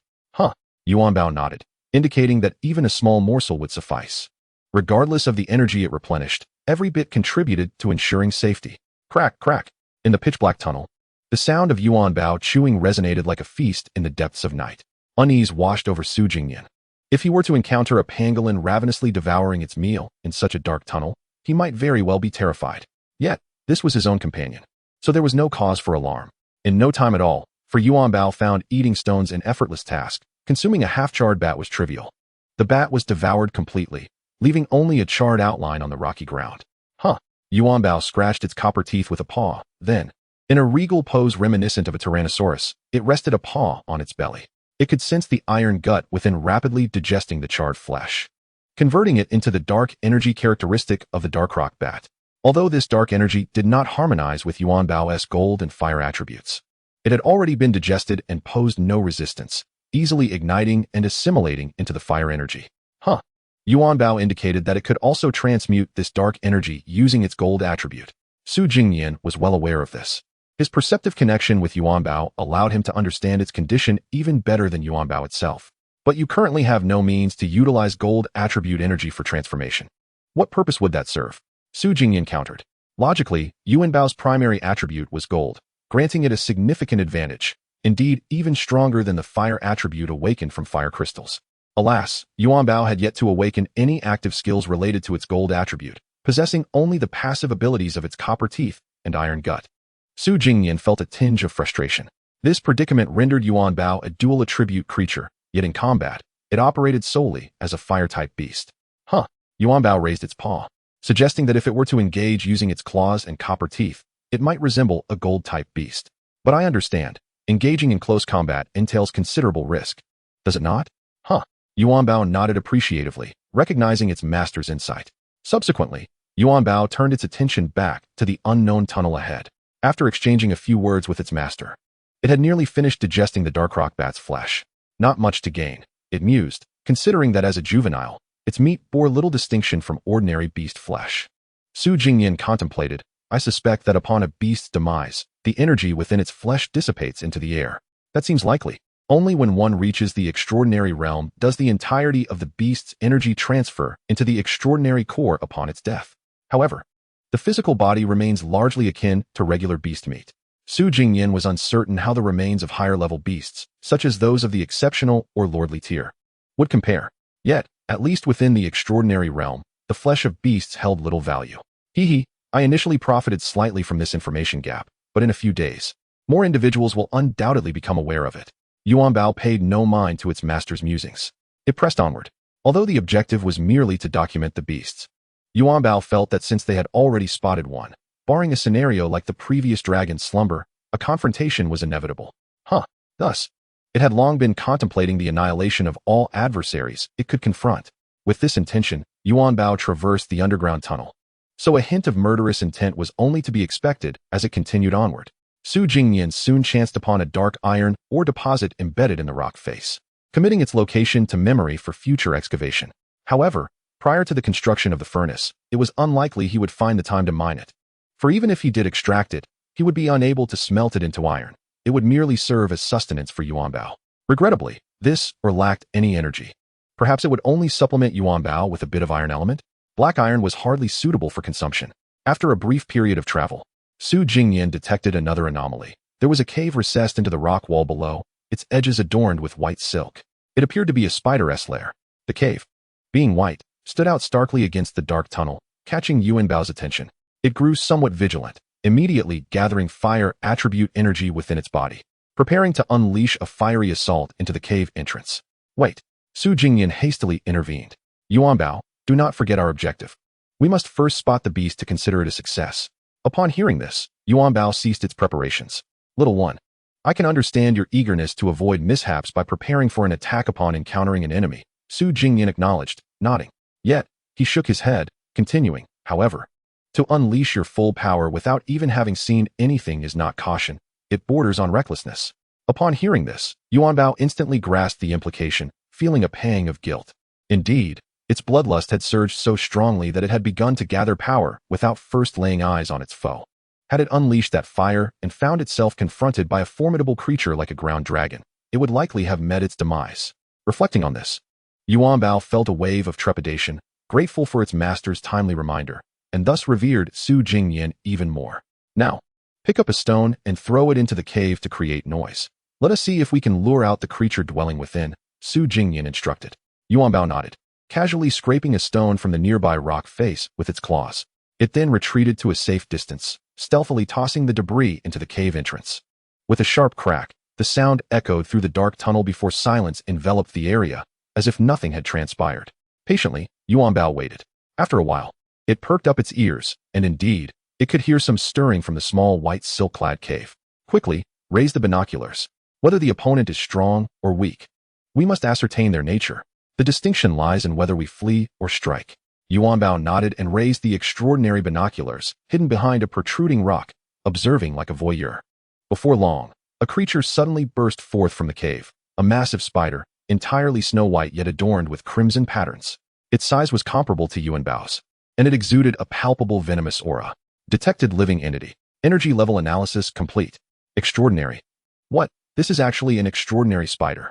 Quite terrifying, Su Jingnian exclaimed, awakening from his contemplation and hastily opening the bestiary, discovering the 8th page already filled. Blood rock spider. Yuan Bao, it is at the extraordinary level. Yet the enemy is visible while we remain concealed. Shall we attempt a surprise attack? Yuan Bao silently nodded. Chapter 53, The Cavernous Bandit, the Compassionate Fire-Breathing Pangolin. Without hesitation, Yuan Bao's focus sharpened, acutely aware of the need for precision as it diligently gathered fire attribute energy within. However, inexplicably, the blood rock spider suddenly turned towards them.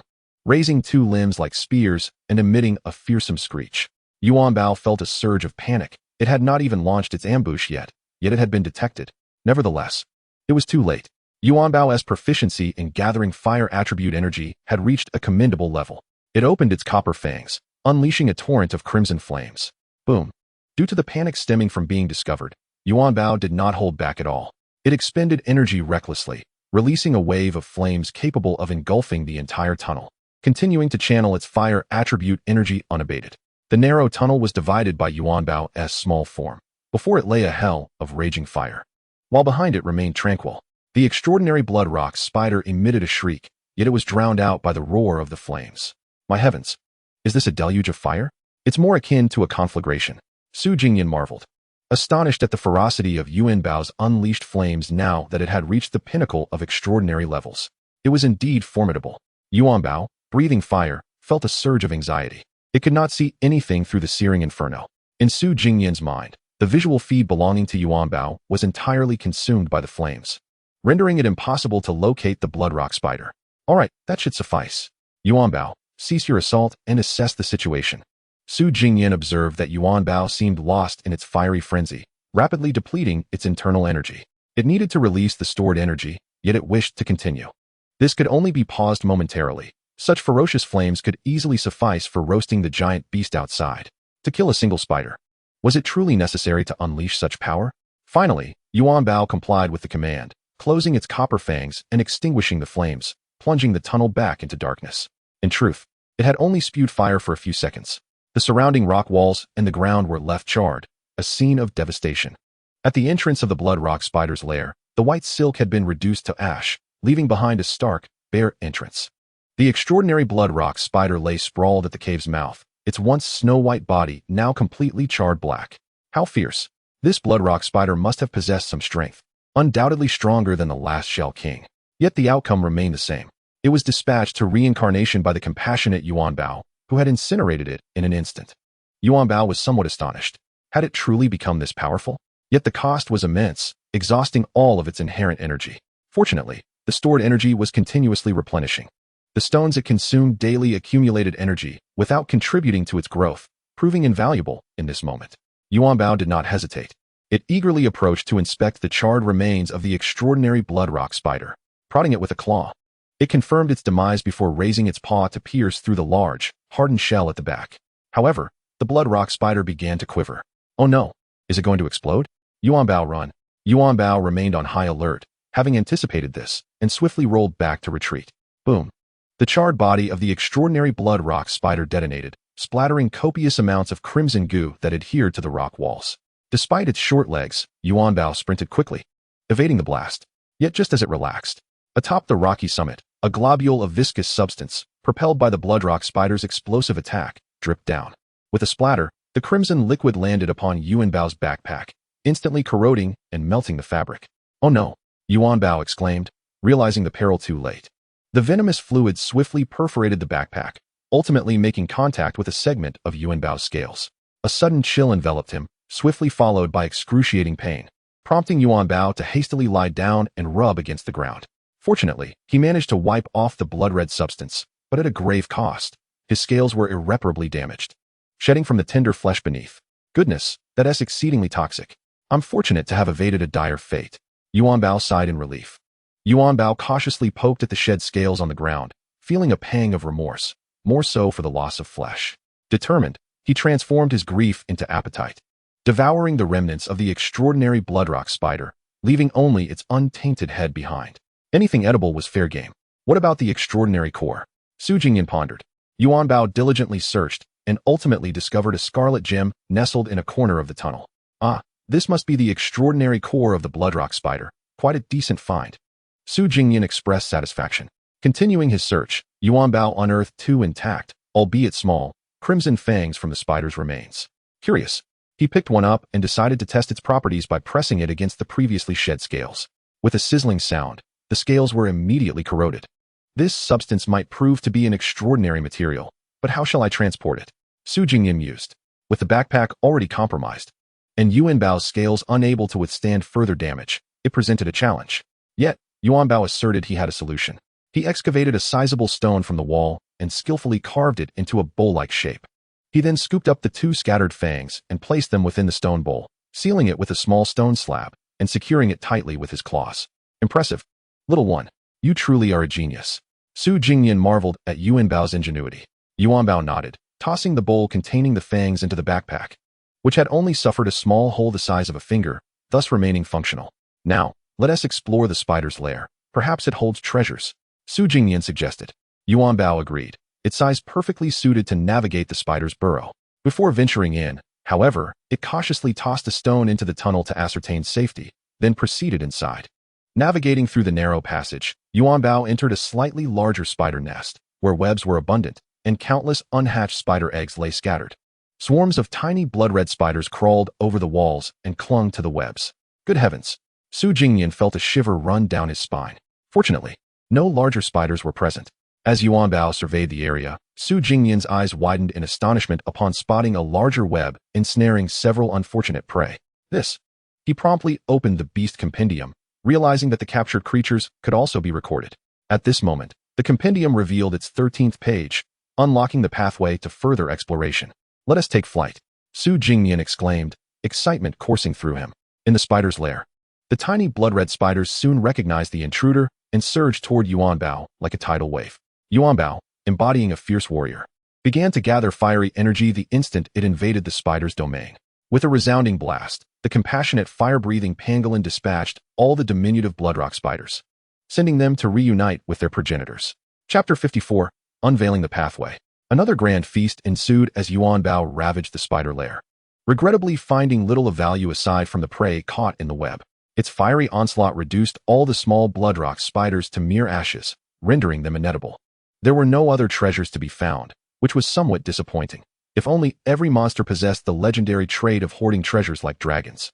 Su Jingnian sighed. However, discovering several new beasts to document in the compendium, thus fulfilling the conditions for unlocking the pathway, was a considerable triumph.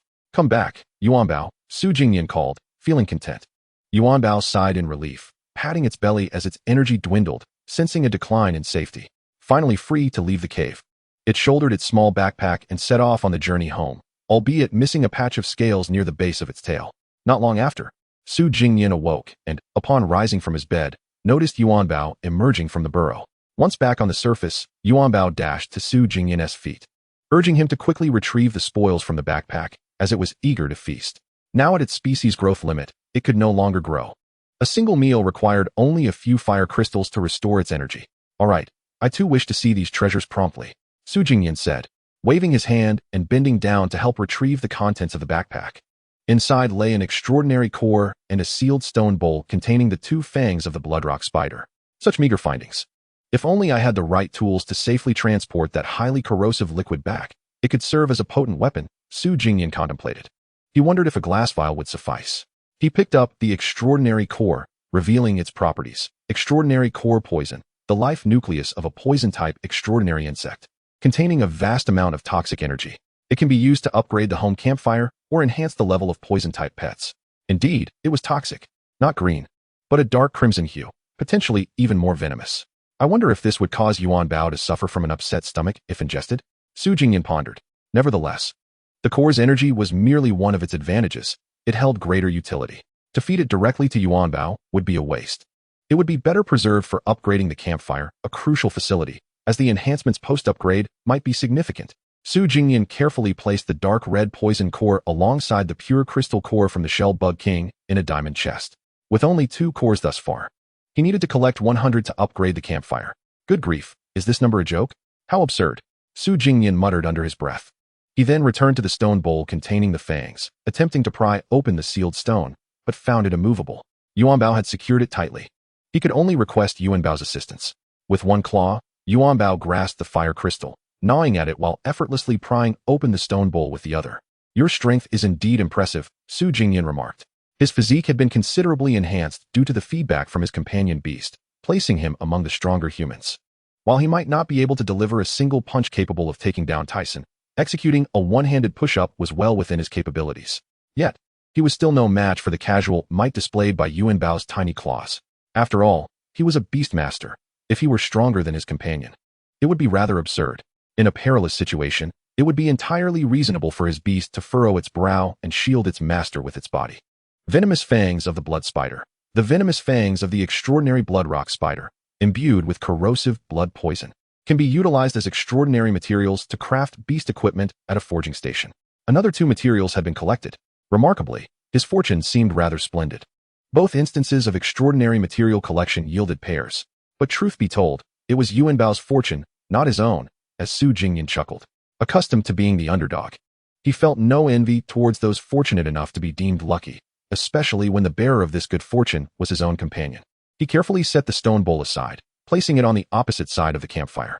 Su Jingnian dared not keep the venomous fangs near his sleeping quarters. After tidying everything up, he reflected that, while these acquisitions appeared to make little difference in the present moment, they were indeed paving the way for the future. Once he managed to create a forging station, he could utilize these materials to craft equipment for his beast. Yuan Bao had no gear at present. The only equipment in his possession was the colossal bone axe belonging to the king of shell bugs, which was far too unwieldy for Yuan Bao's small frame. Yuan Bao, have you eaten your fill? If you're ready, I shall open the pathway door and see what awaits us. Su Jingnian inquired. Aye. Yuan Bao nodded resolutely. After the recent harrowing battles on the first underground level, it had fully experienced the advantages of overwhelming power. Even though the extraordinary blood rock spider was cunning, it had merely managed to strip away a scale from Yuan Bao, who was at the pinnacle of extraordinary level, having only a few levels to spare. If it were to ascend to even greater heights, it would be a foregone conclusion. With a level advantage, survival was far more likely. Yuan Bao yearned for strength. Indeed, Yuan Bao, focus solely on your ascent. Leave the strategizing to me while I ensure you have ample rest. Su Jingnian agreed wholeheartedly. With that, he retrieved the bestiary.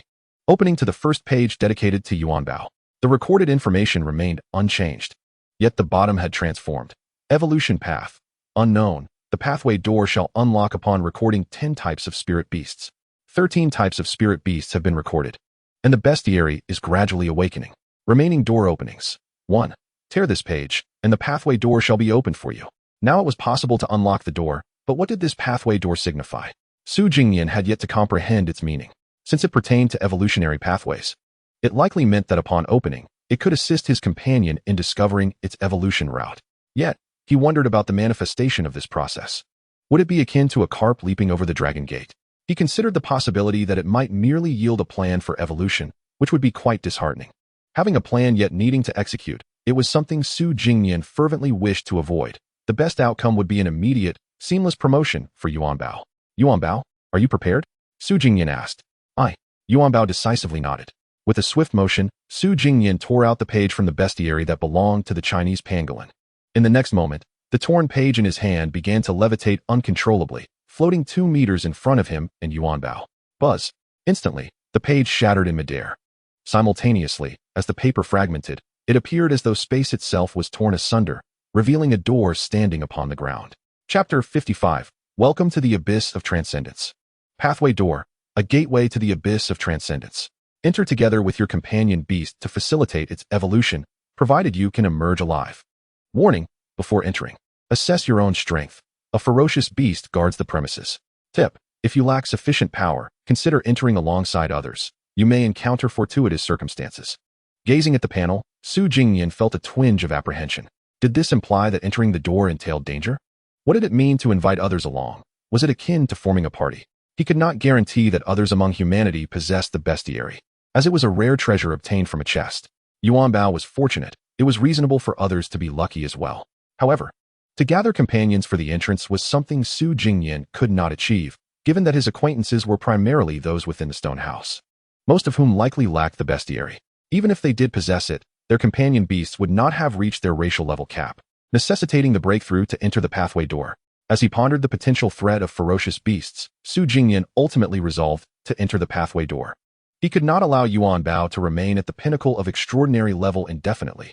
After all, only about 20 days remained until the mists would roll in. The ensuing chaos from wild beasts would surely assault the campfire. He needed to expedite their power enhancement. However, as a precaution, he allowed Yuan Bao to consume a few more fire crystals, ensuring its backup energy reserves were full. He also placed 20 fire crystals into Yuan Bao's backpack. While he wished to carry additional crystals, any more would hinder Yuan Bao's mobility due to its small size, and its pajamas had no pockets. Must we both enter together? That seems rather perilous, he mused. In the event of a battle, Yuan Bao would have to attend to its master's safety, hindering its ability to fight wholeheartedly. I cannot be a liability, Su Jingnian thought. He glanced at the colossal bone axe, shaking his head. It was too large and heavy for him to wield effectively. Ultimately, he settled on a sharp claw as a material, pouring a single fong from the stone bowl. Gripping the bowl with one hand, while holding the sharp claw with the other, he stood shoulder to shoulder with Yuan Bao. Let us proceed, Yuan Bao. For the sake of a radiant future, we shall embark upon this glorious evolution. Yuan Bao's gaze was solemn, though it did not understand the reason. It sensed that a grand battle awaited it alongside its master.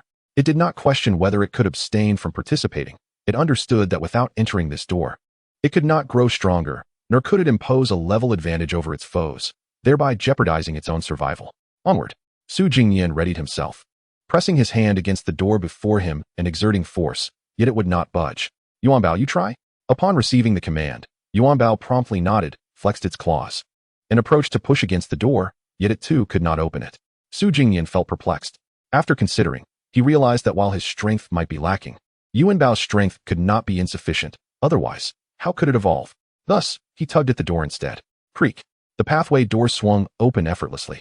Su Jingnian, Yuan Bao. Within the doorway lay a scene shrouded in darkness, with visibility alarmingly low, reminiscent of an eerie forest. Yet, an overwhelming silence pervaded the air. Su Jingnian glanced at Yuan Bao, tightening his grip on the sharp claws and the stone bowl in his hands. Let us proceed. Without hesitation, he urged Yuan Bao to enter the threshold, but was immediately reminded that his presence was required, compelling him to follow closely behind as they ventured inside. Bang! Su Jingnian turned to find that the passage had sealed shut behind them, leaving no trace of the door. Is this truly necessary? Merely accompanying my pet on its evolution shouldn't be this daunting. A sense of panic began to rise within him. As he prepared to confront the encroaching dread alongside his companion, it became evident that Yuan Bao's fear was not feigned. It was genuinely terrifying. In stark contrast, Yuan Bao, upon crossing the threshold, commenced a cautious exploration of its surroundings, verifying the absence of any threats. Su Jingnian too surveyed the area. It appeared they were ensconced in a peculiar forest, where the trees exhibited a strange phenomenon. One moment, the leaves shimmered a dark green, only to wither and fall in the next, drifting gently to the ground. Furthermore, an unsettling chill enveloped his heart since entering this place, raising the hairs on his neck. Is it possible that I am truly this timid? At that moment, a voice resonated in Su Jingnian's mind, but this time it was not a collective announcement. It was directed solely at him. Welcome to the abyss of malevolence. This is a prison for malevolent beasts, exceedingly perilous, yet I am aware of your desires. Venture forth, for any energy bound by the seal of malevolent beasts will undoubtedly assist your pet in breaking through its limitations. Locate the sealing site and absorb the energy of the rules. Beware of the predations of malevolent beasts, and may fortune favor you. Upon concluding the announcement, Su Jingnian felt a mix of comprehension and confusion. Thus, the pivotal element for Yuan Bao's ascension lay in absorbing the sealed energy within this abyss. The immediate objective was to seek out the seal of the malevolent beasts. Yuan Bao, having exited its vigilant stance, confirmed the absence of threats after surveying the environment. Shall we venture forward? Su Jingnian suggested, cautiously leading Yuan Bao deeper into the forest. He remained puzzled. Absorbing sealed energy would facilitate Yuan Bao's evolution, suggesting not merely a hint, but a direct pathway to transcendence. Yet, the announcement failed to address their means of returning. This was Su Jingnian's primary concern. Even if Yuan Bao achieved evolution, the passageway had vanished. How could they return? With no alternative, they pressed on, step by step, in search of the seal, eager to discern the nature of the evolutionary process. Having walked but a short distance, Su Jingnian suddenly spotted two indistinct figures approaching them from the opposite direction, like shadows of two individuals. One was tall and robust, while the other appeared smaller and more slender. Advancing side by side, Yuan Bao immediately tensed, gathering fiery energy within its being, but Su Jingnian swiftly scooped it up. Don't unleash your flames, run.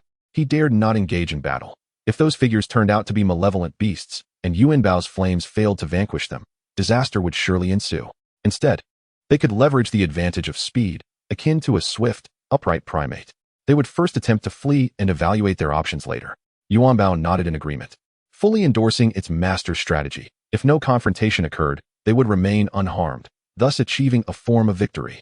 Nonetheless, it remained vigilant, withholding the fiery energy within, prepared for any eventuality. Should their escape falter, it would unleash a fiery defense. However, just as they had sprinted a few paces, a voice called out from behind them. Su Jingnian was taken aback, but did not halt his flight. Hello, I am also a beast master, not a malevolent beast. Please, do not run. Strength lies in numbers. Another voice followed. Su Jingnian pondered deeply. Nonetheless, he felt uncertain. What if the malevolent beasts could mimic the voices of their victims? Even if they were human, they would likely be novice beast masters with contract companions at their juvenile stage. There was little incentive for collaboration. Ultimately, it was best to flee first. Chapter 56, Rule Energy. Refined in an instant. Ah, they ceased pursuing. Haven't they?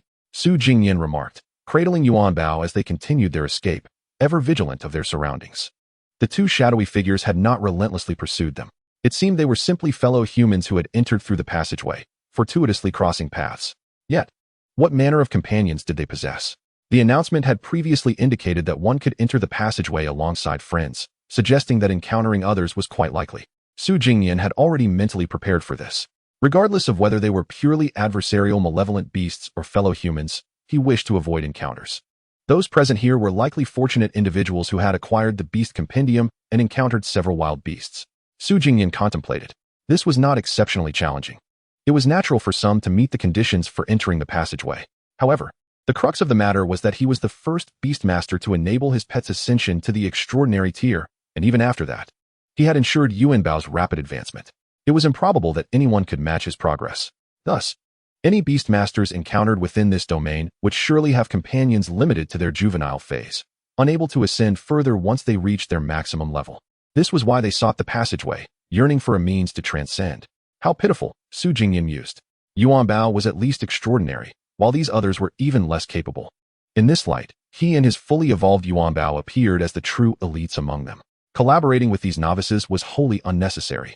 Not everyone could be trusted, nor were all individuals of good character.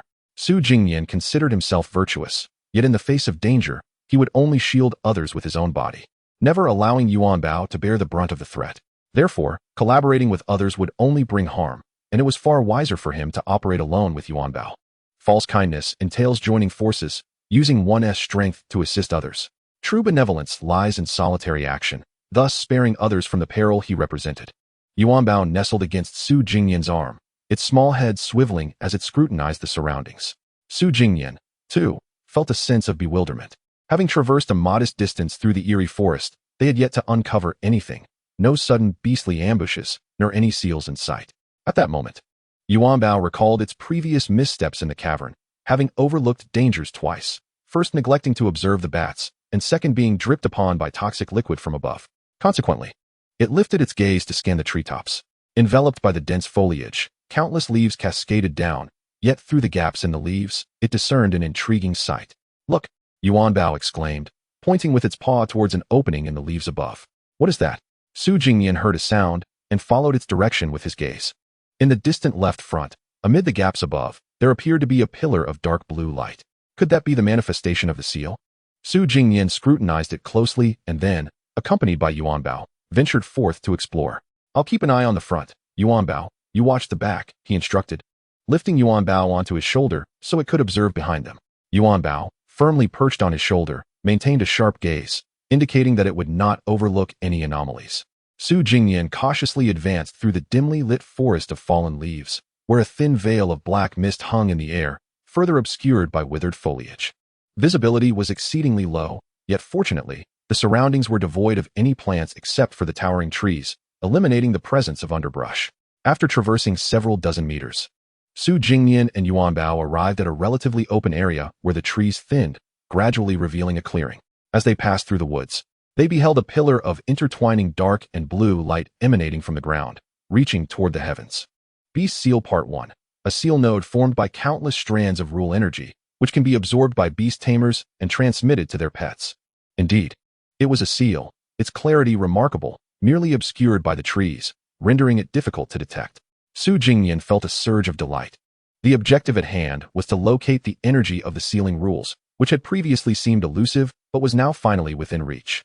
Yuan Bao, any unusual activity? Su Jingnian inquired. Yuan Bao shook its head, indicating that nothing had transpired behind them, suggesting it had not missed anything. That's good, Su Jingnian nodded. To be prudent, he refrained from stepping directly into the clearing, opting instead to conceal himself within the foliage and circumnavigate the area. Upon confirming that there were no issues, he emerged from the trees and stepped into the clearing. Su Jingnian hastened to the luminous pillar of rule energy, resting his right claw atop his left hand, which cradled a stone bowl, and extended his hand in curiosity. Buzz! Instantly, the light pillar, reaching toward the sky, reacted, sending forth strands of light that connected to Su Jingnian's fingertips. Absorbing rule energy. Warning: each seal's rule energy cannot be excessively absorbed, or it will trigger the seal itself and attract the attention of malevolent beasts. Seal rejection. 1. A panel appeared before him. As Su Jingnian observed, his outstretched hand began to absorb a wisp of light emanating from the energy pillar. These faint strands of rule energy flowed seamlessly through his arm and into Yuanbao, who remained on his shoulder. Pet Rule Evolution 01. Warning: when a pet's absorption of rule energy reaches 100%, it will transcend its racial limitations, potentially leading to an evolution or a mere promotion. So this is how evolution occurs. Su Jingnian began to grasp the process. It involved absorbing the rule energy from the seal and transmitting it to Yuanbao to achieve a certain threshold for transformation. However, there was still no information regarding their return. Alas, it mattered not. He would absorb the energy first and see whether Yuanbao would experience a promotion or an outright evolution. He raised his hand, the connecting strands of rule energy illuminating his fingers like a bulb, accompanied by a peculiar sensation. Yuanbao, stay alert and observe the surroundings. We must not allow a malevolent beast to surprise us. Su Jingnian cautioned. As he concentrated on absorbing the rule energy, his awareness of the environment waned. Yuanbao raised a small paw, signaling its commitment to the task at hand. It too wished to survive. Thus, the absorption continued for an extended period. During this time, both Su Jingnian and Yuanbao heard chilling roars emanating from the nearby woods, suggesting that someone had encountered a malevolent beast. Fortunately, the sounds receded, fleeing to the distance and sparing them from harm. However, this tranquility did not endure for long. Suddenly, Yuanbao squeaked, rapidly tapping Su Jingnian's shoulder with its paw. Simultaneously, a familiar voice called out, "Hey, brother, I just dodged that." It was the unmistakable voice of a man. "So you are here too." Chapter 57, Brother. Your name is Su Jingnian. Absorbing rule energy. Seal rejection, 44. Pet rule evolution, 31. Hearing the man's voice, Su Jingnian glanced at the panel, but chose to continue absorbing the energy. Emerging from the woods were two figures. As they drew closer, Su Jingnian recognized a burly man accompanied by a monkey. "Hello." Su Jingnian turned and greeted politely. The man approached, clad in a black tank top and gray leisure pants, his physique resembling that of a bodybuilder, with an unkempt beard adorning his face. The monkey followed closely behind, appearing to be an ordinary monkey, albeit taller than usual. Around 5'6", the muscular man waved his hand, exclaiming, "Haha, hello. My goodness, after arriving in this dreadful place, I've finally encountered a real person." His elation was palpable, as evident from the excitement etched on his face. "So have I," Su Jingnian replied, though he found himself somewhat reserved in conversing with a stranger. Not exactly socially anxious, but lacking the ease he exhibited in online chats. "Brother, why did you just run away?" The man stepped beneath the energy pillar, maintaining a distance of about 2 or 3 meters from Su Jingnian. "I was afraid," Su Jingnian replied casually, continuing to raise his hand and absorb the rule energy, undeterred by the man's presence. "Is it necessary to be afraid?" The man seemed poised to question the necessity of fear, but halted upon noticing the small pangolin on Su Jingnian's shoulder. Indeed, that pet was deserving of fear, far more than his monkey. However, voicing such thoughts would be too offensive. He considered himself somewhat emotionally intelligent and swiftly changed the subject, asking, "Is this a seal? Brother, are you absorbing rule energy? How do you do it?" Su Jingnian raised an eyebrow slightly. He was neither a caretaker nor an encyclopedia, and the man's barrage of questions upon first meeting was rather presumptuous. "My name is Su Jingnian." He chose to respond tersely. "Oh, Su Jingnian, you say?" The man, initially bewildered, suddenly reacted, his eyes widening as if struck by a revelation. "You mean, you are Su Jingnian? So that means your pangolin is the extraordinary pangolin ranked first on the leaderboard?" Su Jingnian remained silent, though internally he felt a surge of satisfaction at the man's response. The fellow was quite perceptive. It shouldn't be like this. However, after a moment of astonishment, the man's expression shifted to one of confusion, clearly grappling with the disparity between Su Jingnian's reality and his expectations. The very notion of a pangolin claiming the top spot on the pet leaderboard was already quite ludicrous.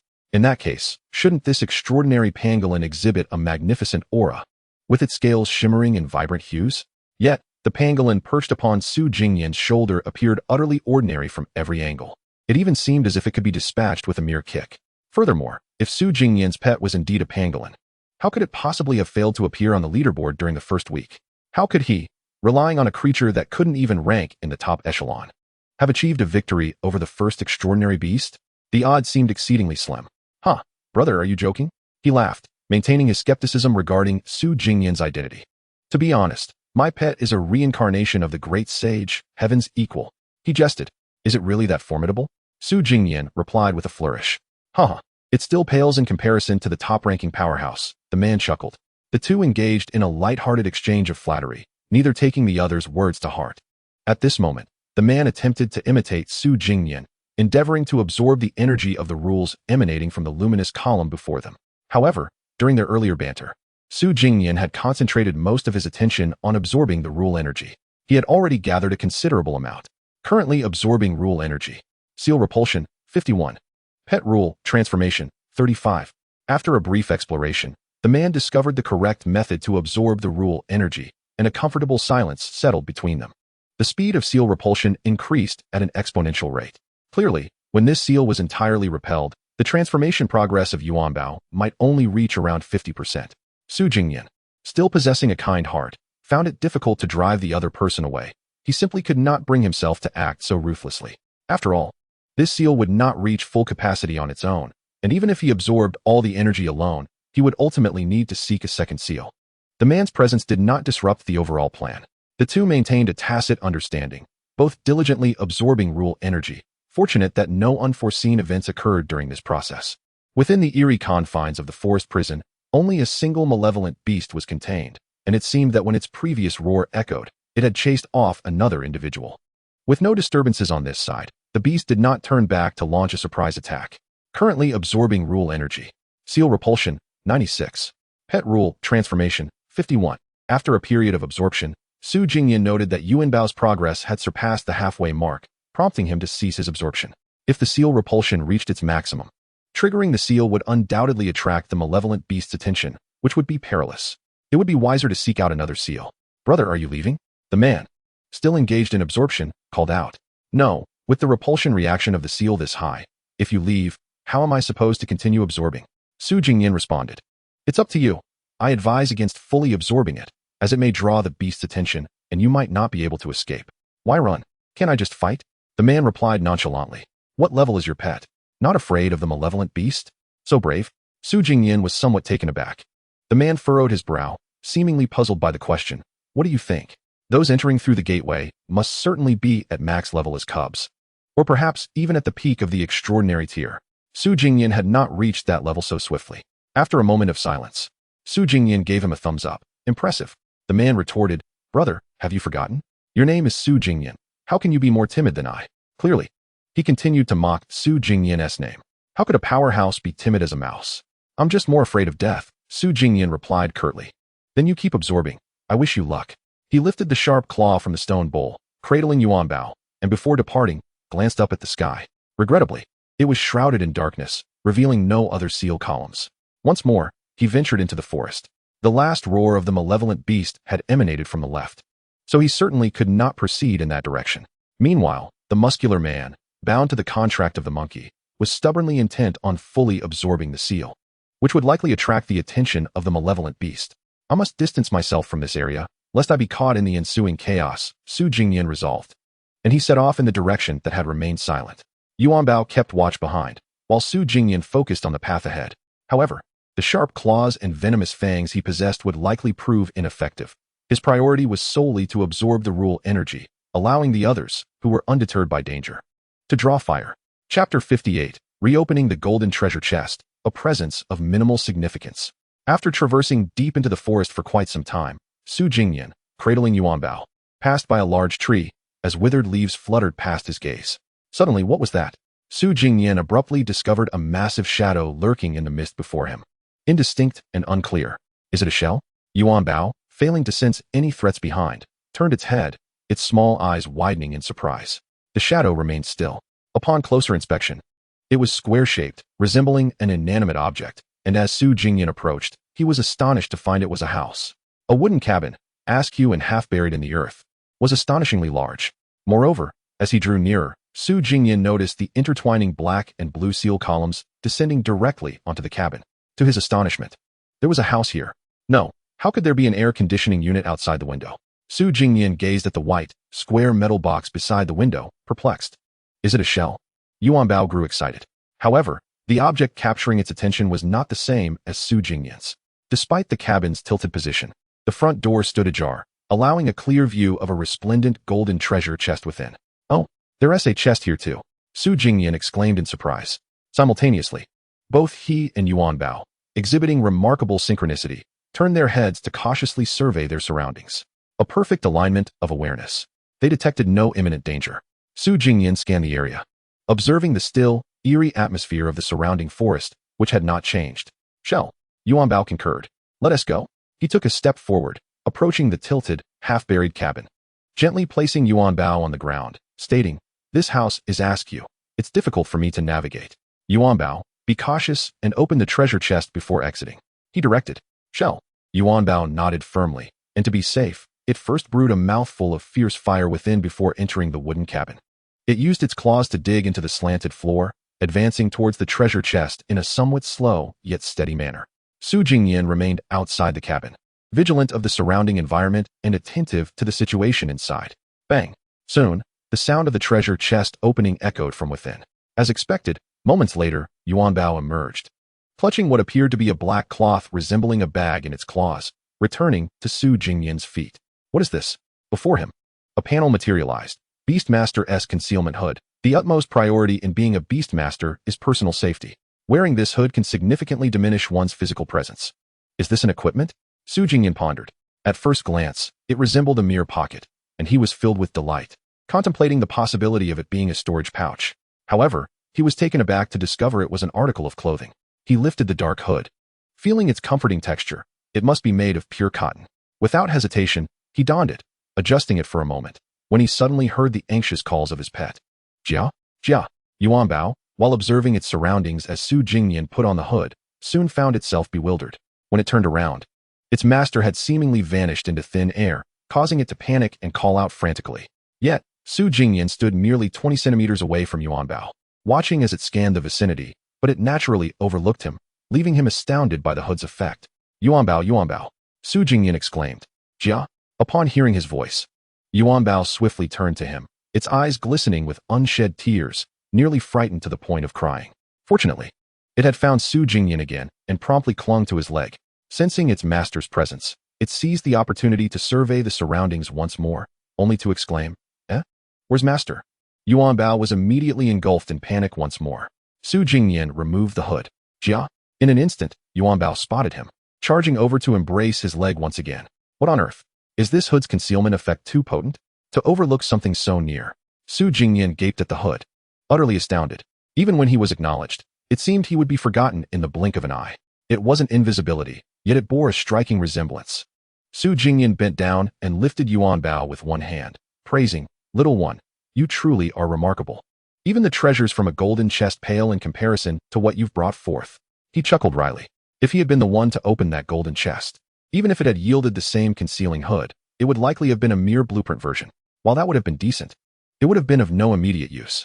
In contrast, Yuan Bao's acquisitions were all immediately practical, aligning perfectly with Su Jingnian's philosophy of unboxing. Jia? Yuan Bao remained perplexed. Perched on Su Jingnian's shoulder, its eyes darting about in confusion, clearly struggling to grasp what had just transpired. Fear not, Yuan Bao. This item is beneficial.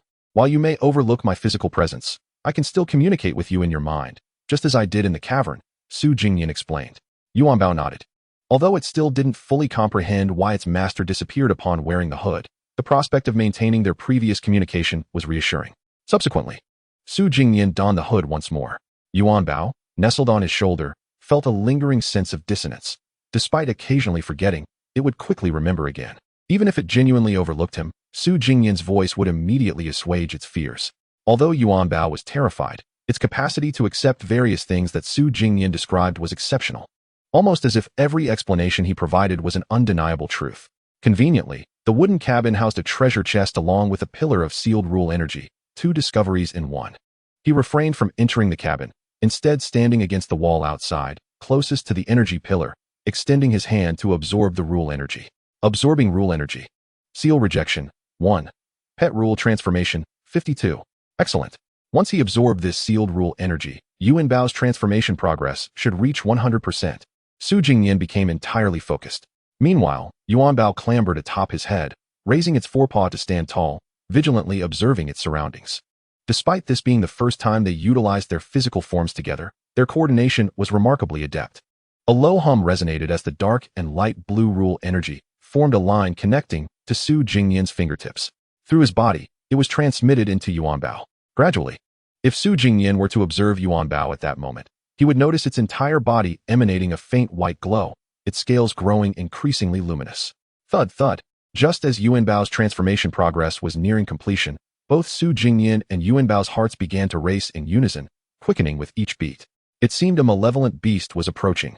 Chapter 59. The Pursuit of the Malevolent Beast, King Level? Thud thud. Su Jingnian sensed something amiss. This chilling feeling was unmistakably a sign that something was drawing near. He glanced at the absorption progress. Absorbing rule energy. Seal rejection, 62. Pet rule, transformation, 91. Only 9% remained, but time was of the essence. His and Yuan Bao's hearts thudded like drums. He could vaguely sense that the creature was closing in rapidly. We must flee. Su Jingnian interrupted the absorption of rule energy, retracting his hand to grip Yuan Bao tightly before hastily retreating from their position. Jia. Yuan Bao remained focused on the direction behind him, the ominous feeling persisting. Yet no tangible threat was detected, only their heartbeats quickening. Ha! Su Jingnian sprinted, bolstered by the enhancements from Yuan Bao's elevation, enabling him to move with remarkable agility. However, after only a few hundred meters, he heard a tremendous crash from behind. Bang! It sounded as if the wooden cabin had been demolished. Roar! Following that, a bone-chilling, beastly roar echoed, laden with oppressive force. Su Jingnian had no choice but to quicken his pace. Although he couldn't comprehend why, that roar was unmistakably identical to the one he had heard before. It must be the malevolent beast. Damn it! Did it not pursue the other direction? I deliberately went the opposite way. Why is it still hunting me down? Su Jingnian fumed as he ran. The burly man with the contracted monkey pet had claimed that one must feel the energy. It seemed he wasn't as formidable as he had made himself out to be, as he hadn't been pursued.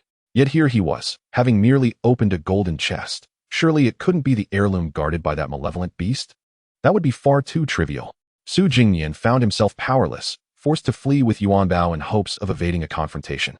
The lack of information was disconcerting. He had no idea how formidable this so-called malevolent beast truly was.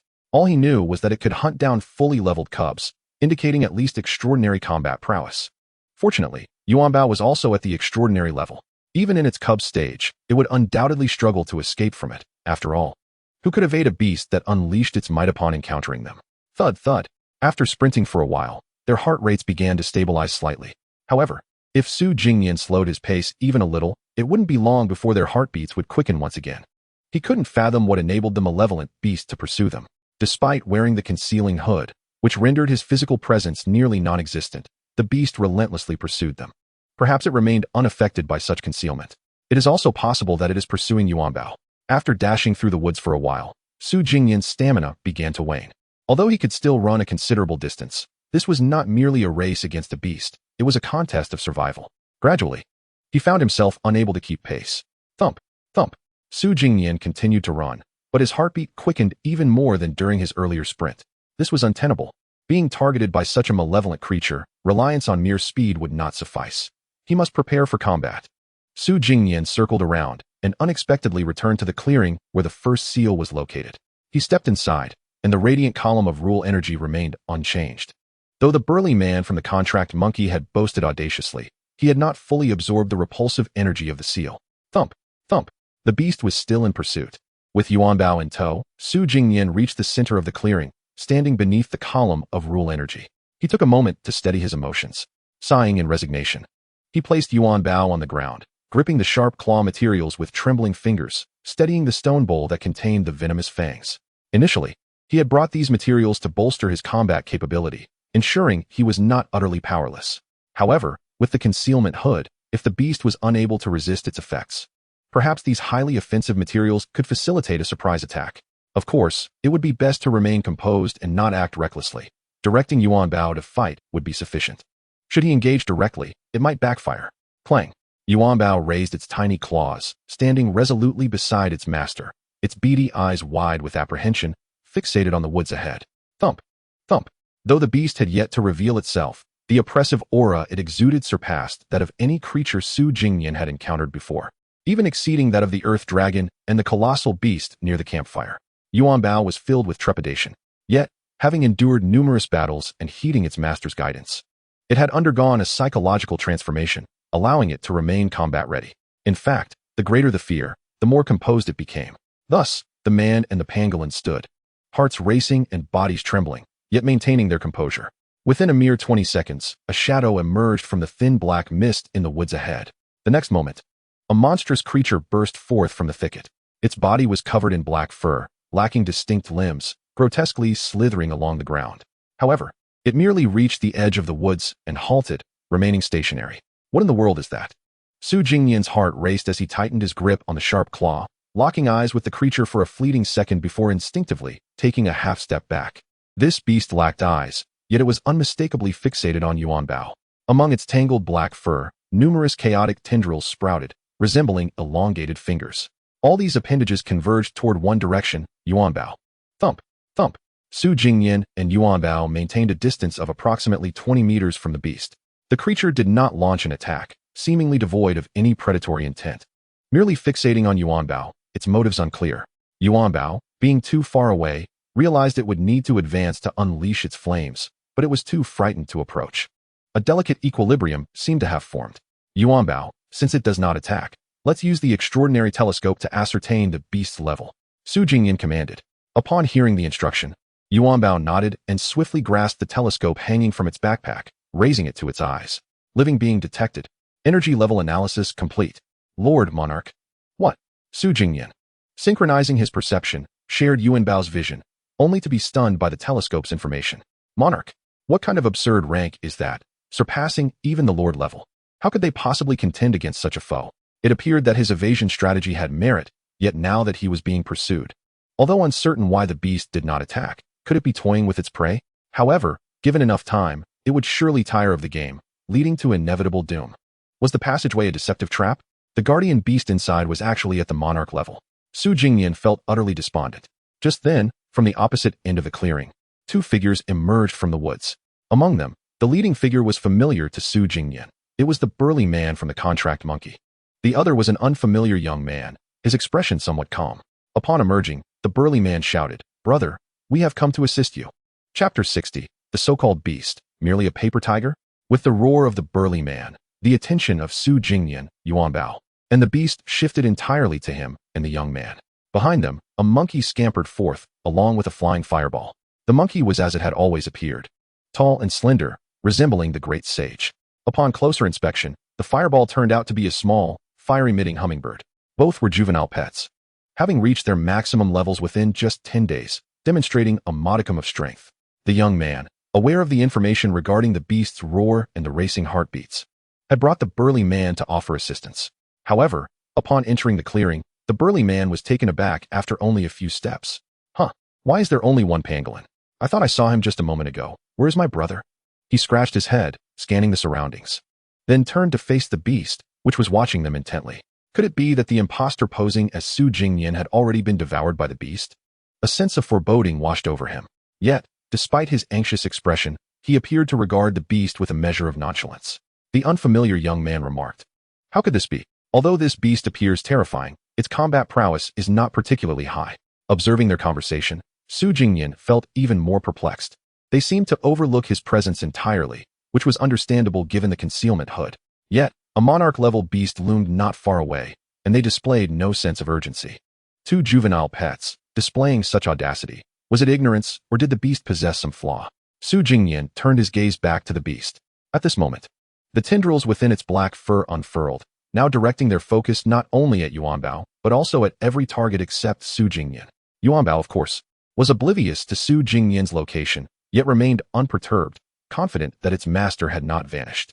Spotting the two newcomers, it decisively scampered behind them, seeking refuge. As for Su Jingnian, he had indeed retreated to stand behind the burly man and the young boy, aligning himself with Yuan Bao. "The little pangolin, has your master been devoured?" The burly man inquired. "Pangolin?" Yuan Bao expressed confusion. It was unable to comprehend human speech. Its communication with its master was solely facilitated by a psychic bond that existed between beast and tamer. Naturally, humans could not decipher the pangolin's language either. The burly man assured, "Rest easy. While we cannot avenge your master, we can protect you and drive away the vile beast." With a grand gesture of his hand, he commanded, "Monkey, go." At the moment the order was given, the monkey companion trembled slightly, its arms then turning to stone. "Now unleash the spinning fist." Upon receiving its master's command, the monkey companion swung its arms in a whirling motion, charging with fervor towards the menacing beast that remained motionless before it. Meanwhile, the youth beside them nodded and commanded, "Vermilion bird, unleash a bullet barrage." The fiery hummingbird, known as the vermilion bird, soared into the air, launching an assault upon the fearsome creature. Chirp! Su Jingnian, standing behind them, observed the seemingly fervent scene with bewilderment. Is this duo of talents truly capable? Although the beast did not initiate an attack, it was, after all, a monarch-class creature. Surely, it could not be a mere paper tiger? Roar! At that moment, the beast stirred, its body thrashing as it emitted an astonishing roar, though it was merely a deafening cry. Su Jingnian looked on as the fiery hummingbird, with bullet-like velocity, reached the beast before the swinging monkey did. In the next instant, bang! The hummingbird collided with the beast, unleashing a minuscule explosion of flames that instantly ignited the beast's inky fur, swiftly spreading and engulfing its entire form. Roar! The beast writhed in flames, emitting eerie twitches while continuing to roar, a sound so horrifying that it instilled fear in all present. However, the monkey, wielding its stone-encased fist, charged forward and struck the beast's burning fur, producing a dull thud. Bang! The beast was dealt a heavy blow. To Su Jingnian's astonishment, it then turned to flee. In a flash, the beast dashed into the leaf-strewn woods, enveloped in brilliant flames, disappearing from sight. What? Su Jingnian stood agape, witnessing this effortlessly victorious battle, utterly dumbfounded. His mouth agape. He removed his hood and exclaimed, "What on earth?" This seemingly formidable beast was driven away so easily. He was profoundly astonished. Was this so-called vile beast truly a paper tiger? As Su Jingnian spoke, he startled the two individuals before him, who appeared more terrified than the beast itself. The burly man, clutching his robust arms, turned and leaped back, exclaiming, "Whoa, brother, when did you stand behind me? You gave me quite the fright." Upon recognizing Su Jingnian, he exhaled in relief. "I've been here all along," Su Jingnian replied with a smile, promptly inquiring, "What manner of creature was that beast? How were you able to defeat it with such ease?" At that moment, the burly man said, "Let this brother explain it to you. He has been in this cursed place for several days." The other unfamiliar youth nodded, saying, Don't be deceived by the beast's fearsome appearance. It is, in fact, a voyeur." "Voyeur?" Su Jingnian queried, puzzled. The youth offered no further explanation, but instead retrieved a black-covered book from his pocket, The Bestiary of Beasts. He flipped to the last page and handed it to Su Jingnian. Vile beast, peeping seer. Pre-sealing level, monarch. Information, unknown. Characteristic: observing without being seen by its prey will continuously enhance its energy. Once it surpasses the prey's level, it will enter the hunting phase. This beast's entry in the bestiary was markedly different from those of ordinary companions. It contained minimal records, yet conveyed some pertinent information. So, it was not that it lacked strength, but rather that it required the act of peeping to grow stronger. But why then did it stand directly in front of me? Su Jingnian began to understand, yet still found it somewhat peculiar.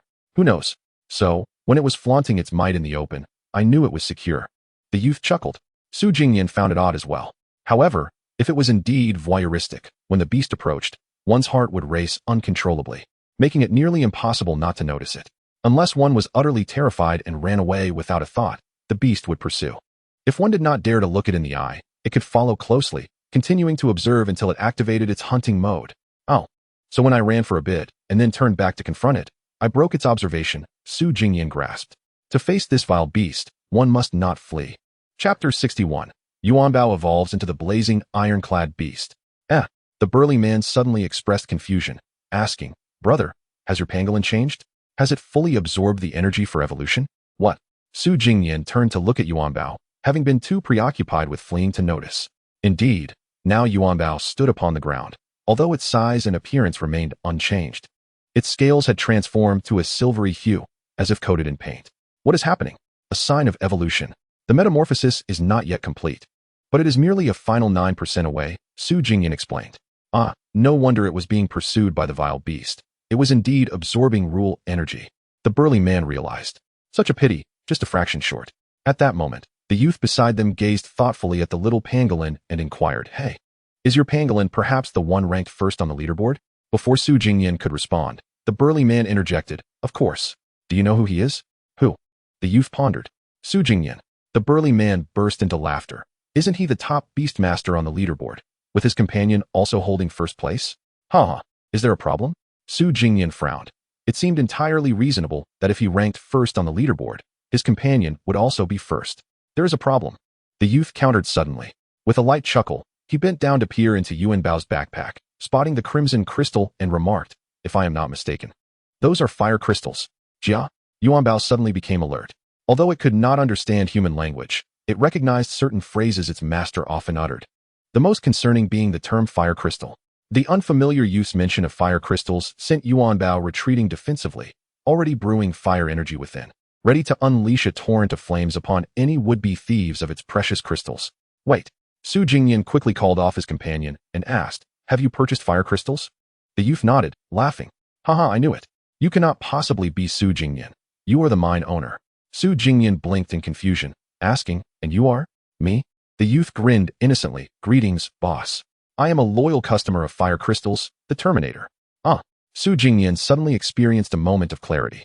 He truly did not anticipate encountering the elusive Terminator, the most devoted client of the Stone House, in this place. No, it couldn't be. At this juncture, the burly man beside him appeared utterly bewildered.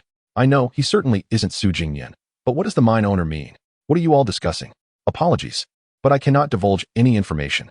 The Terminator firmly declined. The burly man's expression was one of confusion as he suddenly felt somewhat superfluous in this situation. It was as if the two had tuned into the same frequency, engaging in a cryptic dialogue that he could not comprehend. Wait, do you two know each other? Although he was aware prior to entering the passage that he could coordinate with friends to enter simultaneously, hoping for a chance encounter, it indeed happened that they collided in a group. However, this boy who called himself the Terminator had arrived several days earlier, while the one impersonating Su Jingnian, likely like him, had come not long ago. They did not enter at the same time. The timelines did not align. I understand now. It seems that those who currently possess the Beast Compendium and require their beasts to evolve could perhaps be just the three of us, which is why we crossed paths. Su Jingnian suddenly remarked. No wonder the Terminator had been silent. It turns out he had entered the passage and arrived in the abyss of transcendence. At that moment, he attempted to open the chat panel but discovered it was akin to having no signal, displaying an infinite loading animation. Communication was impossible. If he remained absent for too long, those in the stone house would surely think something had befallen him as well. So that is how it is. It seems the Terminator is not dead. As long as they could exit together, trading could still occur in the future. Let us go. My beast is about to evolve. And I wish to continue where I left off before. Su Jingnian ceased his idle chatter. He then lifted Yuan Bao, resting it on his shoulder, and proceeded in the direction dictated by his memory. The Terminator summoned his fire hummingbird to his shoulder and followed suit. Wait, brothers, you can call me little brother too. Let us not isolate anyone. The burly man quickly beckoned his monkey beast and hurried to catch up. Since they had previously chosen a single direction without any turns, they had not strayed off course. Soon, they arrived beside the wooden cabin. The ground was littered with numerous fragments of wooden planks. The previous cabin had been shattered by the vicious beasts, nearly collapsing. Su Jingnian, however, was unfazed. Carrying Yuan Bao, he walked straight to the spot he had previously absorbed energy.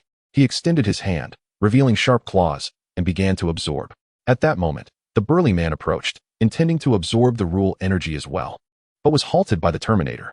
Wait, the boss-s beast is about to be fully absorbed and evolve. Let him finish first. Truly a loyal customer. Brother, even if he is your boss, we have descended into this abyss of beast mastery. Must you still be a sycophant?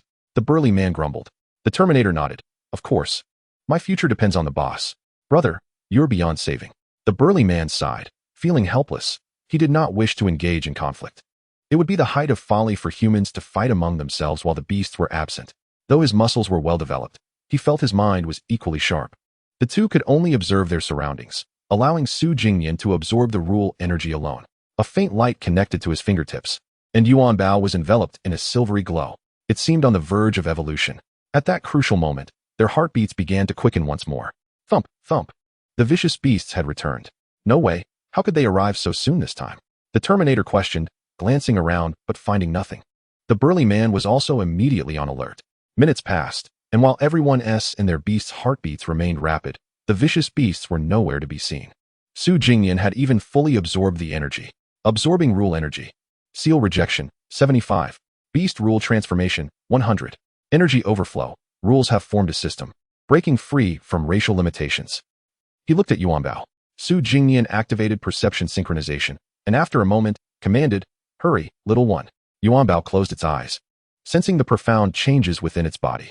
The rule energy it had absorbed seemed to sever all the shackles that bound it. Its heart raced furiously, indistinguishable whether from the beast's intimidation or the breaking of racial constraints. At this critical juncture, the Terminator grew anxious. Where are the vicious beasts?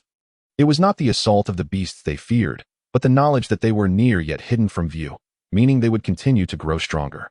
Then the hunt began. Moments later, Yuanbao felt the fire attribute energy within it begin to blaze, seemingly boiling uncontrollably. Simultaneously, the previously stable metal attribute energy also began to stir, surging throughout Yuanbao's body, especially along its back scales. This is evolution. Su Jingnian observed the transformations of his beast, and immediately realized that this was likely not a mere promotion, but a true evolution. Clank! Yuanbao opened its eyes, and in the next instant, its form was enveloped in silver and crimson radiance. The evolution commenced. Su Jingnian opened the beast panel and was met with Yuanbao's new species name. Beast, blazing iron-armored beast. Chapter 62. He truly is Su Jingnian. Roar. Just as Yuanbao was evolving, the vicious beast, hidden somewhere, let out a furious roar. In the next moment, a red light suddenly illuminated before them. There! The beast has appeared. The burly man shouted hastily, slapping his monkey beast beside him. The monkey immediately shook its arms, transforming them into two stone fists, ready to charge forward. However, this time, the beast was different. It stood not far from them, but its entire form emanated a sanguine aura. The fleshy tendrils sprouting from its dark fur pointed ominously, focusing a beam of crimson light. No way, it has initiated the hunt. The Terminator sensed something amiss, his expression darkening. I see it. The burly man nodded, undeterred, still commanding his monkey beast to charge ahead. The great adversary had arrived. Su Jingnian observed Yuanbao, cloaked in dual-colored radiance, silently donning a concealed hood, diminishing his presence. Roar. This time, the vicious beast did not remain still, but rather convulsed violently and let out a howl. It charged forward. Damn, what am I afraid of? The burly man felt a chill run down his spine. No amount of muscle offered him any sense of security. He waved his hand. Monkey, smash it. The monkey began to swing its rock-like fists in a whirlwind, employing a straightforward yet effective combat style. At the same moment, the Terminator commanded his fire hummingbird to dart forward with bullet-like speed. Roar. As the beast charged, it emitted a fierce roar. Meanwhile, the hummingbird, maintaining its rapid pace, collided once more with the beast, resulting in an explosive impact. However, this time, the malevolent beast's pitch-black fur seemed to be stained with a layer of fresh blood, rendering it damp and utterly unignitable. The fiery hummingbird's attacks proved ineffective. Furthermore, the beast's method of assault grew increasingly bizarre. In that instant, its entire body of dark fur began to writhe like a parasitic worm, ensnaring the fiery hummingbird in its embrace. Simultaneously, those fleshy tendrils, resembling fingers, converged towards the hummingbird, casting a scarlet beam that enveloped the small creature. With a piercing cry, the fiery hummingbird emitted a lament that was heart-wrenchingly tragic, as if it were enduring unimaginable agony. The Terminator's face turned pallid, and he staggered back a step. Perhaps they should not have been so greedy. They should have fled the moment their hearts began to race. Don't worry, brother, I still have my monkey. The burly man clapped him on the shoulder, revealing a steady smile, as though he could bear the brunt of the situation. There stood the monkey, swinging its massive fists, undeterred by fear, charging straight at the malevolent beast. With a powerful punch, it struck the dark, writhing fur that had ensnared the fiery hummingbird. Yet, it was akin to striking cotton with 1,000-pound force. Nothing happened. What? The burly man exclaimed, bewildered. In the next moment, the monkey, too, became ensnared by the beast's dark fur, while the tendrils focused their crimson light upon it. It let out a mournful howl. A closer inspection revealed that both the hummingbird and the monkey had a faint trace of blood essence drawn from their limbs, merging into the creature's very being. It was an unending cycle. It's over. The burly man sank to the ground, his heart heavy with despair. Once the beast entered its hunting state, it was far beyond the capabilities of even the fully matured cubs, let alone those of extraordinary status. It was simply too bizarre. He lamented. Upon arriving in this abyss of beast tamers, he had known death would eventually find him, but he never anticipated such a fate. If the beast drained the blood essence from the tamed creatures, surely they would be utterly exhausted as well. Don't lose hope. There is still a chance. At that moment, the Terminator turned to look at Yuanbao, who was enveloped in a dual-colored glow, speaking uncertainly. Hope. The burly man wanted to curse. Brother, do you truly believe he is Su Jingnian? This pangolin cub, even at full maturity, what could it achieve upon evolving to extraordinary status? While he was unaware of the precise might of the extraordinary, he surmised it could not possibly surpass that of this malevolent beast. Furthermore, it was merely a creature that had just recently evolved, its abilities still unmastered. How could there be any hope? Where is he? At that moment, the burly man glanced back, inadvertently overlooking Jingnian, presuming he had fled. What a coward! He cursed. Selling out teammates to escape was one thing. Abandoning one's own beast was another. Even if he did manage to escape now, what good would it do? At that moment, Jingnian removed his hood and said, "Brother, who told you my beast was merely a mature cub?" As he spoke, the burly man's attention was instantly drawn back, and he exclaimed, "Hey, you didn't run. Am I seeing things?" "Of course not. I want to go home," Jingnian replied. At that moment, Yuanbao's evolution was fully complete. The silvery and crimson light retracting back into its body. Evolution complete. Yuanbao now stood on the ground, resembling a pangolin, but with a significantly altered appearance. It had grown slightly larger, now standing at around 60 to 70 centimeters. Most notably, its iconic scales remained intact, but after undergoing metallic evolution. These scales had been tremendously reinforced, transforming into an impenetrable armor. The segment that had been corroded previously had also regenerated, layering upon layering, greatly enhancing its defensive capabilities. Simultaneously, its claws and teeth became sharper, faint glimmers of cold light flickering upon them. The sheer physical combat prowess had multiplied several times over. Moreover, its fire attribute evolution was equally formidable, though it did not manifest outwardly. The specifics would only reveal themselves in battle. Roar! The evolved Yuanbao's gaze sharpened. Taking on an icy demeanor, it crouched low, its claws pressed against the ground, cautiously facing the malevolent beast in its hunting state. "Yuanbao, go." Jingnian waved his hand, commanding, "First and foremost, rescue the monkey and the bird." Yuanbao nodded, refraining from advancing, instead baring its sharp copper teeth, a flash of crimson emerging from its throat. Boom! A pillar of fire erupted forth. Unlike ordinary flames, this fire was concentrated into a line, creating a smaller impact area, yet burning even more fiercely. Yuanbao's level had ascended to excellence. During the moment it was enveloped in light, it had been voraciously consuming fire crystals, finishing off all 20 fire crystals in its backpack, which led to its evolution into excellence. The attack of an excellent level creature diverged significantly from that of the previous fiery hummingbird, striking the malevolent beast directly. Swish! It pierced through. At that moment, the bewildered burly man, who had despondently seated himself on the ground, was nearly startled into oblivion. What? The seemingly invincible hunting state beast has been grievously wounded? How is this pangolin capable of such a feat? He seemed to realize something and shouted, "You truly are Jingnian." Chapter 63. This pangolin is like a war god. Roar! The malevolent beast let out a thunderous roar. Its flesh, concealed beneath the dark fur, was directly pierced by Yuanbao's searing ray, creating a scorched void. Looking through it, one could even see the forest behind, an unprecedented breach. My heavens! This exclamation came from Jingnian, the creature's master, who was equally astonished. In truth, based on the information documented in the Beast Compendium regarding the malevolent beast's voyeuristic nature, he could deduce that this beast secretly grew stronger, surpassing its prey by one tier to activate its hunting state. However, when the beast activated its hunting mode, Yuanbao had yet to complete its evolution and remained at the extraordinary level. This meant that the beast's current capability was one tier above extraordinary, which was excellence. Once Yuanbao completed its evolution, it also achieved excellence. Thus, Jingnian felt a glimmer of confidence and directly commanded Yuanbao to engage. Yet, he had anticipated a challenging battle. Instead, with a single strike, Yuanbao had pierced through the malevolent beast. One could only imagine that had the beast not captured the monkey and hummingbird, Yuanbao could have unleashed all its energy in a relentless torrent of flames, potentially obliterating the beast in an instant. With a successful strike, Yuanbao, facing the malevolent beast whose aura was formidable enough to quicken its heart, felt a newfound composure. It became even more cautious, once again baring its copper teeth, unleashing another fiery pillar that surged toward the beast. Boom! The malevolent beast barely moved, yet its flesh, still shrouded in dark fur, was once again pierced, creating another charred void.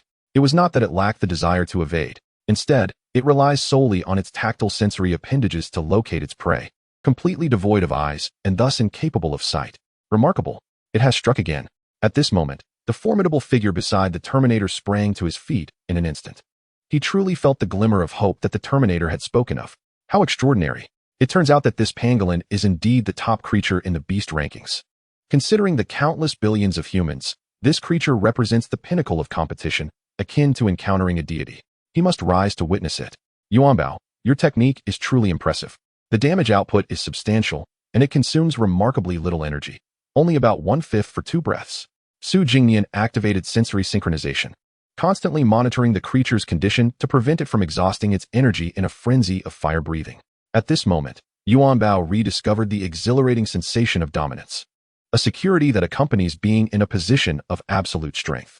While the monstrous beast could grow stronger through its ability to sense in battles of equal rank, it lacked visual perception, rendering it almost powerless. Yuanbao unleashed 2 fiery blasts. Although the beast was heartless, it experienced a diminishment in its combat power. The 2 gaping wounds began to ooze dark blood. At this juncture, the Terminator's combat intuition kicked in. He swiftly directed his creature. With a cry, the fire hummingbird ignited in flames, expending all its energy, a phenomenon colloquially referred to as going berserk. The fierce flames succeeded in scorching the wet blood from the beast's fur, ultimately severing its hair and freeing it from its bindings. Seizing the moment while the flames still raged, under its master's command, it assisted the monkey creature in breaking free from its dark fur, allowing both creatures to escape successfully. Roaring. At this point, the monstrous beast disregarded the 2 weakened creatures, howling and thrashing its limbs wildly. Without a second thought, it charged towards Yuanbao. Come on, little one, unleash the flames. Su Jingnian commanded in Yuanbao's mind. Through their mental link, as long as the commands were sufficiently detailed and clear, multiple instructions could be conveyed in an instant. Yuanbao raised its claws and stood tall, rapidly gathering fire attribute energy within. After its evolution, its speed had increased significantly. In less than 2 seconds, it opened its copper teeth, a crimson glow emanating from its throat as if it were unlocking the gates of hell, unleashing a wall of flames that devoured all. The inferno surged forth, however. The beast, lacking sight, could only sense the presence of its prey, leaving it with no means to evade. Boom! The flames raged, consuming not just the beast but also igniting the surrounding forest in a row of conflagrations. The center of the inferno, the beast, despite being engulfed in flames, its fur and sensory appendages charred, did not retreat. Instead, it barreled through the flames, crashing towards Yuanbao. Yet, Yuanbao did not flinch. Instead, it executed its most formidable defensive maneuver, curling up and enveloping itself in its hardened shell. Simultaneously, the metallic energy within coalesced upon its armor, enhancing both defense and weight, pressing down upon the earth beneath it. Thud! The sound echoed as the charging beast, despite its larger size, collided with the curled-up iron ball of Yuanbao, failing to budge it an inch, akin to a speeding vehicle crashing into a city wall. My goodness, what am I witnessing? Not only does it possess transcendent offensive capabilities, but it also boasts a defense akin to that of a deity. The formidable man felt a shiver run down his spine. At this moment, his monkey creature had returned to his side, yet he paid it no mind, fixated instead on Yuanbao. What does it mean to be a 6-dimensional creature? After a moment of awe, he cast a disappointed glance at his own monkey, recalling its petrifying fists and its clumsy windmill-style attacks. In comparison to this pangolin, it was like watching a child's brawl in kindergarten. There was simply no comparison. This pangolin could unleash powerful flames and had formidable ironclad defenses. It was nothing short of a warrior god. At this moment, the man began to doubt the veracity of the previous announcement. Is this what you call a level playing field? The beast slammed into the iron ball, and Yuanbao remained unscathed, while the creature itself suffered the real damage. Unable to endure any longer, it collapsed onto the ground, convulsing as its black fur writhed and intertwined, ultimately shredding its own flesh. Eventually, all the obsidian fur coalesced into a small, dark object. Su Jingnian observed. Proof of the abyssal haunt. The beast, a creature of formidable power, belongs to the ranks of apex predators, all of which are beyond the kingly realm and possess enigmatic abilities. Though sealed, it remains powerful. You have vanquished the beast. Therefore, you have earned this certificate of honor. Effect: the Abyssal Hero function has been unlocked. Abyssal Hero. You can use this token to bring your creature into the abyss and rescue other victims beset by beasts, with the ability to withdraw safely at any time. Gazing at the lengthy description, Su Jingnian approached and picked up the dark token from the ground. He grasped its purpose. It would allow him to take Yuanbao to other abysses to rescue individuals and assist them in defeating their monstrous foes. But what use is this? Why should I help others? Shouldn't I be focusing on dealing with the beasts myself? Su Jingnian had initially thought this item would be a treasure dropped by the vanquished beast, only to discover it was something seemingly useless. Chapter 64. A tremendous enhancement. A colossal beast? Just wait. Is this how the beast perished? The burly man approached, still grappling with disbelief. The Terminator joined him. With the fire hummingbird perched atop his head, appearing much like an ordinary hummingbird now, its energy depleted and flames extinguished, rather inconspicuous. It should be, he nodded, feeling that it was indeed absurd. Although he had always considered the mine owner to be a formidable figure, not much different from Su Jingnian, he had not anticipated such might. This pangolin is invincible, isn't it? On second thought, now that it appeared so magnificent, it should no longer be referred to merely as a pangolin. Boss, what has your creature evolved into? The Terminator inquired enviously. Flame ironclad beast, Su Jingnian replied candidly. As the name is quite straightforward, and those present possessed the Beast Encyclopedia, they would know upon a glance. That name sounds powerful, far superior to my stony monkey. The burly man remarked, his envy palpable. Gazing at Yuan Bao, clad in its iron armor, he found himself increasingly enamored, far surpassing his foolish monkey. This is what one might call a creature from someone else's household.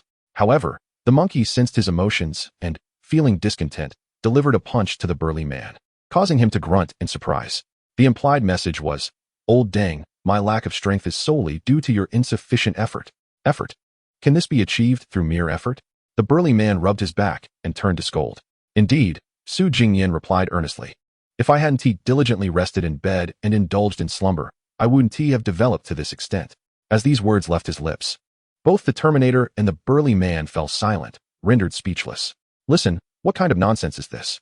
Are you trying to convince yourself that you can just sleep through it all? Su Jingnian certainly would. After all, that's precisely what he has been doing. If one were to articulate it, he would admit he couldn't resist the temptation. Occasionally, he would bear the fatigue and continue working. Now that the ferocious beast has been vanquished, is this place absolutely secure? Su Jingnian pondered with skepticism. It should be, the burly man boisterously replied. With that thought, he promptly took hold of his pet monkey and dashed to the collapsed wooden cabin to absorb the rule energy. The Terminator, noticing his action, hastily followed suit. Although he arrived slightly earlier, he was more cautious, only absorbing for a while before retreating. It was still not entirely full, but fortunately, it was not far off. Su Jingnian paid them no mind, instead focusing on Yuan Bao. Its energy had been entirely depleted after the recent fiery onslaught. Aside from the metallic energy, not a single drop of the fire attribute remained. It couldn't even muster a flicker. The energy stored was scant as well, mostly consumed during evolution. With only a small portion retained, it was now gradually recovering, expected to produce 2 or 3 precise fire columns. Su Jingnian opened the pet panel. Pet, blazing iron armored beast, true name, Yuan Bao, attributes, metal, fire, level, exceptional level 10, skills, flame eruption, blazing strike, iron ball defense, copper teeth and iron stomach, energy storage, specialty, digging. Firstly, the species had transformed. No longer was it an ordinary Chinese pangolin, but rather a fantastical blazing iron-armored beast. With this species name, and ranking first on the pet leaderboard, there should be no further doubts from others. He, Su Jingnian, truly had not resorted to any underhanded means. Furthermore, this upgrade retained the attributes of metal and fire, as he had not consumed any other attribute ores. The primary change lay in the skills. Upon reaching the exceptional level, Yuan Bao gained an additional skill, Blazing Strike, along with Iron Ball Defense. Blazing Strike concentrates internal fire energy and unleashes a precise linear fire column from its mouth. Without a doubt, this was the skill that allowed Yuan Bao to pierce through the ferocious beast twice, a remarkable ability, delivering high damage while conserving energy.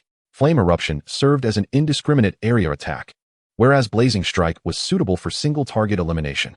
With this new skill, Yuan Bao's offensive capabilities expanded, no longer limited to a singular method of attack. The other defensive skill, Iron Ball Defense, curls into a ball and utilizes internal metal energy to bolster defense in the safest posture, becoming even heavier. This skill was formidable. Finally, Yuan Bao possessed a proactive skill belonging to the metal attribute. From the recent skirmish with the ferocious beast, the strength of Iron Ball Defense could be preliminarily assessed. It was akin to a city wall, utterly unyielding.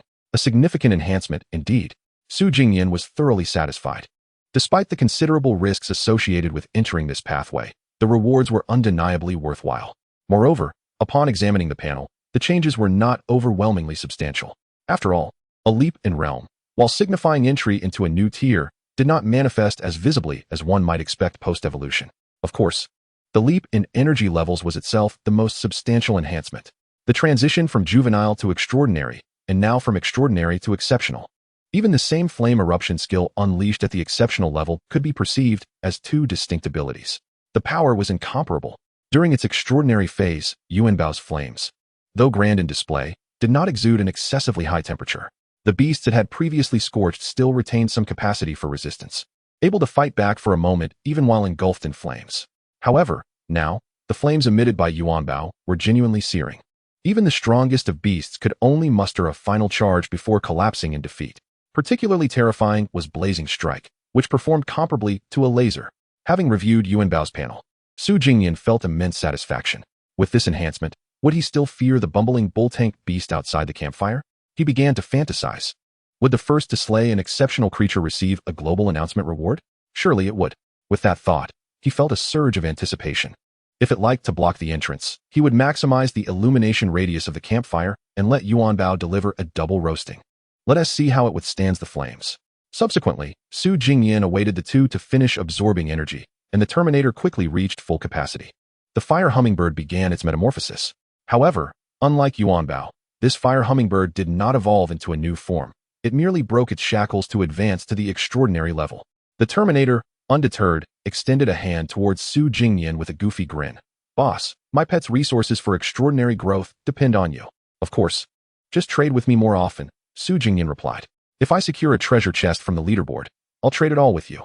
He nodded and shared a friendly handshake with his loyal customer. In truth, he also wished to nurture the Terminator. If the Terminator's pet could secure the second position on the pet leaderboard, a mutually beneficial exchange would yield him 2 top-tier treasure chests. Even though the reward for second place might not rival that of first, it would undoubtedly be substantial. 2 exceptional treasure chests would surely propel him forward. Chapter 65. The Gate of Transcendence, yet unopened. Buzz. After a while, the muscular man completely absorbed the ceiling light from the wooden cabin. He triggered the ceiling repulsion. Since the ferocious beast was gone, it should pose no problem, right? The burly man remarked. His rule energy was still not fully absorbed, and he was still a bit short of achieving the complete transformation of his monkey pet. At present, he merely resembled the former Yuanbao, with a faint glimmer of bluish stone energy enveloping his arms. What's that?" Su Jingnian looked up, noticing the violently quivering rule energy, and seemed to have discovered something.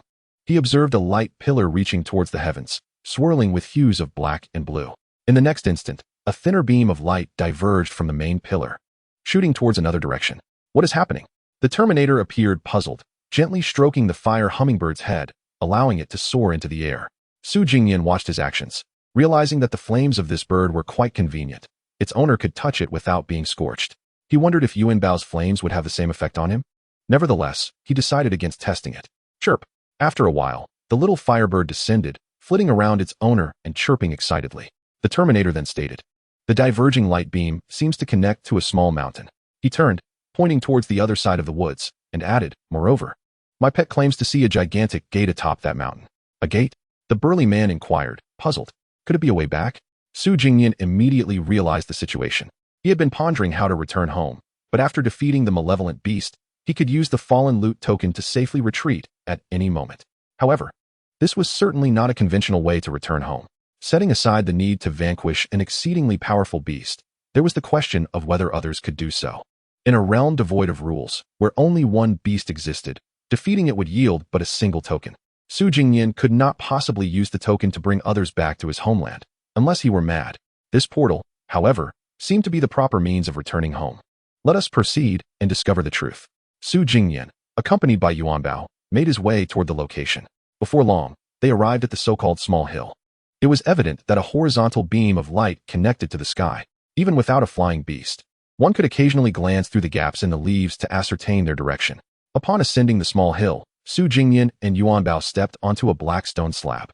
At the center of the slab stood a grand door, approximately 10 meters wide and several dozen meters high. My heavens, this door must be intended for giants. The burly man was astounded and exclaimed, standing before the door with his monkey beast. They appeared no larger than mere children. What if someone's beast measured several dozen meters? "I fear this door may not suffice," Su Jingnian remarked. He had taken to using thermal drones to survey the mist surrounding the campfire daily. The various colossal beasts he encountered, some as massive as mountains, radiating heat akin to volcanoes, were indeed formidable. The smallest among them were the bull-ten giants, measuring only 20 to 30 meters, hardly qualifying as true giants.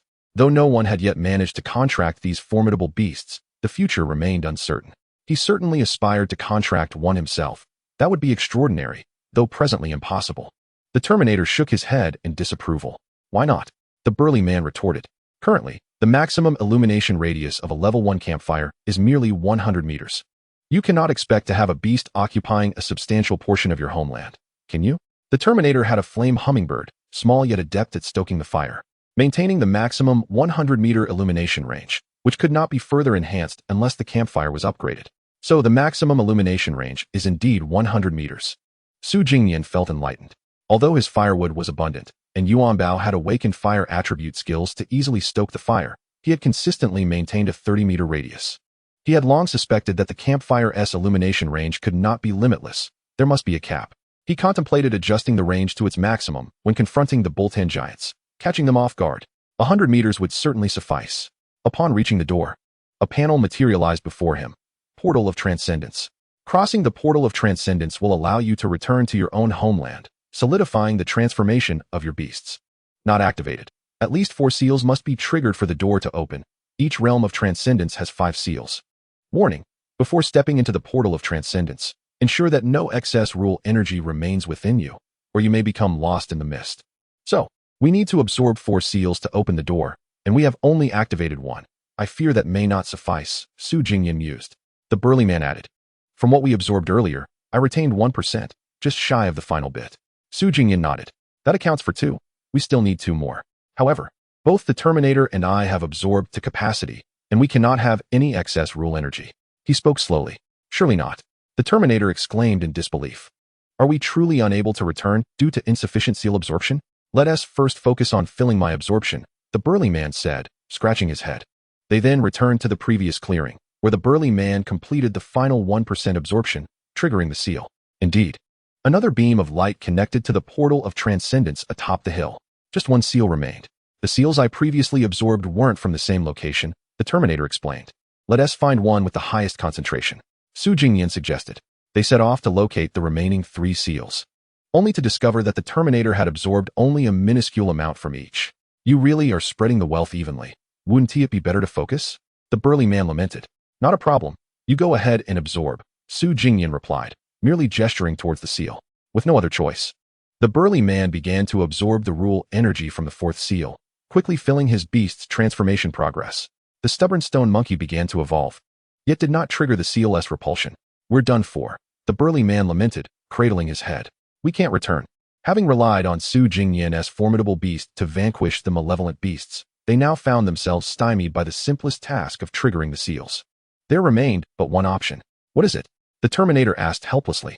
We must wait for another person possessing the Beast Codex to enter the portal and fortuitously arrive.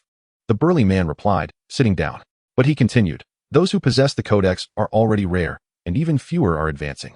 Who knows how long it will take for another to arrive? He lamented that even if his beast were to commence evolution, the excitement he should have felt was overshadowed by despair. Perhaps we will perish here, and no one will come to our aid, he despaired. The Terminator, equally disheartened, lamented. There's no way around it. Had we known, we would have concentrated on absorbing from 1 seal. Fortunately, at that moment, Su Jingnian examined the token he held and said, I believe I have a solution.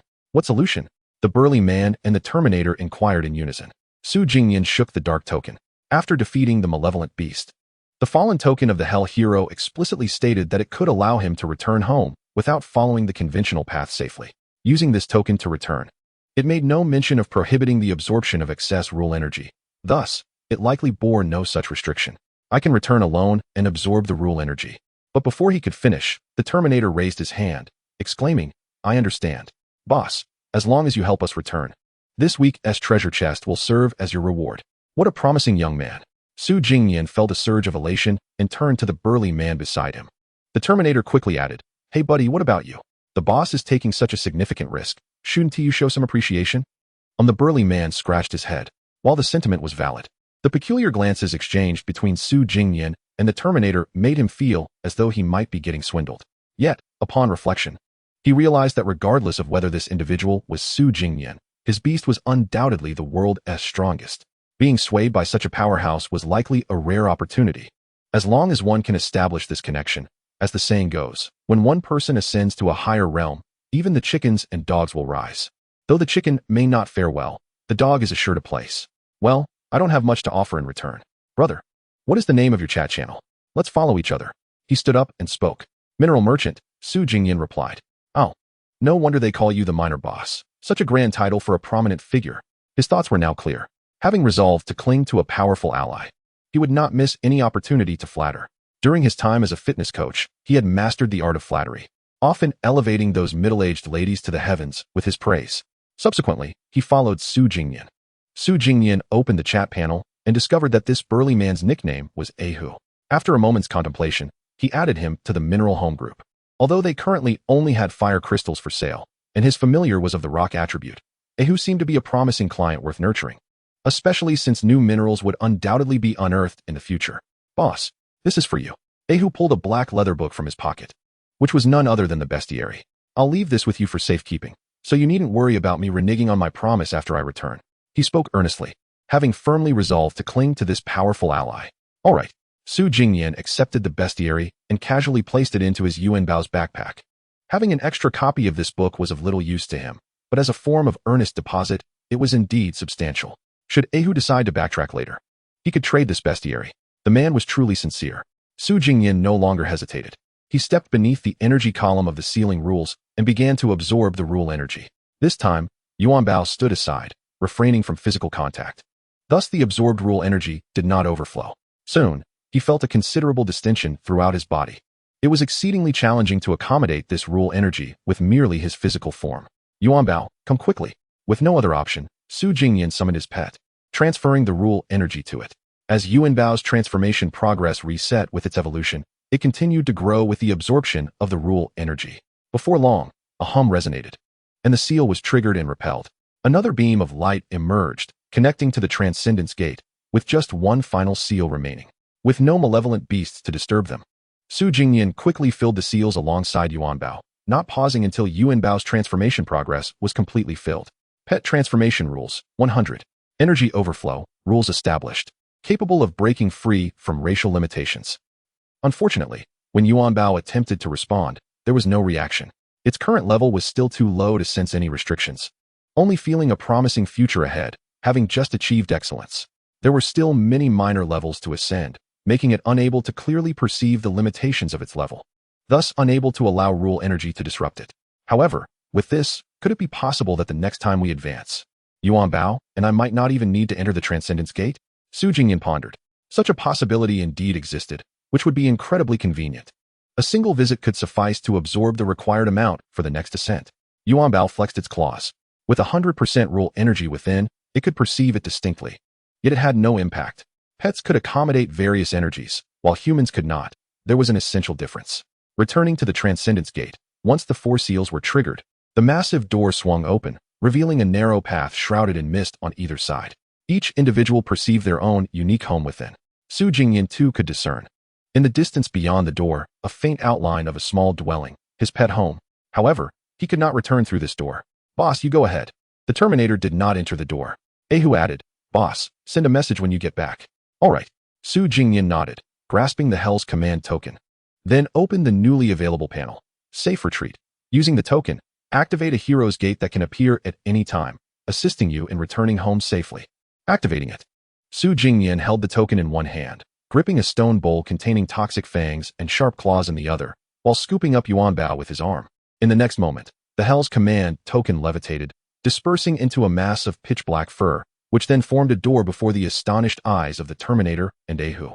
After 2.5 minutes, the door was roughly the same size as the previous Transcendence Gate, exhibiting a similar form, behind which lay his home. Let's go home, Jingnian declared, stepping through the door. The spatial scene transitioned seamlessly, and upon solid ground, he found himself standing in his sanctuary. The warm glow of the campfire illuminated his face.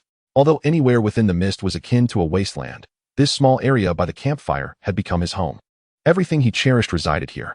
Even though defeating malevolent beasts within the Hell's Transcendence had become remarkably safe, it was not as comforting as this humble abode. Jingnian exhaled deeply. Turning back, the door had transformed back into the token, now floating elegantly in midair. He set down Yuanbao and reached out to take the token. Hell's hero.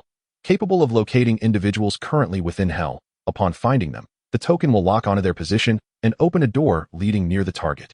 Su Jingnian mused that he could hardly guarantee his own safety, let alone be so confident as to rescue others. However, if he were to serve as a guide, without assuring anyone's life or death, he might be willing to give it a try. Having successfully cleared the hell once before and exceeded the kill count of malevolent beasts, this identity would undoubtedly attract others willing to pay a premium for him to act as a guide through hell, and he need not worry too much, for he could return home safely at any time.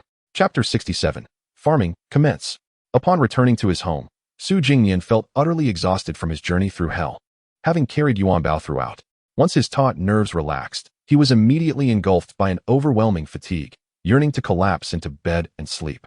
Yet before doing so, he prepared 20 fire crystals for Yuanbao, knowing its appetite would surely increase post-excellence. He decided to start with 20 to see how it fared. Crack. As Yuanbao contentedly gnawed on the fire crystals, Su Jingnian busied himself organizing the sharp claws and toxic fangs, then turned to prepare his own meal. He cooked some mutton jerky and ate a dodo fruit, which had little flavor, akin to drinking plain water. After satisfying his hunger and thirst, he noticed that Yuanbao, after consuming 20 fire crystals, still had not absorbed enough energy. My goodness, after achieving excellence, it has become this gluttonous. It consumes more than even the extraordinary level. Su Jingnian could only fetch more fire crystals. Yuanbao devoured another 10, finally feeling a sense of fullness, yet it appeared that it could consume even more. Level. Excellence level 1, 24. Is it really just this little? Su Jingnian exclaimed in astonishment.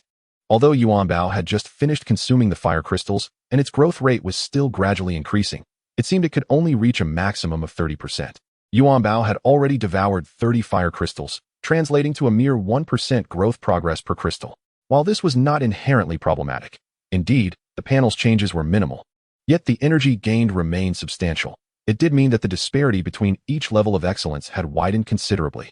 Previously, during its extraordinary phase, there was a tenuous balance in the consumption of fire crystals, but now, it seemed that they would be exhausted in a single day. This realization left Su Jingnian feeling somewhat anxious. Yuanbao is full. It raised its paw, signaling its readiness to commence mining. After evolving into an iron claw beast, its claws had become exceedingly sharp, making it immensely efficient at mining. Any rock under its iron claws was as insubstantial as air, an extraordinary enhancement. Go on. Su Jingnian encouraged, eager to observe just how much the evolved Yuanbao would assist with the mining task. After drinking some water, Yuanbao turned without a backward glance and set off to dig. The previously enlarged tunnel, made for the bone giant axe, was now just wide enough for it to pass through, and it promptly burrowed in, vanishing from sight. Subsequently, Su Jingnian returned to his bed, nestled into his sleeping bag. With the cloak of concealment resting by his bedside, he contemplated the idea that, given the cloak's remarkable ability to diminish his presence, perhaps he could venture into the mist alone. Yet, upon further reflection, such an endeavor seemed perilously reckless. Setting aside the fact that he would be wielding a torch, its light attracting beasts, there was also the matter concerning the cloak itself. It did not render him invisible, merely less noticeable. If a beast were to react with lightning speed and attack the moment it noticed him, any subsequent invisibility would be of no consequence. Su Jingnian could only etch the following on a gravestone. The opponent reacted too swiftly, attacking without confirmation. A beast might overlook him 100 times, but should it notice him just once, it would spell his doom. Lost in thought, he initially intended to use perception synchronization to observe Yuanbao's mining before drifting off to sleep, only to unexpectedly lose consciousness. He was already exceedingly fatigued, and after Yuanbao had been burrowing for a while, the fatigue synchronization hit him like a wave, rendering him unconscious. Fortunately, this slumber lasted a full 12 hours. Su Jingnian awoke naturally, feeling rejuvenated and revitalized. Indeed, this could be described as a divine slumber, as all negative states had been refreshed. Stretching his limbs, he activated perception synchronization. Within his mind, he beheld the view synchronized from Yuanbao, revealing a scene of intense activity. The evolved Yuanbao, with its elongated iron claws, was deftly excavating the rocks, its copper teeth having been enhanced as well. It consumed stones without the need for mastication, crunching them effortlessly, with its claws alternating rapidly. Yuanbao swiftly unearthed fragments of stone, tossing them into its mouth and swallowing them whole. The speed was remarkable, and the execution was exceedingly skillful. Its mining technique resembled an assembly line. From a third-person perspective, one might even liken Yuanbao's digging to swimming through the rocks. This is utterly absurd. Su Jingnian marveled. I wonder how many fire crystals can be unearthed at this pace. Yet, he surmised it might not suffice, as the fire crystal veins were nearing depletion. He refrained from interrupting Yuanbao's mining and instead rose from his bed, retrieving the converted bone meal fertilizer box and heading to the planting area outlined by the shattered stones. After a period of time, what had once been a bulging mound of soil now sprouted a vibrant green shoot, adorned with 2 tender, curled leaves. Wood-type exceptional beast egg. Hatching progress, 237. Current status, hatching, soil nutrient-rich, capable of thriving. Health points, 1,000. Excellent. Su Jingnian expressed his satisfaction. With the aid of the fertilizer, the growth of this wood-type beast egg was notably rapid, and the soil remained in a nutrient-rich state. This extraordinary fertilizer was indeed impressive. After all, it was a treasure obtained from a platinum chest, though he pondered the differences between various chests. The platinum chest was undoubtedly superior. Yet the golden chest seemed commendable as well. No longer dwelling on these thoughts, he opened the fertilizer box, took a piece of bone, and excavated a mound of extraordinary fertilizer, uniformly applying it to the soil. Soon, a reaction occurred. The fertilizer seeped into the earth like water. To Su Jingnian's astonishment, the vibrant green shoot emerging from the mound seemed to quiver with a spark of life. Su Jingnian immediately took notice. "Little one," he called out. Remarkably, the shoot on the mound responded by quivering again, as if it had heard his voice. "Oh my, little one, do you possess consciousness now? Can you truly hear me?" The shoot quivered once more, its green leaves radiating vitality. This delighted Su Jingnian immensely. He spoke to the sprout at length. Believing that early exposure to his voice would foster a stronger bond in the future, he excavated all the extraordinary fertilizer from the box, applying most of it to the little one's mound. A small portion, however, he reserved for the unknown plant seed. Z plant seed. Growth progress, 0-1. Current status, growing, soil nutrient rich. Splendid. This seed is also beginning to grow. With the fertilizer box, I shall embark on the path of agriculture. Su Jingnian felt elated. He went to retrieve 2 pig bones, gripping them with his sharp claws, and sat on the bed to grind them into bone powder. Chapter 68. Adding fuel for the second time, preparing for battle. By the time Yuanbao finished mining and returned, Su Jingnian had already ground the bone powder, and the fertilizer box was placed beneath the bed, awaiting an overnight rest to yield more extraordinary fertilizer. Thud. At that moment, Yuanbao entered the beast house, carrying a stone bowl, and set it down on the ground. "Hey, time to eat," Su Jingnian exclaimed, helping it unload the fire crystals from its backpack, over 20 in total. Of course, this was merely the haul from one trip. During his 12-hour slumber, Yuanbao had mined and consumed far more, its bounty far exceeding this amount. After its promotion to excellence, Yuanbao's mining speed had soared, although its appetite had increased, allowing it to consume 30 fire crystals in one sitting. It turned out that the situation was even better than before. Now, after deducting what Yuanbao had eaten, there remained a surplus of fire crystals, resulting in an increased stockpile. Fire crystals, 167. This revelation pleasantly surprised Su Jingnian, who had initially feared that they would be depleted in a single day. Instead, the outcome had exceeded expectations. "Yuanbao, your little paws are quite impressive. Even if other people's beasts were to mine, they certainly wouldn't match your speed," Su Jingnian praised. Kabiye, the Yuanbao, was gnawing on the fire crystal. It shook its head, indicating that it was all thanks to its master for providing a good rest. Otherwise, with such an exhaustive method of mining, it could hardly continue for long, let alone speak of any harvest. "Haha, it even made you humble. Such flattery indeed holds no fault," Su Jingnian shamelessly remarked. "One can only imagine that after so many days, the other contracted beasts of others surely possessed the ability to mine, and some had even sent their beasts to dig underground. Yet as of now, Su Jingnian's monopoly over the mining resources remained unchallenged. Perhaps some fortunate individuals had unearthed a few ores, but the quantities were undeniably minimal. After all, such resources required the excavation of countless rocks to obtain, which was no easy feat. As for others, their progress underground would undoubtedly be sluggish. But Su Jingnian, with the fatigue-synchronized pangolin, the mining speed was soaring. In terms of combat, Yuanbao might not surpass many beasts of the same level, a point it could modestly concede. However, in its innate duty of mining, no creature could rival Yuanbao's prowess. Furthermore, with Su Jingnian assisting it in resting, no one, nor their beasts, could outpace them. Kabiye, Kabiye. Once Yuanbao finished its fire crystal, Su Jingnian turned his gaze to its panel, and he realized that it had stabilized at an exceptional level. Level, exceptional 2, 37. "Yuanbao, has the 100% rule energy that remains within you had any effect?" Su Jingnian inquired. This enigmatic substance could aid beasts in breaking free from their shackles, defying conventional understanding. Yuanbao shook its head. The absorbed rule energy was quite docile, always ready for its use, assisting in breaking free from all forms of restraint. It could even transcend the limitations imposed by opponents, such as reduced energy or health. This rule energy could dismantle such constraints. Truly formidable. That's splendid. Su Jingnian nodded in satisfaction. Subsequently, he refrained from allowing Yuanbao to continue mining. Now that it had stabilized, he decided to embark on a different venture. We shall directly slay the bull tank behemoth. Though, prudently, it would be wise to wait until Yuanbao reached the pinnacle of exceptional level before confronting it. Nevertheless, Su Jingnian felt that under the significant limitation of the bonfire's illumination, even if the bull tank behemoth was slightly superior to the previous extraordinary claw beast, it would still possess little resistance. The odds were overwhelmingly in their favor. Su Jingnian approached the bonfire. Homestead bonfire. Illumination range. Diameter of 30 meters. Current hourly consumption of 100 firewood. Remaining firewood. 3,712. Estimated burn time. 37 hours. Current level. I. No special effects. The remaining firewood was dwindling. If he did not replenish it by tomorrow, the bonfire would extinguish. However, with Yuanbao now capable of breathing fire, even possessing 2 distinct fire-breathing skills, there was no need to waste money on purchasing wood. Let me also try how my beast adds fuel to the fire. Su Jingnian mused as he gazed at the warm bonfire. For adding fuel, a surge of flames would be most effective. Yuanbao? He called over the Yuanbao, which had been idly observing the sprouting seedlings since it was unable to mine, and commanded it to unleash a torrent of flames towards the bonfire. With a spirited response, Yuanbao gathered energy within.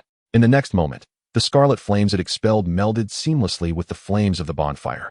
With Yuanbao's infusion of fire, Su Jingnian observed the bonfire panel, and indeed, the remaining firewood points began to rise rapidly.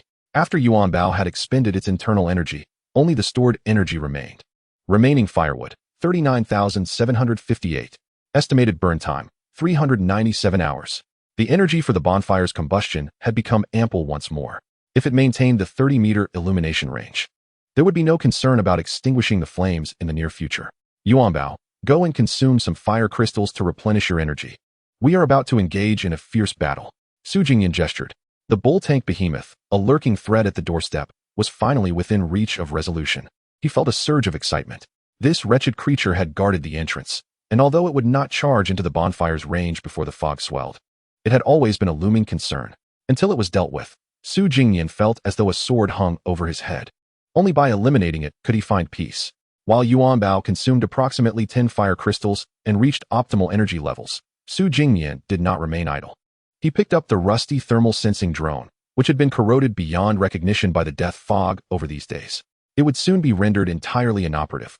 After this flight, he planned to trade it for some profit. Su Jingnian thought, maneuvering the drone into the air. Buzz, buzz, buzz.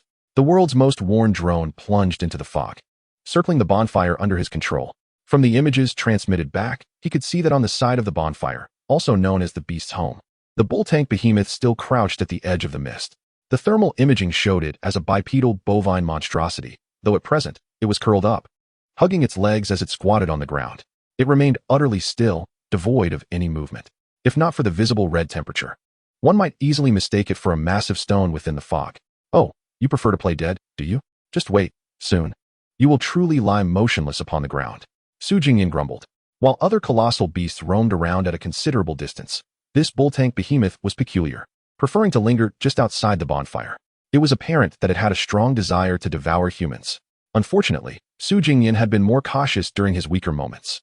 Once Yuanbao had consumed enough fire crystals to restore its energy fully, the fire attribute energy within it surged, enabling it to unleash a barrage of fiery strikes. Su Jingnian donned his stealth hood, meticulously arranged the combat strategy with Yuanbao, and then opened the bonfire panel to enhance the illumination range. Chapter 69, Defeating the Exceptional Realm.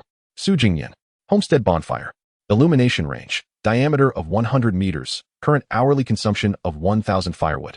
Remaining firewood, 39,748. Estimated burn time, 39 hours.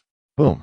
After adjusting the illumination range, the bonfire erupted into a blaze, the crimson flames roaring fiercely, resembling a towering inferno. The brightness illuminated the surroundings as if it were midday, causing the encroaching death fog to dissipate rapidly. The bull tank behemoth, previously lurking at the fog's edge, was once again revealed in the light. In that instant, upon the coarse hide of the beast, this time, it was not merely a plume of white smoke that emerged, but a roaring inferno ignited. Moo! The colossal creature emitted a deep, resonant bellow. Su Jingnian, concealed behind the bonfire, felt the very ground tremble in resonance. Fortunately, the fire remained steadfast. Subsequently, the beast attempted to extinguish the flames engulfing its body by swiping at them with its massive arms, only to find the fire unyielding. Resolutely, it turned to retreat into the mist, but this time, it would not be allowed to escape. Yuanbao, intercept it. Su Jingnian swiftly commanded through their mental connection. Yuanbao? Without hesitation, the creature darted forward, adjusting its position. It now stood at the edge of the fog, illuminated by the expanded glow of the bonfire, effectively blocking the beast's escape route. Fire. Target its throat. Su Jingnian directed. Yuanbao nodded, unwavering in its resolve. It bared its metallic fangs, focusing its gaze on the colossal beast, a vivid crimson glow igniting within its throat. Moo! Boom! In an instant, the beast's roar was abruptly silenced as the powerful crimson firebolt erupted from Yuanbao's mouth, striking true at the creature's throat without obstruction. Su Jingnian looked up to witness the crimson flame piercing through the beast's throat like a golden staff, vanishing into the mist beyond. This attack, a direct hit to a vital area, instilled a sense of security in Su Jingnian. However, the colossal beast did not fall. Even with a gaping wound in its throat, blood gushing forth like a fountain, it could no longer roar. Instinctively, it sought to retaliate, raising its massive hooves, larger than a cart, and slamming them down with tremendous force. Thud! In that moment, Su Jingnian felt the ground quake violently, the once even surface now unstable, causing him to tumble. Fortunately, Yuanbao, with its short legs and low center of gravity, managed to maintain its footing, though the ground beneath it was torn apart, creating a significant fissure. Yuanbao, caught off guard, it fell into the crevice. Su Jingnian gritted his teeth in dismay. The attacking beast should have charged forward, crushing Yuanbao beneath its hoof. Yet, the influence of the bonfire was overwhelming. Having lingered in the illuminated area for too long, the beast was now engulfed in flames. Its flesh was nearly charred to cinders, and with every movement, it had to tear through its own burnt skin. However, this ignited the beast's ferocity. It charged towards the mist, determined to perish outside. Driven by an intense will to survive, Su Jingnian watched as the beast lumbered forward, each step causing the earth to tremble and leaving behind enormous hoof prints, shedding chunks of charred flesh along its path. Thud! Thud! Despite its massive size, the beast's speed was slow, yet it covered a considerable distance, quickly reaching the edge of the mist. Nevertheless, Su Jingnian remained unperturbed. Through his perceptive synchronization, he commanded Yuanbao, who had fallen into the fissure but was unharmed. With a roar, Yuanbao, like a rocket, successfully launched from the fissure. It soared into the air, coming face to face with the reckless beast, mere meters apart. The beast. Yuanbao's eyes narrowed. It had mastered the art of unleashing fire, and as it spewed flames from below, it simultaneously prepared to strike from above. Yuanbao opened its metallic jaws, unleashing a wall of fire that instantly pinned the colossal beast to the ground. Boom! The beast was utterly reduced to cinders. Simultaneously, as Su Jingnian had anticipated, the long-awaited announcement resonated in the minds of all within the mist. Exceptional! A beast of extraordinary caliber has been defeated. Indeed, it is Su Jingnian once more. Why is it him again? Have the others succumbed to despair and given up the chase? How infuriating! They must try harder. As per the usual protocol, as the first beast tamer to vanquish an extraordinary beast, he shall receive a leading reward. This time, it is a golden amulet of invincibility. The perimeter of his home, illuminated by the bonfire, shall be enveloped in a shield of extraordinary energy.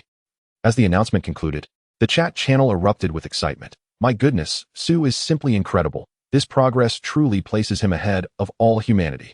Haha, when he defeated the extraordinary beast. My pet was still in its juvenile phase, and now, while he vanquishes the exceptional beast, mine remains a mere cub. TT, why must I also be named Su Jingnian?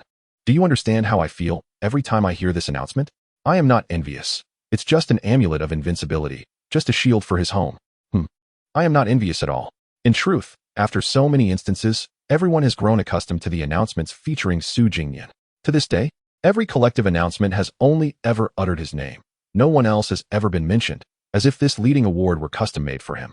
Yet, there remains a tinge of envy for the home shield, perfectly timed just before the mist begins to stir and the beasts turn chaotic, granting such a reward. It is simply flawless.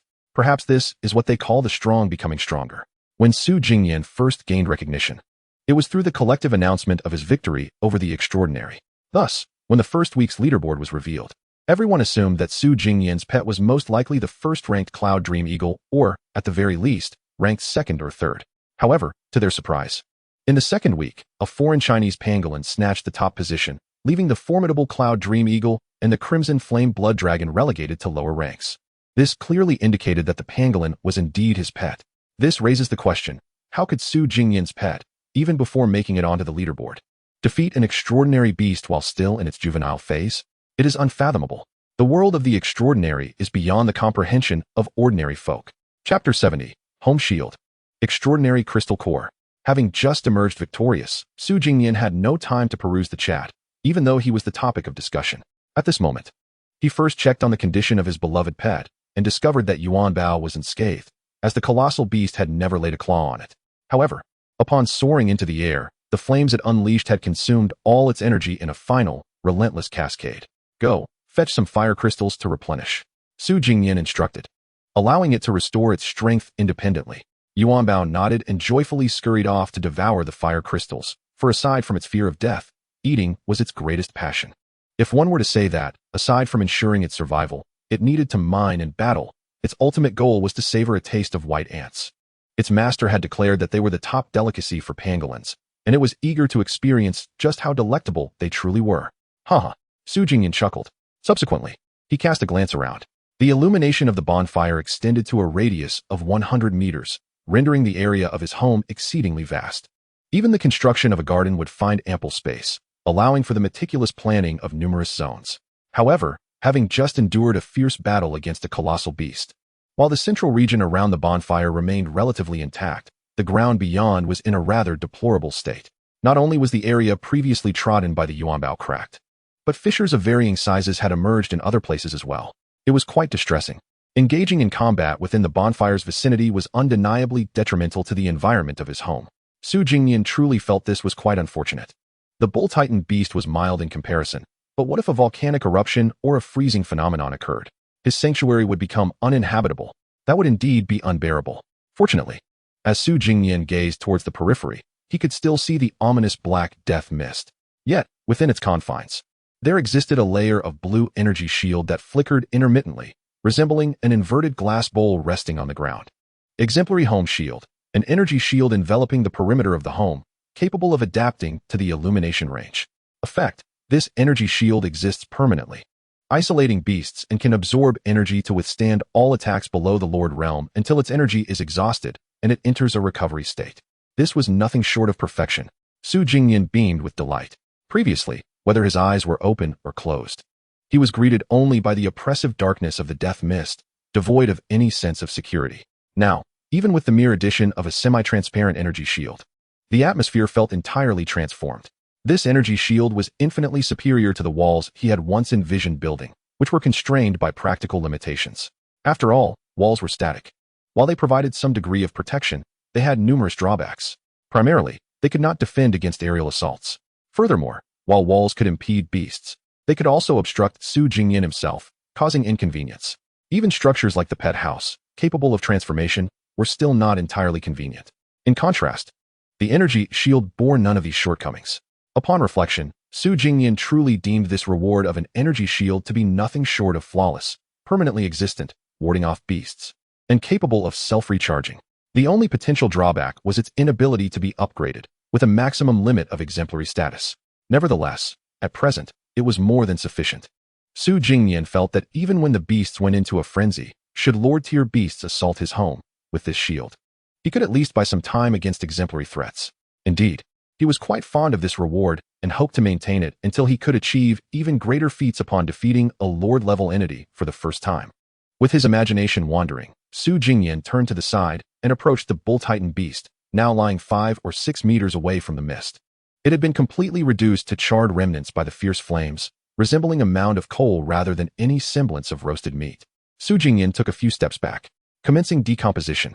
Before his eyes, the charred body of the Bull Titan beast began to tremble, and shortly thereafter, its 2 horns detached and soared away. Exemplary Bull Titan Horn. The Titan horns of an exemplary realm beast, exceedingly hard.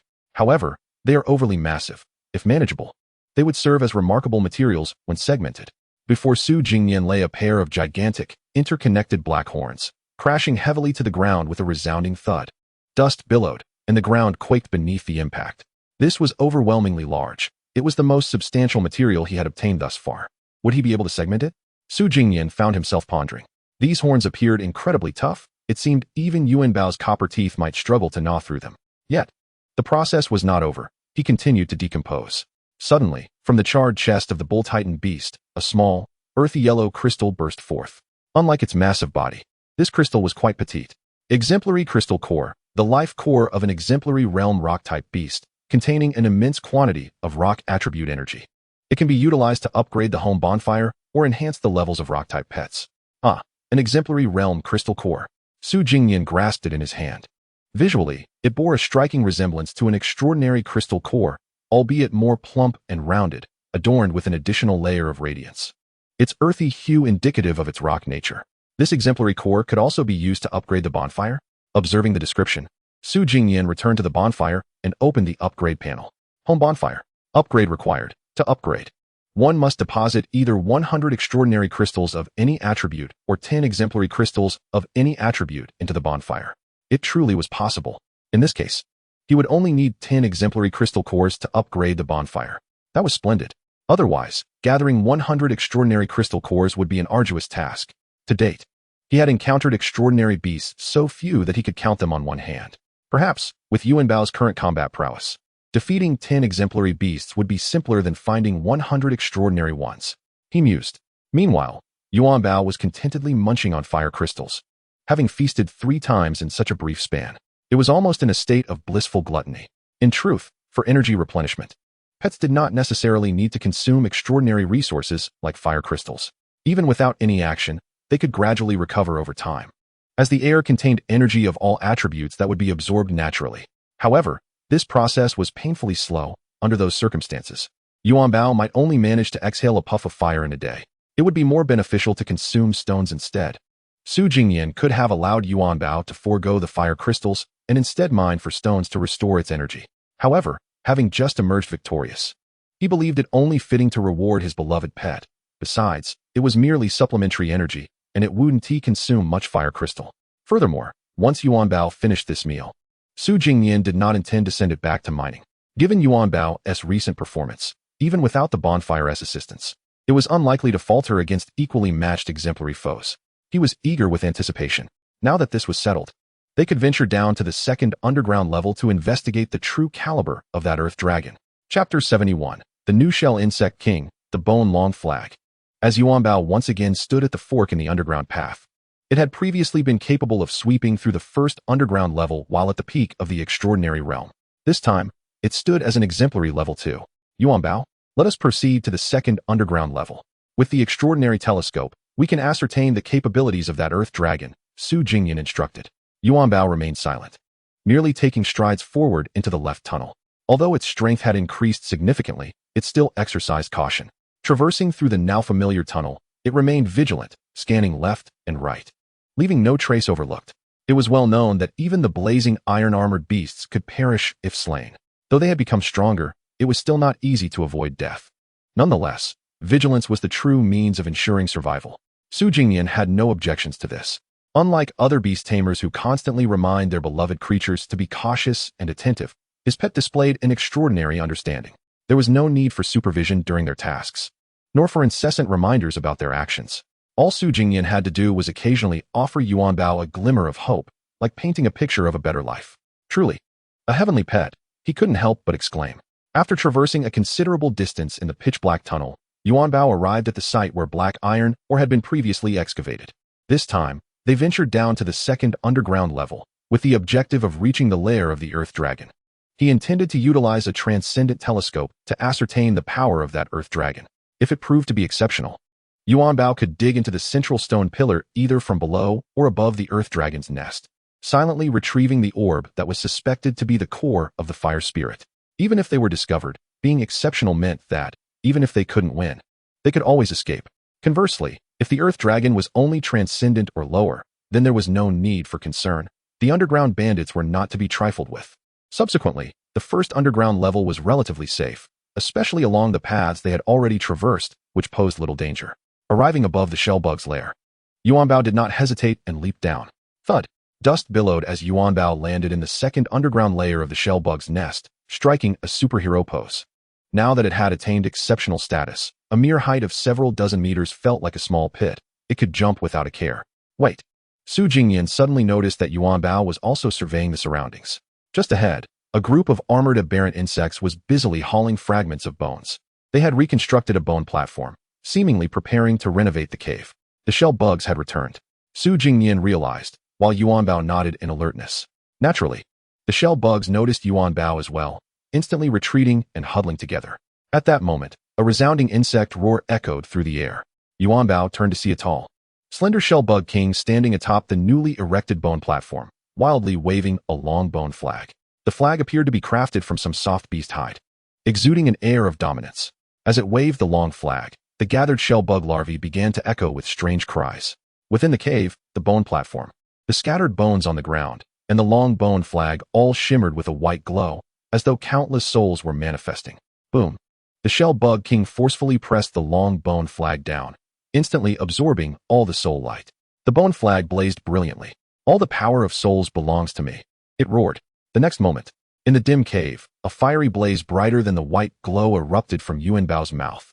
The shell bug king's shriek was abruptly cut short, for it had perished. Though its formidable shell remained unscathed by the fiery pillar, its head was utterly obliterated. The lifeless body of the shell bug king slumped down from the bone platform with a thud, plunging the entire cave back into darkness, silencing the shell bugs and leaving an eerie stillness in its wake. Yuan Bao closed its copper jaws, wisps of smoke still emanating from its mouth, clearly the culprit behind the chaos. The shell bugs, who had anticipated the new king would avenge their fallen leader, were momentarily stunned. Once they regained their senses, they shrieked in panic and scattered in all directions. Yuan Bao instantly shifted its focus to them, intending to unleash a torrent of flames to eliminate them all. However, Su Jingnian called out, Yuan Bao, there's no need. These larvae don't even possess crystal cores. We still have to head to the Earth Dragon's lair and cannot waste energy here. Yuan Bao nodded. In truth, there was no fear of harboring future troubles, for these shell bugs were hardly formidable. Their highest racial rank was merely transcendent, even if 10 shell bug kings came at once. Yuan Bao could still incinerate them in one fiery breath. Let us go collect the shell bug king's spoils. That bone flag seems intriguing, Su Jingnian suggested. Yuan Bao turned and approached the area beneath the platform. The headless body of the shell bug king, struck by the blazing flames, lay motionless where it had fallen. The bone flag was still tightly clutched in its insect claw, seemingly oblivious to the loss of its head. Yuan Bao tore the claw away. The bodies of these shell bugs were desiccated, resembling half-rotted branches. However, Yuan Bao showed no disdain and feasted upon them to replenish energy. Eventually, it gnawed out a gleaming and pure crystal, a transcendent crystal core, likely belonging to the same species as the previous shell bug king. Su Jingnian was quite pleased. Yuan Bao placed the crystal core into its backpack, then turned to examine the long bone flag. In truth, it was simply a long, slender bone, with a soft beast hide tied at its end. Touching it with its claws sent a chill through its bones. Through a synchronistic perception, Su Jingnian experienced the sensation fully. So cold. This is no mere frozen bone. It is the essence of a frozen soul. It appears to be of a higher quality than the previous bone giant axe. He was genuinely astonished. After all, while the bone axe was of decent quality, it merely functioned as a sturdy axe. In contrast, this long bone flag, based on its recent display, was undoubtedly a piece of transcendent equipment. However, Yuan Bao had dispatched the shell bug king too swiftly to ascertain its precise function. What a marvelous item. Yet, it was cumbersome to carry, likely exceeding 3 meters in length. It would be prudent to hide it for now. Su Jingnian wished to continue exploring. It was impractical for Yuan Bao to wield the long bone flag. In the event of an encounter with the Earth Dragon, it would be quite detrimental. Yuan Bao pondered for a moment, then dragged the long bone flag to the cave's rocky wall, swiftly excavating a pit with its claws. It concealed the bone flag within and covered it with a stone slab. Chapter 72. Excavating the Dark Path, Infiltrating the Earth Dragon's Lair. After securely hiding the long bone flag, Yuan Bao exited the shell bug cave, traversing the previously walked path until reaching a fork in the road on the second underground level. Unlike the first level, there were 3 paths available, one leading forward through a rocky crevice, and others veering to the left and right. They opted to proceed left once more. Yuan Bao, be cautious as you approach. Let us see if the Earth Dragon is home. If it is, we'll find a way to observe with the telescope, Su Jingnian chattered incessantly. Yuan Bao remained silent, lowering its body even further, stealthily crawling on all fours. Its scales had transformed into a hard iron shell, gleaming silver in the darkness, making it more conspicuous than before. Thus, extra caution was warranted. Su Jingnian assisted in the observation, and fortunately, no mishaps occurred. They smoothly arrived at the corner where the Earth Dragon's cave entrance was located. The surrounding rocky walls glowed with a warm red hue from the molten lava, accompanied by the bubbling sound of gurgling bubbles. Be extra careful now, Su Jingnian whispered softly, his voice resonating within Yuanbao's mind, rendering volume irrelevant. Yuanbao nodded, cautiously cradling his backpack with his claws to avoid any noise from colliding with the rocky walls, and pressed himself against the stone. He peeked out, observing that the Earth Dragon's lair was virtually unchanged since his last visit. The magma pool remained, and the Earth Dragon, resembling a large lizard, was quietly immersed in the molten rock, eyelids lowered, even snoring softly through its nostrils. Excellent. This dragon's propensity for slumber was profound. It likely spent the majority of its day in repose. Su Jingnian was delighted by this development. After careful contemplation, he realized that although the Earth Dragon was currently asleep, there was no assurance it would not awaken suddenly. Thus, attempting to sneak in directly would be the most perilous approach, which was out of the question. After all, while both Yuanbao and the Earth Dragon were of the same distinguished rank, Yuanbao was merely at level 2, the lowest tier. The Earth Dragon, categorized as distinguished, could potentially be at maximum level, creating a vast disparity between them, even if they were of equal rank. Su Jingnian believed that Yuanbao would most likely be unable to defeat the Earth Dragon. Yuanbao relied on his fire-breathing ability, but the Earth Dragon, steeped in magma, likely had formidable fire resistance. It was plausible that Yuanbao's flames would have no effect whatsoever. In a real confrontation, it would devolve into a physical struggle, putting Yuanbao at a distinct disadvantage. Even with his evolution into an iron-armored beast, Yuanbao's physical combat prowess would significantly improve. Yet he would still pale in comparison to the Earth Dragon, a creature imbued with draconic blood and possessing a purely powerful physique. In every aspect, the Earth Dragon's combat capabilities far surpassed Yuanbao's. Although this was not a mere game of statistics and many unforeseen factors could alter the outcome, the disadvantage was glaringly evident. Su Jingnian could not afford to gamble on such matters. Yuanbao, begin digging downwards, ensuring it is deep enough to prevent collapse, Su Jingnian commanded.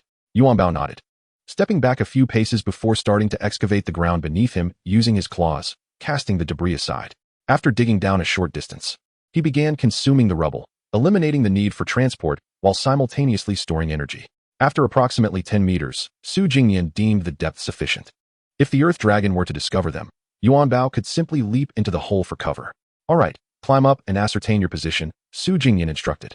However, upon Yuanbao's glance at the magma pool, he reconsidered. It seemed unwise to excavate from below without a means of verification. Lacking X-ray vision, Yuanbao would be unable to determine his orientation underground. A slight misalignment would be manageable, but if he were to dig upwards and find magma above, it could cascade down upon him. Yuanbao certainly did not possess the Earth Dragon's robust resilience. Let us proceed above ground instead. Su Jingnian revised his directive. Yuanbao complied, continuing his ascent at an angle until he eventually excavated an upward tunnel. Excellent. Now dig straight ahead. Su Jingnian nodded in satisfaction. Yuanbao halted his ascent and began to dig forward, but it wasn't long before he breached the rock before him. At that moment, he found himself amidst the rock wall of the Earth Dragon's lair, still below the ceiling, leaving some distance to the top. It was as if he had created a vent for the Earth Dragon's nest. Return. Dig upwards a bit more before proceeding forward, Su Jingnian promptly commanded. This highlighted the difficulty of tunneling through rock to ascertain direction. If only they had X-ray vision. Subsequently, Yuanbao burrowed upwards for several more meters before continuing straight ahead. This time, he did not penetrate through, as it remained solid rock. After advancing several dozen meters, Su Jingnian instructed, "That's sufficient. Now dig downwards to confirm the location of that stone pillar." Yuanbao nodded and began to excavate downward. "Be cautious, don't fall." Su Jingnian couldn't help but remind him.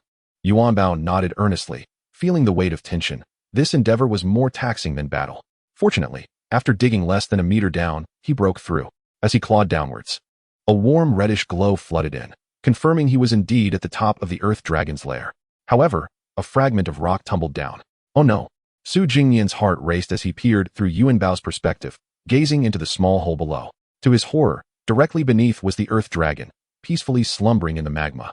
And the stone fragment fell squarely upon its head. Thud! The rock struck the Earth Dragon's head, producing a sharp sound. In an instant, the Earth Dragon jolted awake, rising from the magma pool, roaring and scanning the surroundings. Yuanbao quickly scrambled back into the tunnel as the Earth Dragon, after a furious roar, inspected the lair but found nothing amiss. It was filled with confusion and ire. Suddenly, it smacked its own head, as if believing it had been dreaming, then sulked back into the magma pool for another round of slumber. After a while, Su Jingnian instructed Yuan Bao to return and assess the situation. Fortunately, the small hole was located at the top of the lair and was merely the size of a bowl, rendering it inconspicuous. What a close call. They had not been discovered. Su Jingnian sighed in relief. After waiting a bit longer until he was certain the earth dragon was deeply asleep, he directed Yuan Bao to widen the hole at the rock ceiling and confirm the position of the crimson gem embedded in the stone pillar. Yuan Bao resumed digging forward.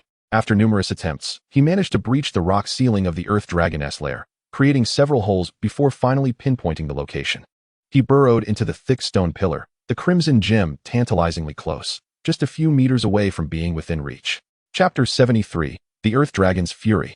Unveiling the rock crystal? Within the stone pillar, both Yuan Bao and Su Jingnian found themselves engulfed in darkness. Even though they had previously confirmed their position, the act of digging presented an entirely different challenge. They consistently veered off course. Yuan Bao, it would be far easier to climb the rock wall and feel your way to the gem, Su Jingnian suggested. After a while of digging, Yuan Bao found himself meandering through the entire stone pillar, akin to a headless fly, as the difficulty intensified. Time was of the essence. Su Jingnian feared the earth dragon might awaken at any moment, as Yuan Bao's stone excavation was anything but silent. On the contrary, the noise was rather pronounced. His sharp claws sliced through the stone as if it were tofu, but this did not hinder his progress. The clinking sounds persisted, and even the crunching of stone as he consumed it produced clear noises. If the earth dragon were awake, it could easily be alerted. Following Su Jingnian's instructions, Yuan Bao continued to dig forward within the pillar until he finally broke through, light flooding in, causing him to squint his eyes. He was positioned in the middle of the stone pillar. It cautiously inserted its claws into the stone, then climbed out, resembling a gecko as it clung to the surface of the rocky pillar. Yuan Bao turned its head to observe. To your upper right, Su Jingnian urged. Upon closer inspection, Yuan Bao indeed spotted a crimson jewel from the corner of its eye. It carefully ascended, its movements unrefined, leaving a mark with each claw on the rocky surface. A roar erupted. At that moment, the earth dragon suddenly emitted a deafening growl. Yuan Bao instantly froze, pressing itself against the rocky pillar, daring not to move, feigning a lifeless stone. Su Jingnian listened intently. The earth dragon's snoring continued, suggesting it was deeply asleep, showing no signs of awakening. It's all right, it must be dreaming. Su Jingnian sighed in relief. This experience was far more exhilarating than any prior stealth games he had played, such as Assassin's Creed. Yuan Bao continued to climb. At last, it reached the underside of the crimson jewel and swiftly extended its claws to excavate it. The moment it grasped the jewel, an intense heat radiated, almost causing it to lose its grip. After all, the crimson jewel was engulfed in an unquenchable flame. If placed in its backpack, it would likely incinerate it. So it had no choice but to hold it in its claws, which fortunately were resilient enough to withstand the heat. The temperature of the flames was not excessively high. Being a blazing armored beast, Yuan Bao had a decent resistance to fire. However, it could not spare a claw to climb back. Oh no, I forgot that the backpack can't hold this jewel. At that moment, as the saying goes, fortune does not come in pairs, and misfortune never arrives alone. Roar. Suddenly, the earth dragon's thunderous roar reverberated throughout the magma chamber. Yuan Bao turned its head, and indeed, it seemed that the earth dragon had awakened the moment it grasped the crimson jewel. The earth dragon now stood from the magma pool, glaring furiously at Yuan Bao, flames erupting from its nostrils. Roar. The earth dragon roared again, unleashing its proud racial skill, the dragon's roar. It could instill profound fear in all lesser beasts, compelling them to submit to its draconic might without any resistance. However, Yuan Bao had faced even more terrifying ferocious beasts before. Though flustered, it did not lose its composure entirely. There's no choice, Yuan Bao. Take to the skies and fly into the pit you excavated earlier, Su Jingnian commanded urgently. Yuan Bao immediately obeyed, gathering energy at the fastest speed. Flames erupting from beneath its tail. Boom. It leaped from the rocky pillar. Its body propelled upward by the force of the flames while clutching the crimson jewel with its claws. Yuan Bao adjusted its direction midair, flying straight toward the entrance of the lair. Roar. Meanwhile, the earth dragon could only stare dumbfounded in the magma pool, unable to reach the airborne Yuan Bao. Its only racial skill, the dragon's roar, left it dry of saliva, while Yuan Bao exhibited no hint of fear, seemingly unfazed. The earth dragon grew even more enraged, its eyes turning blood red. It stepped out of the magma pool and chased after Yuan Bao toward the cave entrance. The dragon's might lay in its physical strength. And even though the dragon blood within the earth dragon had thinned and was on the verge of regression, it was still a monstrosity of the mortal realm. Roar! Yuan Bao soared through the air like a jet fighter, yet it did not solely focus on fleeing. It even turned back to unleash a fiery strike. However, the fire pillar struck the earth dragon's chest, inflicting no damage whatsoever, failing to slow its pursuit. Thud! Thud! The heavy footsteps echoed ominously behind. This is too intense. Su Jingnian felt the oppressive force from behind, especially upon witnessing Yuan Bao's fire pillar barely singe the earth dragon's fur. Panic set in. Fortunately, Yuan Bao's speed was incredibly swift, and despite the earth dragon's rapid pursuit, it could not catch up. Upon reaching the cave entrance, Yuan Bao struggled to control its descent and landed directly on the ground, quickly scurrying toward the previously excavated hole. Roar! However, this brief delay allowed the earth dragon to close the gap, charging toward Yuan Bao from behind, its furious claws swiping through the air with a piercing shriek. Yuan Bao, Iron Ball defense. Su Jingnian, realizing he couldn't reach, communicated mentally for Yuan Bao to defend itself. Otherwise, it would not withstand the attack. Clang. Yuan Bao was deeply frightened but remained calm, executing its master's command with remarkable speed, instantly curling up while clutching the crimson jewel. The metallic energy immediately reinforced its scales, enhancing its physical form and weight. Bang! In the next instant, the earth dragon's enraged claw, which should have been capable of crushing any ordinary beast, struck Yuan Bao's curled-up scales as if it had struck a 10,000-ton iron ball and was repelled. Roar! The earth dragon shook its paw, letting out a pained howl. That strike nearly broke its dragon claw. As for Yuan Bao, it could not maintain its position, being propelled forward by the immense force, rolling straight into the previously excavated hole. Thud! Yuan Bao crashed heavily into the subterranean chamber, causing the rock to cave in slightly. Subsequently, Yuan Bao quickly dispelled its iron ball defense and discarded the crimson jewel, which had severely burned its belly after just a brief hold. Its previously pristine belly now bore darkened patches. Roar! After a brief pause, the earth dragon charged once more toward the cave's entrance, thrusting its claws inside and frantically clawing at the interior. Yet, it was ultimately futile. The nearly 10-meter height surpassed even the earth dragon's stature.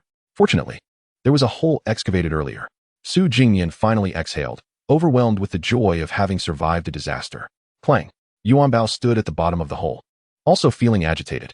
It let out a furious roar and then raised its claws to dig a tunnel in the adjacent rock, departing with the crimson jewel. Roar! The earth dragon emitted a frustrated roar. Excellent. Yuan Bao noted this roar, vowing to return for vengeance once it ascended to lordship. It hoped the earth dragon would still be capable of such a mighty roar by then. Yuan Bao angrily excavated the rock. However, Su Jingnian called out, "Wait." Before Yuan Bao, embedded within the rock wall, was a yellowish crystal. Apart from its color, it bore an uncanny resemblance to the fire crystal. Is this a rock crystal? Chapter 74. Pet Beast Water Resources, Crystal Clear Water. Clang! Yuan Bao tilted its head and extended its claws to excavate the yellowish crystal from the rock wall. Holding it in its claws, it felt no warmth but was inexplicably imbued with a sense of weightiness. If I am not mistaken, this should be a crystal of the rock or earth attribute. Su Jingnian exclaimed excitedly. The depletion of the fire crystal veins and the pressing issue of resource scarcity had persisted since he first became aware of it, with no resolution in sight. Now, it seemed there was an opportunity. Let us keep digging. If we can find a second one, it would be a game changer. Yuan Bao nodded in agreement. With a swift motion, the earthy-hued crystal was tossed into the backpack, followed by the crimson ore positioned slightly behind it. And the excavation of the rock commenced at full speed. In no time, indeed, not even 5 minutes had elapsed, Yuan Bao had extracted yet another earthy crystal from the stone, identical in size and exhibiting remarkable consistency and quality. Haha, we're taking off. Su Jingnian exclaimed, his joy bubbling over. Within this brief span, having unearthed 2 earthy crystals, it was clear that this location was likely a vein of ore. A new extraordinary resource point had been discovered. Yuan Bao placed the second crystal into the backpack and continued to dig. Sure enough, within another 5 minutes, the third earthy crystal emerged, which it joyfully stowed away before resuming its excavation. The bounty was indeed plentiful, invigorating its enthusiasm for mining and allowing it to cast aside the recent ire it felt toward the earth dragon. All that now occupied its thoughts was the pursuit of ore. Su Jingnian observed its industriousness, and after witnessing the successive extraction of so many earthy crystals, he confirmed that this was indeed an extraordinary ore vein. However, he was uncertain about the color of the attributes, whether they were of rock or earth. Initially pursued by the earth dragon, Yuan Bao had unexpectedly unearthed extraordinary crystals from the previously designated pit. Haha. While others leap off cliffs in desperation only to find martial arts manuals, Yuan Bao has struck gold with, or Su Jingyan mused, unable to suppress a grin that rivaled even Barrett's, his smile broadening with each moment. Before long, Yuan Bao's backpack was brimming, its back resembling that of a fully equipped Santa Claus, complete with iron-scaled armor. It inquired whether to continue. Yes. Let us pile the ore and the crimson orb together to free up some space in the backpack for a bit more digging, Su Jingyan instructed. This subterranean venture had proven exceedingly fruitful. First, they had traversed the shellbug den, encountering a second shellbug king stronger than the last, which they vanquished effortlessly, obtaining an extraordinary crystal core and a white bone banner as unexpected rewards. The primary objective, the crimson orb, suspected to be the core of the fire spirit, had also been successfully seized from the earth dragon's lair. And yet, it seemed fate had bestowed even more fortune upon Yuan Bao, as it had uncovered a new vein of extraordinary crystals, likely of rock and earth attributes. Next, they merely awaited Yuan Bao to dig a bit longer until the earth dragon grew impatient, allowing them to retrace their steps. This was Su Jingnian's greatest concern, primarily due to the lack of a guiding path back, rendering their return uncertain. While Yuan Bao mined, Su Jingnian refrained from viewing its perspective, knowing that the rock layers provided a safer environment for excavation. Although Yuan Bao felt a twinge of fear, the absence of genuine exploration meant that it was unlikely to encounter any dangers in the tunnels it had excavated. Thus, it was all right. The pet merely needed to focus on mining, while Su Jingnian, as its beast master, had to consider a multitude of factors. He opened his eyes and rose from his bed, feeling a twinge of hunger. Despite doing nothing all day, he found himself ravenous. Alas, Yuan Bao's fatigue is transferred to me. If only it could eat, I would gain tenfold the satiety. Su Jingnian mused whimsically. He first munched on a few biscuits and small breads before skewering a sausage with another claw that had come into contact with food. Sitting beside the campfire, he roasted the sausage, while not far off lay a vegetable patch, not yet cultivated, but filled with hope for the future. The surrounding mists of death were kept at bay by an energy shield that shimmered faintly, providing a sense of security. It was a most comfortable scene. Entered rest state. Comfort bonus, 3,600. Energy recovery per second, 46. Pet tenfold energy recovery, 46. The current home was vastly improved from before, with comfort levels soaring to 3,006. Initially, energy was restored at a rate of 1 per second, and with the comfort bonus, that recovery rate multiplied several times. However, for Yuan Bao, it made little difference. For Su Jingnian, this was of utmost importance. It meant that if he overexerted himself, he could recover more swiftly, sparing him from prolonged discomfort. Indeed, Su Jingnian felt that his home was gradually transitioning into a realm of genuine living. Life was steadily improving. Yet, the most crucial resource, water, had run dry. And the lone bottle of mineral water beside him was the last. As he roasted the sausage, he opened the chat panel for the mineral home group. Mineral merchant, Super Little Yun, where's my water? Are you trying to kill me of thirst? A swift reply followed. Super Little Yun, boss, you're alive? Mineral merchant, what? The Terminator hasn't he returned? Super Little Yun, the Terminator has revived. But boss, I thought you were dead too, only to find out you revived as well. Mineral merchant, revived? Neither he nor I have perished. Since returning from the abyss, I've been occupied and figured the Terminator would explain, thus I hadn't found the time to chat. Turns out everyone thought I was dead. Terminator, boss, rest assured, I haven't divulged any information regarding you when they inquired. Mineral merchant, oh, I see how it is. At this moment, Ahu chimed in. Hey boss, didn't you say you'd message me when you got back? I thought something had happened to you. His concern for Su Jingnian was genuine, especially since his beast compendium was still in his hands, having just decided to cling to this lifeline. He couldn't just lose it like that. Su Jingnian hadn't yet replied when Super Little Yun sent a trade request. Pet water resources, 10 barrels, water produced by water-type pets, exceptionally delicious and sweeter than spring water. Boss, I genuinely thought you were dead and even cried. There was absolutely no intention of delay. Su Jingnian was left speechless. This child had a knack for sweet words. He could only accept the trade request, exchanging some air with Super Little Yun. Beside the campfire, the mist ebbed and flowed, leaving behind 10 knee-high, stout wooden barrels, each brimming with water.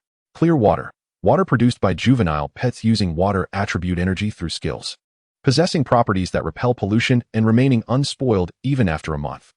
Su Jingnian inspected the contents and found the water in the barrels remarkably clear. If not for careful observation, one might mistake them for empty barrels. He scooped a bit with a frying pan and took a sip. Wow, indeed a tad sweet.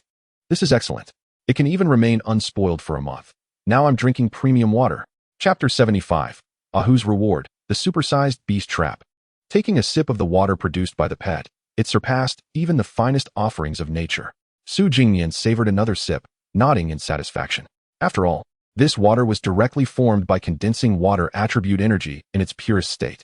Now, as other people's pets grew stronger, water could be produced, and basic resources would likely become less scarce in the future. Su Jingnian contemplated. In terms of drinking water, a water-type pet could produce vast quantities, even surpassing the quality of water found in natural settings. Moreover, fire-type pets could inject energy into flames, potentially yielding fire essence for trade with others. In this manner, it is likely that not only Su Jingnian can remain indoors without stepping out. Eventually, everyone will come to realize that pets are capable of much more than mere combat. They can mine, cultivate, and perform any task, often exceeding human capabilities. However, when it comes to having pets work, Su Jingnian's talent for fatigue synchronization is unparalleled, making him the most suitable candidate for such endeavors, truly fit to be hung up like a streetlight. Haha, in the future, my home will be a complete industry, with Yuanbao mining, Erzai farming, and Sankai. Su Jingnian, hands on his hips, mused. With this, who could possibly rival him? In this light, it is indeed beneficial for others to develop more swiftly. Not only will pets work for him, but others will also indulge in their own aspirations.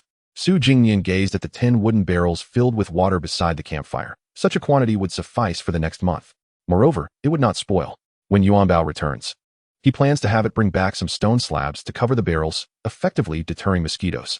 With these thoughts in mind, he settled back down to rest, continuing to roast sausages that were now sizzling with oil, releasing an enticing aroma of meat. He then opened the chat panel, locating Ahu, and promptly initiated a conversation request. Myriad Beasts Compendium 1. I've been rather busy and forgot to reach out to you. Upon receiving the request, Ahu expressed his understanding. After all, an individual of such stature in the world of beasts, undoubtedly, has no time to waste, and for someone of his humble standing, it is quite normal to be overlooked. Nevertheless, they are in the same group. As long as he builds a rapport, he could eventually rise to prominence, even sharing a sip of meat soup. However, he had little of value to offer. The Myriad Beasts Compendium was indeed his finest treasure. Yet, he understood that only a gift of significant worth would capture the attention of such a great figure. Thus, with a heavy heart, he initiated a trade. Blueprint for an ultra-large beast trap. This blueprint is my last treasure, and based on its description, I believe it can be used to hunt extraordinary beasts, even lords. Upon viewing the trade request, Su Jingnian found himself intrigued. Ahu, who had previously ventured into the transcendent evil domain, returned with nothing but a single monkey, lacking even a stick. Such destitution was surprising. Yet he could produce such a treasure? Although it was merely a blueprint, he accepted the request, and the surplus Myriad Beasts Compendium promised by Ahu vanished, replaced by a blue blueprint delivered by the mist beside the campfire. Su Jingnian approached and picked it up. Reading, Blueprint for an ultra-large beast trap, the ultimate weapon of ancient civilizations for hunting colossal beasts, capable of capturing creatures up to 100 meters in size. Required materials, 1,000 iron, 5 spirit pattern stones, repeatable crafting. Wait, does this really imply it can hunt extraordinary beasts and lords? Su Jingnian pondered, opening the chat panel to inquire directly. Ahu recounted how he and the monkey had once been pursued by an extraordinary beast the size of a small house, only to be saved when the beast was mercilessly hunted by a lord-level giant.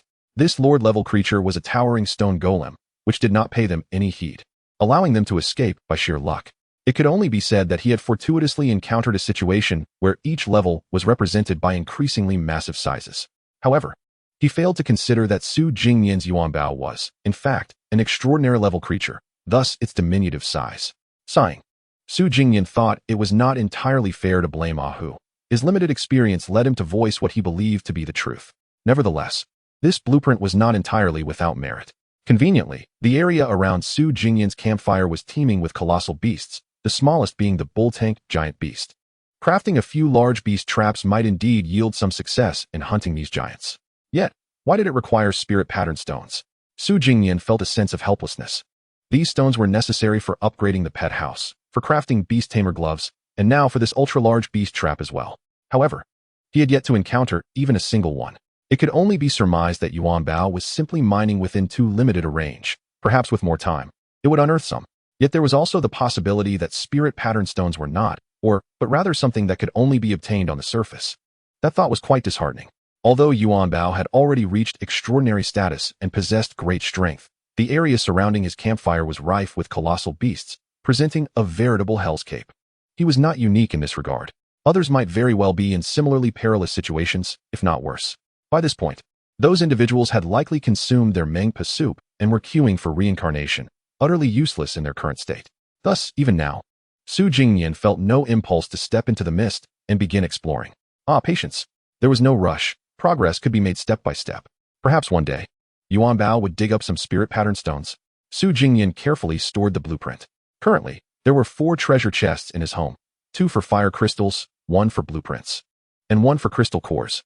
When the pet house was originally established, its dimensions were kept modest to conserve materials, resulting in a rather cramped space now.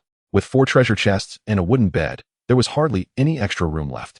When he later upgrades the pet house, he would need to enlarge its dimensions, otherwise, it would truly become unmanageable. With these thoughts in mind, Su Jingnian returned to the campfire, where the sausages were now fully cooked. While eating, he directed Yuan Bao. After some time, Yuan Bao abandoned all distractions and focused intently on mining. In less than 2 hours, it had amassed over 100 pieces of earthy crystal stones, a complete initial vein, along with its evolved iron claws. The sensation of digging was exhilarating, and Su Jingnian felt invigorated. This was a valuable asset. All right, that's enough for now. You'll need several trips to carry it all back. Yuan Bao halted its frenzied clawing, slowly retracting its claws in front of its belly. Settling down, having finished digging, it was time to call it a day. Its beige backpack was becoming too small, capable of holding only about 20 crystals at most. With its bag filled to the brim, it used its claws to grasp the still glowing crimson gem and made its way back to the previous hole. Upon reaching the cave, a fierce roar erupted. To Su Jingnian's astonishment, the earth dragon was still guarding the area. Upon spotting Yuan Bao, it extended its claws toward the cave. Enough. Yuan Bao growled back fiercely. Let us ignore it, Su Jingnian declared. Yuan Bao then disregarded the earth dragon, placed the crimson gem down, and from the opposite side of the cave, began to excavate a new tunnel. Not long after, a rumble echoed as a claw glimmering with cold light pierced through the rocks not far from where the earth dragon resided. Yuan Bao cautiously emerged, its small head peeking out, eyes gleaming with excitement as it stealthily surveyed the surroundings. The earth dragon continued to roar outside the cave, oblivious to the real culprit lurking nearby. Quietly, it slipped out and made a hasty retreat home. Chapter 76, The Scent of Rock Crystals. When Yuan Bao returned from underground, setting down the crimson jewel and the ochre crystal, Su Jingnian hurriedly delved deeper into the cavern to retrieve the remaining spoils. Observing Yuan Bao's eagerness, he called for it to take along 2 fire crystals to munch on, replenishing its energy along the way. Okay. Yuan Bao nodded in agreement and once again burrowed into the earth. Su Jingnian then glanced at the glowing crimson jewel, and an information panel materialized before him. Core of Fire Spirit, the essence of an extraordinary fire sprite, containing abundant fire attribute energy. As long as it remains undamaged, it can replenish its energy autonomously. Indeed, it was the core of Fire Spirit. Su Jingnian felt a surge of excitement. His foresight had proven correct. With the collection of this final material, he could finally commence the construction of the bonfire furnace. After a moment of contemplation, he carefully grasped the fiery core with his 2 sharp claws and transported it to the predetermined blueprint location. Fire Spirit Core 1, added successfully. Constructing workbench, bonfire furnace. Materials complete, construction has begun. Please wait.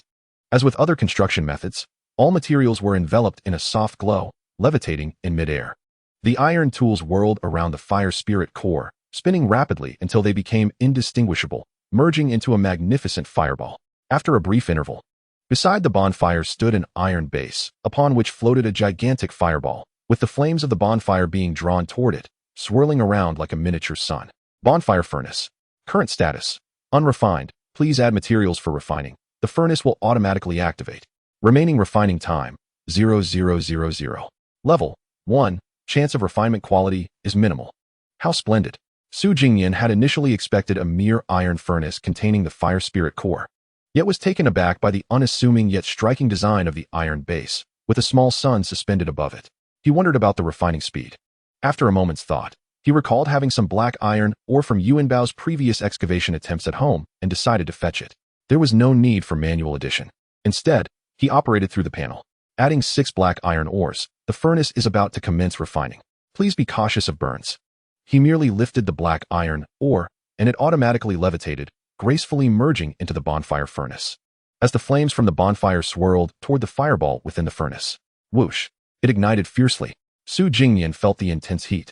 It was somewhat overwhelming yet manageable. Bonfire Furnace. Current status. Refining, 6 black iron ores. Remaining refining time, 59:47. Level, 1. Chance of refinement quality is minimal. This was quite satisfactory. Refining a black iron ore required merely 10 minutes. However, he pondered the meaning of the refinement quality chance. What did quality enhancement entail? It couldn't possibly mean that refining black iron could yield superior black iron, could it? It seemed rather peculiar. Yet, he decided not to dwell on it. The bonfire furnace would refine autonomously, and when a successful quality enhancement occurred, he would surely know. After attending to the fire spirit core and establishing the bonfire furnace, Su Jingnian turned his attention to the ochre crystal. Rock crystal, a crystal of the rock attribute, typically found in rock crystal veins. It contains rock attribute energy, making it the quintessential choice for leveling up rock-type creatures.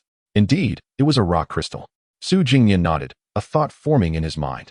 Since Yuan Bao awakened its fire attribute after consuming fire crystals, could consuming more rock crystals lead to the awakening of a third attribute during its evolution?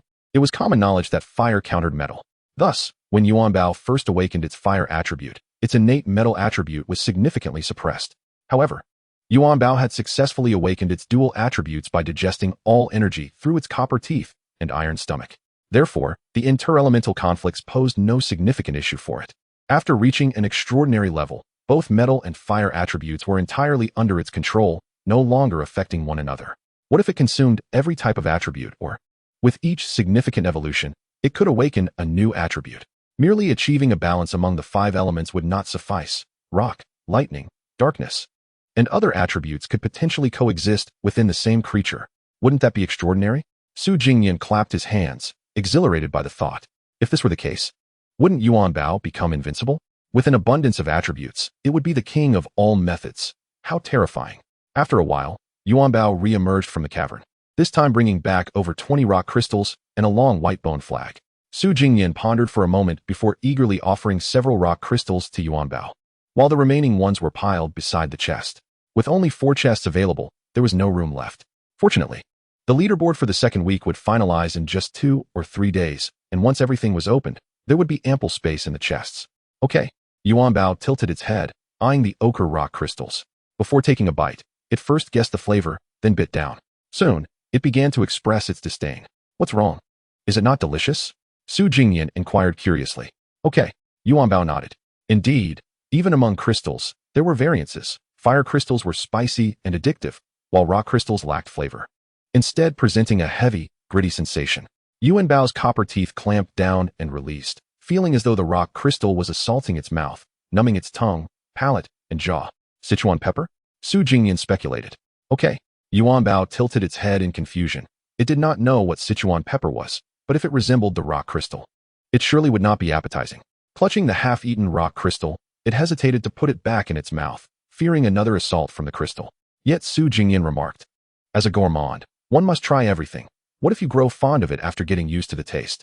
He noticed Yuan Bao's hesitation and continued. Moreover, consuming these rock crystals might help you awaken the rock attribute, making you even stronger. Okay. Yuan Bao's eyes lit up immediately. If it meant becoming stronger, it could endure the mining, and eating was even more appealing. Crunch. Yuan Bao grasped the rock crystal with its claws and began to gnaw at it fervently. It still felt as if its mouth were being assaulted by countless tiny hands, and in frustration, it swallowed the rock crystal whole. After Yuan Bao finished eating, it was on the cusp of leveling up. Its mouth still tingling, it dove back into the cavern to continue retrieving more rock crystals. Su Jingnian then turned his gaze towards the long white bone flag. Spirit soul banner, bone of a sacred beast, skin of malevolent thoughts. Waving the long banner can aid souls trapped in the mortal realm to achieve transcendence. Malevolent effect. However, prior to this, the soul banner will detain the spirit and allow it to possess a target to assist in battle. Chapter 77. The Soul Cometh. The extraordinary realm of the bull demon soul. This description seems quite promising. Is it possible to enslave the soul of the bull tank behemoth? Su Jingnian gazed towards the misty edge not far away. The carcass of the bull tank behemoth, having been completely incinerated to the core, resembled nothing more than charred remains, devoid of even flies. I wonder if it can be done. Perhaps I should give it a try, Su Jingnian pondered. He grasped the 3-meter-long bone soul flag from the ground, and the chilling aura of the frozen soul surged through him, akin to a creeping frost. He immediately released his grip. Hiss, it's too cold. This adverse effect is quite formidable. Taking a deep breath, he steeled himself. Here we go. He then swiftly lifted the bone soul flag, gripping it tightly and swinging it with fervor. As he waved the flag, a faint white light began to shimmer from it, and the surroundings manifested peculiar phenomena. Encircling Su Jingnian, a circle of 10 ethereal white flags gradually materialized, precisely within the light cast by the campfire. In the next moment, the charred remains of the bull tank behemoth also glimmered with a white light. Su Jingnian felt a rush of excitement as he braved the icy grip of the frozen soul and continued to wield the long flag. Moo! Suddenly, from the lifeless remains of the bull tank behemoth, an enraged roar erupted. Subsequently, a colossal white soul surged forth, swiftly integrating into the bone soul flag held in Su Jingnian's hands. Bone soul flag's malevolent intent activated. Bull tank behemoth. Extraordinary level 3. Captured and enslaved in the soul flag. Will transcend in 168 hours. Oh, Su Jingnian exclaimed in surprise. What had initially been a mere thought had unexpectedly come to fruition. Just then, as he was about to cease waving the flag, he faintly heard the sounds of pigs and sheep. Almost immediately, 2 more animal souls shot into the bone soul flag, causing it to radiate an even brighter white light. Bone soul flag's malevolent intent activated. Forest wild boar, common beast, captured and enslaved in the soul flag, will transcend in 168 hours. Forest spirit sheep, semi-spiritual beast, captured and enslaved in the soul flag, will transcend in 168 hours. In that instant, the bone soul flag had successfully contained the souls of 3 beasts. Huh! Su Jingnian thrust the soul flag into the ground, and a panel materialized before him. Spiritual array has been successfully arranged. You may summon the souls within the flag to possess yourself or designate a target for possession. With Yuanbao absent, he could only test it himself. Let me see what the effect truly is. He grasped the flag once more. Now that the spiritual array was in place, he could sense the 3 souls within the flag, and with a mere thought, he could summon them accurately. Sheep, come forth. Su Jingnian bellowed. Ma. In the next moment, a white light illuminated from the bone soul flag, and the ethereal form of a spirit sheep surged forth, colliding into Su Jingnian's body. Huh, I feel stronger. Ever since the sheep's soul entered him, Su Jingnian immediately sensed a significant enhancement in his physical capabilities, akin to the strength he felt after Yuanbao's ascensions. Swish, swish. Su Jingnian threw a few punches into the air, but then he found himself momentarily at a loss. The sheep's soul had merely provided a rudimentary enhancement to his physical strength, and the increase was rather minimal. Pig, come forth. He once again grasped the flag and called out. This time, an ethereal pig surged from the flag, crashing into his body. However, Su Jingnian quickly realized that the pig's soul and the sheep's soul began to clash within him. Ultimately, the semi-spiritual sheep's soul emerged victorious, while the newly arrived pig's soul retreated, bruised and battered back into the flag. This left him somewhat astonished. It appeared that only one soul could inhabit a target's body at a time, or else internal strife would ensue. Fortunately, it bore no detrimental effects on him. Subsequently, Su Jingnian sent the sheep's soul back to the bone soul flag and summoned the pig soul again. Indeed, the augmentation was weaker, while it still enhanced his strength. The effect was so slight that he felt little motivation with the pig soul's possession. Now, let me witness the formidable prowess of the bull tank behemoth's extraordinary soul. Su Jingnian clutched the flag tightly. Soul, come forth. This time, the bone soul flag shimmered with a magnificent purple light, exuding an air of grandeur and majesty. Moo!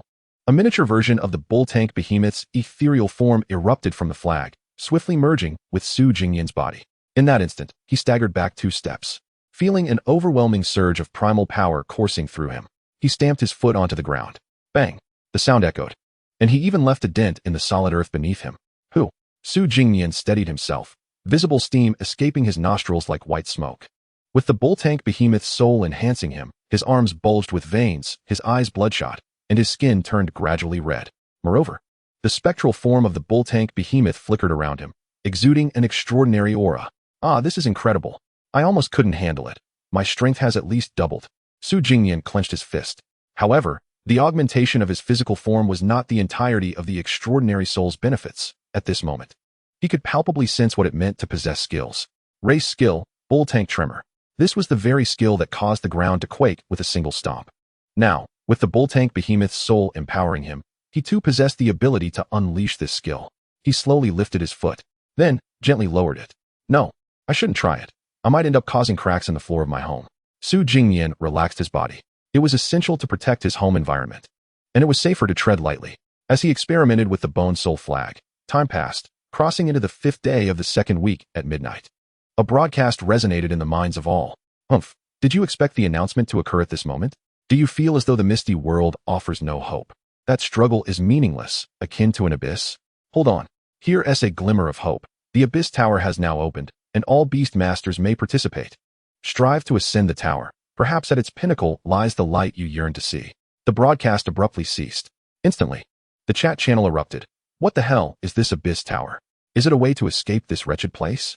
Hurry, brothers. A new option has appeared on the panel, Abyss Tower, and it looks like you can earn rewards for each level you conquer. Yes, yes, yes. After nurturing our pets for a few days, real men will climb 1,000 levels. I aim to reach the top of the tower. Chapter 78, The Abyss Tower. Rewards for clearing levels await. What on earth is this? Jingnian was no exception. He heard the announcement for all. He promptly dispelled the beast's spirit attachment and properly arranged the Bone Soul Array flag. Then he opened his panel and, indeed, a new feature had emerged, Abyss Tower. Description: each layer corresponds to a level. Strive to ascend to the top. There, you will receive answers to all your questions. Maximum number of layers, 1. My current layer, 1. Proceed to climb the tower. Caution: if you die in the Abyss Tower, both you and your pet will perish. This is not virtual. Gazing at the panel, Jingnian felt no surprise. Since a nationwide tower climbing instance had been introduced, it was business as usual. The second place was not for him. The first was where he belonged. With that in mind, he called out, Yuanbao. Just at that moment, Yuanbao returned, having unearthed over 20 rock crystals from the underground. It emerged with a laden backpack, approaching Jingnian's side. Clearly, it was unaware of the recent developments. Jingnian unloaded the rock crystals from Yuanbao's back and then checked its panel. Level: Exceptional Level 2, 99. Just a little more? Jingnian mused, taking 3 more rock crystals for Yuanbao. In truth, Yuanbao was not hungry at all. During its underground transport, it had suddenly developed a craving.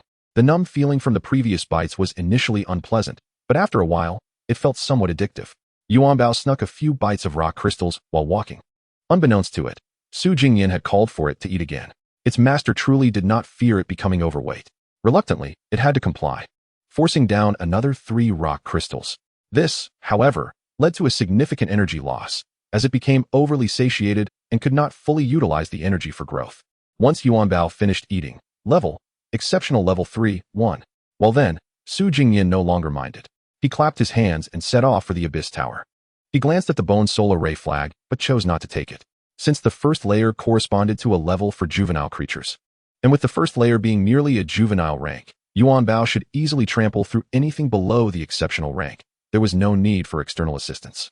Moreover, carrying the Bone Soul Array flag was too taxing. The chill from the frozen soul was something he dared not hold on to for long. Let's go, Yuanbao. Your strength has grown formidable. It's no longer amusing to keep bullying those shell insects. Let us find something else to conquer. What? Yuanbao tilted its head in confusion. Jingnian tapped the panel to begin climbing the tower. Climbing request sent. The Abyss Tower has received it and will soon manifest the entrance beside the campfire in your home. Suddenly, a hum resonated. In less than 2 meters beside Jingnian, a fierce wind howled, tearing open a rift in space. The rift widened, transforming into a seamless teleportation portal, though the edges of the rift were unstable, emanating an aura of danger. Jingnian peered into the rift, which resembled the interior of a castle, with stone walls and candle chandeliers. Let us go, Yuanbao. Jingnian called, holding the beast compendium, and stepped into the rift first. Ever since the lesson learned from his last venture into the transcendent abyss, he never forgot to carry the compendium on his outings. What? Yuanbao felt a twinge of nervousness upon seeing the rift, but seeing its master act so boldly, it hurriedly followed. Once they both stepped into the rift, it began to close until it vanished completely, as if it had never existed. Welcome to the Abyss Tower. Current layer, 1. Difficulty level, Juvenile Rank 1. Completion reward, 10 progress boost for the pet's current level and 1 spirit pattern stone. Commencing soon. Oh, what a delightful reward. A spirit pattern stone, which I could not find before, now comes without effort. Jingnian felt a wave of excitement. He was eagerly anticipating the emergence of these new features, which would place him ahead of all humanity, allowing him to breeze through every instance. The Abyss Tower, with its spirit pattern stones and a 10 boost in level progress, was a treasure indeed. Jingnian calculated, ignoring the higher levels, if Yuanbao were to ascend to exceptional, it could directly rise by 2 levels. Considering the demand for a small increment at the exceptional level, a 10 progress boost equated to 10 fire crystals or rock crystals, while 2 levels amounted to a full 200. This reward was simply extraordinary.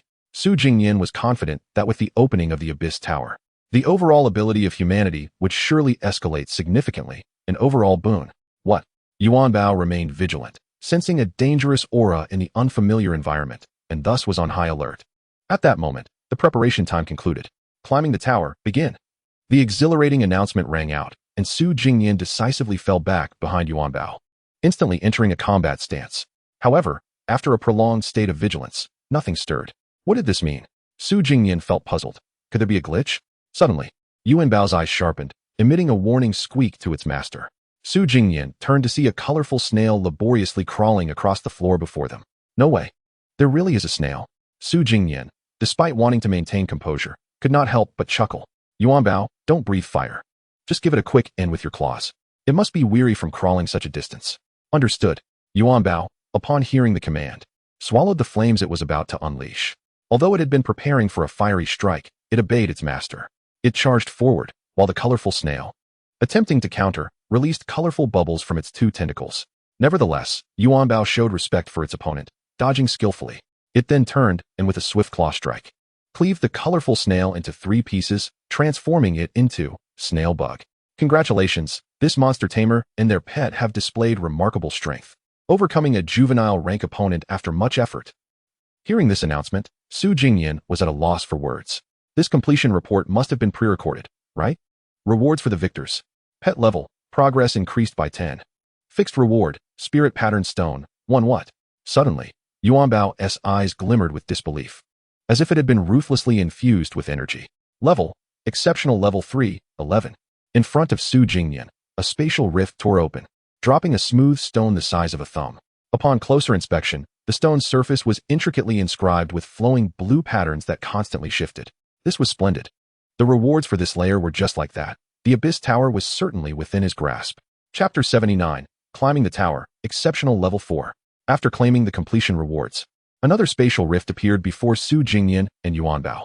The path leading to the campfire haven signifies a return journey. This time, it is not merely a rift serving as a portal. On the other side, a stone staircase descends from the ceiling.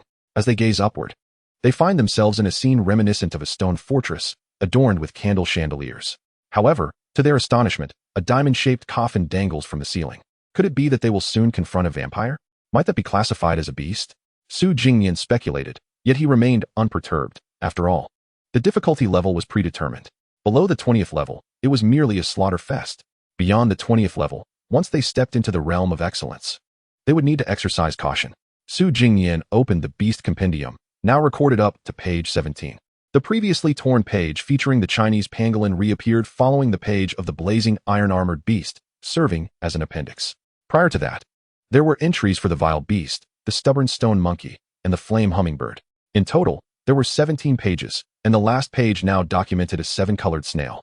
Su Jingnian glanced at it briefly. It seemed rather ordinary, merely a snail with special abilities capable of emitting bubbles that could induce hallucinations. Let us go, Yuan Bao, onward.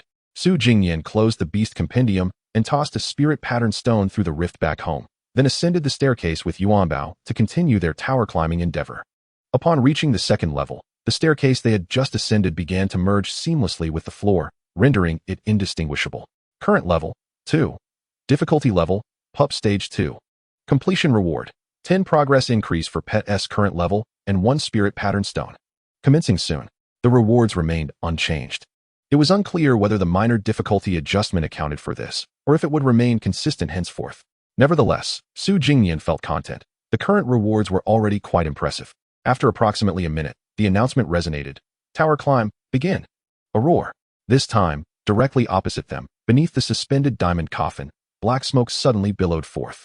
Within it, the roar of a beast echoed, revealing a creature that resembled a fusion of a dog and an alligator, a stitched monstrosity. Yet, despite its ferocity, it was merely a Pup Stage 2 opponent, easily dispatched by Yuan Bao. Yuan Bao charged forward, using its iron spirit armor to absorb the beast's claw strikes, feeling nothing more than a tickle. Subsequently, Yuan Bao unleashed a paw, its claws gleaming with cold light as they pierced through the beast's abdomen. With a swift motion, the creature's innards spilled forth, yet it stubbornly attempted to retaliate until Yuan Bao's sharp claws penetrated its skull. The creature immediately froze in place. Then, it collapsed like a cardboard cutout, bouncing slightly upon hitting the ground. Congratulations. This Beastmaster and their pet possess terrifying strength, defeating a pup Stage 2 opponent. Su Jingnian thought to himself, could the announcement be any more lackluster? The announcer's chicken leg must be revoked. Victorious rewards. Pet level, progress increased by 10. Fixed reward, 1 spirit pattern stone. Yuan Bao's expression remained one of shock. It had now equated defeating opponents with leveling up. Level, excellence Stage 3, 21. Instantly, the thrill of climbing the towers surged within it. It eagerly gazed at the stone staircase leading to the 3rd floor, which was slowly descending, brimming with anticipation. As per usual, Su Jingnian tossed the reward spirit pattern stone back to the haven, then took the beast compendium in hand as he and Yuan Bao ascended the stairs to the 3rd level. Clearing a floor meant acquiring spirit pattern stones, elevating Yuan Bao's level, and augmenting the beast compendium, a trifecta of benefits. It was an incredible windfall. Thus, Su Jingnian and Yuan Bao continued to dominate their adversaries, often vanquishing them in seconds. In the face of the pup stage, the excellence of their realm truly lived up to its name, resembling mere infants, until they reached the 10th level. Current level, 10. Difficulty level, Regional Guardian. Completion reward, 10 progress increase for Pet S current level, and 2 spirit pattern stones. Indeed, there was no level 10, and now, at this 10th tier, they were confronted with a Regional Guardian. Su Jingnian approached this challenge with heightened seriousness. Yuan Bao, unleash your fire. We must show the boss some respect and not falter here, he commanded. Yuan Bao nodded. Sensing the gravity of the situation, it prepared to engage earnestly. After a brief wait, the atmosphere, unlike the prior tranquility of the tower, grew increasingly tense, and the environment began to shift. Blood mist gradually coalesced in the air. The diamond-shaped coffin suspended from the ceiling began to tremble violently, as if it were on the verge of bursting forth. Yuan Bao contemplated unleashing fire, but Su Jingnian halted it, uncertain if the adversary was currently in an invincible state before the announcement began. The tension reached its peak as the announcement blared. Tower climb, begin. Boom. In the next instant, rather than the coffin merely opening, it inexplicably exploded. Debris flew in all directions. Su Jingnian quickly dodged. Hiss. From the shattered coffin emerged a massive crimson bat, its wingspan easily exceeding 10 meters. It was unfathomable how such a creature could have been confined within a coffin of human size. Boom. Yet before the bat could make a move, the searing heat of the fiery strike descended, piercing directly through its skull. In battle, Yuan Bao exhibited no sense of honor. The colossal bat crashed to the ground, its head now a gaping void, yet it struggled fiercely. Its wounds began to heal at an astonishing rate, flesh and blood reconnecting. Soon, it was on the verge of recovering its former self. Boom. Yuan Bao delivered another decisive blow. This time, a torrent of fire poured forth, lasting a full 5 seconds. The bat was utterly reduced to charred remains, its surface still smoldering, devoid of any chance of recovery. What? This Beastmaster and their pet have actually defeated the Regional Guardian. Could they truly be on the verge of reaching the summit? Su Jingnian paid no mind to the preordained announcement, instead focusing on Yuan Bao. Victorious rewards. Pet level, progress increased by 10. Fixed reward, 2 spirit pattern stones. After the rewards were distributed, Su Jingnian glanced at Yuan Bao's level. Level, excellence Stage 4-1. How exhilarating. They had effectively earned the equivalent of 100 fire crystals, plus 2 spirit pattern stones. The equipment that previously required spirit pattern stones could now be crafted once they completed the tower. What more could he say? The ascent was exhilarating. Chapter 80. Challenge, the Phantom of the Leader. After clearing the 10th level, the staircase descending from above transformed into a mass of black clouds that could be tread upon. Within the clouds, arcs of electricity occasionally flickered. It appeared to be somewhat more sophisticated than the stone steps. Ascending further, the next level should be the extraordinary realm. Su Jingnian glanced around. The intensity of the forthcoming battles would surely escalate. It would be prudent to return for a brief respite and to retrieve the Bone Soul Array flag. Now that he had acquired the Spirit Pattern Stone, it seemed feasible to craft that rather impressive beast taming assistant glove he had previously considered. Let us go, Yuan Bao. It's time to rest and recuperate. He moved towards the spatial rift leading back to his home. Yuan Bao promptly followed suit. Upon returning home, the spatial rift vanished without a trace. Successfully returned from the Abyssal Tower? Splendid. You have not perished. Current level, 11. All-time highest level, 12. Notice, you are currently at the level where the foremost climber last passed. He has paved the way for all. Consequently, on the penultimate level of the highest tier, the beast will be replaced by the climber's phantoms. A gentle reminder, if defeated by a phantom, you and your beast will not perish, but you will lose 10% of your energy. This energy will be utilized to assist him in the Abyssal Tower. Let us pay homage to the leader. What? Yuan Bao and I are effortlessly defeating foes, yet our progress is not the leading one? Su Jingnian was somewhat taken aback.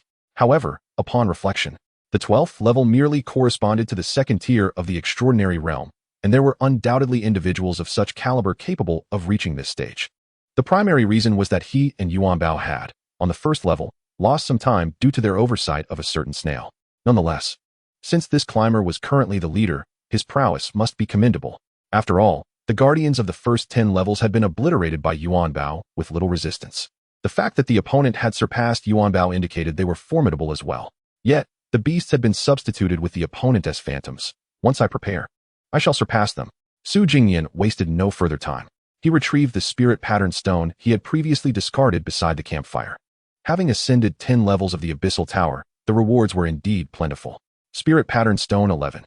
He hastily made his way back to the beast taming home, then extracted the blueprint for the beast taming gloves from the chest where he stored blueprints. Approaching the workbench, he was taken aback by the following message: Workbench equipment crafting. Beast taming assistant glove blueprint, an essential glove for beast tamers. Inscribed with spirit patterns. Crafting requirements: forging table. Materials: 2 spirit pattern stones, 1 large piece of leather. Type: repeatable crafting. Well, it seems I was rather naive to think that possessing the spirit pattern stones would suffice for crafting. It turns out a forging table is also necessary. Su Jingnian felt a bit disheartened. The forging table was undoubtedly crucial, involved in many aspects of crafting. Regrettably, he had yet to receive any news regarding it. This left Su Jingnian in a lurch, for when it was needed, he could only be met with a frustrating stalemate. Since I cannot craft the equipment, Su Jingnian could only store the spirit pattern stones, temporarily placing them in the same chest as the 4 crystal cores. Subsequently, he pulled the thin sleeves of his pajamas down over his hands and grasped the bone soul array flag. This method was ineffectual, it remained cold, and he could only endure the frigid chill.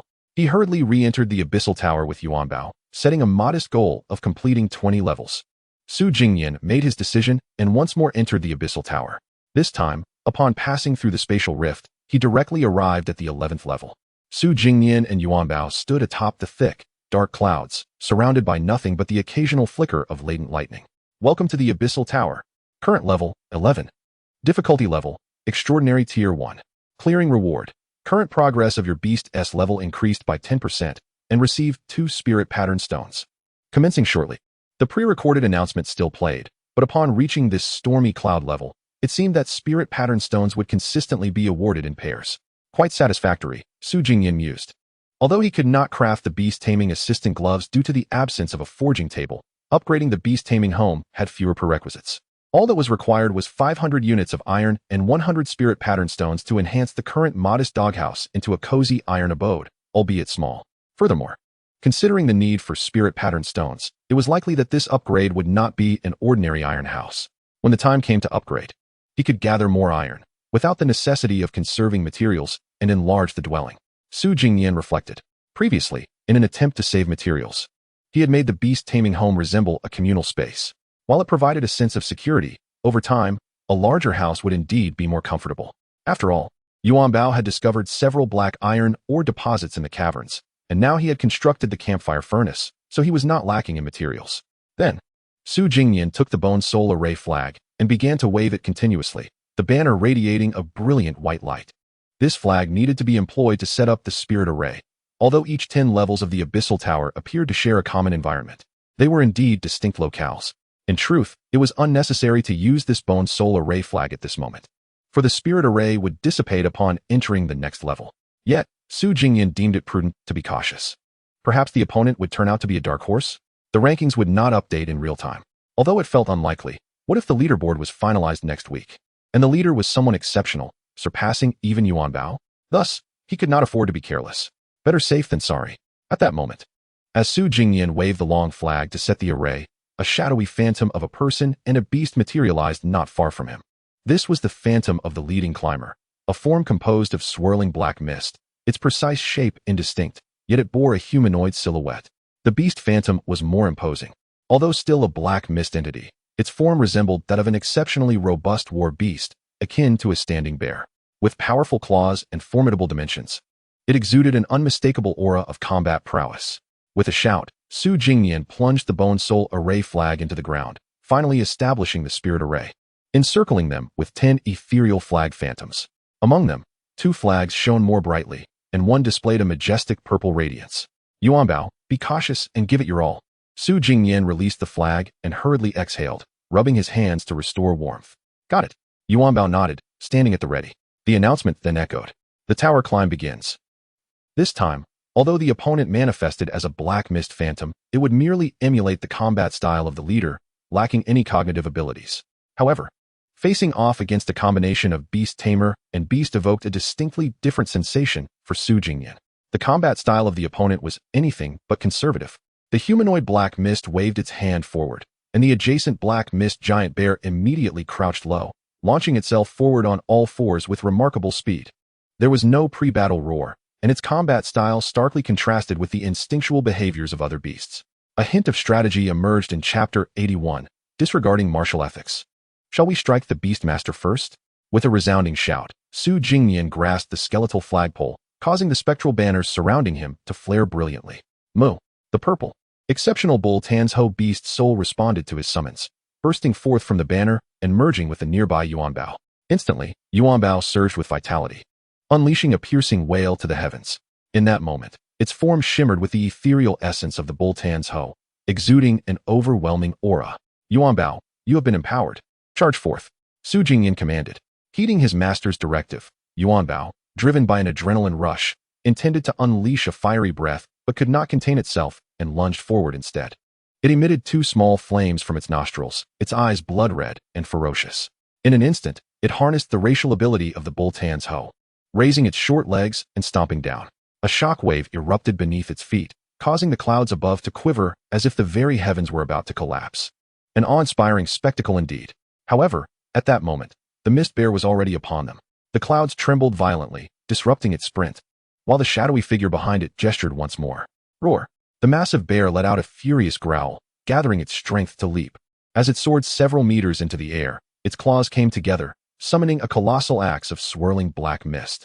Yuanbao, taken aback, realized that this time it would not breathe fire. Instead, the bear, much like itself moments prior, was poised to unleash a powerful attack upon their meeting.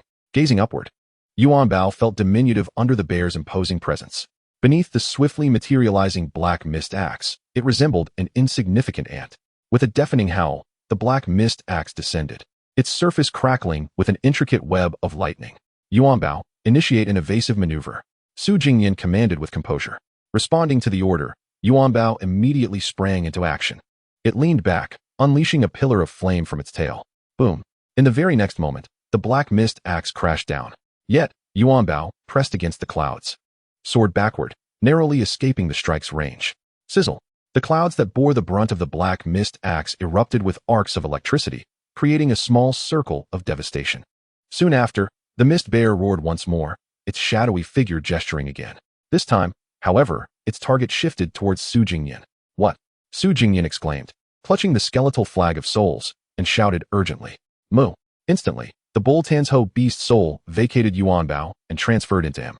Su Jingnian's blood surged with fury as he cast a fierce glance at the mist bear before turning to flee. Yuanbao, save me. Not far away. Yuanbao had not retreated far. With the bull Tansho's soul now departed, it regained its composure, no longer overwhelmed by rage. Observing its master in peril, it bared its bronze teeth, its throat glowing crimson as a pillar of fire erupted from its maw. Boom! The first fiery strike struck the pursuing mist bear, piercing through its skull. Following swiftly, boom! A second fiery strike targeted the shadowy figure, also puncturing its head. Bang! Bang! In the next heartbeat, both shadowy phantoms exploded in brilliant flashes. This battle, governed by absolute values, concluded in an instant. Congratulations! You have triumphed over the tower's leading challenger and vanquished its extraordinary level 5 beast. Undoubtedly, the adversary possessed some intrigue. However, the disparity in levels with Yuanbao was vast, nearly a 10-level gap. Moreover, each level beyond the exceptional tier equated to several levels of the extraordinary. Upon reflection, Su Jingnian realized that although the recent skirmish appeared perilous, it ultimately bore no suspense. He even sensed that had the mist bear's lightning axe struck Yuanbao, it would have likely resulted in no harm. Perhaps it could withstand the attack unscathed. Yet, the opponent's treachery was undeniable. What kind of beast master engages in combat against a beast master? Su Jingnian seethed as he recounted the battle. Fortunately, Yuan Bao had performed admirably. Of course, under the Bull Tanshou's enhancement, Su Jingnian's speed was also remarkable. In the realm of competitive sprinting, his pace could rival Usain Bolt, completing 100 meters effortlessly in under 3 seconds. Reward for the victor. Beast level. Progress increased by 10%. Fixed reward. Spirit Pattern Stone 2. Following the distribution of rewards, a staircase of thunderous clouds descended from above. Su Jingnian, devoid of hesitation, chose not to return the Spirit Pattern Stones home, but rather placed them directly into Yuan Bao's backpack. He then retrieved the skeletal flag embedded in the clouds, lifted Yuan Bao, and ascended the 12th level staircase. At the 12th level, their opponent was, surprisingly, the very shadow of the challenger. It appeared that the opponent had recently conquered this tier, having gained sufficient understanding. Su Jingnian opted not to set up a formation. Instead, he commanded Yuan Bao to unleash a fiery strike, obliterating both the mist bear and the shadowy figure in one fell swoop. Once more, they claimed their reward and ascended to the next tier. Each upgrade in reward not only enhanced progress, but also fully replenished Yuan Bao's energy, a remarkably thoughtful design. Upon reaching the 13th level, they faced the same shadow of the challenger again, indicating the opponent's true strength. Unfortunately, for them, it was merely a fish in a barrel. Yuan Bao charge, Su Jingnian urged. Yuan Bao complied with a resounding roar, while the opponent fell swiftly. Thus, the shadow of the challenger, possessing genuine prowess, maintained an impressive balance with Su Jingnian throughout their ascent until the 20th level, the domain of the regional guardian. At last, their foe was no longer the shadowy figure. By then, the bear beast had reached extraordinary level 5, having surpassed several smaller levels, capable of eliminating opponents with a single strike. A formidable force indeed. However, facing a true powerhouse, the opponent would require comprehensive preparation to prevail. In contrast, Su Jingnian and Yuan Bao felt no such necessity. Yuan Bao, mining daily to ensure a level advantage, occupied a position of overwhelming strength. They were already well prepared. Current level, 20. Difficulty level, Extraordinary Regional Guardian. Completion reward. Progress increased by 10% for the beast's current level, along with Spirit Pattern Stone 4. Commencing shortly, the rewards remained consistent.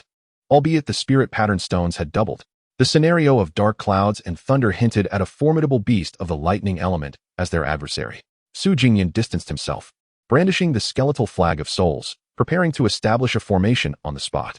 In truth, he discovered that at least at this stage, there was no need for Yuan Bao to possess the beast's soul. It would merely incite an adrenaline rush, detracting from its cautious demeanor. Why not utilize the beast's soul to enhance Su Jingnian himself? In the event that he is affected, he can still glide away with greater finesse. After setting up the spiritual array, the announcement resonated. Climb the tower, commence. Instantly, within the ominous clouds ahead of the ingot, countless black mists congregated, and from within emerged a bird of prey, its feathers crackling with electricity. Soul, arise. Su Jingnian hastily summoned the soul, and amidst the array flags, the bull tank beast soul burst forth, merging with him. Chapter 82. Becoming the leader, come challenge me. The guardian of the extraordinary realm was a small bird, no larger than a hen, enveloped in radiant electric feathers. It emanated arcs of electricity, exuding an intimidating aura. Ingot, conserve no energy. Su Jingnian called out from a distance to the ingot, which resided at the heart of the thundercloud. A long cry erupted from the thunderbird, and in an instant, countless bolts of lightning cascaded from the sky. Crack! A bolt struck the ingot's scaled armor, sizzling as arcs of electricity danced across its surface. It remained silent, merely baring its copper teeth, while a faint red glow emanated from its belly, hinting at the terrifying inferno brewing within. Boom! A column of fire erupted. Yet the thunderbird flapped its wings, narrowly avoiding the searing flames. However, another fire column shot forth, sealing off its escape route. The thunderbird flapped its wings, gathering lightning to form an electric net in an attempt to block the incoming attack, but to no avail. The ingot's blazing strike was immensely powerful, while evasion was possible. It was futile to expect that mere extraordinary prowess could withstand such force. Su Jingnian observed from a distance as the thunderbird was engulfed by the fiery assault, its form instantly consumed by flames, rendering it impossible to assess its condition. Boom! The ingot did not relent. Its open copper jaws resembled a continuously charging energy cannon. The intervals were minimal, and it kept unleashing. Boom! Boom! Boom! Smoke billowed from the ingot's mouth. Since it was holding nothing back, it was a full-throttle release of its ultimate move. A relentless barrage of blazing strikes followed. Once the onslaught ceased, only a cloud of dark ash lingered above the thundercloud. scattering with the wind. The Thunderbird, devoid of feathers and merely cloaked in electric arcs, had perished, leaving no remnants behind. Congratulations. The preordained passionate announcement proclaimed the demise of the Thunderbird. Under the ingot's relentless assault, the encounter concluded even more swiftly than the previous battle against the extraordinary 5th-level leader. The Phantom. After all, in the face of absolute level superiority, surprises were improbable, which was precisely what Su Jingnian sought. Winner's reward. Pet level. Progress increased by 10%. Fixed reward. Spirit Pattern Stone X4. Congratulations, you have successfully passed the latest tower level and become the leader. Next, the Phantom will replicate your recent combat style and energy level, challenging all in the tower level you conquered last. Should anyone be defeated by your Phantom, their pet will contribute 10% of their level progress energy towards your limited enhancement in the Abyssal Tower. This time, apart from the basic rewards, the so-called leader title offered additional benefits, as indicated in the description. Su Jingnian could already envision the scenario where others climbed to the 20th level, only to confront the phantoms of him and the ingot. They would stand no chance, utterly powerless. How despairing that would be. With this thought, Su Jingnian resolved to halt his ascent at this point in the Abyssal Tower, allowing others to climb for a while. Ultimately, when they reached the 20th level, they would challenge him and the ingot's phantoms, only to be thoroughly defeated and contribute their energy. Especially that previous leader, who had always been the one to challenge the phantom. Now, it was time for the tables to turn. However, the specifics of the limited enhancement remained unknown. Yet it surely promised to be remarkable, even if a small percentage of progress was gained from a minor extraordinary level compared to the ingot's current excellence. It was still relatively modest. Yet, little by little, it would accumulate. The more individuals defeated by his leader phantom, the more energy contributed. After all, above the 20th level belonged to the realm of excellence, where beasts shared the same grand tier as the ingot. The likelihood of victory in battle was significantly high. Moreover, in such a scenario where one could continuously engage and reap rewards, unless it was a guaranteed win or the allure of rewards was immense, Su Jingnian would certainly opt to let it unfold. He intended to harvest a wave of unsuspecting challengers, while simultaneously allowing others to witness the combat style of the top-ranked pangolin. He hoped they would not be intimidated by the ingot's tendency to unleash powerful attacks upon first meeting. Subsequently, Su Jingnian accessed the pet panel. After this wave of challenges on the 20th level, the ingot's level ascended once more. Level, Excellence Level 5-1. Thus, after climbing 20 levels in the Abyssal Tower, Su Jingnian had saved 200 fire crystals. Moreover, this was not the only gain. Time itself served as a crucial latent resource. The ingot would enter a state of saturation after each meal, unable to absorb energy for growth. This was quite inconvenient. However, the rewards from the Abyssal Tower overlooked this limitation, directly saving a significant amount of time. Come on, ingot, you performed admirably. As a reward, let us return home and continue mining. Su Jingnian squatted down and patted the ingot's little head. Ever since the ingot evolved, its scales had transformed into iron armor, appearing considerably more impressive. Yet, they felt colder to the touch, diminishing the tactile pleasure, resulting in fewer affectionate pats. The ingot, in its current state, also yearned to mine. Ever since it had tasted the rock crystal, it seemed to have discovered a new realm. Mining while savoring the crystalline delicacy, which playfully struck its tongue, offered an entirely different experience from fire crystals. Ultimately, it could always negotiate with its master, stepping through a spatial rift back to their home by the campfire. Looking again at the settlement panel, Abyssal Tower. Highest level achieved, 20. My level, 20 leader. Proceed to climb the tower. Caution. Death in the Abyssal Tower means death for both you and your pet. This is not virtual. Gazing at the changing panel, Su Jingnian thought to himself, let others strive to ascend. Being defeated by beasts at other tower levels would indeed lead to their demise.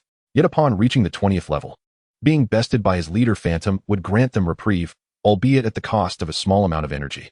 Thereafter, the ingot set off to mine. After Su Jingnian stored the spirit pattern stones in the chest, he found himself with little to do and decided to visit the planting area of the second cub to assess the situation. The second cub had developed over some time. The tender shoots emerging from the mounds of soil had grown rapidly, now measuring around 10 centimeters. To his delight, due to the previous application of a small amount of extraordinary fertilizer on the seed of that unknown plant, it too had sprouted. A tender sprout of a deep purple hue appeared, exuding a sense of lethargy that starkly contrasted with the vibrant vitality emanating from the second offspring nearby. Chapter 83. How should the second offspring come into being? Z plant seed. Growth progress, 136. Current status, growing, soil nutrients abundant. At this point, all the seeds in the soil had sprouted, displaying a commendable growth rate. Although they appeared as if they were on the brink of death, the information indicated that the soil was rich in nutrients, suggesting that all was well. Jingnian pondered this as he turned his attention to the panel of the second offspring. Wood element exceptional beast egg. Hatching progress, 295. Current status, hatching, soil nutrients rich, capable of thriving. Life value, 1000. It seemed that the growth rate of the second offspring was not as rapid as that of the Z-plant seed. There was a possibility of it eventually surpassing the latter. Unfortunately, Jingnian remained oblivious to what sort of plant would emerge from this enigmatic seed. The same uncertainty applied to the beast egg. How could the second offspring sprout? Would it grow into a plant, or would it hatch from the egg? Jingnian crouched down and gently touched the verdant sprout, which instantly began to sway energetically. He then reached out to touch the nearby purple-black sprout, but it remained unresponsive. Merely a typical plant. Upon examining the sprout that had emerged from the wood element beast egg, the most striking observation was its evident vitality. It exhibited an even greater reaction than that of a mimosa. Moreover, it responded to Jingnian's words, albeit they had yet to forge a contract, thus hindering their ability to communicate telepathically. The meaning could not be conveyed. Nevertheless, it was clear that the sprout emerging from the soil was a lively, animated plant. Thus, he had buried an egg, only to witness the emergence of a root that moved. Should the egg in the soil still be hatched? Or perhaps it should simply be left unhatched, growing alongside this sprout to become a wood element beast? It was truly difficult to speculate on what it would ultimately become. The world of beast taming was wondrous. Anything could potentially evolve into a wood element beast. Perhaps, when the second offspring emerged, it might take the form of a gorilla, a monkey, or even a turtle. After surveying the planting area, Jingnian's attention shifted to the 10 wooden barrels. Under his direction, Yuanbao had recently covered each barrel with tightly fitted stone slabs after finishing their meal, ensuring that even if they toppled, no water would leak. These barrels were situated adjacent to the beast home. Although the campfire illuminated a diameter of 100 meters, providing ample space for activity, Jingnian still preferred to keep everything organized. Gazing at the water barrels, he contemplated whether he should water the plants. Surely, the extraordinary fertilizer would encapsulate the moisture. Would it? The soil appeared devoid of any moisture. It seemed that this misty world had not experienced rain since their arrival. Not a single drop had fallen from the mist-filled sky. Fortunately, things were improving. Beasts had begun to yield water resources, and as everyone grew stronger, this fundamental water resource would only become more abundant. It was possible that in the future, everyone would begin to pursue extraordinary water. Of course, this was merely Jingnian's speculation. Regardless, he believed that in due course, they would also come across water with special effects, such as holy water that could enhance one's physique or increase energy upon consumption. However, for the time being, Jingnian was limited to plain water without any extraordinary effects. Sighing, he noted that the information did not indicate a necessity for the plants to receive water, so he decided to set that concern aside. If thirst became an issue, it would surely be indicated. Jingnian shook his head. At that moment, he felt somewhat fatigued. After climbing 20 levels of the Abyss Tower, although Yuanbao regained all its energy after each battle, the exhaustion still fell upon Jingnian himself. Engaging in 20 consecutive rounds, albeit at a low intensity, still took its toll. Climbing into bed, he nestled into his sleeping bag. With a long sigh of relief, he closed his eyes. Upon awakening, Jingnian felt refreshed, all negative states thoroughly eradicated, as if he had been rejuvenated. He could not deny that Yuanbao's ascension to excellence had greatly benefited him. He was no longer the frail individual he once was, and even compared to his state when Yuanbao was extraordinary, he had undergone a remarkable transformation. Now emerging from his sleeping bag, he noted that while there were no significant changes to his physical appearance, his muscles were toned but not overly bulky. His strength had at least multiplied several times. Now, my strength could indeed prove fatal with a single punch, Jingnian mused, clenching his fist. He had transcended the ordinary, capable of leaping several meters high with a single bound. However, in comparison to beasts, he still felt inadequate. After all, this was the abyss of beast tamers. Jingnian believed that aside from Yuanbao, his own strength was not destined to be that of a brute capable of slaying giant beasts with sheer physical might. Instead, he envisioned a more supportive role, perhaps setting up bone spirit flags in advance to summon powerful beast souls. During battles, he could employ beast taming auxiliary gloves to unleash supportive skills.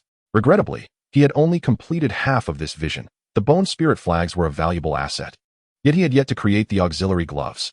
Jingnian felt a deep sense of regret. He was not yet in his complete form, so he allowed Yuanbao to handle all combat responsibilities. Subsequently, Jingnian arose, finding Yuanbao still mining in the ground. Observing the stockpile beside the treasure chest, It appeared that Yuan Bao had not returned home once. Activating perception synchronization, he visualized Yuan Bao as perspective, just in time to see a tiny paw clutching a crystal, naturally bringing it to its mouth. Crunch. After a small bite, Yuan Bao resumed mining, albeit in a leisurely manner, using one paw to dig while nibbling on the crystal with the other. It was not a frenzied consumption, but rather a gentle nibbling on the edges. To Su Jingnian, it seemed as though Yuan Bao was working while simultaneously enjoying a snack. However, he did not perceive anything amiss. The primary purpose of mining crystals like these was indeed for Yuan Bao as consumption. Whether eating while mining or concentrating solely on eating, the difference was minimal. The only issue was that it might slightly hinder the mining speed. Nevertheless, it sufficed. Yuan Bao, being a gourmand, did not require strict feeding schedules, as it would consume anything offered. Su Jingnian closed the perception synchronization. He merely wanted to confirm Yuan Bao's safety, especially given the proximity of the underground second level, particularly near the crystal veins. That area was close to the lair of the earth dragons and somewhat perilous. Afterward, he glanced at the progress of the plant's growth, and the concerns he had anticipated materialized. Both the beast egg and the unknown plant exhibited signs of water deficiency. Su Jingnian promptly fetched a water bucket, pouring a third of it into each, and after waiting a while, the deficiency state disappeared. It appeared that the extraordinary fertilizer did not address the water issue, perhaps requiring even more advanced fertilizer. In the time that followed, days passed in this manner, with Yuan Bao mining diligently, while Su Jingnian remained at home to assist it in resting. Occasionally, he would tend to the bone carving, reminding the group to monitor the forging table, and venture into the market in search of valuable treasures, as well as sending drones to explore the surrounding area until the conclusion of the second week. Time approached midnight, and both the home leaderboard and the pet leaderboard were punctually finalized, revealing 2 treasure chests beside the campfire.